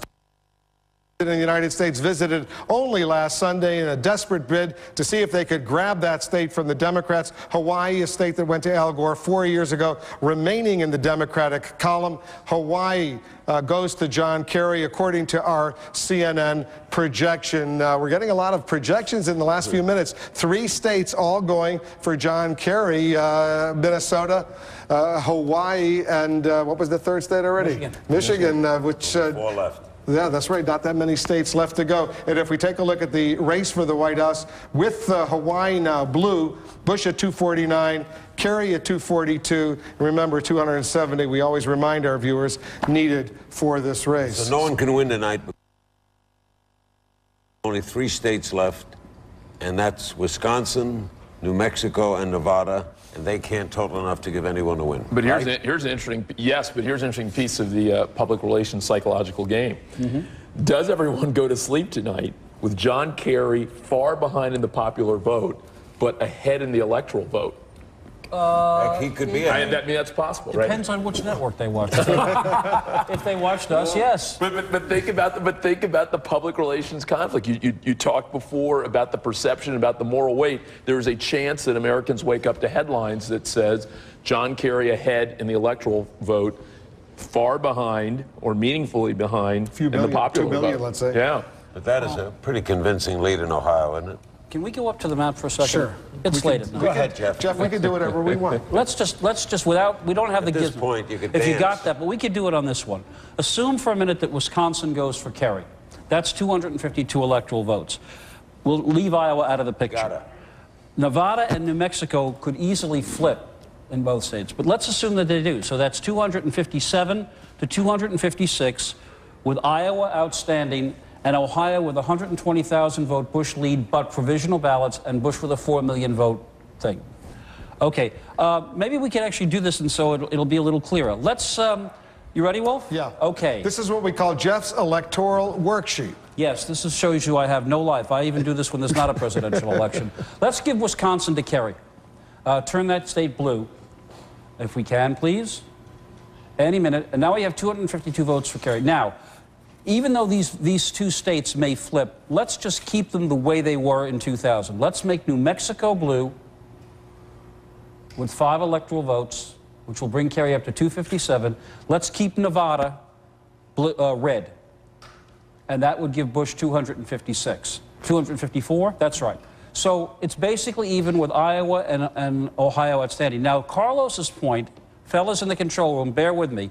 Take Nevada and turn it blue, which is entirely possible. And Carlos, your point survives.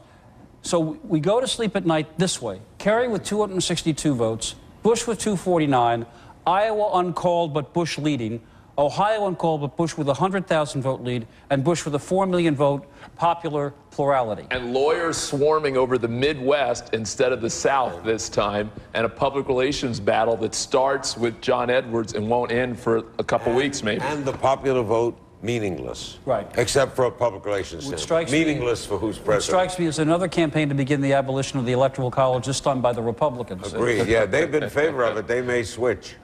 We're told, by the way, that the President of the United States is still in the residence in the White House watching all of this on television. I can only assume that John Kerry is watching all of this. No one is going to sleep. We're not going to sleep. Certainly they're not going to be going to sleep anytime soon, although at some point, presumably, they'll want to get a good night's sleep. What are we now waiting for?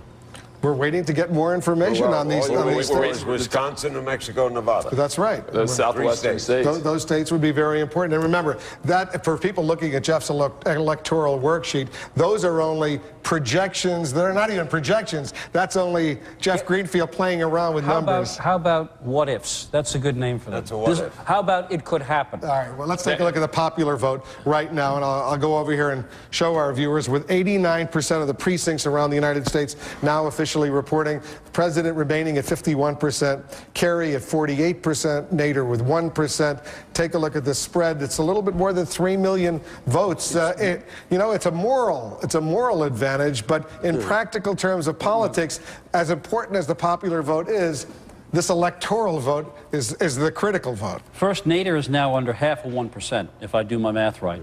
This is a 3.8 million vote margin. And every time I listen to academics, I realize I shouldn't, because I was told for 10 years, if you get a margin any more than 1% in the popular vote, it is impossible not to have a clear electoral victory. Guess what? Does that mean we shouldn't be listening to academics anymore? Can we say in the American system, the popular vote is moot? More and more so.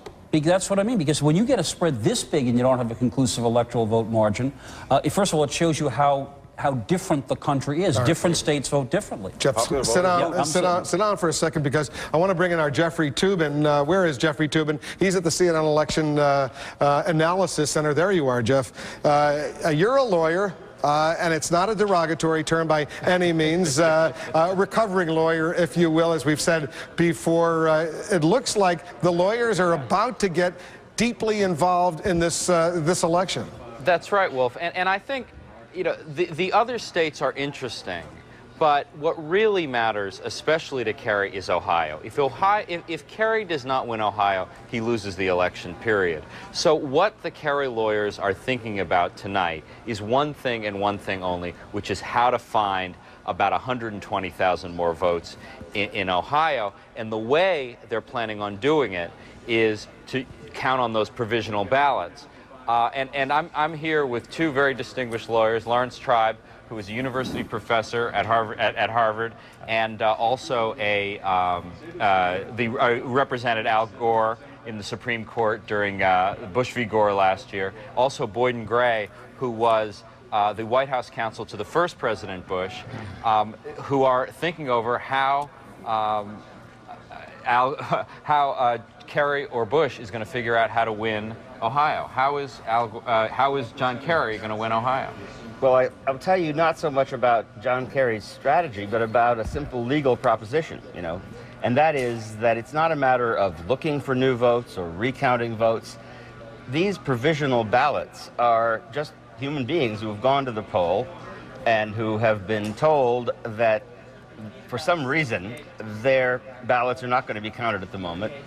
And under the law as it now exists, and no one doubts this, Congress passed a statute called the Help Americans Vote Act.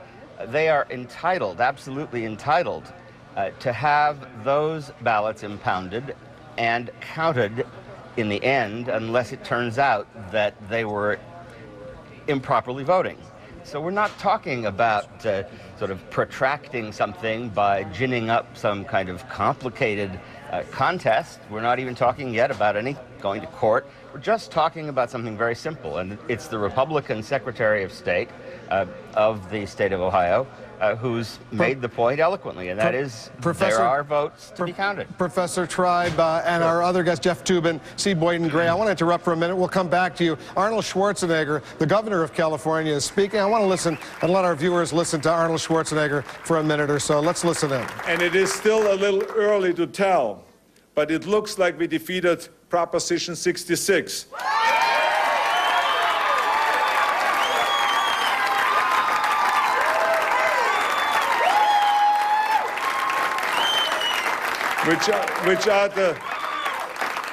Which was to stop the assault on the three-strike law and to make sure that our criminals are off the streets and behind bars where they belong.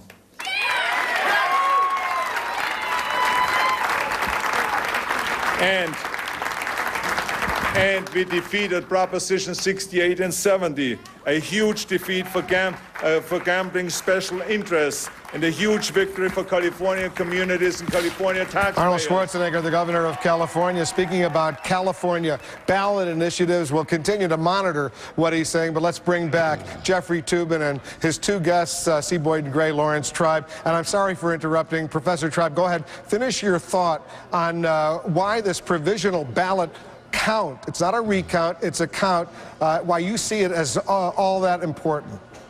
Well, it's a matter of basic right, and among the provisional ballots that were cast in Ohio in 2000, when Congress had not yet passed this law, I think some 90% ended up being counted as lawfully cast ballots. So in the end, it's not very easy to say how the outcome will be. The arithmetic is not very favorable for John Kerry, but these votes are not his to dispose of.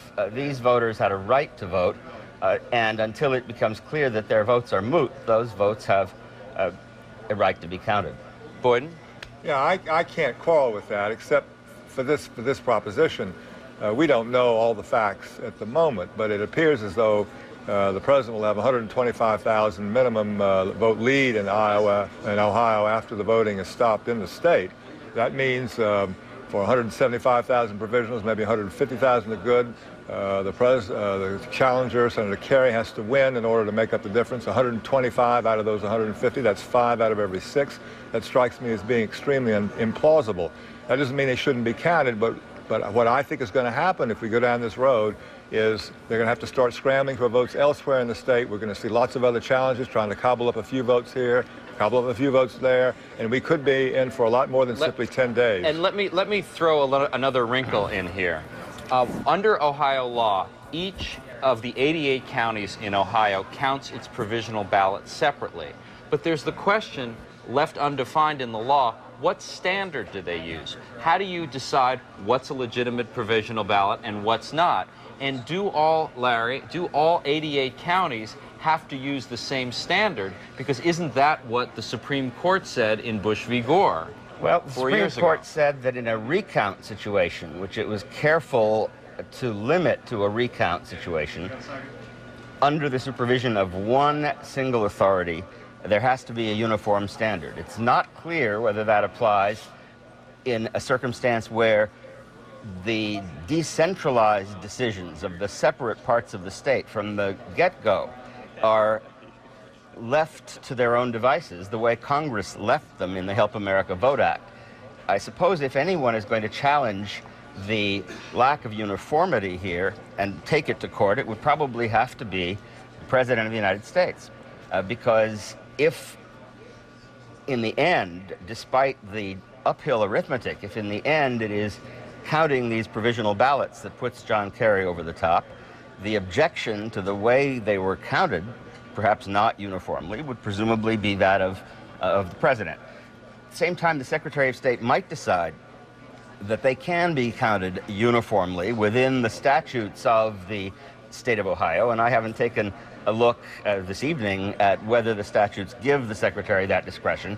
And rather than scrounging for votes around the state, I'm told that as of now there was a federal injunction that required that people who stood out in the rain for 5 hours and learned that there were no machines there be allowed to vote on paper ballots, and I'm told that they weren't. And it's not clear what the shakeout will be when we look at the total tally in the state of Ohio. So, Boyden, one standard for all 88 counties?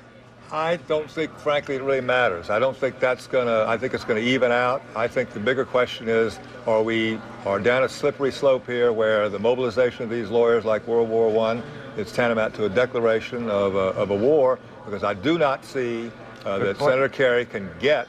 I have no problem counting. Gordon, you may not need lawyers. I mean, you know, it doesn't take a lawyer to count a provisional ballot. Let's hope not. I'm not on one of those jets going down there, and so far as I know, it is the Secretary of State of Ohio, a Republican, who says he plans to do what the law requires and count the ballots. I don't think it would take lawyers to tell him not to. Well, I certainly think that it's that no one can say that Senator Kerry does not have the right to have those votes counted. And that those voters don't have the right. Those voters don't have. And right. No network, for example, has the right to declare the election over.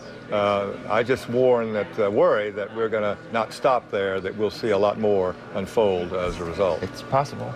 Wolf, as you can see, we have some agreement here, but lawyers have a way, as matters get more complicated and get more contentious, the agreements tend to evaporate. Jeffrey Toobin, we're going to continue talking to you. C. Boyden Gray, Lawrence Tribe as well. Thanks to both of you. Good explanation of what's going on. CNN's Ed Henry is joining us once again. He's getting some more information from his monitoring base in Washington, D.C. What are you hearing, Ed? Good evening, Wolf. That's right. Now, a lot of huddling going on, obviously, with Senator Kerry. Other top Democratic Party officials, we understand Senator Edward Kennedy and his wife, they've been in the Boston town home of Senator Kerry trying to figure out how far they want to push Ohio, other states, what exactly the strategy is going to be for Senator Kerry moving forward. And I can tell you that some Democratic strategists are now privately saying there's a little bit of a debate developing within the Democratic Party about how hard to push Ohio over these provisional ballots. Obviously, some talk among Kerry people that these provisional ballots could break their way in a major way, but other Democrats are now privately saying that the provisional ballots may be just as likely to be split between Republicans and Democrats, and it might not be wise to push this too hard because they might not all break the Kerry way and might not make the difference to bring Ohio into his column. So there's a little bit of a debate developing here. Democratic strategists telling us that it's not clear-cut about how far, in fact, Democrats are going to push Ohio on this provisional ballot question as to whether or not they will, in fact, break Kerry's way. And, in fact, Dana Bash, CNN's White House correspondent, reporting that a senior Bush aide is also pointing out privately that, in fact, these provisional ballots could be just as likely to go Republican as Democrats. So it's not clear yet that they are clearly Kerry votes. And if they also have to count, as the Secretary of State of Ohio, Ken Blackwell, told us, the military ballots that are still out there as well. Almost all of the polls that we've done of U.S. military personnel active duty and reserve shows a disproportionate majority going for the Republican side as opposed to the Democratic side. That's, I'm sure, an issue that the Democrats are going to have to factor in as well. But you did hear John Edwards and say flatly, if it takes another day or so, they're going to wait. They owe it to their Democratic constituents to make sure that every vote is counted. That's right. And you heard him make that case. So if there's a debate underway among Democrats, John Edwards certainly wasn't reflecting that debate. That's right. Well, he's walking a fine line there because there's a lot of pressure within the party, as you remember. Some Democrats feel that Al Gore did not push hard enough in 2000. Clearly, the Kerry camp wants to send a signal tonight that they're ready to fight. They're not going to fold their tent. They're not going to give in. Some Democrats feel that Al Gore did not fight hard enough. Joe Lieberman did not fight hard enough in 2000. Obviously, Gore and Lieberman would say that they fought as hard as they could. But obviously, the Kerry-Edwards camp wants to make sure and send a signal to the Democratic base that they're not folding their tent just yet. But there is a debate developing about how far they should push this. And you reported a little while ago that a plane was standing by in Boston from Theo Epstein, the general manager of the Boston Red Sox, to start bringing attorneys from Boston to presumably Columbus, Ohio, maybe Des Moines, Iowa. What are you hearing beyond what you've already reported? Well, one little piece of information that has just come in is the fact that George Mitchell, the former Democratic Senate Majority Leader, has a small piece of the Boston Red Sox. Some people in Boston saying that behind the scenes, former Senator Mitchell has been talking to John Henry, the principal owner of the Boston Red Sox, about getting active in the Kerry campaign, trying to help out. Just another layer there of some of the Democrats mobilizing to try to help Kerry. Wolf. Ed Henry, thanks very much. We'll continue to check in with you, check in with all of our reporters. Much more coverage coming up from CNN election headquarters at the NASDAQ market site here in Times Square, New York. Stay with us.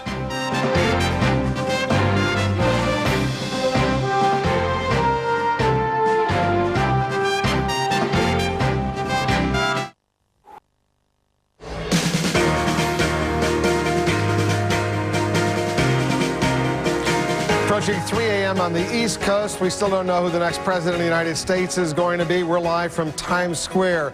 Let's update our viewers on what we know. These are the states that we have not been able to project winners in yet. Not many left, but they are New Mexico. New Mexico with 96% of the precincts reporting. Bush with a slight lead, 52 to 47%. We're watching New Mexico. Wisconsin with 91% of the precincts reporting. Kerry with a slight lead, 50% to 49%, 1% for Ralph Nader. We've projected that Ohio is simply too close to call, even though Bush is ahead, 51 to 49%, with 98% of the precincts reporting a difference of about 130,000 votes in favor of Bush right now. But the provisional ballots, the Democrats say, have to be counted, and the Secretary of State of Ohio says they won't even start counting those provisional ballots for 11 days.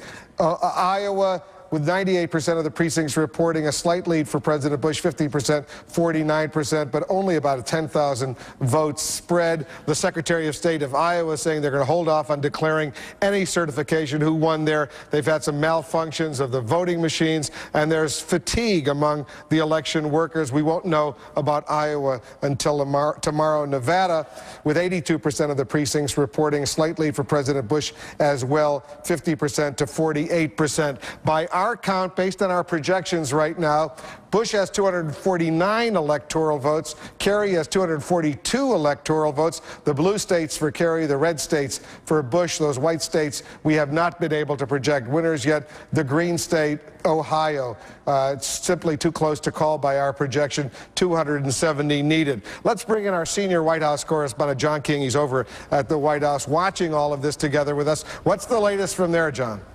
Well, Wolf, the ghost and the memories of 4 years ago dictating the White House strategy tonight. The president is in the residence, way past his bedtime, a man who likes to go to bed around 10 o'clock at night with his senior staff. They still say that their plan, they have not locked this in yet, is for the president to go to the Ronald Reagan building and address supporters tonight. Their problem now is the question of just what to say. They are waiting now, we are told, for Nevada and New Mexico. They believe they will win those states. As you just noted, they are ahead in the vote count, but narrowly right now. They want to see those results come in, but they now understand the Democrats have said this campaign will not end tonight. So the debate is, do you go and declare victory, or do you, as most senior Bush advisors are telling us tonight, go over and say it looks good, it looks great, we think we're on the path to victory, but we need to wait this out as the rest of the votes have counted. Obviously, it's a very difficult situation to be in. Some say go declare victory, that the Democratic math in Ohio is wrong, but others say if you are a president who won a contested election last time, you believe you're going to win this time and with a majority, and that is a big deal at this White House. They believe the president will win the popular vote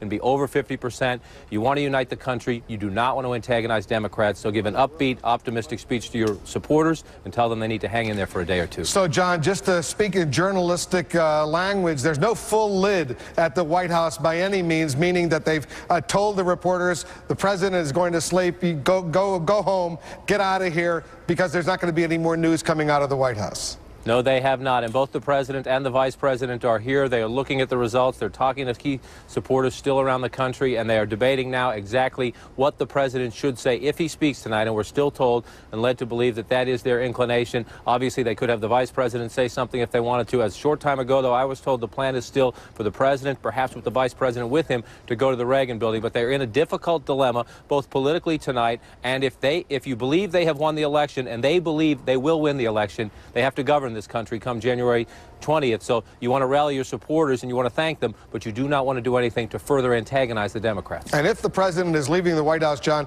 we will get word. They'll activate the travel pool. They will in turn notify all members, all the news organizations, that the president is leaving. So we'll get that official word from the White House at some point if the presidential motorcade is going to leave the White House, drive a few blocks over to the Reagan building.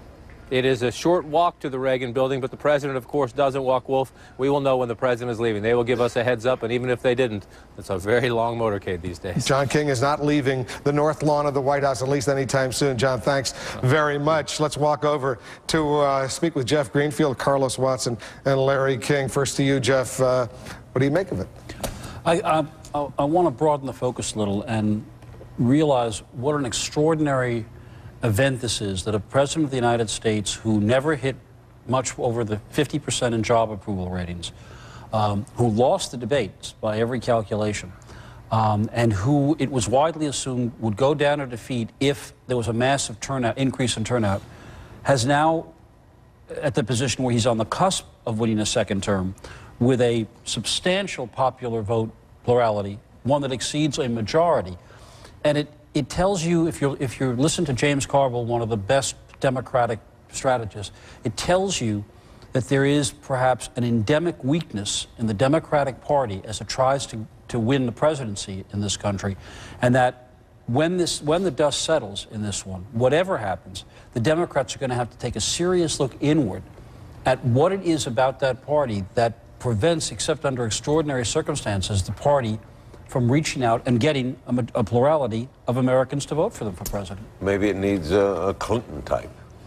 Well, that'll be one of several, right? People will say message, people will say messenger, people will say campaign, that any of those three. People will also say context. They may say, frankly, that in the midst of a wartime commander is not turned out. There'll be a lot of conversation. One other thing I wanted to add is that you just heard John King say the president's waiting to hear about those two key states. There might be a great, very powerful headline for the president tomorrow, which is the president goes to bed ahead by 4 million votes, popular votes, and ahead in the Electoral College, and is simply waiting to hear on Iowa and Ohio. And then I think the Democrat position becomes even harder. You talked about the popular vote being one thing that kind of weighs against them. I think if both the popular vote and tonight the electoral vote, even if it's a tentative tally, I think it'd be a tough position to be in. I think the president also is smart enough to take the high road here and say, let's count Ohio, let's count Iowa. I want a fair count. If there are provisional ballots, people who voted they're Americans, have every right to vote. Let's see who wins. We heard that from Ken Blackwell, who was a Republican Secretary of State who wants to run for governor of Ohio in 2006. Boyden Gray, who was one of the legal foot soldiers in the Bush also said campaign. it's correct. And clearly the tone they're taking is, okay, let's see what happens. But generally, when you make that argument, you have a lot of confidence that your side's going to Well, you should have your 140,000 votes ahead. But don't you think that's wiser than saying, we won it and you should declare it now? I think back in 2000, it was much more of a street fight. The Bush campaign won in Florida, you know, more determined to win than the Gore campaign, just saying, we're going to take this one. I think that you're absolutely right. They're striking a tone of magnanimity. They're striking a tone of presidentiality. Be above the fray. Here's another point. The 2002 law requiring provisional ballots in every state, all 50 states plus the District of Columbia, there could be provisional ballots that have to be counted in some of these other states beyond Ohio. If the race is very, very close there, they may want to count those ballots as well. There could be challenges, perhaps even from the Republican side. Is the Secretary of State of these states required to count? Well, a provisional voter is a voter who was challenged, right? Someone who shows up and says, I want to vote, and they say, well, you know, there's a question about your residency, there's a question whether you live in this district, there's a question about, you know, who you are. And you know what? Go ahead and vote right now. Here's your provisional ballot. We'll count it later, 11 days in Ohio after November 2nd. Then what they do is then they take each ballot by ballot and investigate that person and then determine whether John Jones has the right to vote or not. Then they discard it.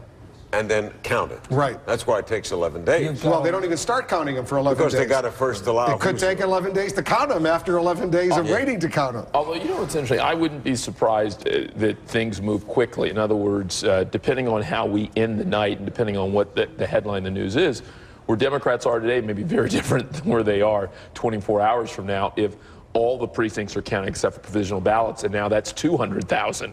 They may be in a very different place. I also wouldn't be surprised if Ken Blackwell, under quote-unquote bipartisan pressure, says, well, let's find a way to expedite this. Let's not wait 11 days before we can. Well, the law says they can't do it. He said that specifically. They have to wait 11 days before they could even start counting those 10 ballots. days first, right? 11 days, he kept saying. That margin in Ohio has gone from 100,000 roughly to 140,000 just in the last several percent. And that, I think, is the point.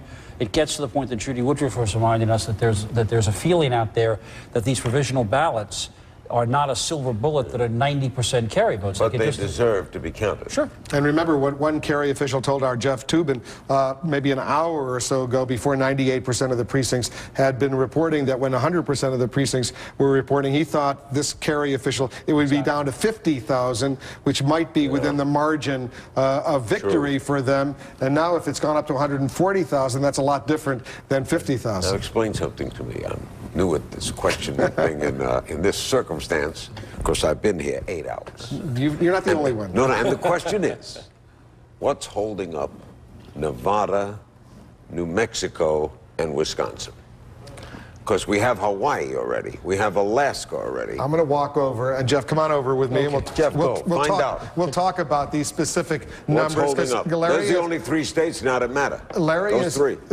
As usual, makes a good point, and these are the states that we're still waiting for. There they well, are. here they are. Here's big ones. Come over here. No, Iowa don't matter. Let's start over here with New Mexico, Jeff, and then we'll walk down wall to wall and check out these states. These are the states that we don't have enough information yet to project, and we'll begin, Jeff, with New Mexico. All right, this is the state with the widest margin. You got a 5 percentage point margin. This is, I want to remind people again, this is a Democratic state from 2000. It's a 30,000 vote lead for President Bush with 96% of the vote in. You raise a very good question. This looks like a state that it's not, unless there are lots of provisional ballots in New Mexico, this is a state that ought to fall, be a pickup. But Nevada is much closer, right? That could legitimately be too close to call. There's plenty of votes out.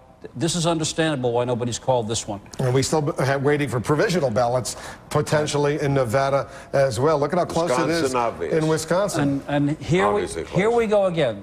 5,000 vote plurality for Al Gore in 2000. I think it was 5,066 votes, 0.2%. Here we are again. The spread is 1%, if that. It's 21,000 votes with Nader not really a factor. Too close to call. And Iowa don't matter now because they got to wait. It matters, but we'll have to wait till tomorrow. They're tired. They had to take a break so the only before 3 they that could count finish for counting. So Wisconsin, Nevada, and New Mexico count, but none of those 3 can put anyone over the top. Not yet. Ohio is still going to be critical for this So if all election. 3 went for Bush, he still wouldn't win. But he'd have a little bit, as Carlos keeps pointing out, a little bit more moral authority to say, you know what, it's almost all over. You know, we still may end up talking more about Ralph Nader before this whole thing's done, depending on how this works out. Now, it's unlikely, but if you look over there at Iowa, right now there's an 11,000 vote lead, but Nader's about half of that, about 5,000. And again, but remember what happened to the absentee ballots last time, right?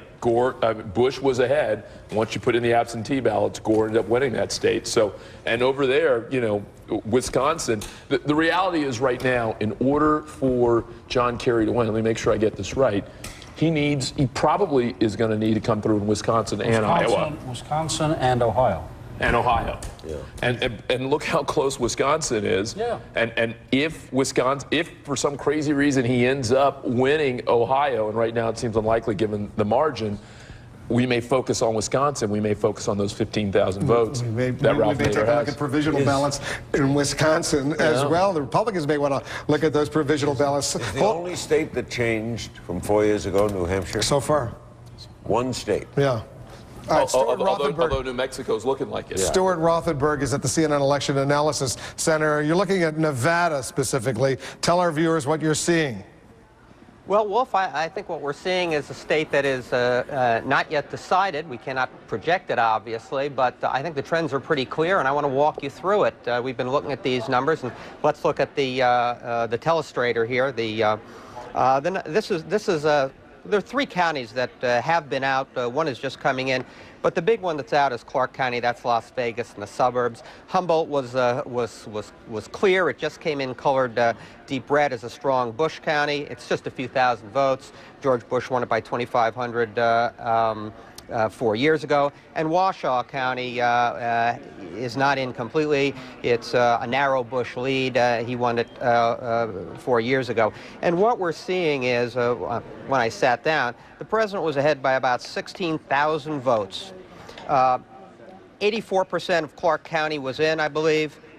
So, since it's a Democratic battleground, they're going to have to get 16,000 votes, maybe more, out of Clark County. The city of Las Vegas is very Democratic. The suburbs are much more mixed. Is it possible? Sure, mathematically it is possible, but it's going to be very difficult given the margin that John Kerry has been carrying the county by to try to get another 16,000 on top of the 25,000 vote majority he had with over 80% in the remaining 15 to 20%. He's got to get a 16,000 vote majority. It's awfully difficult. So when you look at the state, what's in, what's not in yet, you have to say it's much, much tougher for John Kerry to get a majority in Nevada than it is for George W. Bush. The whole key, Stuart, is Ohio, right?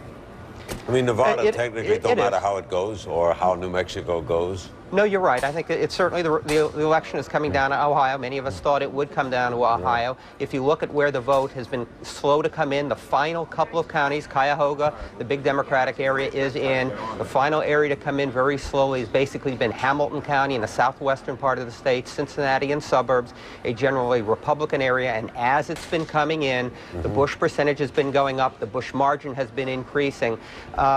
You know, I wouldn't say the writing is on the wall, but it's going to take a whole bunch of lawyers to erase the writing, I suspect. Well, is it lawyers or just the Secretary of State counting the ballots? Well, until everything's in, provisional's in, until we get every single vote, obviously CNN has decided not to project. And we should want every vote counted, shouldn't we? Of course, absolutely. Who would not want it's that? Just from a point of view of the math, the mathematics. It's harder to see, again, harder to see Senator Kerry winning. I wouldn't bet on him.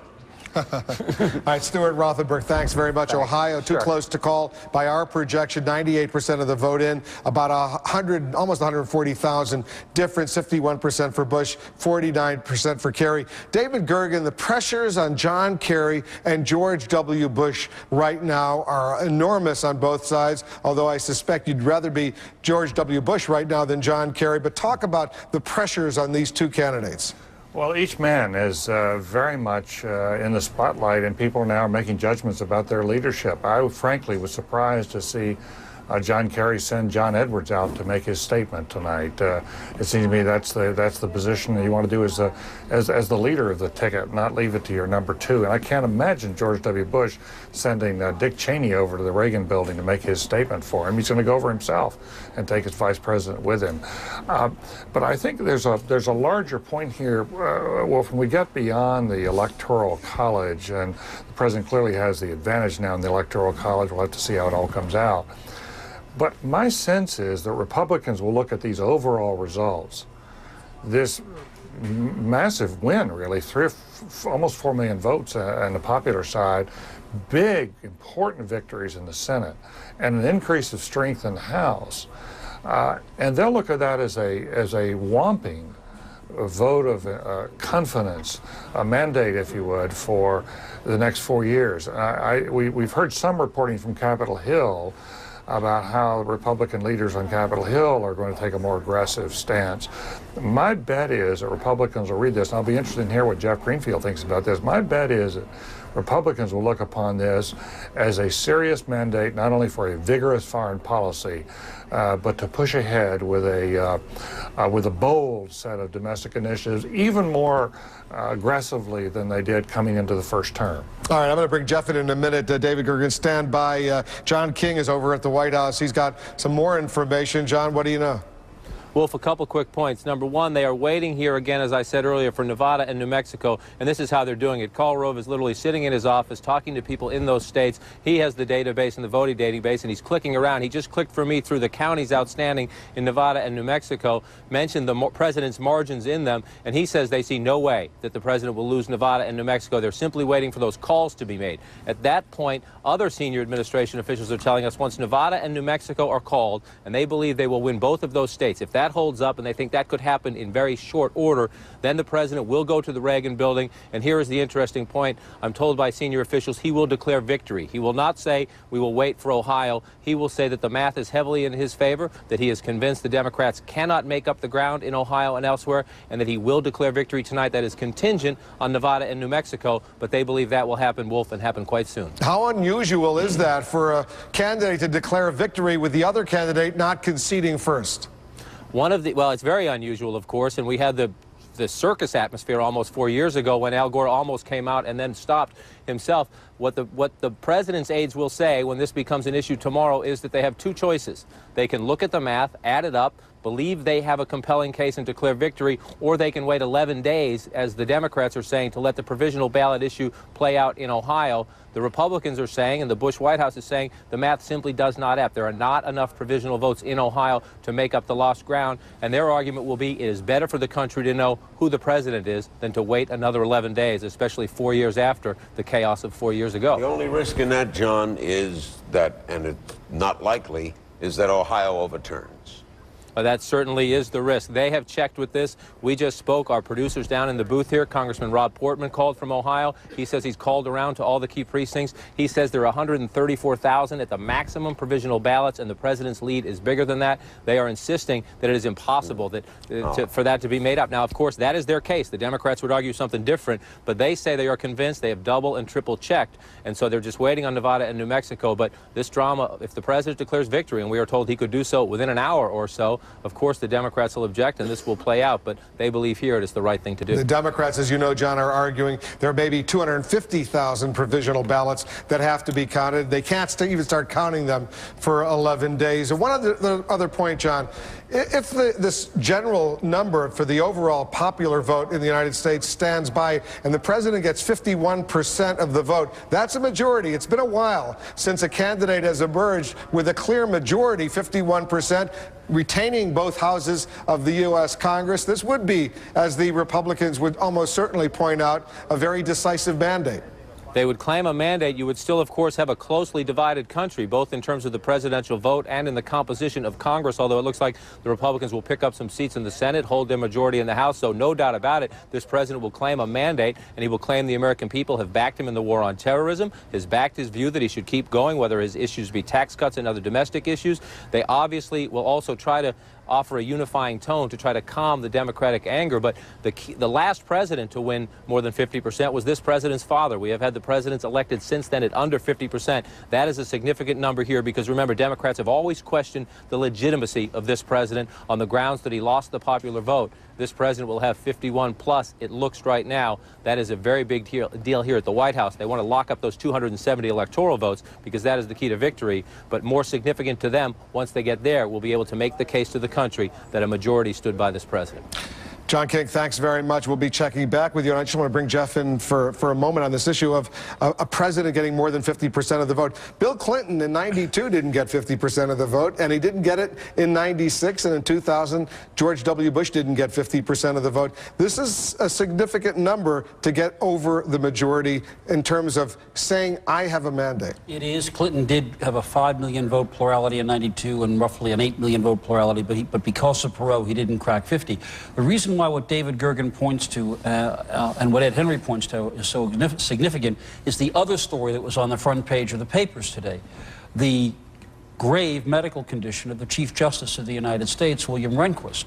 So that if you ask what kind of a Supreme Court nominee will a new president appoint, if you assume it's George Bush, and you know how important that is to both sides of this ideological divide, a president who comes in with a popular vote majority, seems to me, and an expanded Senate is in a position to pick a much more ideologically consistent or sympathetic to their side nominee than say, let's say John Kerry wins Ohio and somehow makes the president more likely to choose a model. Well, the president already said that his model justices are Antonin Scalia and Justice Clarence Thomas. The rumor is he asked Clarence Thomas to be Chief Justice, right? Yeah, and he'd still point out, but my point is that is a fight that the sides in Washington have been waiting for 4 years. We've gone 11 years without a vacancy, longest since like the 1820s. That both sides are ready for a fight, and if in fact this picture holds up and George Bush winds up a second term with a popular vote majority, I think it makes the congressional majority, the Republicans, saying, okay, we can get the kind of Supreme Court justice we want now. But here's an even, to add to that and build on that, here's an even broader point. The president without 50%, with a Senate that he lost at one point, if you think about all the legislation he got through, whether or not Democrats always agreed with it, he's been extraordinarily effective legislative leader. When you think about Medicare, you think about education, you think about the Department of Homeland Security, you think about 4 tax cuts. He got a lot through. Now with a majority, now with a stronger House and a stronger Senate, you can only stop to think when it comes to issues like Social Security reform, which he's talked about, education on the college level, further tax cuts, that he will do a lot. It'll be a very robust first 2 years. We have a guest standing by to bring in Ed Gillespie, the chairman of the Republican Party. Is joining us now from Washington. You're over there at the Reagan Center. Are we expecting the president and the vice president, Ed Gillespie, to show up anytime soon? Wolf, that's up to the White House and the campaign to decide and to announce, so I defer to them on that. But everybody's very excited here, and spirits are very high, as you can imagine. So no one's leaving there. What do you anticipate if the president shows up, knowing the numbers as you've seen, the Electoral College numbers, the popular vote numbers? What do you anticipate the president might say? Well, Wolf, I'm not going to speculate on that. I think people are waiting to see what some other states come in where the president is leading right now. I think, obviously, in terms of Ohio, we've seen the president's margin increase, actually, recently to 137,606. That's with 98% of the precincts reporting. And, you know, there's about 125,000 provisional ballots out there. And provisional ballots aren't automatically counted. Actually, they're not counted until they're proven valid. And what we've seen in past elections, for example, in Cook County, Illinois, in the recent Democratic primary, between 7 and 23% of the provisional ballots that were cast were actually counted in the election. Let's say it's 25% of those 125,000. That comes out to about 31,000 votes. Let's say 100% of those go for Senator Kerry. You're still looking at a margin of over 100,000 votes. So we feel obviously very confident about Ohio in the Bush column. The Democrats are insisting that they think there may be as many as 250,000 provisional ballots that have to be counted. Does that change your arithmetic if, in fact, it is 250,000? We spoke to Ken Blackwell, the Secretary of State of Ohio, and he thought that was possible. Well, again, we're waiting to see. What I've been told is it's between 120 and 130,000 provisional ballots, and like I say, you can extrapolate from different numbers, but the numbers I have are what I understand to be the case. Ed Gillespie joining us. We'll be checking back with you, and we're going to go over there when the president comes over there and the vice president comes over there. If in fact they come over there, we'll of course bring that to our viewers in the United States and around the world. And I want to just point out to our viewers, if you need more information, you want more information on specific races, go to CNN.com and you can get all the information you need. This is the best place to get specific numbers, congressional seats, Senate seats, House seats, gubernatorial races, and they'll show you how the actual numbers are coming in. CNN.com, that's the place to be if you want to get a little bit more information than we're able to provide you right here. It's a good idea to watch us and go there at the same time. Much more coverage coming up from CNN election headquarters in New York. We'll take a quick break, though.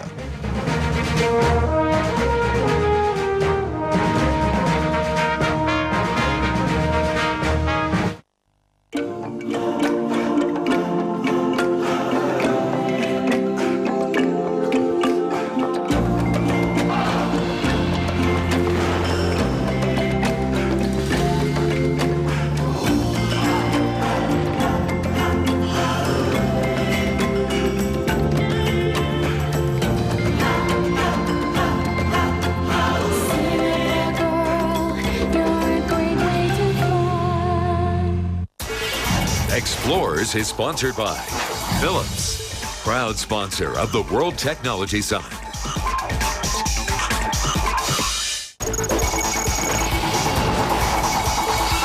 Somewhere between 1.7 and 2, some people say 3 million people, mostly children, die each year from waterborne diseases, preventable waterborne diseases. I'm an expert in water and wastewater treatment in developing countries. The focus of my work in the last 6 years has been on small-scale drinking water treatment systems. The first step in a water treatment process is to remove the particles. But you haven't gone the entire distance to making the water safe to drink. You need a disinfection step. The long-term goal is for the billion people who lack access to safe water to have safe water. It would be a better world if we had that in place. Go back a little more. No, to the left, a little to the left. A little bit, now a little bit more back. Back, go back. Good. To the right. In every moment of the year, Sicily is so beautiful, you won't want to see anything else. Down. Okay. Sicily, everything else is in the shade. At Mace Pearson, we listen carefully to private and corporate clients. We listen to you. We act worldwide providing tailor-made solutions in wealth management, trust and corporate services. Mace Pearson has time to listen, capacity to act.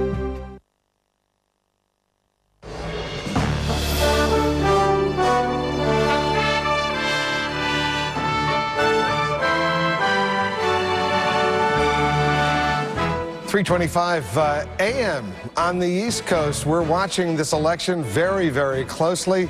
We don't know who's going to be the next president of the United States, but Judy Woodruff is joining us now live from the CNN Election Analysis Center with some additional information. Tell our viewers what you can and why we still can't project a winner in some of these states and why we think it's still too close to call in Ohio. Well, Wolf, I wish I'd majored in math at this point at 3:30 in the morning on election night.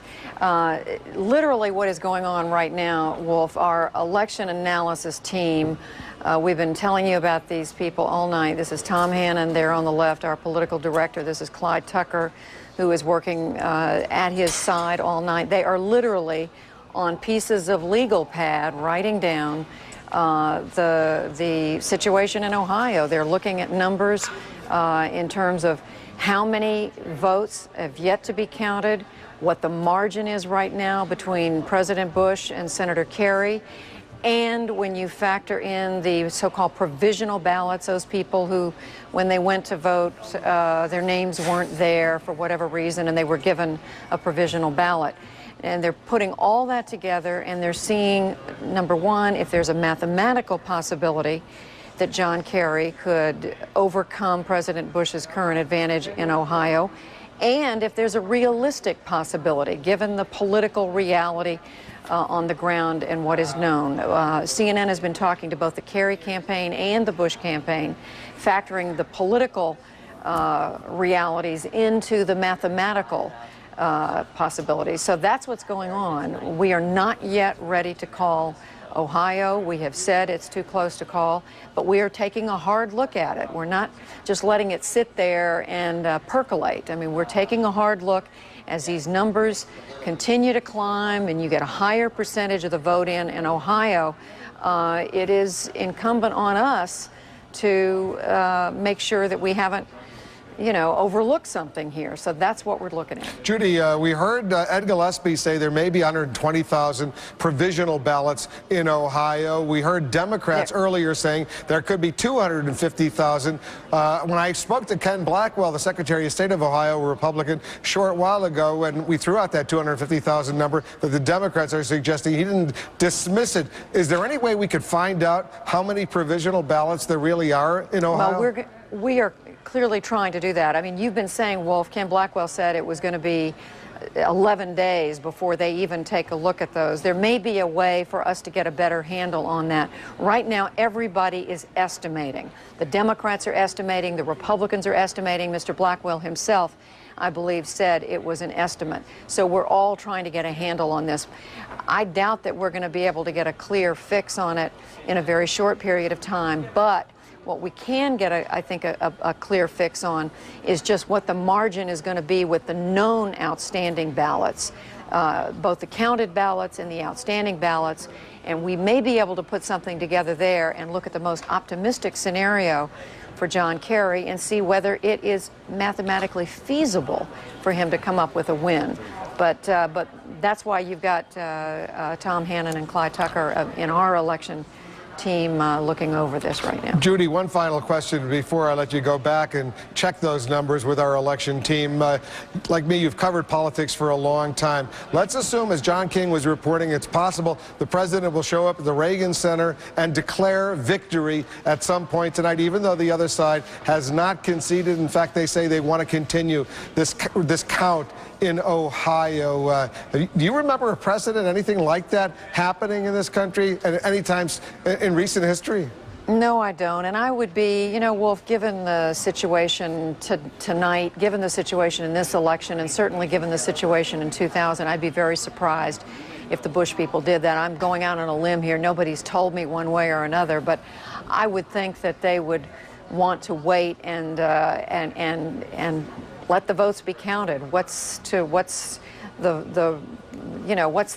hesitation in waiting a few hours or even a few days. But you know, you've been saying it, Wolf, the margin, the popular vote margin is, what, 4 million now? I didn't see the number just a moment ago, but it is getting to the point where for the electoral vote to go in another direction from the popular vote gets to be pretty problematic. All right, Judy Woodruff, thanks very much. Thanks for that analysis. Candy Crowley, where is Candy Crowley? She's joining us now live from Boston. There she is. Candy Crowley's at Kerry headquarters. Looking pretty empty behind you over there, Candy. What's going on? Well, we've been told that the Kerry campaign will have nothing to say until at least 10 o'clock tomorrow morning. They don't have anything planned for 10 o'clock, but that's their start time, should they have anything to say. They are feeling their way through this thing. The staff has been huddling, trying to figure out the next step. I can tell you that they've been very careful about the language. When we heard John Edwards talk, it was about, we promised you that we would make sure that every vote was counted. There's been no mention of lawyers, no mention of, you know, votes disappearing. It's been about allowing Ohio to go through its process. That's the tack that they're taking right now. I don't know if you saw it, and I'm sure the White House people did, but the two Republican senators from Ohio put out a press release urging John Kerry to go ahead and concede, saying based on their history and knowledge of Ohio politics, they think George Bush has an insurmountable lead. I doubt that Senator Kerry will be taking any advice from Senator DeWine or Senator Voinovich, but in any case, the pressure will be on, certainly from the Republican side, for John Kerry to do something. But you heard from John Edwards tonight, and it is the current plan, and again, they're feeling their way through this, but it's the current plan of the Kerry campaign to say, we want these votes to be counted, and then we'll see. Candy, we have some videotape of some of the Kerry supporters leaving Copley Plaza in Boston. This must have been such an emotional roller coaster for them, because earlier in the evening they were bracing for a big victory, and then to see that victory sort of slip away as the night continued must have made for a lot of depression there. Sure, and you know, if you're sitting out in Illinois or St. Louis, you must be thinking, well, what made them think that this was going to be a great victory? And you know, and I know that these exit polls begin to come out in the afternoon, and as often as we say, no, I can't tell you, you know, you're asked everywhere along the line, what do you hear, what do you hear, what do you hear? And pretty soon, of course, the crowd out here will begin to say, oh, the exit polls are very good for John Kerry. They expected a victory when they came here tonight. It was very clear that these are the party faithful, these are the workers, the campaign workers. So by word of mouth, they really believed that he was going to win Florida, that he was going to win Ohio, and that it was going to be very clear that it would be an early night. So to all of a sudden have it be so opposite what they had expected really had almost double the deflating impact, it seemed. They just went from, you know, cheering and everything to just almost that dead silence you heard on our air. It was, and every once in a while Maine would go for Kerry or something that was, you know, Delaware, Connecticut, something we expected, and you'd hear this applause, but sort of steadily in the rain, they'd go out. So it was a very, I talked to Democrats back in Washington, said, how are you doing? What are you thinking? And I got a reply back on BlackBerry that said just depressed and bewildered, which I think was two pretty good words for those who were watching this unfold, feeling pretty helpless. We're going to show our viewers a contrast. Candy, I don't know if your photographer can hear me, but if he can't, maybe you could mention to him or her to take a wide shot. I want to see what that area behind you looks like right now. And it looks obviously very, very empty. No one has remained. Everybody has gone home. Up on the stage, it looks like they're dismantling some of the equipment up there. Pretty empty in Boston right now. Now, Candy Crowley, I want to contrast that to what's happening at the Reagan Center in Washington. Look at this. They're all there. All of the supporters of Ronald Reagan. They've gathered in this huge building, the International Trade Center, the Reagan Building in Washington, D.C. They're standing by to hear from perhaps the president and the vice president, or John King, saying that they might be heading over there to make some sort of remarks. They're still up. The president is up. and the vice president is up in the White House watching what's going on. A contrast, two images, Jeff Greenfield, that say what to you? It says the Kerry people think they're going to lose and the Bush people think they're going to win. And I think the point that Candy made needs to be emphasized. These exit polls, we talked for 4 years, we're not going to make the mistakes again. We have it on the air. But there is no question that this afternoon, the political community, based on these early exit polls, believed that John Kerry was headed for a clear victory. I was at a lunch today. There was one of the more prominent Republicans in the United States. He was sulfuric about all the mistakes the Bush campaign had made and what had gone wrong and what John Kerry had to do as president to make things better. I think there were people lining up their resumes on the Democratic side of the aisle based on the exit polls. The Republican side of the aisle.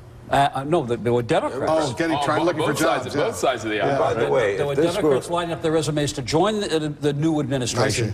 And the anger of the Republicans, feeling that the press coverage in the early afternoon had been shaped by the exit polls, not that anybody actually talked about them, but that everybody had it in their mind. I think there's going to be a lot of hell to pay after all this alleged reform that these numbers were wrong.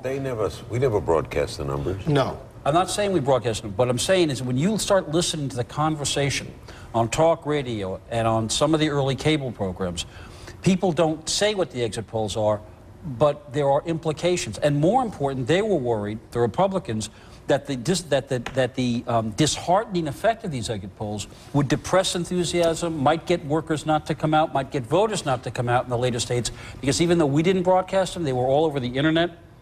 In this new era. Gentlemen, if this were 4 years ago, would we have run with the exit poll story? We didn't. Nobody reported the exit polls. But all over the internet. Didn't they used to report exit polls? No, we never reported exit polls. Forget CNN, did others? No, well, there was, if some of the internet sites would go ahead and report. No, but he's referring but also, are you referring to 1980 as well? It's a different. Those were projections of states. It's a whole different issue. Calling states while the West was open. Right. What did happen was 4 years ago, as we all remember, we used exit polls to misproject what was going on in Florida. But what I'm saying is that there is going to be focus on how the entire political community, until about 6 or 7 o'clock tonight, was convinced, based on these numbers, that John Kerry was going to win. And I just want to point out, I want to point out to our viewers, I think the question I anticipated from you, where these exit polls come from. This is a pool that has been put together by ABC, NBC, CBS, Fox, and CNN, together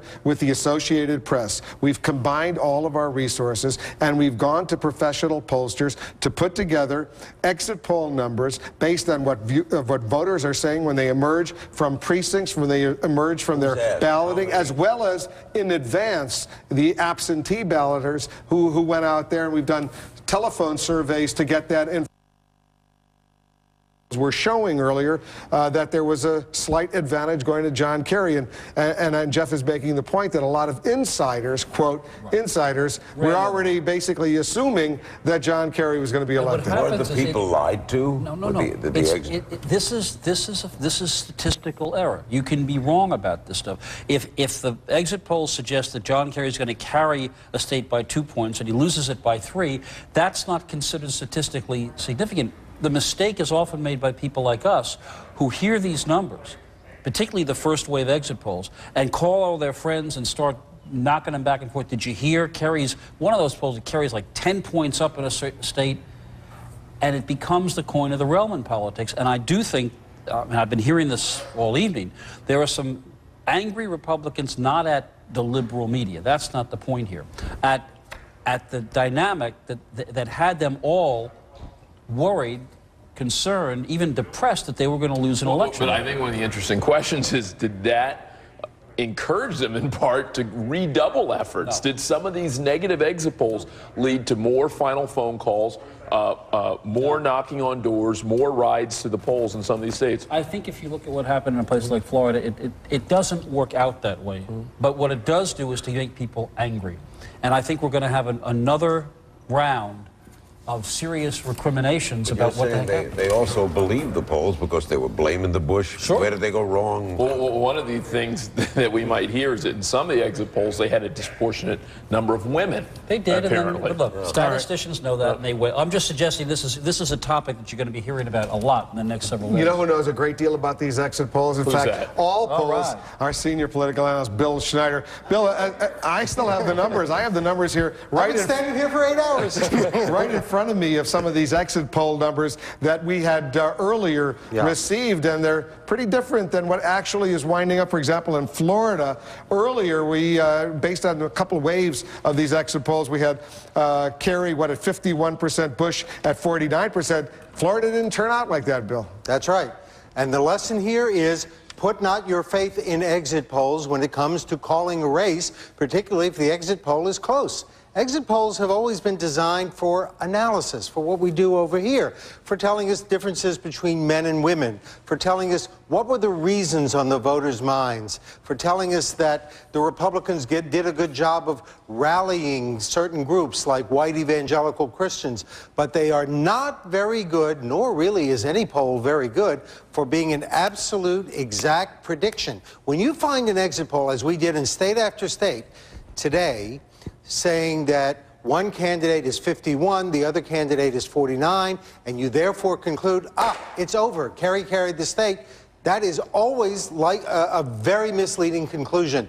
Don't put your faith in an exit poll unless it's 10 or 12 points ahead. What goes wrong when it's wrong? If they've got it 52-48 favor one candidate, and it's 52-48 favor the other, what did they do wrong?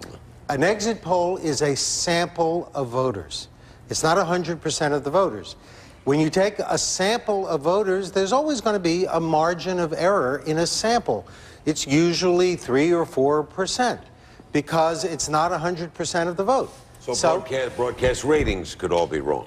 Yes. And now, inside of the campaigns, one of the interesting things when I talked to people inside the Bush campaign earlier today, they were quick to point out that in 2000, some of the exit polls were wrong. Some of the exit polls, some of the first waves of the exit polls showed them down in Arizona, which they ended up winning, down in Colorado, which they ended up winning significantly. So this has been true for decades, as long as we've used exit polls since the 1960s.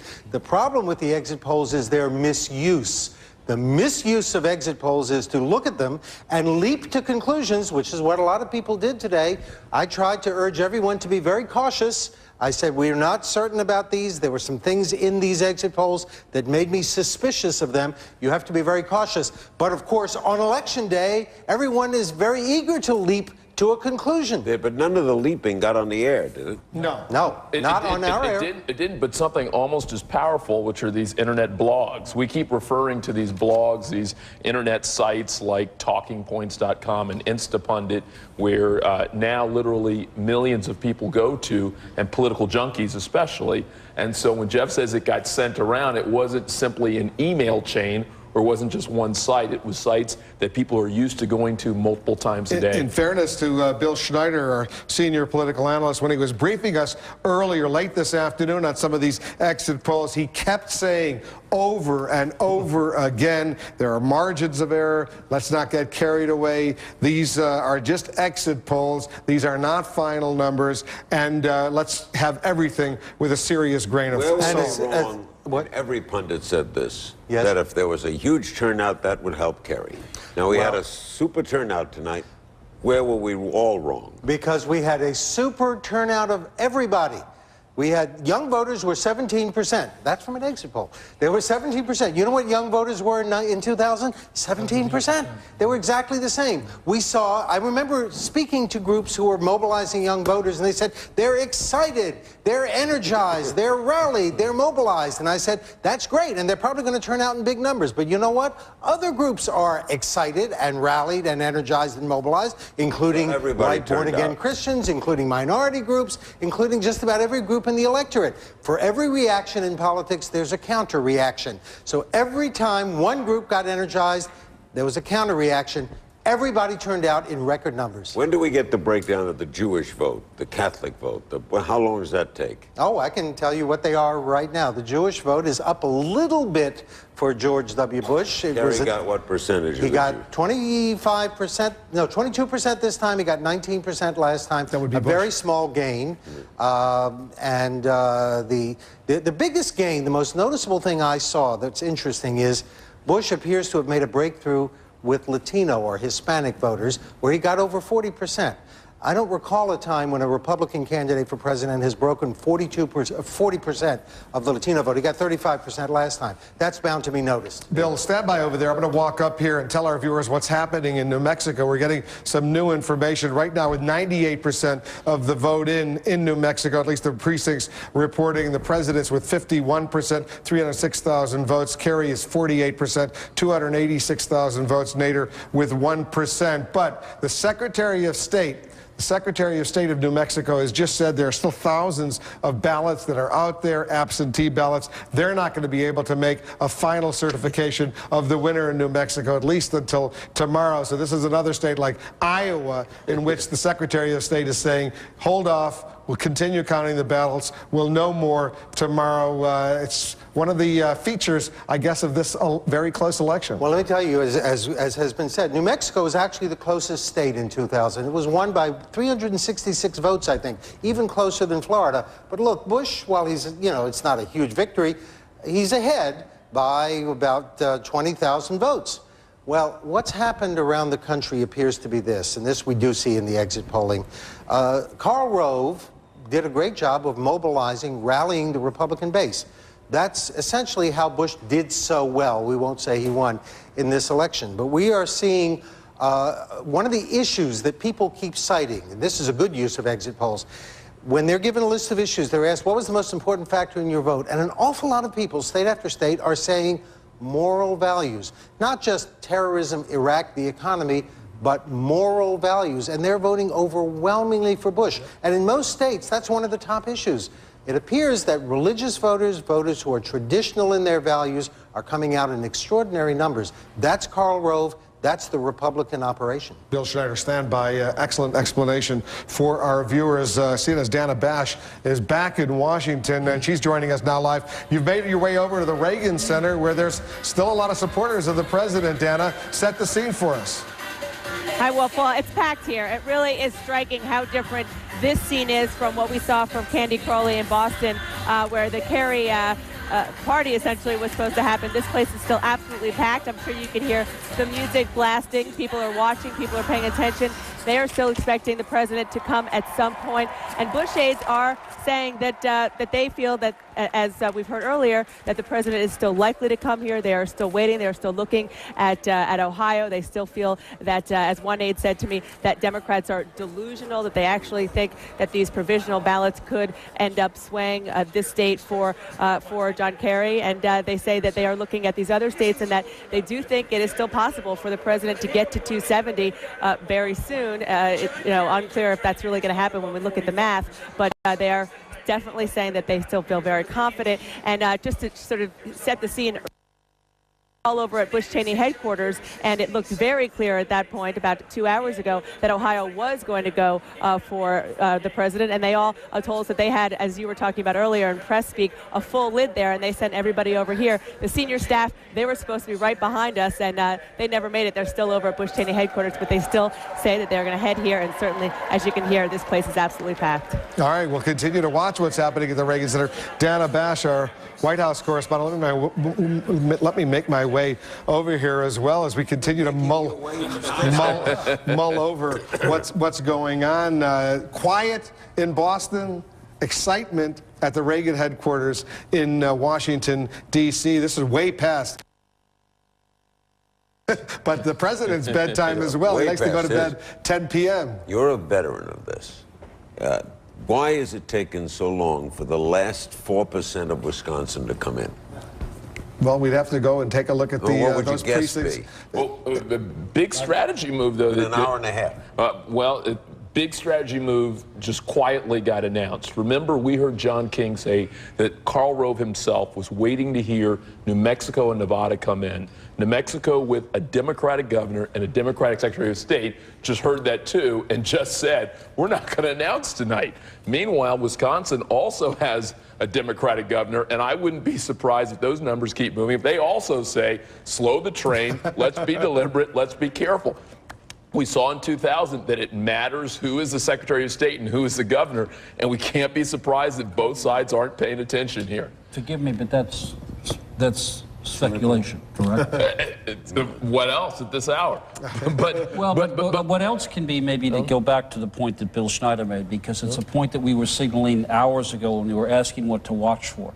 The fact that the vote on values was so overwhelming and so and turned out just resonates with what James Carville was saying earlier, what a lot of Democrats have been worried about really for years, what I was trying to make that point about why these traditional Democratic places are no longer Democratic. Right. These are values, not class voters, and it's a key problem for the party. We're going to take another quick break, but we're going to continue. We're staying here. We're not going anywhere. We're here at the NASDAQ market site, CNN election headquarters in Times Square. We're going to wait and see. We're standing by. The President of the United States may be driving from the White House over to the Reagan Center to speak to his supporters. CNN will, of course, have live coverage of that. Stay with us. We'll be right back.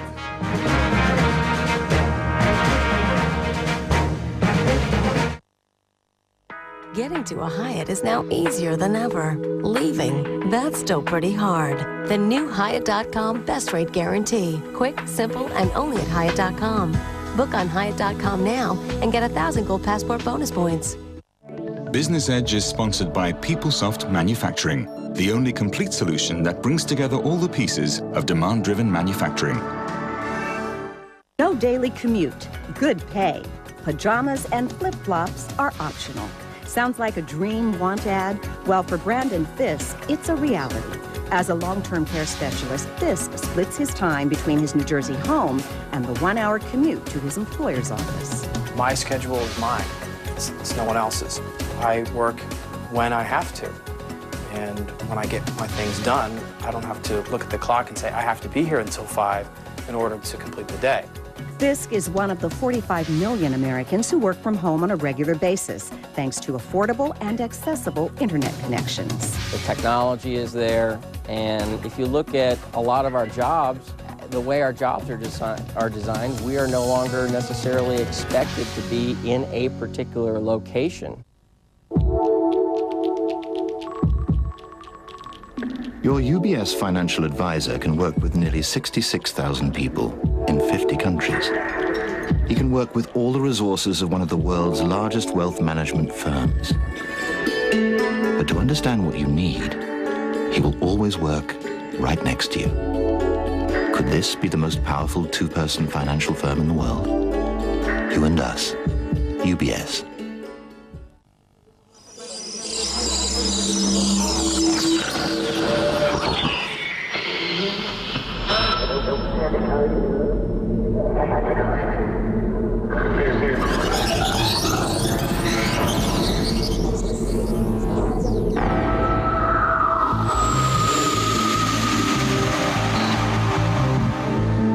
Time.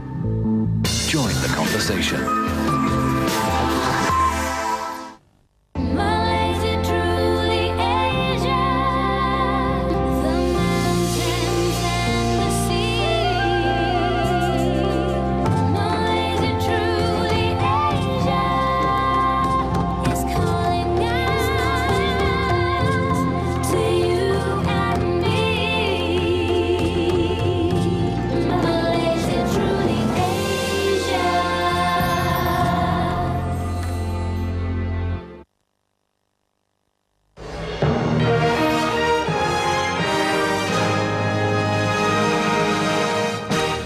Many of us thought this was going to be a long night, and it has been a very long night. We're approaching 4 a.m.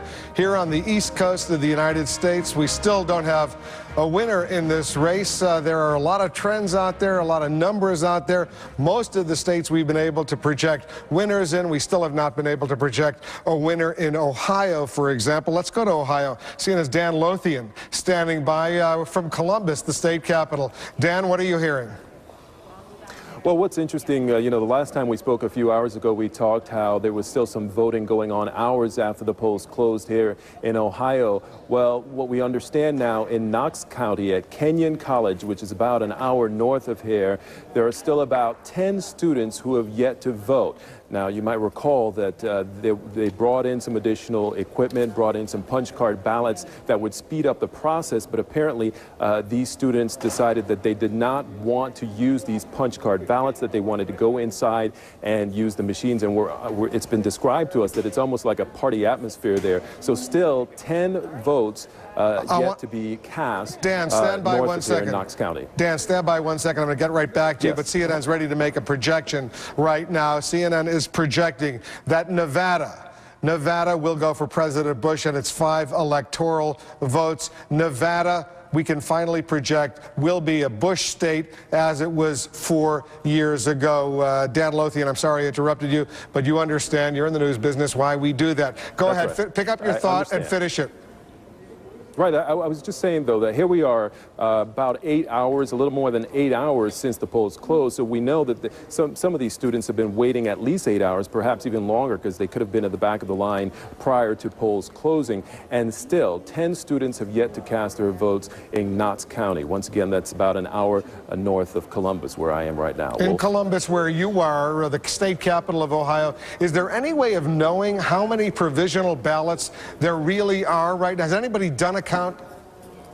It really continues to be just a guesstimate. You've heard all the different numbers. The Secretary of State making those projections. He has told us that he's guessing that it could be as high as 175,000, but we really don't have any hard numbers. What they're looking at now are the numbers that they've gotten in, which is roughly around 76,000, but we don't know at this point what the complete total will be. And presumably we will be finding that out pretty soon. Dan Lothian, thanks very much. Right. Let's update our viewers now on the race for the White House with Nevada now projected to go for President Bush. We have President Bush with 254 electoral votes, John Kerry with 242 electoral votes, 270 needed. Still waiting for those white states. Ohio, our green state, we're projecting that, at least for now, still too close to call. Wolf, take a look at New Mexico. New Mexico, and I'll walk over and show everybody what's happening in New Mexico. New Mexico is a state where the Secretary of State announced a little while ago they're going to wait to finish counting till tomorrow. With 99% of the precincts in, Bush has 318,782 votes, 50%. Kerry has 317,005 votes with 49%. 1% for Ralph Nader, 3,400 approximate votes. So go ahead, Larry, make your point. Nader hurts Kerry in New Mexico. Maybe right now he's double the margin. Yeah, he's costing him New Mexico. New Mexico is 99% of the vote. There may be provisional ballots out there. The governor, as you point out, Carlos, Bill Richardson, may be looking to see what else is going on. The Secretary of State may be examining. We're not going to know an official result in New Mexico, at least until tomorrow. Therefore, gentlemen, is Wisconsin the only thing we're waiting for? Wisconsin and the president going to the Reagan Center. In terms of tonight, that's right. And Wisconsin is a 1-point lead. I mean, all these states are doing exactly, those states are doing precisely what they did 4 years ago. New Mexico was 366 votes for Gore. It is now 1,700 votes for Bush. That was New Mexico. Wisconsin was 0.2% for Gore, 5,000 votes. The margin for Kerry is now 15,000 votes. So, you know, I guess that's a landslide in Wisconsin compared to 4 years ago. But none of that matters. Nothing changed. No. Although one thing that's interesting about the Nevada announcement is, given Nevada's announcement, and given that Ohio and New Mexico and Iowa aren't announcing tonight, we know that President Bush is going to wake up tomorrow morning ahead in the electoral vote. So even if Wisconsin, which is the last one outstanding, goes to John Kerry, will end the night 254 to 252 if Wisconsin goes to John Kerry, which is still a question. People are going to be second-guessing this election on both sides for a long time to come to see what they did right, what they did wrong. Jeffrey Toobin, our senior legal analyst, is watching all of this. The legal question is certainly going to come into play, at least as far as we can tell, in Ohio, Jeff. Ohio is really it for Kerry. I mean, he cannot win this election without winning Ohio, and the magnitude of his task is becoming increasingly apparent and increasingly grave. I mean, just to review the numbers a little bit, you know, he is now 140,000 votes approximately behind. There may be 160,000, maybe 200,000 provisional ballots. Not all of those will be valid. Maybe 90% will be valid if the last election is any indication. He then has to win virtually all of them to make up the $140,000 vote gap. That seems virtually impossible to me. So Kerry's hopes for Ohio seem not non-existent, but awfully close at this point. If I can ask you, Jeffrey, this is another Jeffrey, this is Greenfield. If the Kerry campaign chooses to pursue this route, even given this arithmetic, is there any way for the state officials to say, I'm sorry, what you're asking is mathematically ridiculous. You can't make up the difference, therefore we're not going to count these ballots, or do they count them anyway? I think as a general matter, they will count them anyway. I think it's a matter of discretion on the part of the Secretary of State and the boards. But I am not aware of any precedent where they simply refuse to count the provisional ballots. Given the way Ken Blackwell, the Secretary of State, has been acting so far, he's been on the magnanimous side. And I think politically, it would be very much in his interest to say, sure, we'll count the votes. But are there any without other the possibility... Jeff, any other legal issues potentially out there still unanswered in Ohio that could affect this race? Well, the one thing we don't know, and one thing the Kerry people in their conversations with us have been quick to avoid, is the question of will they ask for a recount. There are more than half the ballots in Ohio are cast by the infamous punch cards. You could have a Chad watch. I mean, you could have the Kerry campaign say, we want a recount. They have the right to do that, whether or not they are within any margin in particular. They have the right to do that. So they could open up the whole election and say, we want to recount the votes, and we think we'll catch up that way. They've not said that politically. I think that would be very difficult. Jeff, I know Ken Gross is over there not far away from you. Maybe you could bring him into this conversation. I'd like to hear what he has to say. He knows a great deal about election law around the country. Yes, hi, Wolf. I agree with what Jeff is saying. This, of course, is going to be a tremendous uphill battle for Senator Kerry, just on the math alone. Now, I think the one thing that could work to his benefit is if this takes time. You know, if there's a process that's going to go on here in the counting of the provisional ballots, in the tabulation of the vote itself, in the certification of the vote, time for more legal action, perhaps viewing the ballots to see whether there's any problem with the hanging chads and other things that can occur. It's a long shot, but as long as this remains open, the better off the Kerry camp has a shot. Wolf, can I ask Ken a question that I tried artfully to dodge when I believe Jeff asked me? Is there any way that the provisional ballots will not be counted at this point? No, they will count them. As my understanding is of the law, that they will count them. They will count them. And I think as a matter of law, and also it's the wise thing to do in any event, because you want to have finality. I suppose there's an interesting question as to whether Bush would want to even bring a challenge. What we saw last time in Florida was the two campaigns going at it, or will the Bush campaign say, okay, let the process, we've got a big enough margin here where we can be somewhat magnanimous and let this process go on, or are we going to see some counter-legal action? And gentlemen, could Kerry have second thoughts and concede? Absolutely. I mean, that's a political judgment. That's not a legal judgment. Yeah. And he can do that at any point. And, you know, as Ken and I are saying here, I think his legal situation is dire. John King was making that point, apparently, that there were already Democrats calling up and saying, look, there may come a point at which... That was Ed Henry.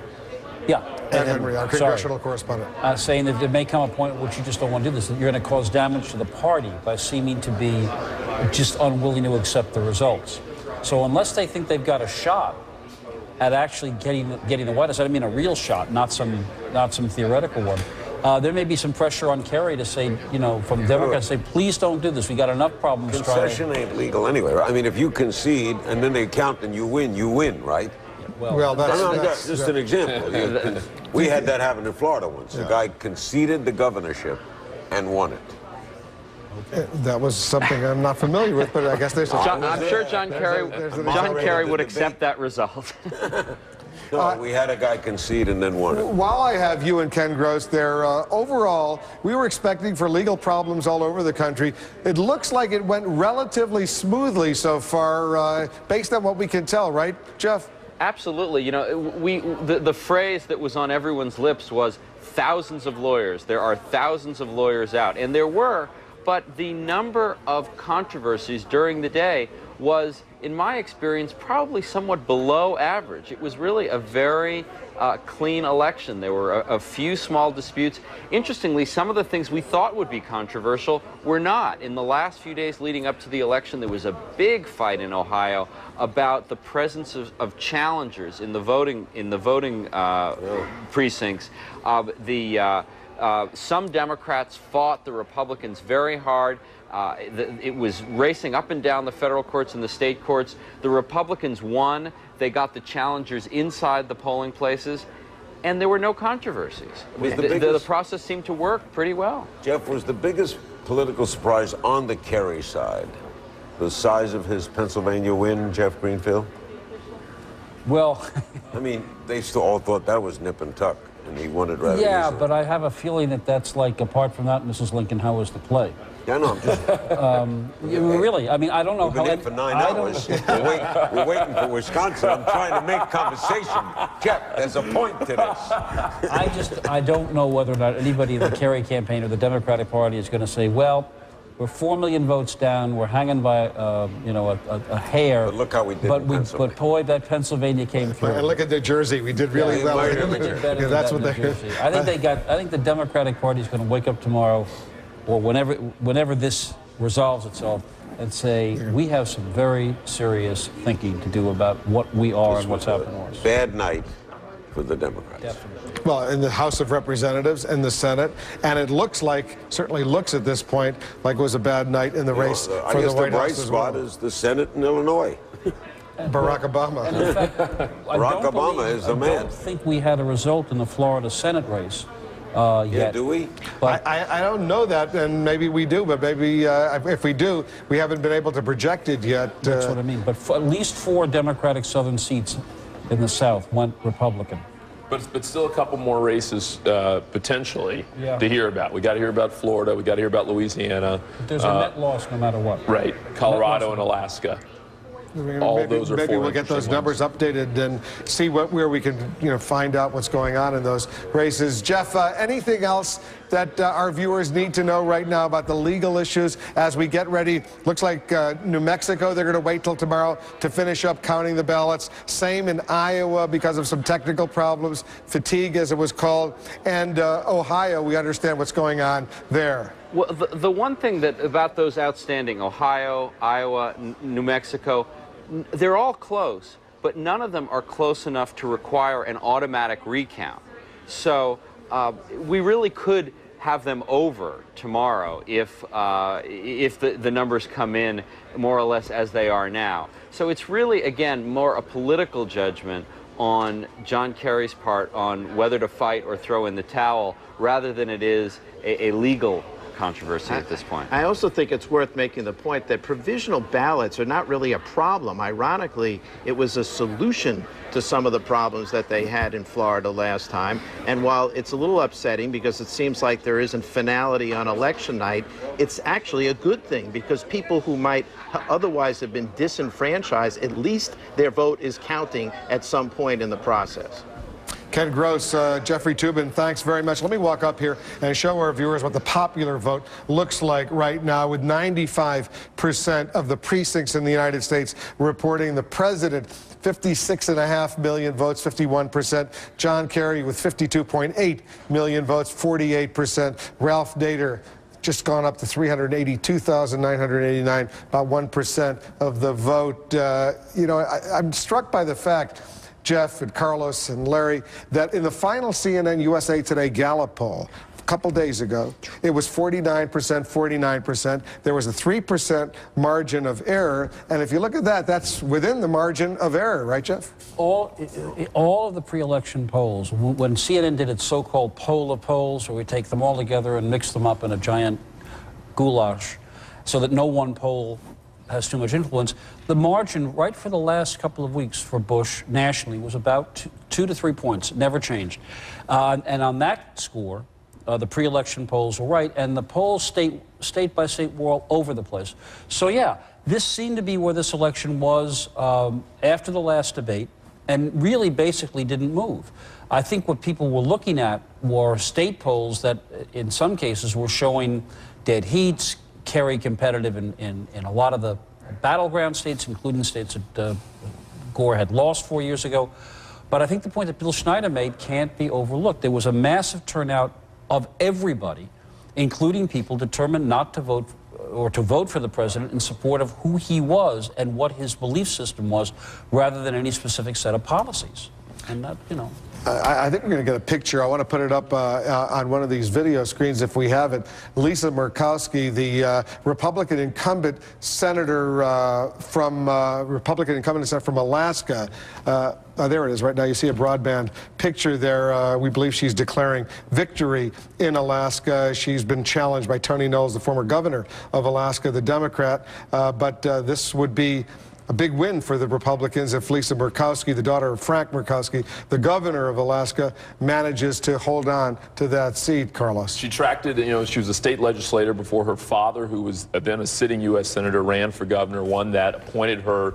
A lot of criticism. Democrats even tried to put a ballot initiative out that they called the anti-nepotism law to try and highlight that issue. But if Lisa Murkowski ultimately succeeds here, be a nice win, not only for her, but for Republicans who at one point worried about losing that seat to a two-term former Democratic governor. The Democrats tried to take advantage of the resentment about the senator turned governor appointing his daughter. They had a bumper sticker that read, "Lisa, who's your daddy?"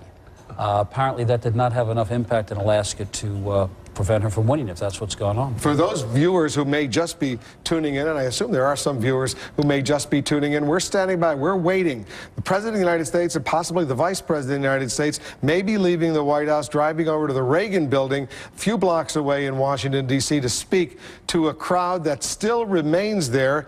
We'll be anxious to hear what the President has to say. We're standing by for that, and we'll go there if the President does leave the White House and make that short little drive. Larry, you used to live in Washington, D.C. It's not very far from the White House. I've been there in a while, but it's not far. Yeah. I live in California now, Wolf. Out there, the state that's tilting. And John King is over at the White House, still the north lawn of the White House. He's been there for hours and hours and hours. May still be there for a few more hours. Dark behind you. Normally, John, they turn off the lights behind you, but what's going on? Usually the First Lady has us kicked off the grounds hours ago, Wolf, to keep it quiet here. What is going on is just a few moments ago, the President of the United States came down from the residence, popped into Karl Rove, his top political advisor's office, and said, "What's the holdup?" He wants to go declare victory. He certainly wants to go and talk to his supporters. They're waiting here, and they are hoping that we will call the race in New Mexico. They will claim Ohio. They think the Democratic math is wrong and that there's no way John Kerry can come back and win Ohio. So they are willing to claim Ohio here at the Bush White House. We have now called Nevada. They want New Mexico called, and they say if you look at the math, there's no way John Kerry can come back there. They say the few remaining precincts out are in counties where Bush is running well ahead, and they say there are only 5,000 absentee ballots yet to be counted, and they have a cushion of roughly 26,000 votes. So the White House is saying that it has New Mexico locked up, to the point where Senator Pete Domenici went out and declared victory. The White House trying to create the impression of a fait accompli here, if you will, to try to get us to call New Mexico. At that point, they would claim they have the 270 electoral votes, counting Ohio, which of course is contested right now by the Kerry side, and then the President would go to the Reagan Building and deliver to his supporters who have been up all night a victory speech. Now, if they do not get New Mexico called tonight, then they have to recalibrate, and the decision then is, does the President go over and say, we're almost there, hang in, or exactly what does he say, or do they decide to keep him here? But I was told just moments ago the President wants to go. I was about to say he wants to go tonight. He wants to go this morning, and that he is still anxiously waiting for his aides to tell him they believe they have reached the magic number. John, I want to point out, we had reported about an hour or so ago that the Secretary of State of New Mexico, a Democrat, Governor of New Mexico, Democrat Bill Richardson, Secretary of State, said that there's still some ballots they have to count. They're not going to be able to make a formal certification at least until tomorrow. So if the president and the Republicans are waiting for that announcement from the state officials in New Mexico, it's not going to come anytime soon. They're not. They understand that, and they say that the Democrats or whoever, the Secretary of State, whether it be a Democrat or not, it is in New Mexico, but they have every right to shut down. What they are saying is, if you ask, though, how many ballots are outstanding, this White House is saying the information it has is that there are only 5,000 absentee ballots to be counted, and the president's cushion is well above that. So that is what they are saying, that if we do the math on our part, we should be able to call the state. Although our numbers, interestingly enough, John, show, and maybe our numbers are right or wrong, show a 3,700 vote lead for the president instead of a larger lead. So I have a feeling that may remain an issue with us projecting the president winning New Mexico. With 99% of the precincts reporting.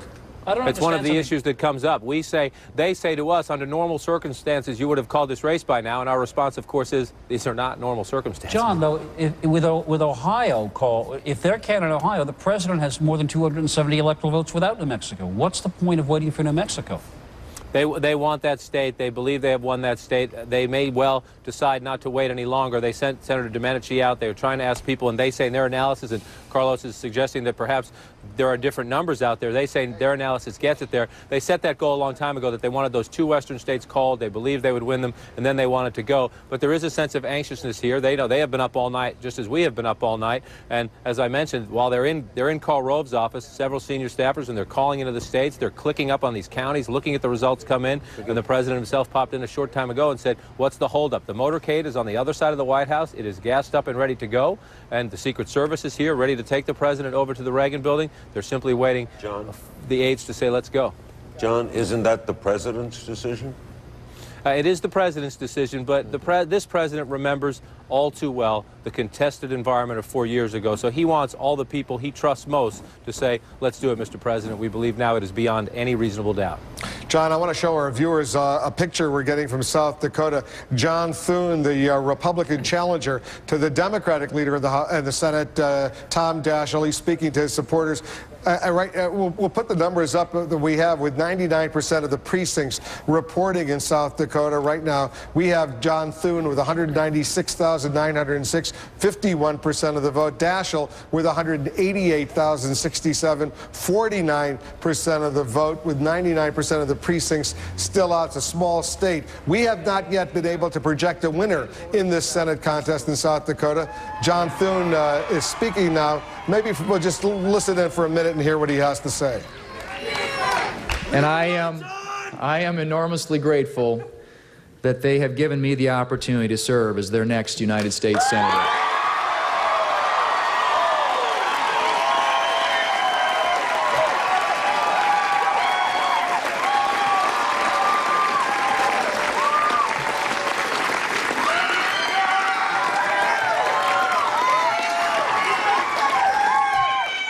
If you had told me 2 years ago that we would be doing this again this year, I would have said you were crazy. We are. These races...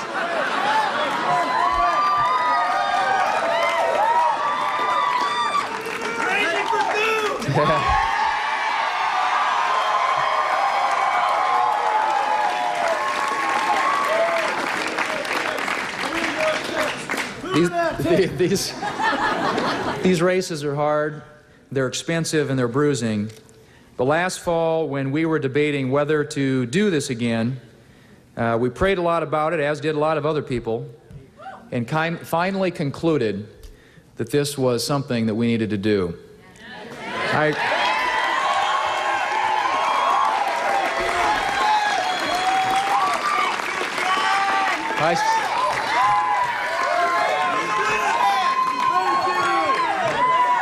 I remember, and I need to start first by, of course, thanking my family. And I remember as we were having this discussion, some of you have heard me tell this story.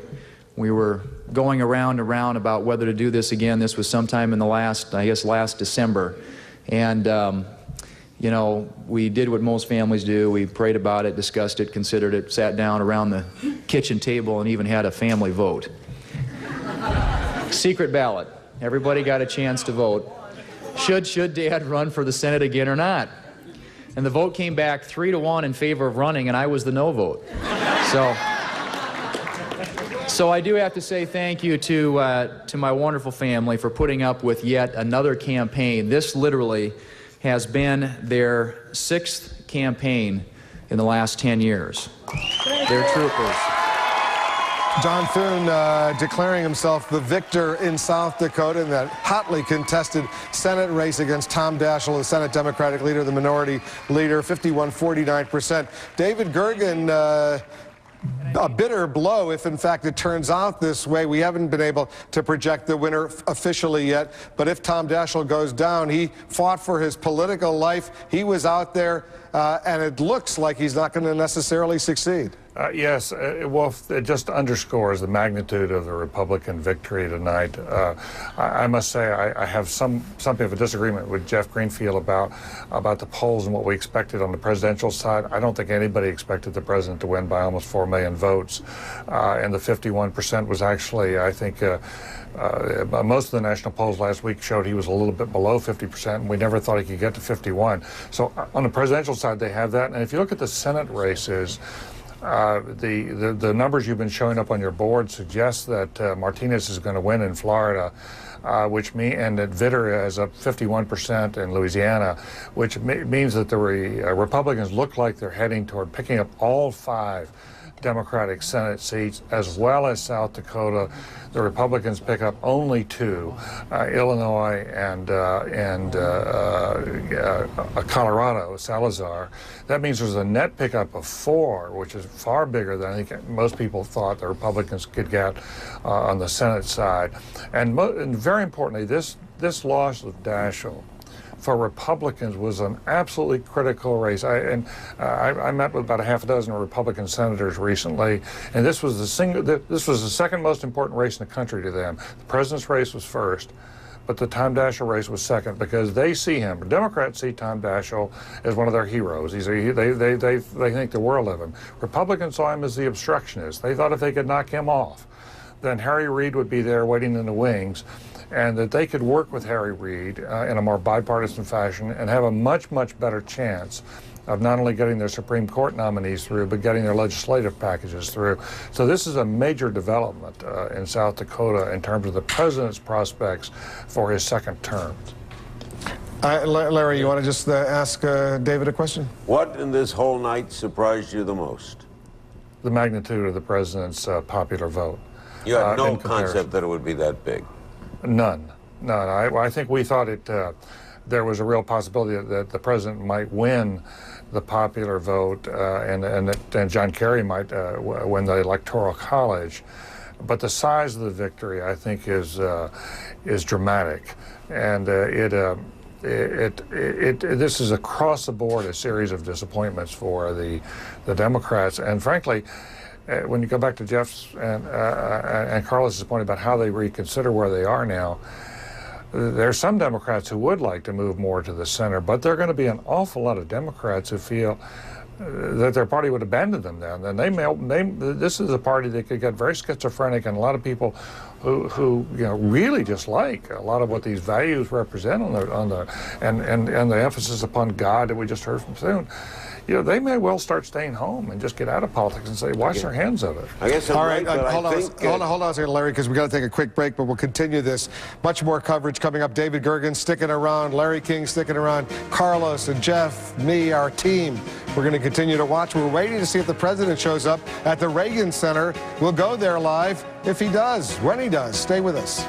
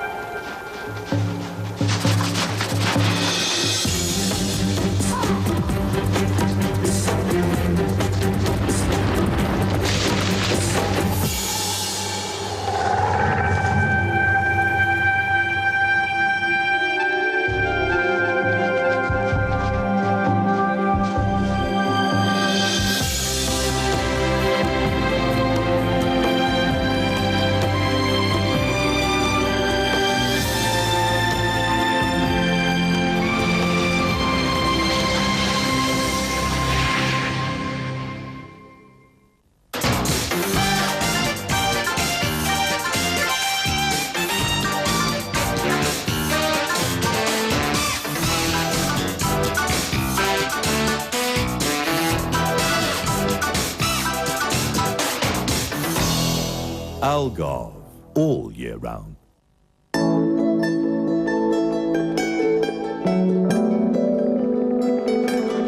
What do you get when a financial firm with 66,000 people in 50 countries takes the time to understand your needs, like it's just the two of you?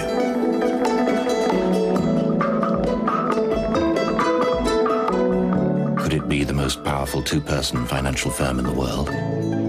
You and us. UBS. Jim has recently started competing. He may not be leading the pack, but there's always a photo finish. Capture what's inside. The spark of invention. New, high-tech, breakthroughs. The business of innovation. Discoveries, inventions, bright sparks. Real-world application. Music, sport, fashion. When sparks fly, money is made. Know the future. Spark your curiosity. Spark, a new show with Christy Lou Stout. Every month, only on CNN, in association with HP.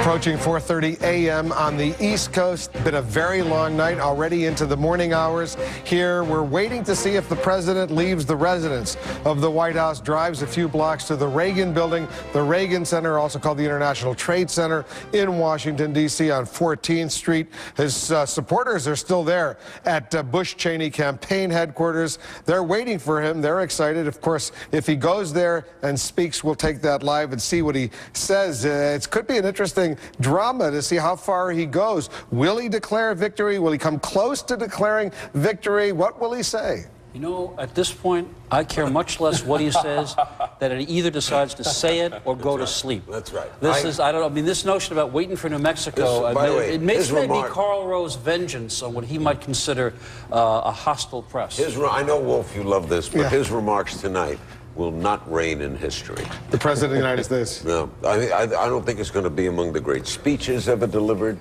nor among the most important ever delivered. I mean, it's interesting. Anytime a president speaks is interesting, but at 4:30, 4:40 in the morning, And this is later than when McGovern was nominated. And frankly, they may wait until a more reasonable hour, which is not that much further along. But one of the things we haven't talked about tonight, which I think a lot of other people around the world are watching this too. So not only are Americans curious about this, but a lot of people around the world have expressed interest. We're being seen a lot live around the world on CNN International. Judy Woodruff's over at the CNN Election Analysis Center at the Time Warner Building, a few blocks away from where we are at Times Square. Let me bring in Judy. Judy, you look as perky and as lovely now as you did at 7 p.m.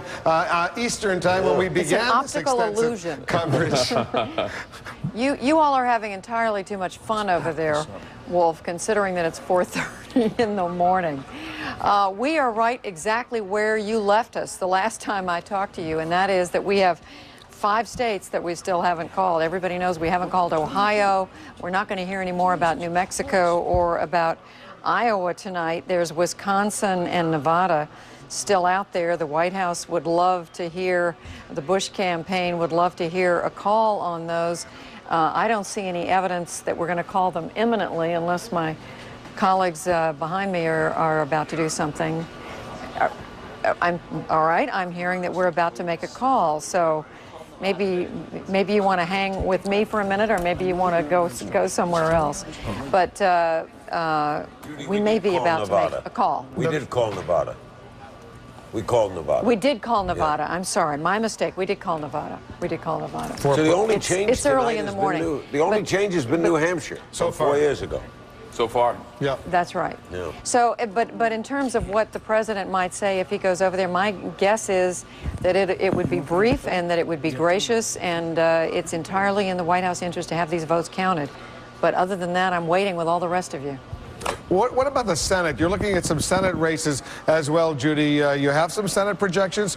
Oh, never mind. I thought you had it, but Anderson Cooper. Here's Anderson Cooper. He's still with us. We got some projections, Anderson? We do. Still with you. We can project. You saw him speaking just a short time ago. John Thune projected winner for South Dakota. This a massive defeat for the Democrats. A huge money. This is the most expensive Senate race in South Dakota history. More than $30 million put in by both these candidates, almost $10 million by outside groups, so some $40 million when you consider there are only about 300,000 voters in the state of South Dakota. This a major defeat for Senate Minority Leader Tom Daschle. Let's also take a look for Louisiana. Another amazing victory for the Republicans. This is the first time a Republican has been sent to the Senate from Louisiana since Reconstruction. They have a primary system. There were a number of Democratic candidates, but David Vitter, the winner, with a commanding lead, more than 50%. That's what he needed. Also in Colorado, some good news for the Democrats. Democrat Ken Salazar defeating Pete Coors. This another big money race, a very expensive race in Colorado. Ken Salazar running as a conservative Democrat from rural Colorado, a Hispanic American, several generations in Colorado.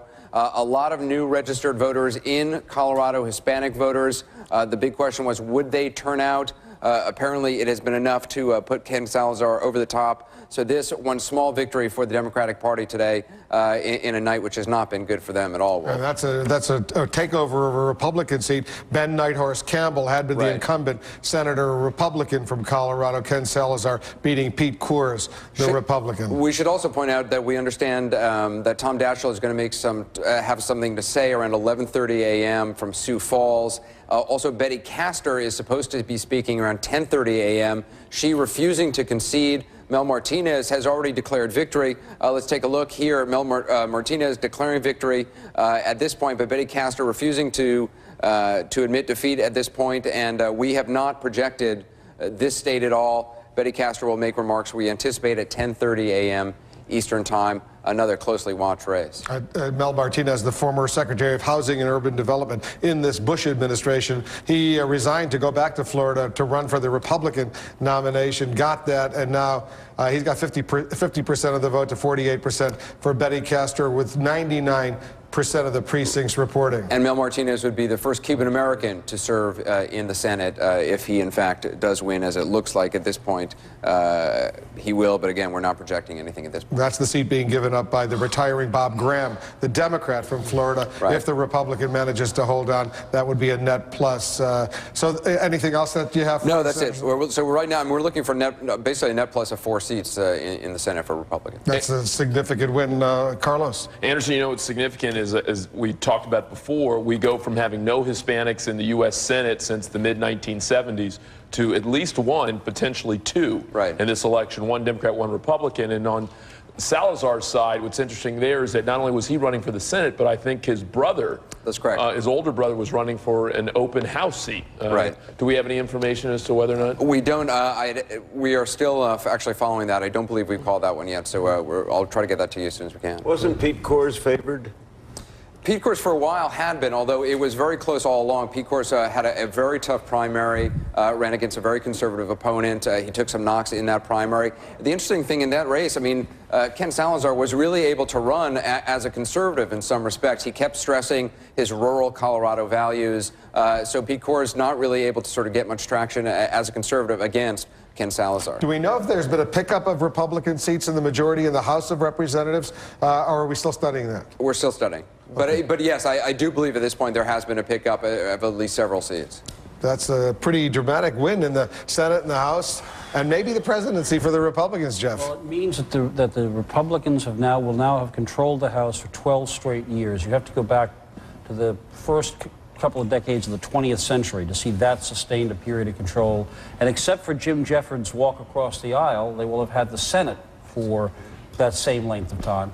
And should the president prevail, I mentioned this, I don't know, several days ago it seems, this is the first time we will have re-elected a Republican and re-elected a Republican Congress and president since William McKinley did it in 1900. I mean, so the nature of the Republican Party as the plausible permanent governing majority of the United States has been reaffirmed tonight in a very dramatic way. And the Democratic Party cannot kid itself anymore. You know, not only that, but if the president ultimately wins the presidential election and you have these going on, a lot of people are going to have to step back and call him one of the very best political tacticians of his generation. I mean, this will be, if the president wins, this will be his third significant victory in 10 years. Governorship against a sitting governor, Al Gore, a sitting vice president, if he got this good news. And the fact that, as Jeff pointed out, he's been not only able to win some of his own races, but bring congressional members along. In 2002, in contrast to what's normal, where the incumbent president tends to lose seats in some of the congressional races, he actually picked up a couple of seats. And in 2004, very few people expected that there might be an increase both on the Senate and on the House side. Let's bring in our congressional correspondent, Ed Henry, who's watching the House and the Senate. That's his job. He spends all of his time doing that, knows a great deal about it. What goes through your mind, Ed? It's hard to put into words, Wolf, how big of a blow the defeat of Tom Daschle is to Democrats. Numerically, the Daschle loss is part of a Republican sweep in the Senate tonight. They started out with the majority, just a slim two-seat majority, 51 to 49, basically. Now, as Anderson Cooper said, it's basically going to be 55-45, depending on the final results here. That gives the Republicans a very muscular majority. I can tell you, Senate Republicans are already saying that obstructionism was on the ballot here, that Tom Daschle's defeat shows that it's a warning shot to Democrats to stop obstructing President Bush's agenda, and if in fact President Bush, if he's reelected, that a second-term agenda, that they'll have a more muscular majority. With 55 seats, they're that much closer to getting 60 votes to break filibusters on judges that Democrats have been launching, number one. But number two, Republicans are already talking about how they want to pass more tax cuts. They think now they can pass tort reform, something they've fallen just a couple of votes short. And symbolically, there has not been a Senate leader to go down to defeat back home since 1952. So there's a lot of history there. Republicans celebrating big time. Before this election night, Republicans were saying that if they could take out Tom Daschle, it would be the equivalent of 3 Senate seats, not just 1, but 3 Senate seats. They've now done that. And the final thing is that for Democrats, they have to not only pick up the pieces in terms of the White House race if President Bush is reelected, they now have to find a new Democratic leader. Harry Reid is the number 2. He's soft-spoken from Nevada. You know, some people are wondering within the party whether he's telegenic enough, whether or not he could be a strong leader. The name of Chris Dodd keeps coming up as somebody who might run against Harry Reid. Chris Dodd more from the liberal wing of the party, somebody maybe a better spokesman on TV. The Democrats now, Wolf, will have to do a lot of soul-searching. Chris Dodd, I think, correct me if I'm wrong, Ed, wanted to be the majority leader. The last time when Daschle got the vote, his main opponent among the Democrats was Chris Dodd, so presumably he'd like to do it again. Chris Dodd lost the Democratic leaders race in 1994 by just 1 vote to Tom Daschle. So you're right. He obviously has some support within the Democratic caucus still. He might take another run at it. We understand that in recent days, in anticipation of a possible Daschle defeat, Chris Dodd has been calling some of his Democratic colleagues, just putting feelers out. He was not rooting for Daschle to lose. They're friends. But Dodd was putting feelers out there, and you can bet he's somebody who's going to take a long look at this race now. But obviously the Democrats don't want a divisive race right now. They have to pick up the pieces. This is a shattering defeat. They started out with the equivalent of 49 Democratic seats, if you include Jim Jeffords, the independent, who votes with Democrats. Now they may be down to 45 Democratic seats. Regardless of what happens in the White House race, this is a shattering defeat for Senate Democrats. And Ed, with 55, if that in fact turns out to be the Republican majority, the Republicans being very cohesive, they usually vote pretty much down that line with the exception of 2 or 3. Lincoln Chafee is a moderate Republican from Rhode Island. Sometimes John McCain doesn't vote with the other Republicans. But there are Democrats, moderate and conservative Democrats, who are more than happy to join the Republicans on certain sensitive issues like tax cuts, for example. That's right. You have people like Evan Bayh, who's reelected in a landslide tonight in Indiana, very moderate Democrat, votes with the Republicans on tax cuts. Ben Nelson from Nebraska. So you're going to get, in addition to these 55 Republicans, you're going to get some conservative Democrats to get up to 60 votes on various issues in order to break some Democratic filibusters. That's going to be a big problem for Democrats. If President Bush is reelected, they're now going to have a very hard time stopping his agenda. We've all heard about Chief Justice Rehnquist's health, as Jeff Greenfield was mentioning earlier. If there's 1, 2, maybe 3 Supreme Court nominations in a possible second Bush term, Democrats are not going to have as much steam behind them as if they try to stop these nominations. There is a lot on the line now, and Democrats, this is a major blow to them that they have lost this many seats in the Senate. What about the House of Representatives? Is there going to be a pickup, you sense, on the Republican side?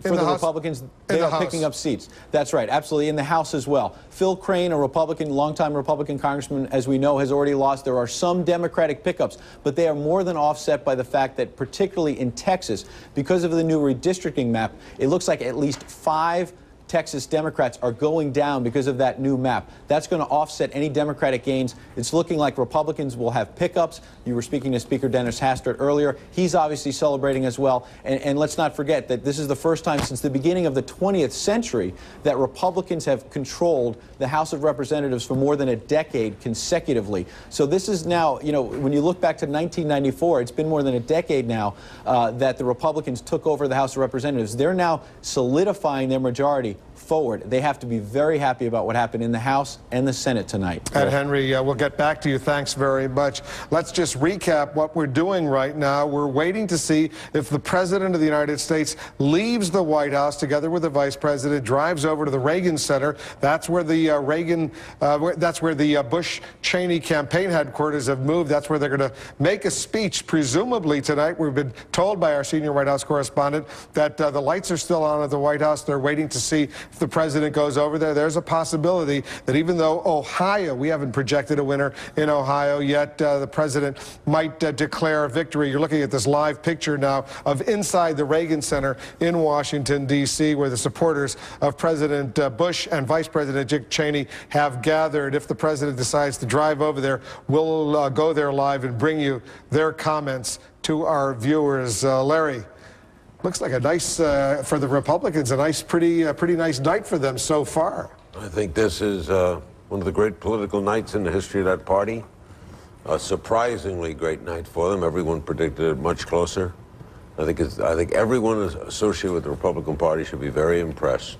The job done by their president, their Senate candidates. They knock off the majority leader. Even pick up a governorship in Indiana? They didn't do much wrong, did they? Yeah. Think of the other side. Think of the Democrats who poured in millions of dollars, in some cases individuals, who mobilized these tens of thousands, these foot soldiers that went out, the army of rock stars, Bruce Springsteen to the Dixie Chicks, this enormous intensity. We've got to replace George W. Bush. And the battle in the Democratic Party, starting probably already, the Howard Dean force is saying, we told you, you had to energize the base. This notion of going to the middle was the mistake. You nominated the wrong guy. You made the wrong appeal. And indeed, some people within the progressive liberal left who are going to say, maybe the Democratic Party has outlived its usefulness. Maybe we need a different mechanism. Maybe the internet and the new method of fundraising and organization gives us another chance. There's going to be a debate, an argument on the liberal left of this in this country that's going to be as intense as anything we've seen. And who rises among the Hillary Clinton, obviously, but who else rises? Who else? I thought we declared a moratorium of 10 days before we have to start thinking about the next presidential election. But the serious point here is, I don't think the debate is just about the next candidate. It's what's the party about? What's its philosophy? The Republican Party has a cohesive philosophy. It is for tax cuts. It is a socially conservative party. The Democratic Party, Bill Clinton tried to reform it. He succeeded personally. He never reformed the Democratic Party. It's been at war with itself on war and peace. It's been at war with itself on whether to be the party of big government or the party of a kind of Clintonian new kind of approach. It doesn't know what it stands for. And I think it's in for a very tough time. Well, let's not forget one of the key tools that Bill Clinton had in both of those victories. A guy named Ross Perot, who siphoned off, arguably, a number of votes that may have gone to the Republican side. So, you know, you can leave open. You shake your head. You say no. Espel started with the exit poll show. In 1992, the exit poll showed the Perot vote would have divided exactly evenly between Clinton and Bush. That's a Republican mythology. No, I don't just mean taking the votes. I mean helping make the argument against the other side. Yeah. Well, I think it's going to turn out what you had was an extraordinarily gifted political figure who was able to go to war with his party to redefine what the Democrats stood for. It didn't take. The big difference between Reagan and Clinton was Reagan transformed the Republican Party. When Clinton left, the party was the party of teachers' unions and the party of government, like Clinton had never been there. I want to bring Judy Woodruff in. She covers politics on a day-to-day basis. Judy, this is shaping up, as everyone seems to be suggesting, is a huge win for these Republicans, although we have not projected a winner in the presidential race, and presumably we won't be doing that until we get more information on some of those states, including Ohio.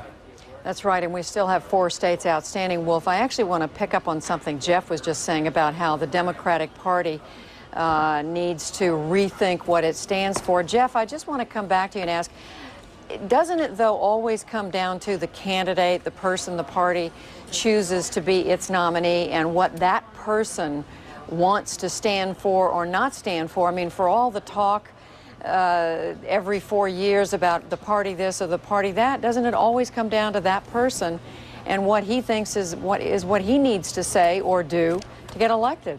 I don't think so. I think sometimes that a candidate embodies how a party is changing, but the Republican Party, you know, before Reagan and after Reagan left, established a series of think tanks, established a series of institutions in the media and politics that redefined who it was. And look, Ronald Reagan has left the scene for a long time, and the party is still, intellectually, a cohesive conservative party. I think that's a big difference. You know, the Democrats, even before this year, had begun thinking, well, where are our think tanks? Where's our Heritage Foundation? Where are our publications that are trying to establish a new kind of thinking on the left? And they haven't gotten it yet. And I think without that, what you have is a thing that happened with Bill Clinton, a brilliant campaigner, a man who embodied a very different philosophy, but it never stuck with the party. All right, let's bring back our John King. He's still on the north lawn of the White House, approaching 5 a.m. John, did you ever think at this point that the President of the United States would, first of all, still be awake? This president likes to go to bed around 10 and get up around 5, so we're a few minutes away from just skipping the sleep part altogether. Just a few moments ago, I said he had popped into Karl Rove's office a while ago. He's still calling in now, trying to figure out what is going on and if and when he will go over to the Reagan building. He still plans on going, we are told. And we are told that Karl Rove and another senior White House official, Dan Bartlett, the communications director, among others, are trying to convince some of the networks, people in our business, that New Mexico is a state worth calling in the president's favor. And they are using the numbers they have at their disposal. And, of course, the Democrats dispute their analysis. But they're making the case that New Mexico is in the president's camp.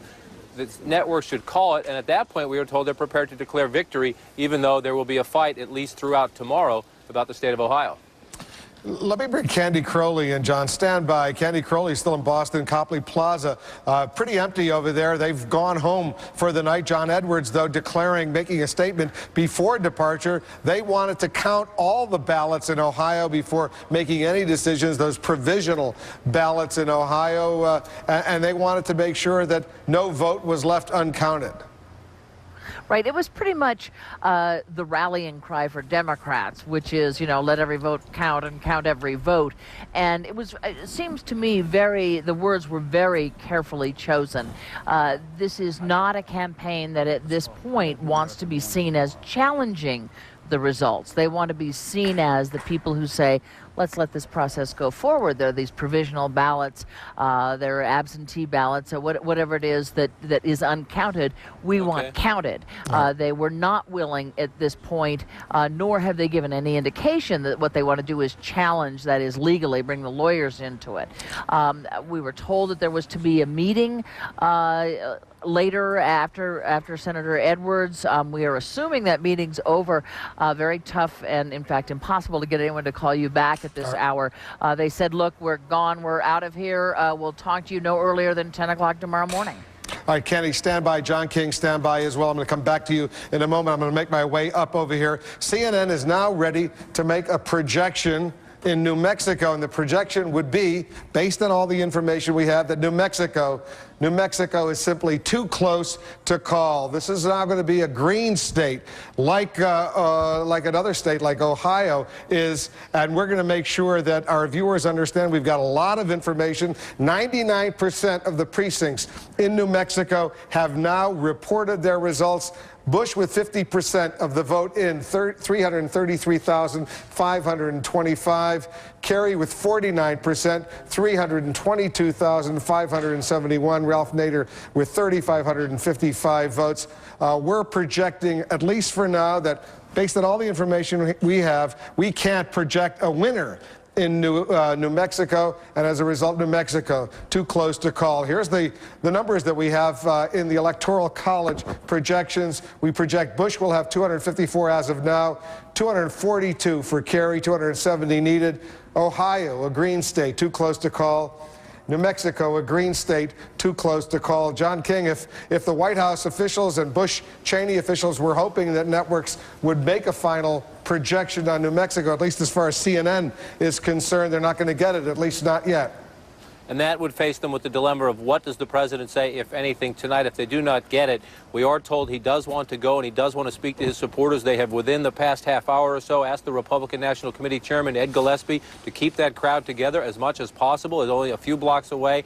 This is what the scenario they're looking for is this, Wolf. They want New Mexico called. They want these other states called, even if they lose one or two still on the board, so that by tomorrow afternoon we are looking at Ohio and Ohio alone, because they believe, and this is the case they make, and again the Democrats dispute this, they believe when you look at the number of provisional ballots left in Ohio to be counted and you look at the president's margin, that it will be crystal clear that Senator Kerry cannot do it, that he would have to win 100% or 80% or some huge number of the provisional ballots to get over the top. They want to make it as quickly as possible about the one state of Ohio, and they believe political pressure will build on Senator Kerry, if their math here at the White House is correct, to simply say unrealistic, time to call it. And the fact that in Iowa, John, the Secretary of State has said that because of some malfunctioning of the machines, because of fatigue, they're going to wait till tomorrow at least to make a final count in Iowa. What do the Bush-Cheney officials, White House officials say about that?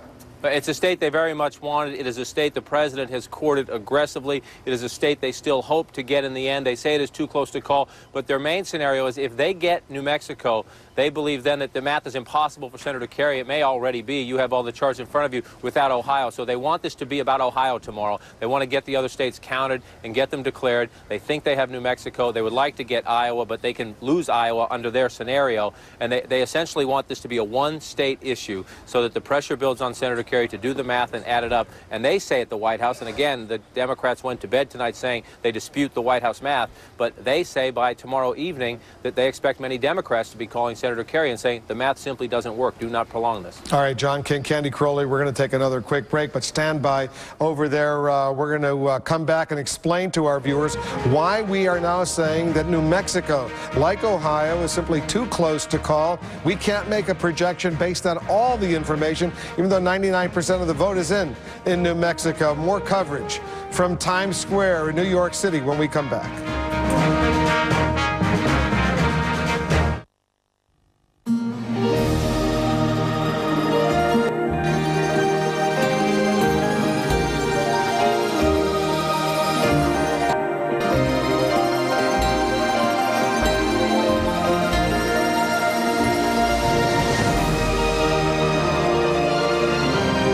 Welcome to Egypt's Red Sea Riviera, where the sun always shines, every day of every year.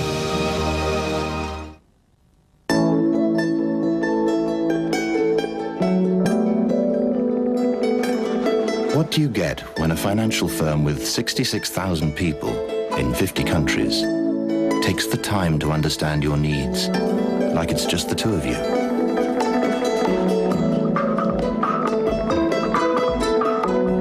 Could it be the most powerful two-person financial firm in the world? You and us. UBS. 7 leaders, one place, one time, one reason. The ultimate leadership experience. Join these extraordinary leaders in Dubai at the International Leadership Summit on November 29th and 30th, where they will share their insights on leadership and what it takes to be a great leader. Register online at www.leadersindubai.com. Can you design electrical systems for the world's largest ocean liner? How about engineering an electric car to challenge the land speed record? Can you measure the ozone layer from a satellite? Or perfectly pack millions of chocolates every day? Can you help provide reliable power to a bustling city? Who comes up with these kinds of questions? just our average everyday customer around here. Welcome to the world of ABB. Kerala Tourism presents Sights and Sounds of Kerala, God's own country.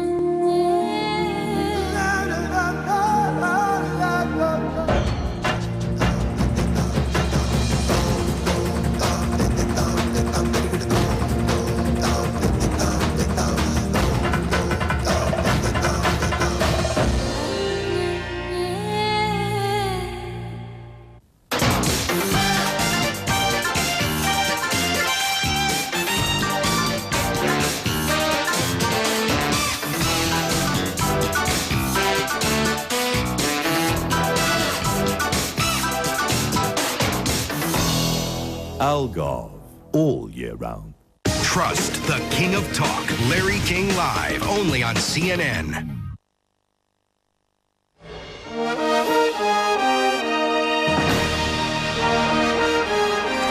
Welcome back. Approaching 5 a.m. on the East Coast here at the NASDAQ market site, CNN election headquarters. Been a long night since 7 p.m. on the East Coast. Seems like a long time ago.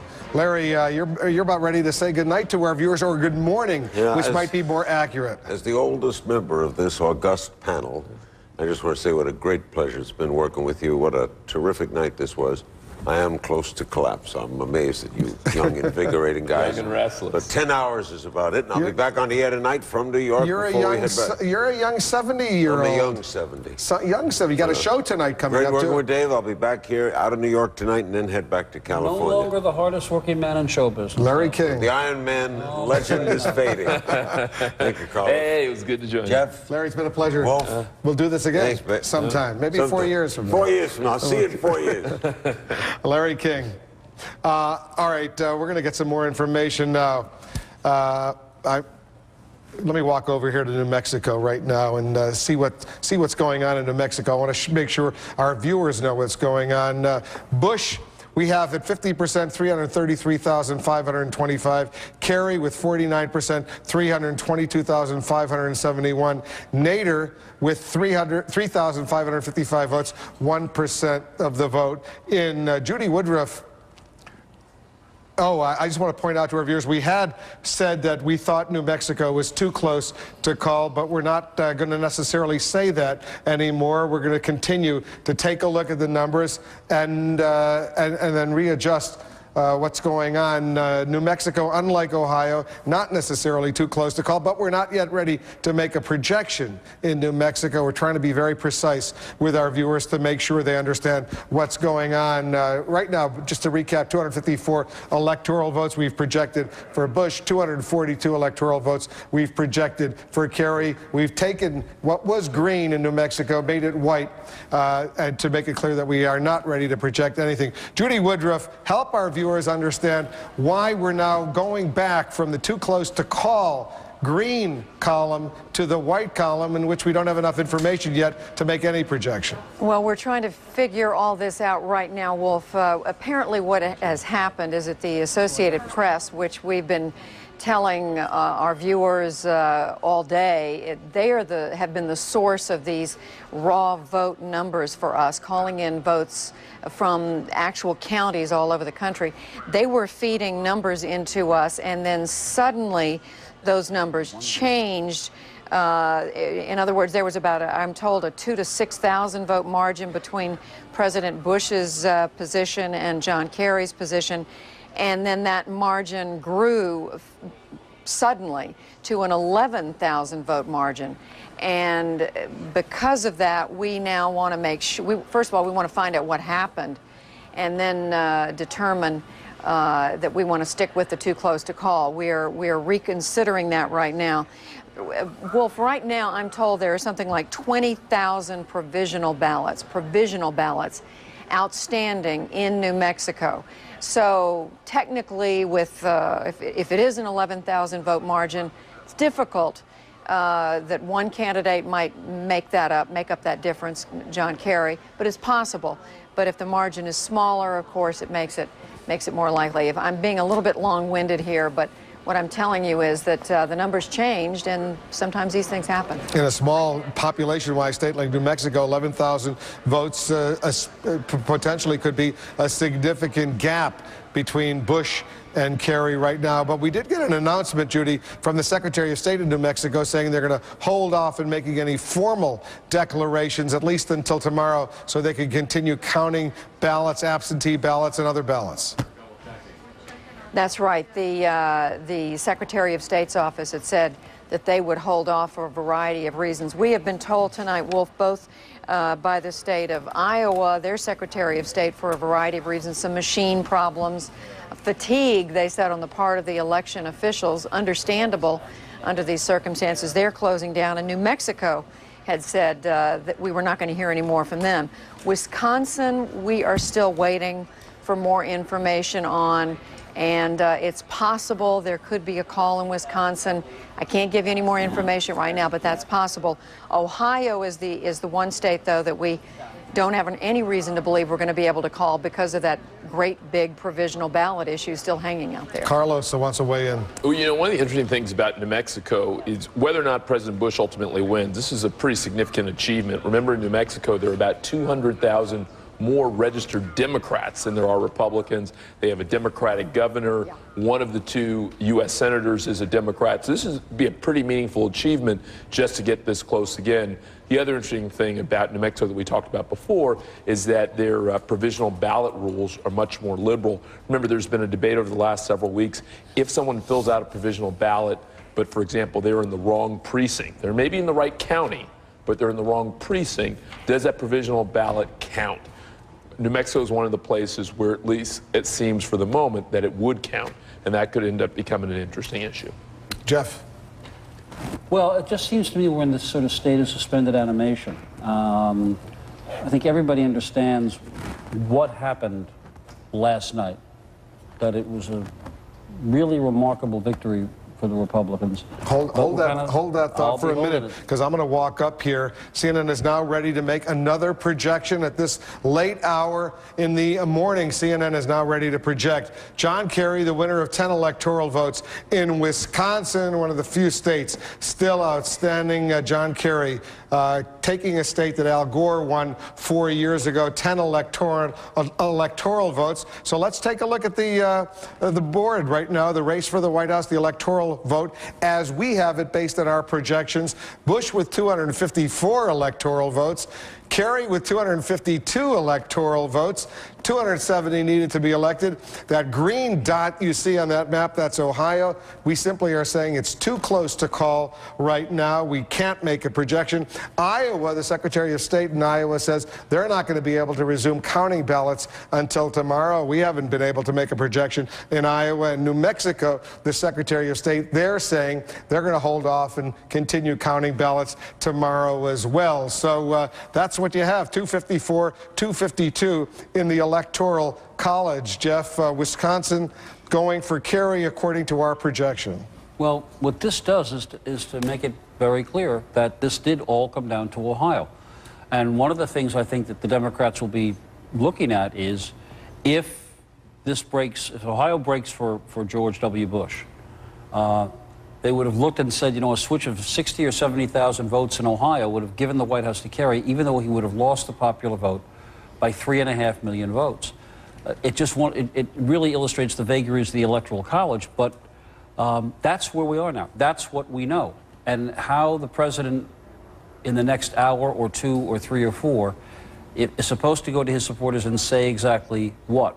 We got 4 million votes from the other guy. We did great in the Senate and the House. I'm almost sure I won Ohio and therefore the presidency, because there's no getting around that. Ohio is the difference now. Whoever wins Ohio is the president of the United States, and the odds are overwhelming. Because all those other states in the upper Midwest, Minnesota, Michigan, and Wisconsin, they all broke for John Kerry, Carlos. Yeah, as Jeff is saying, before we knew Wisconsin, John Kerry was at 242. And so one way or another, getting the 20 electoral votes from Ohio still would not have been enough to get him to 270. But the fact that he now has the 10 electoral votes from Wisconsin, at least we're projecting that, that puts him in a place that Ohio could put him over the top. Probably only further intensifies the battle over Ohio. Not that it wasn't going to be intense and already. There are unanswered questions in Ohio that have to be answered. We don't know how many provisional ballots are out there. We've heard all sorts of numbers being thrown out, and when we spoke to the Secretary of State of Ohio hours ago now, Ken Blackwell, he himself didn't know how many provisional ballots are out there. We've heard from Democrats, maybe 250,000, 250,000. We've heard from Republicans, maybe 100,000, 125,000. Some of them will be thrown out as invalid. Others will be kept. But they're not even going to start counting those provisional ballots for 11 days. Well, that's still an awful big gap, given what we know about the rest of the country. But it does seem to me to make the point that Jeffrey Toobin was making earlier, that somebody's going to look at the numbers. Somebody's going to say just how many ballots are out there. And if it's really like 120 or 130,000, in which case John Kerry would have to get every one of them to overcome this lead, they may have a different calculus than if it turns out there are 300,000 provisional ballots which could overcome this. And remember the second door that Jeffrey Toobin talked about, which Democrats seem unlikely to want to knock on at the moment, which is to request a recount. And so to say, let's go through the 88 counties, including 3/4 of them, which use the old punch card system, and say, let's check that out. Again, could be a public relations issue on a number of fronts, but I suspect that given the mood of the Democrats, tantalizingly, they sense they might be close. You're shaking your head when you don't think they'll ask for a recount. 5,000 votes, 10,000 votes, sure. 125,000 votes, that's an awful lot of votes. It is an awful lot of votes. And last time around when we were talking about Florida, as Jeff correctly points out, we were talking about a couple thousand at best that ultimately shrunk down to a couple hundred. And 537 when all the complete dust was settled by whoever counts those kinds of ballots. So now we have to wait and see if the President of the United States is going to leave the White House tonight or this morning. It's already getting light out there. We're at Times Square. We're beginning to see some light in the middle of New York City. We're going to see if the President is still up. Does he still want to go over to the Reagan Center and make a statement to his supporters? Our White House correspondent Dana Bash is over there. What are you hearing, Dana? Well, Wolf, you know, we saw the pictures here about an hour ago. You saw the music blaring. You saw the lights up. I was just going to say that everything is much more quiet here, but they're watching us, so things have just gotten a little bit more lively here. But certainly the people who have been here for 13, 14 hours, they have been waiting. They've stopped serving drinks. They've stopped serving food, and they are still sort of as tired and as waiting in anticipation as we all are. I've talked to some people over at the campaign, over at Bush Cheney headquarters. There are people over there sleeping on couches. The senior staff, they're huddled around a conference call talking to the folks at the White House. Everybody is trying to figure out what's going on and what to do, whether or not the president is going to come over here. It's very much up in the air at this point. Dana, I assume the crowd behind you has sort of thinned out a little bit, has it? Thinned out a little bit, definitely. You can see there are people sleeping on the floor, kind of hanging out. They're all saying that's not true. I think we woke them up here a little bit, Wolf. They all want us to think and want us to see that they are very raucous. They are very much ready for the president to come. So perhaps we did a little bit of a service here to these guys to wake them up. We want to see them make sure they don't fall asleep on the job over there. They're strong supporters of the president and the vice president. They're very enthusiastic. I assume they would very much like to see the president and the vice president show up there. But you're saying that's up in the air right now based on what you're hearing, Dana? They're trying to figure it out, as John King has been reporting, and I've been hearing from the folks over at the campaign. They are trying to figure out whether or not the president, as we are hearing, the president does want to come over, or he does want to make a statement. That's why we are still seeing people waiting here for that to potentially happen. But they are certainly trying to figure out exactly what the numbers are on the ground, Wolf. Approaching 10 minutes after 5 on the East Coast, 5 a.m. That would be John King's over at the White House, the North Lawn of the White House. John, what are you hearing now? Wolf, I'm about to disappoint all those suddenly awake people behind Dana Bash, so she might want to run for cover.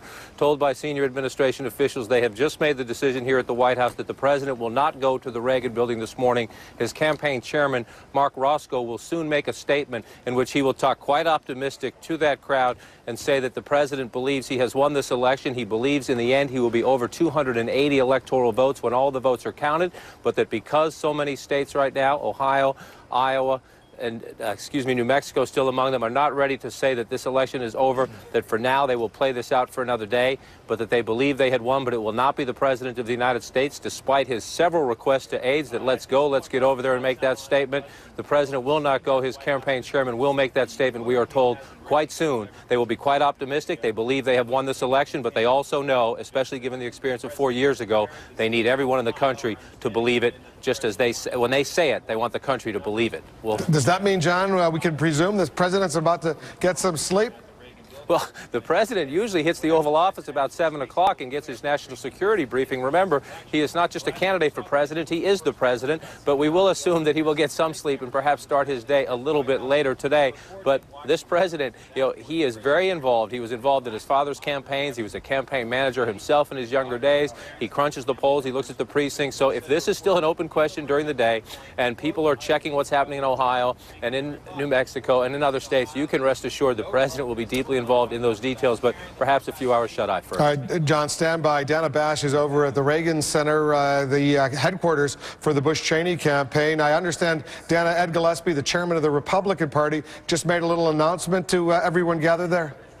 He just came out and said a couple more minutes, but they've already seen our report, and they're starting to thin out a little bit here, starting to make their way out. Certainly, as we've been saying, that they have been here for hours and hours, since maybe 6 or 7 o'clock tonight. But now that they know that the president is probably not going to be coming here, they're starting to thin out here, Wolf. So we'll have to wait a little bit longer to see what the president has to say, although, as John King is saying, Mark Roscoe, the chairman of the Bush-Cheney campaign, may come over and make some sort of announcement. We'll stand by to hear what he has to say. John, if you're still there, let me get a little sense of the drama that's been unfolding, the decision-making process that the president must be going through. What are the pros and cons of going ahead and saying, I won?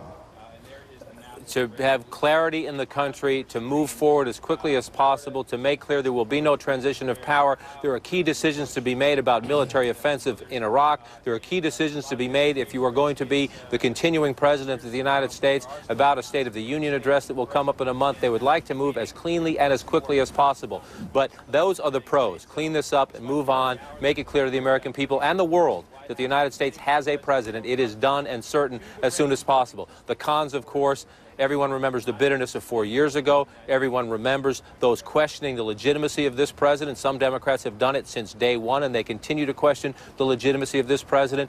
This president believes he has a majority. He believes within 24, perhaps 48 hours, that will be crystal clear to the country that he also has a victory in the Electoral College. They made the decision here just moments ago, despite their eagerness to declare victory, that in the long term it was better to wait, because they believe they not only have an Electoral College victory, or will officially quite soon, they have a majority, they have gained seats in the Congress. They believe this will be just fine for them, and they do not want it to be disputed at all, Wolf. John King at the White House. John, thanks very much. We'll stand by to hear from Mark Roscoe, the chairman of the Bush-Cheney campaign. We'll go there once he starts speaking. Let's bring in Senator-elect John Thune from South Dakota. He's joining us now live. Congratulations, Senator-elect Thune. We're getting that picture adjusted. Can you hear me okay?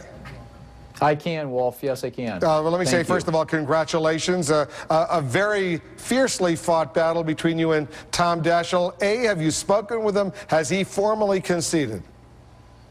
I did speak with him earlier, Wolf, and he offered his congratulations, and his assistants had a very gracious conversation, and so we're getting ready to move forward. When you say you're getting ready to move forward, you'll be sworn in early January into the United States Senate. What did you win by? How many votes?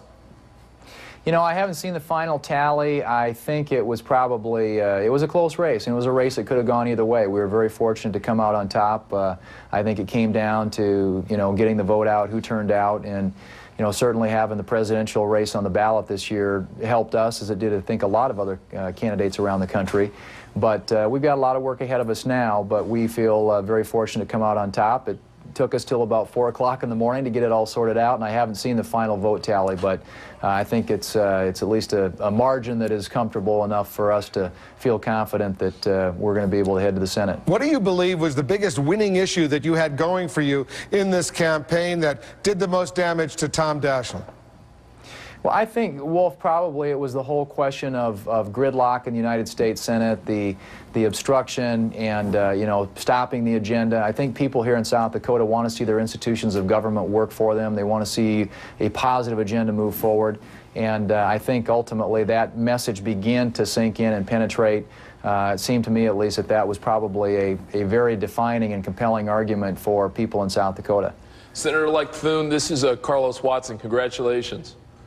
Thanks, Carlos, very much. I wanted to ask you, as you look forward, potentially with an increased, you join an increased Republican majority in the Senate, are there new issues that you think will come on the table that the Senate hasn't approached during the president's first 4 years, that now with a strengthened majority you might take up some of those issues, whether that's Social Security reform or other issues? You know, I think there are some of those probably bigger ticket type issues, Carlos, that could be contemplated in a second term. I do think that clearly there are issues that have sort of stalled out in the Senate that will get some new life now with a stronger majority, some new leadership there, you know, energy policy, health care reform, medical malpractice reform, you know, doing some things to lower the cost of health care in this country, making the tax relief permanent, getting some of these judges through. I think those are all issues that have sort of been languishing out there, and frankly, that was one of the issues in this race that I think was effective for us, and that was, you know, conveying to the people of South Dakota and the people of this country that it's important to have senators who are going to work together to try and move the agenda forward rather than to block and obstruct it. John Thune, the newly elected senator from South Dakota, defeating Tom Daschle. Congratulations. Thanks, Senator-elect, very much for joining us. Thank you. It's good to be with you this morning. All right, we'll see you in Washington once you get there. I just want to update our viewers. We're still standing by. Instead of Mark Roscoe expected to speak before that crowd gathered at the Reagan Center in Washington, we're now told that Andy Card, the White House Chief of Staff, will come over and make some sort of announcement, some sort of statement to these people who are still there, supporters of the president and the vice president. Once Andy Card goes there and gives some sort of word on behalf of the president, we'll go there live and bring his comments to our viewers in the United States and around the world. Jeff Greenfield, you watched Senator Thune, Senator-elect Thune. He lost 2 years ago to Tim Johnson. He beat Tom Daschle. It's a pretty powerful guy in South Dakota to defeat. Well, he's a pretty powerful guy in the country to defeat. That was one of the points that a lot of our correspondents were making. Next to the presidency itself, taking down the leader of the opposition party who was seen by Republicans as a symbol of gridlock, the guy who led the filibusters against some of the president's judicial nominees, the guy who was organizing a minority in the Senate to prevent the president's passage. This was a particularly sweet victory. And one of the questions that it also raises with me is whether or not some of the Republicans in the Senate who have been unhappy with some of the president's policies, particularly in the spending area. Some of the deficit hawks who think that he hasn't paid enough attention to the spending side of things are, instead of joining in lockstep with the president in the second term and a big majority, are going to say, wait a minute, you know, now that you've been reelected, assuming that this is what happens with Ohio, now you got to start paying attention to the things we care about. So the assumption that there's going to be a unified Senate majority of Republicans, we may have to see how that plays out in the era of big deficits with the Republican Party. You know, one of the other interesting things when you think about the Senate and you think about this freshman class is this may be one of the most intriguing freshman classes to come into Congress in maybe at least a decade. You've got Barack Obama, who's widely regarded as a rising star in his party. You've got Tom Coburn in Oklahoma, who will clearly be a leader on social values issues, some of the cultural issues that Jeff has talked about. You've got Vitter in Louisiana, who's clearly going to walk in as a hero, having avoided a runoff, winning some 51%. Johnny Isakson from Georgia is a guy who's relatively well known. There's the chance that Martinez may come in as the first Cuban American in the Senate.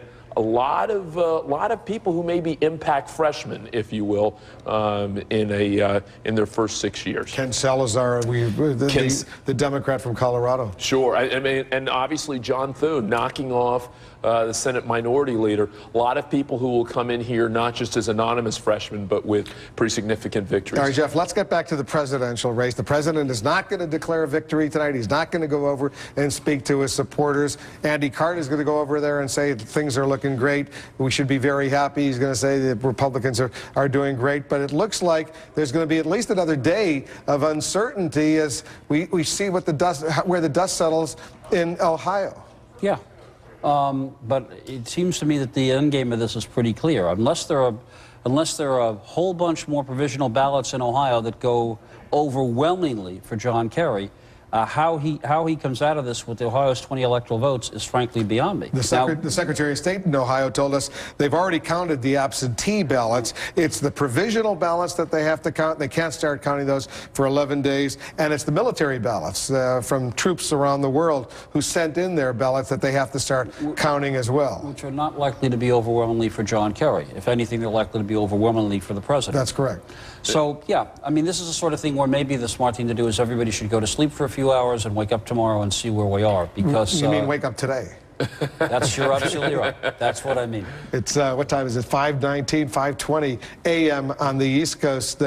Carlos, you want to weigh in on that? Well, you know, it's worth just recapping that there are at least a couple of significant things that have happened tonight in terms of the presidential election.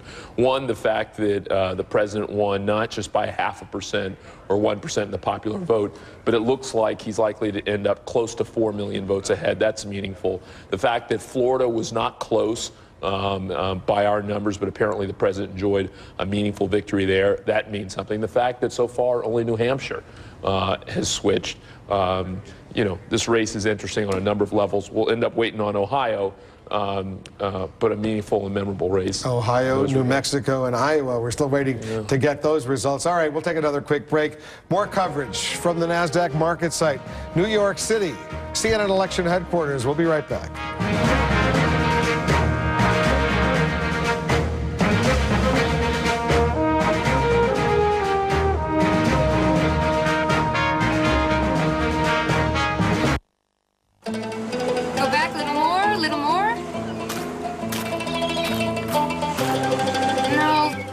A little to the left.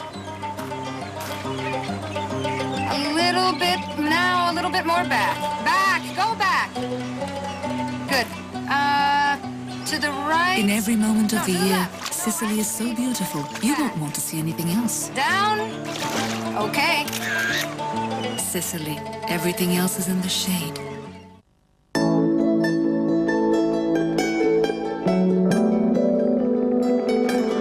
What do you get when a financial firm with 66,000 people in 50 countries takes the time to understand your needs, like it's just the two of you?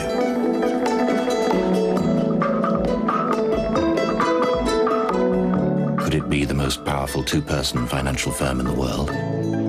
You and us. UBS. Just think, with our technologies, we're distributing reliable power to over 2/3 of North America, helping preserve a beloved landmark, producing key ingredients for plastics that people rely on around the world, designing robots that keep automakers more competitive, recycling energy while moving skiers to the top of the world. If you can think it, we can do it. Welcome to the world of ABB. 7 leaders, one place, one time, one reason. The ultimate leadership experience. Join these extraordinary leaders in Dubai at the International Leadership Summit on November 29th and 30th, where they will share their insights on leadership and what it takes to be a great leader. Register online at www.leadersindubai.com.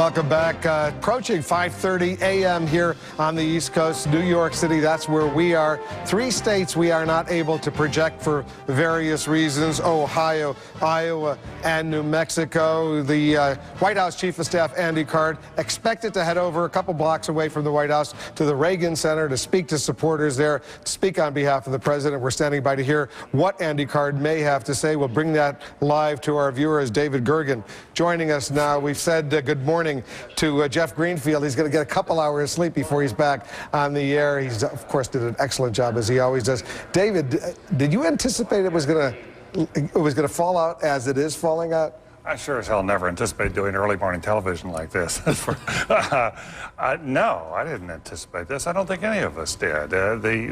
We looked at the polls over the last few weeks. Conventional wisdom was the president gets 48, 49% in the final polls. He's not going to get much more than that, maybe 1% more in the actual election. He got way over that, and I think that left everyone sort of puzzled. What the heck happened? I have yet to hear a theory of the case, in effect, for what happened, why it really happened. I mean, we have individual states we look at, we know where he is, but something happened here that's pretty dramatic, and it's, for the Democrats, it's more than just the candidate. Now, I would make this argument.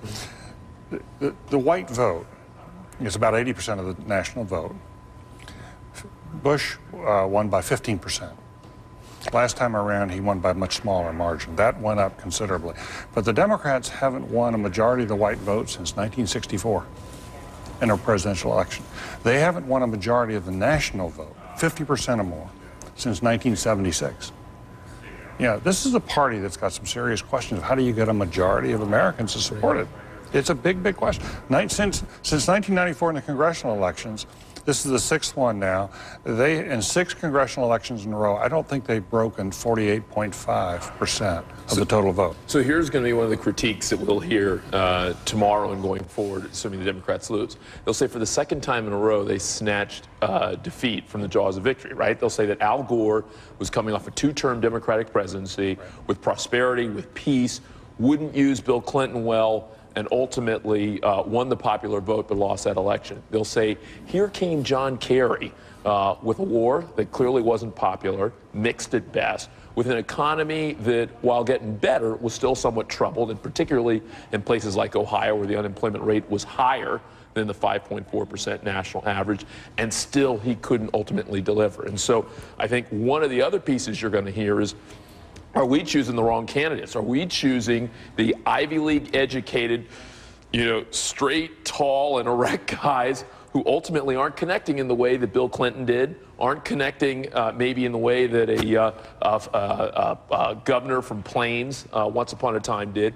And I think you're going to hear that critique again, that we've got to choose not only policy but personality going forward. I don't want to jump ahead, though. We haven't yet projected Ohio. That's going to make all the difference in the world. The only thing we've concluded so far, it's too close to call. We can't call it. It's a green state as far as we're looking at all those numbers. We don't know how many provisional ballots there are out in Ohio. We don't know where they're going to come down, how many will be accepted, how many will go for Bush, how many will go for Kerry. You're sort of smiling as I'm throwing out all the caveats. I really appreciate how cautious you've been in all of this, because I think it has lent a precision and a sort of a lot of caveats. Had you gone with the exit polls, for example, early in the evening, just think how far afield the analysis would have been. But at the same time, I think that the handwriting is clearly on the wall in Ohio, and perhaps John Kerry can pull it out. But when you add in the military ballots to the provisional, as you were just saying a few moments ago, it seems extremely unlikely that he can win. It may be theoretically possible, but... So when they wake up in the morning, and it's now almost, the morning's almost 5:30 a.m., John Kerry and John Edwards and all their top advisors, their campaign strategists, and they look at Ohio, and it's all boiling down to Ohio, let's not kid ourselves. What do you think they're going to do? I think they have to hear from Ken Blackwell there, as Secretary of State, doesn't he have to, in effect, confirm or certify the results of the election? Right. If he says tomorrow, I'm not going to certify the election, and he concludes that there's more out there, then they've got a basis on which they might want to push it on for a while. I bet you the other thing they do, David, too, though, is I bet you Democrats go county by county across those 88 counties and go, did we miss a bunch of ballots, right? Given that 3/4 of these places were punch card ballots, there's a lot going on. I bet you they'll say, let's just fact check everything. Let's double check everything. I bet you that'll become part of the equation. So not just the provisional ballots. I agree with that. That part too. But the John Edwards statement tonight suggested they're going to give us 1 more day, not 11 more days. That's what he said. Yeah, that's right. So I think that they ought to push to wrap it up tomorrow. Let's take a look at that popular vote right now. 97% of the precincts in the United States reporting Bush with 51%, Kerry 48%, Nader 1%. That looks like a pretty good popular victory, 51% a majority for the president. As far as the Electoral College is concerned, it's very, very close. Let's get those numbers. Here it is right behind me. 254 for Bush, 252 for Kerry. That looks a lot closer than the popular vote, David. It sure does. Well, it's there are little trophies one can keep in one's case, but the fact is, that he can't make it without Ohio, and he's 140,000 votes behind in Ohio, and it's just not clear that those votes are anywhere to be found. So I would think, Wolf, I would think he'd want to push to resolve tomorrow. We'll see what happens tomorrow. David Gergen, Carlos Watson, it's been a long night for all of us. We're going to sign off right now, but so much more coverage only beginning here on CNN. Andy Card still expected to make an appearance over at the Reagan Center to speak on behalf of the president. We'll have that live here on CNN. American Morning begins at 7 a.m. Eastern. Our entire team will have all the latest information. I'll be back later today, 5 p.m. Eastern, for Wolf Blitzer Reports, a complete wrap-up of what has happened and what may not yet have happened in this election. In the meantime, let me throw it over right after a short break to CNN's Carol Costello.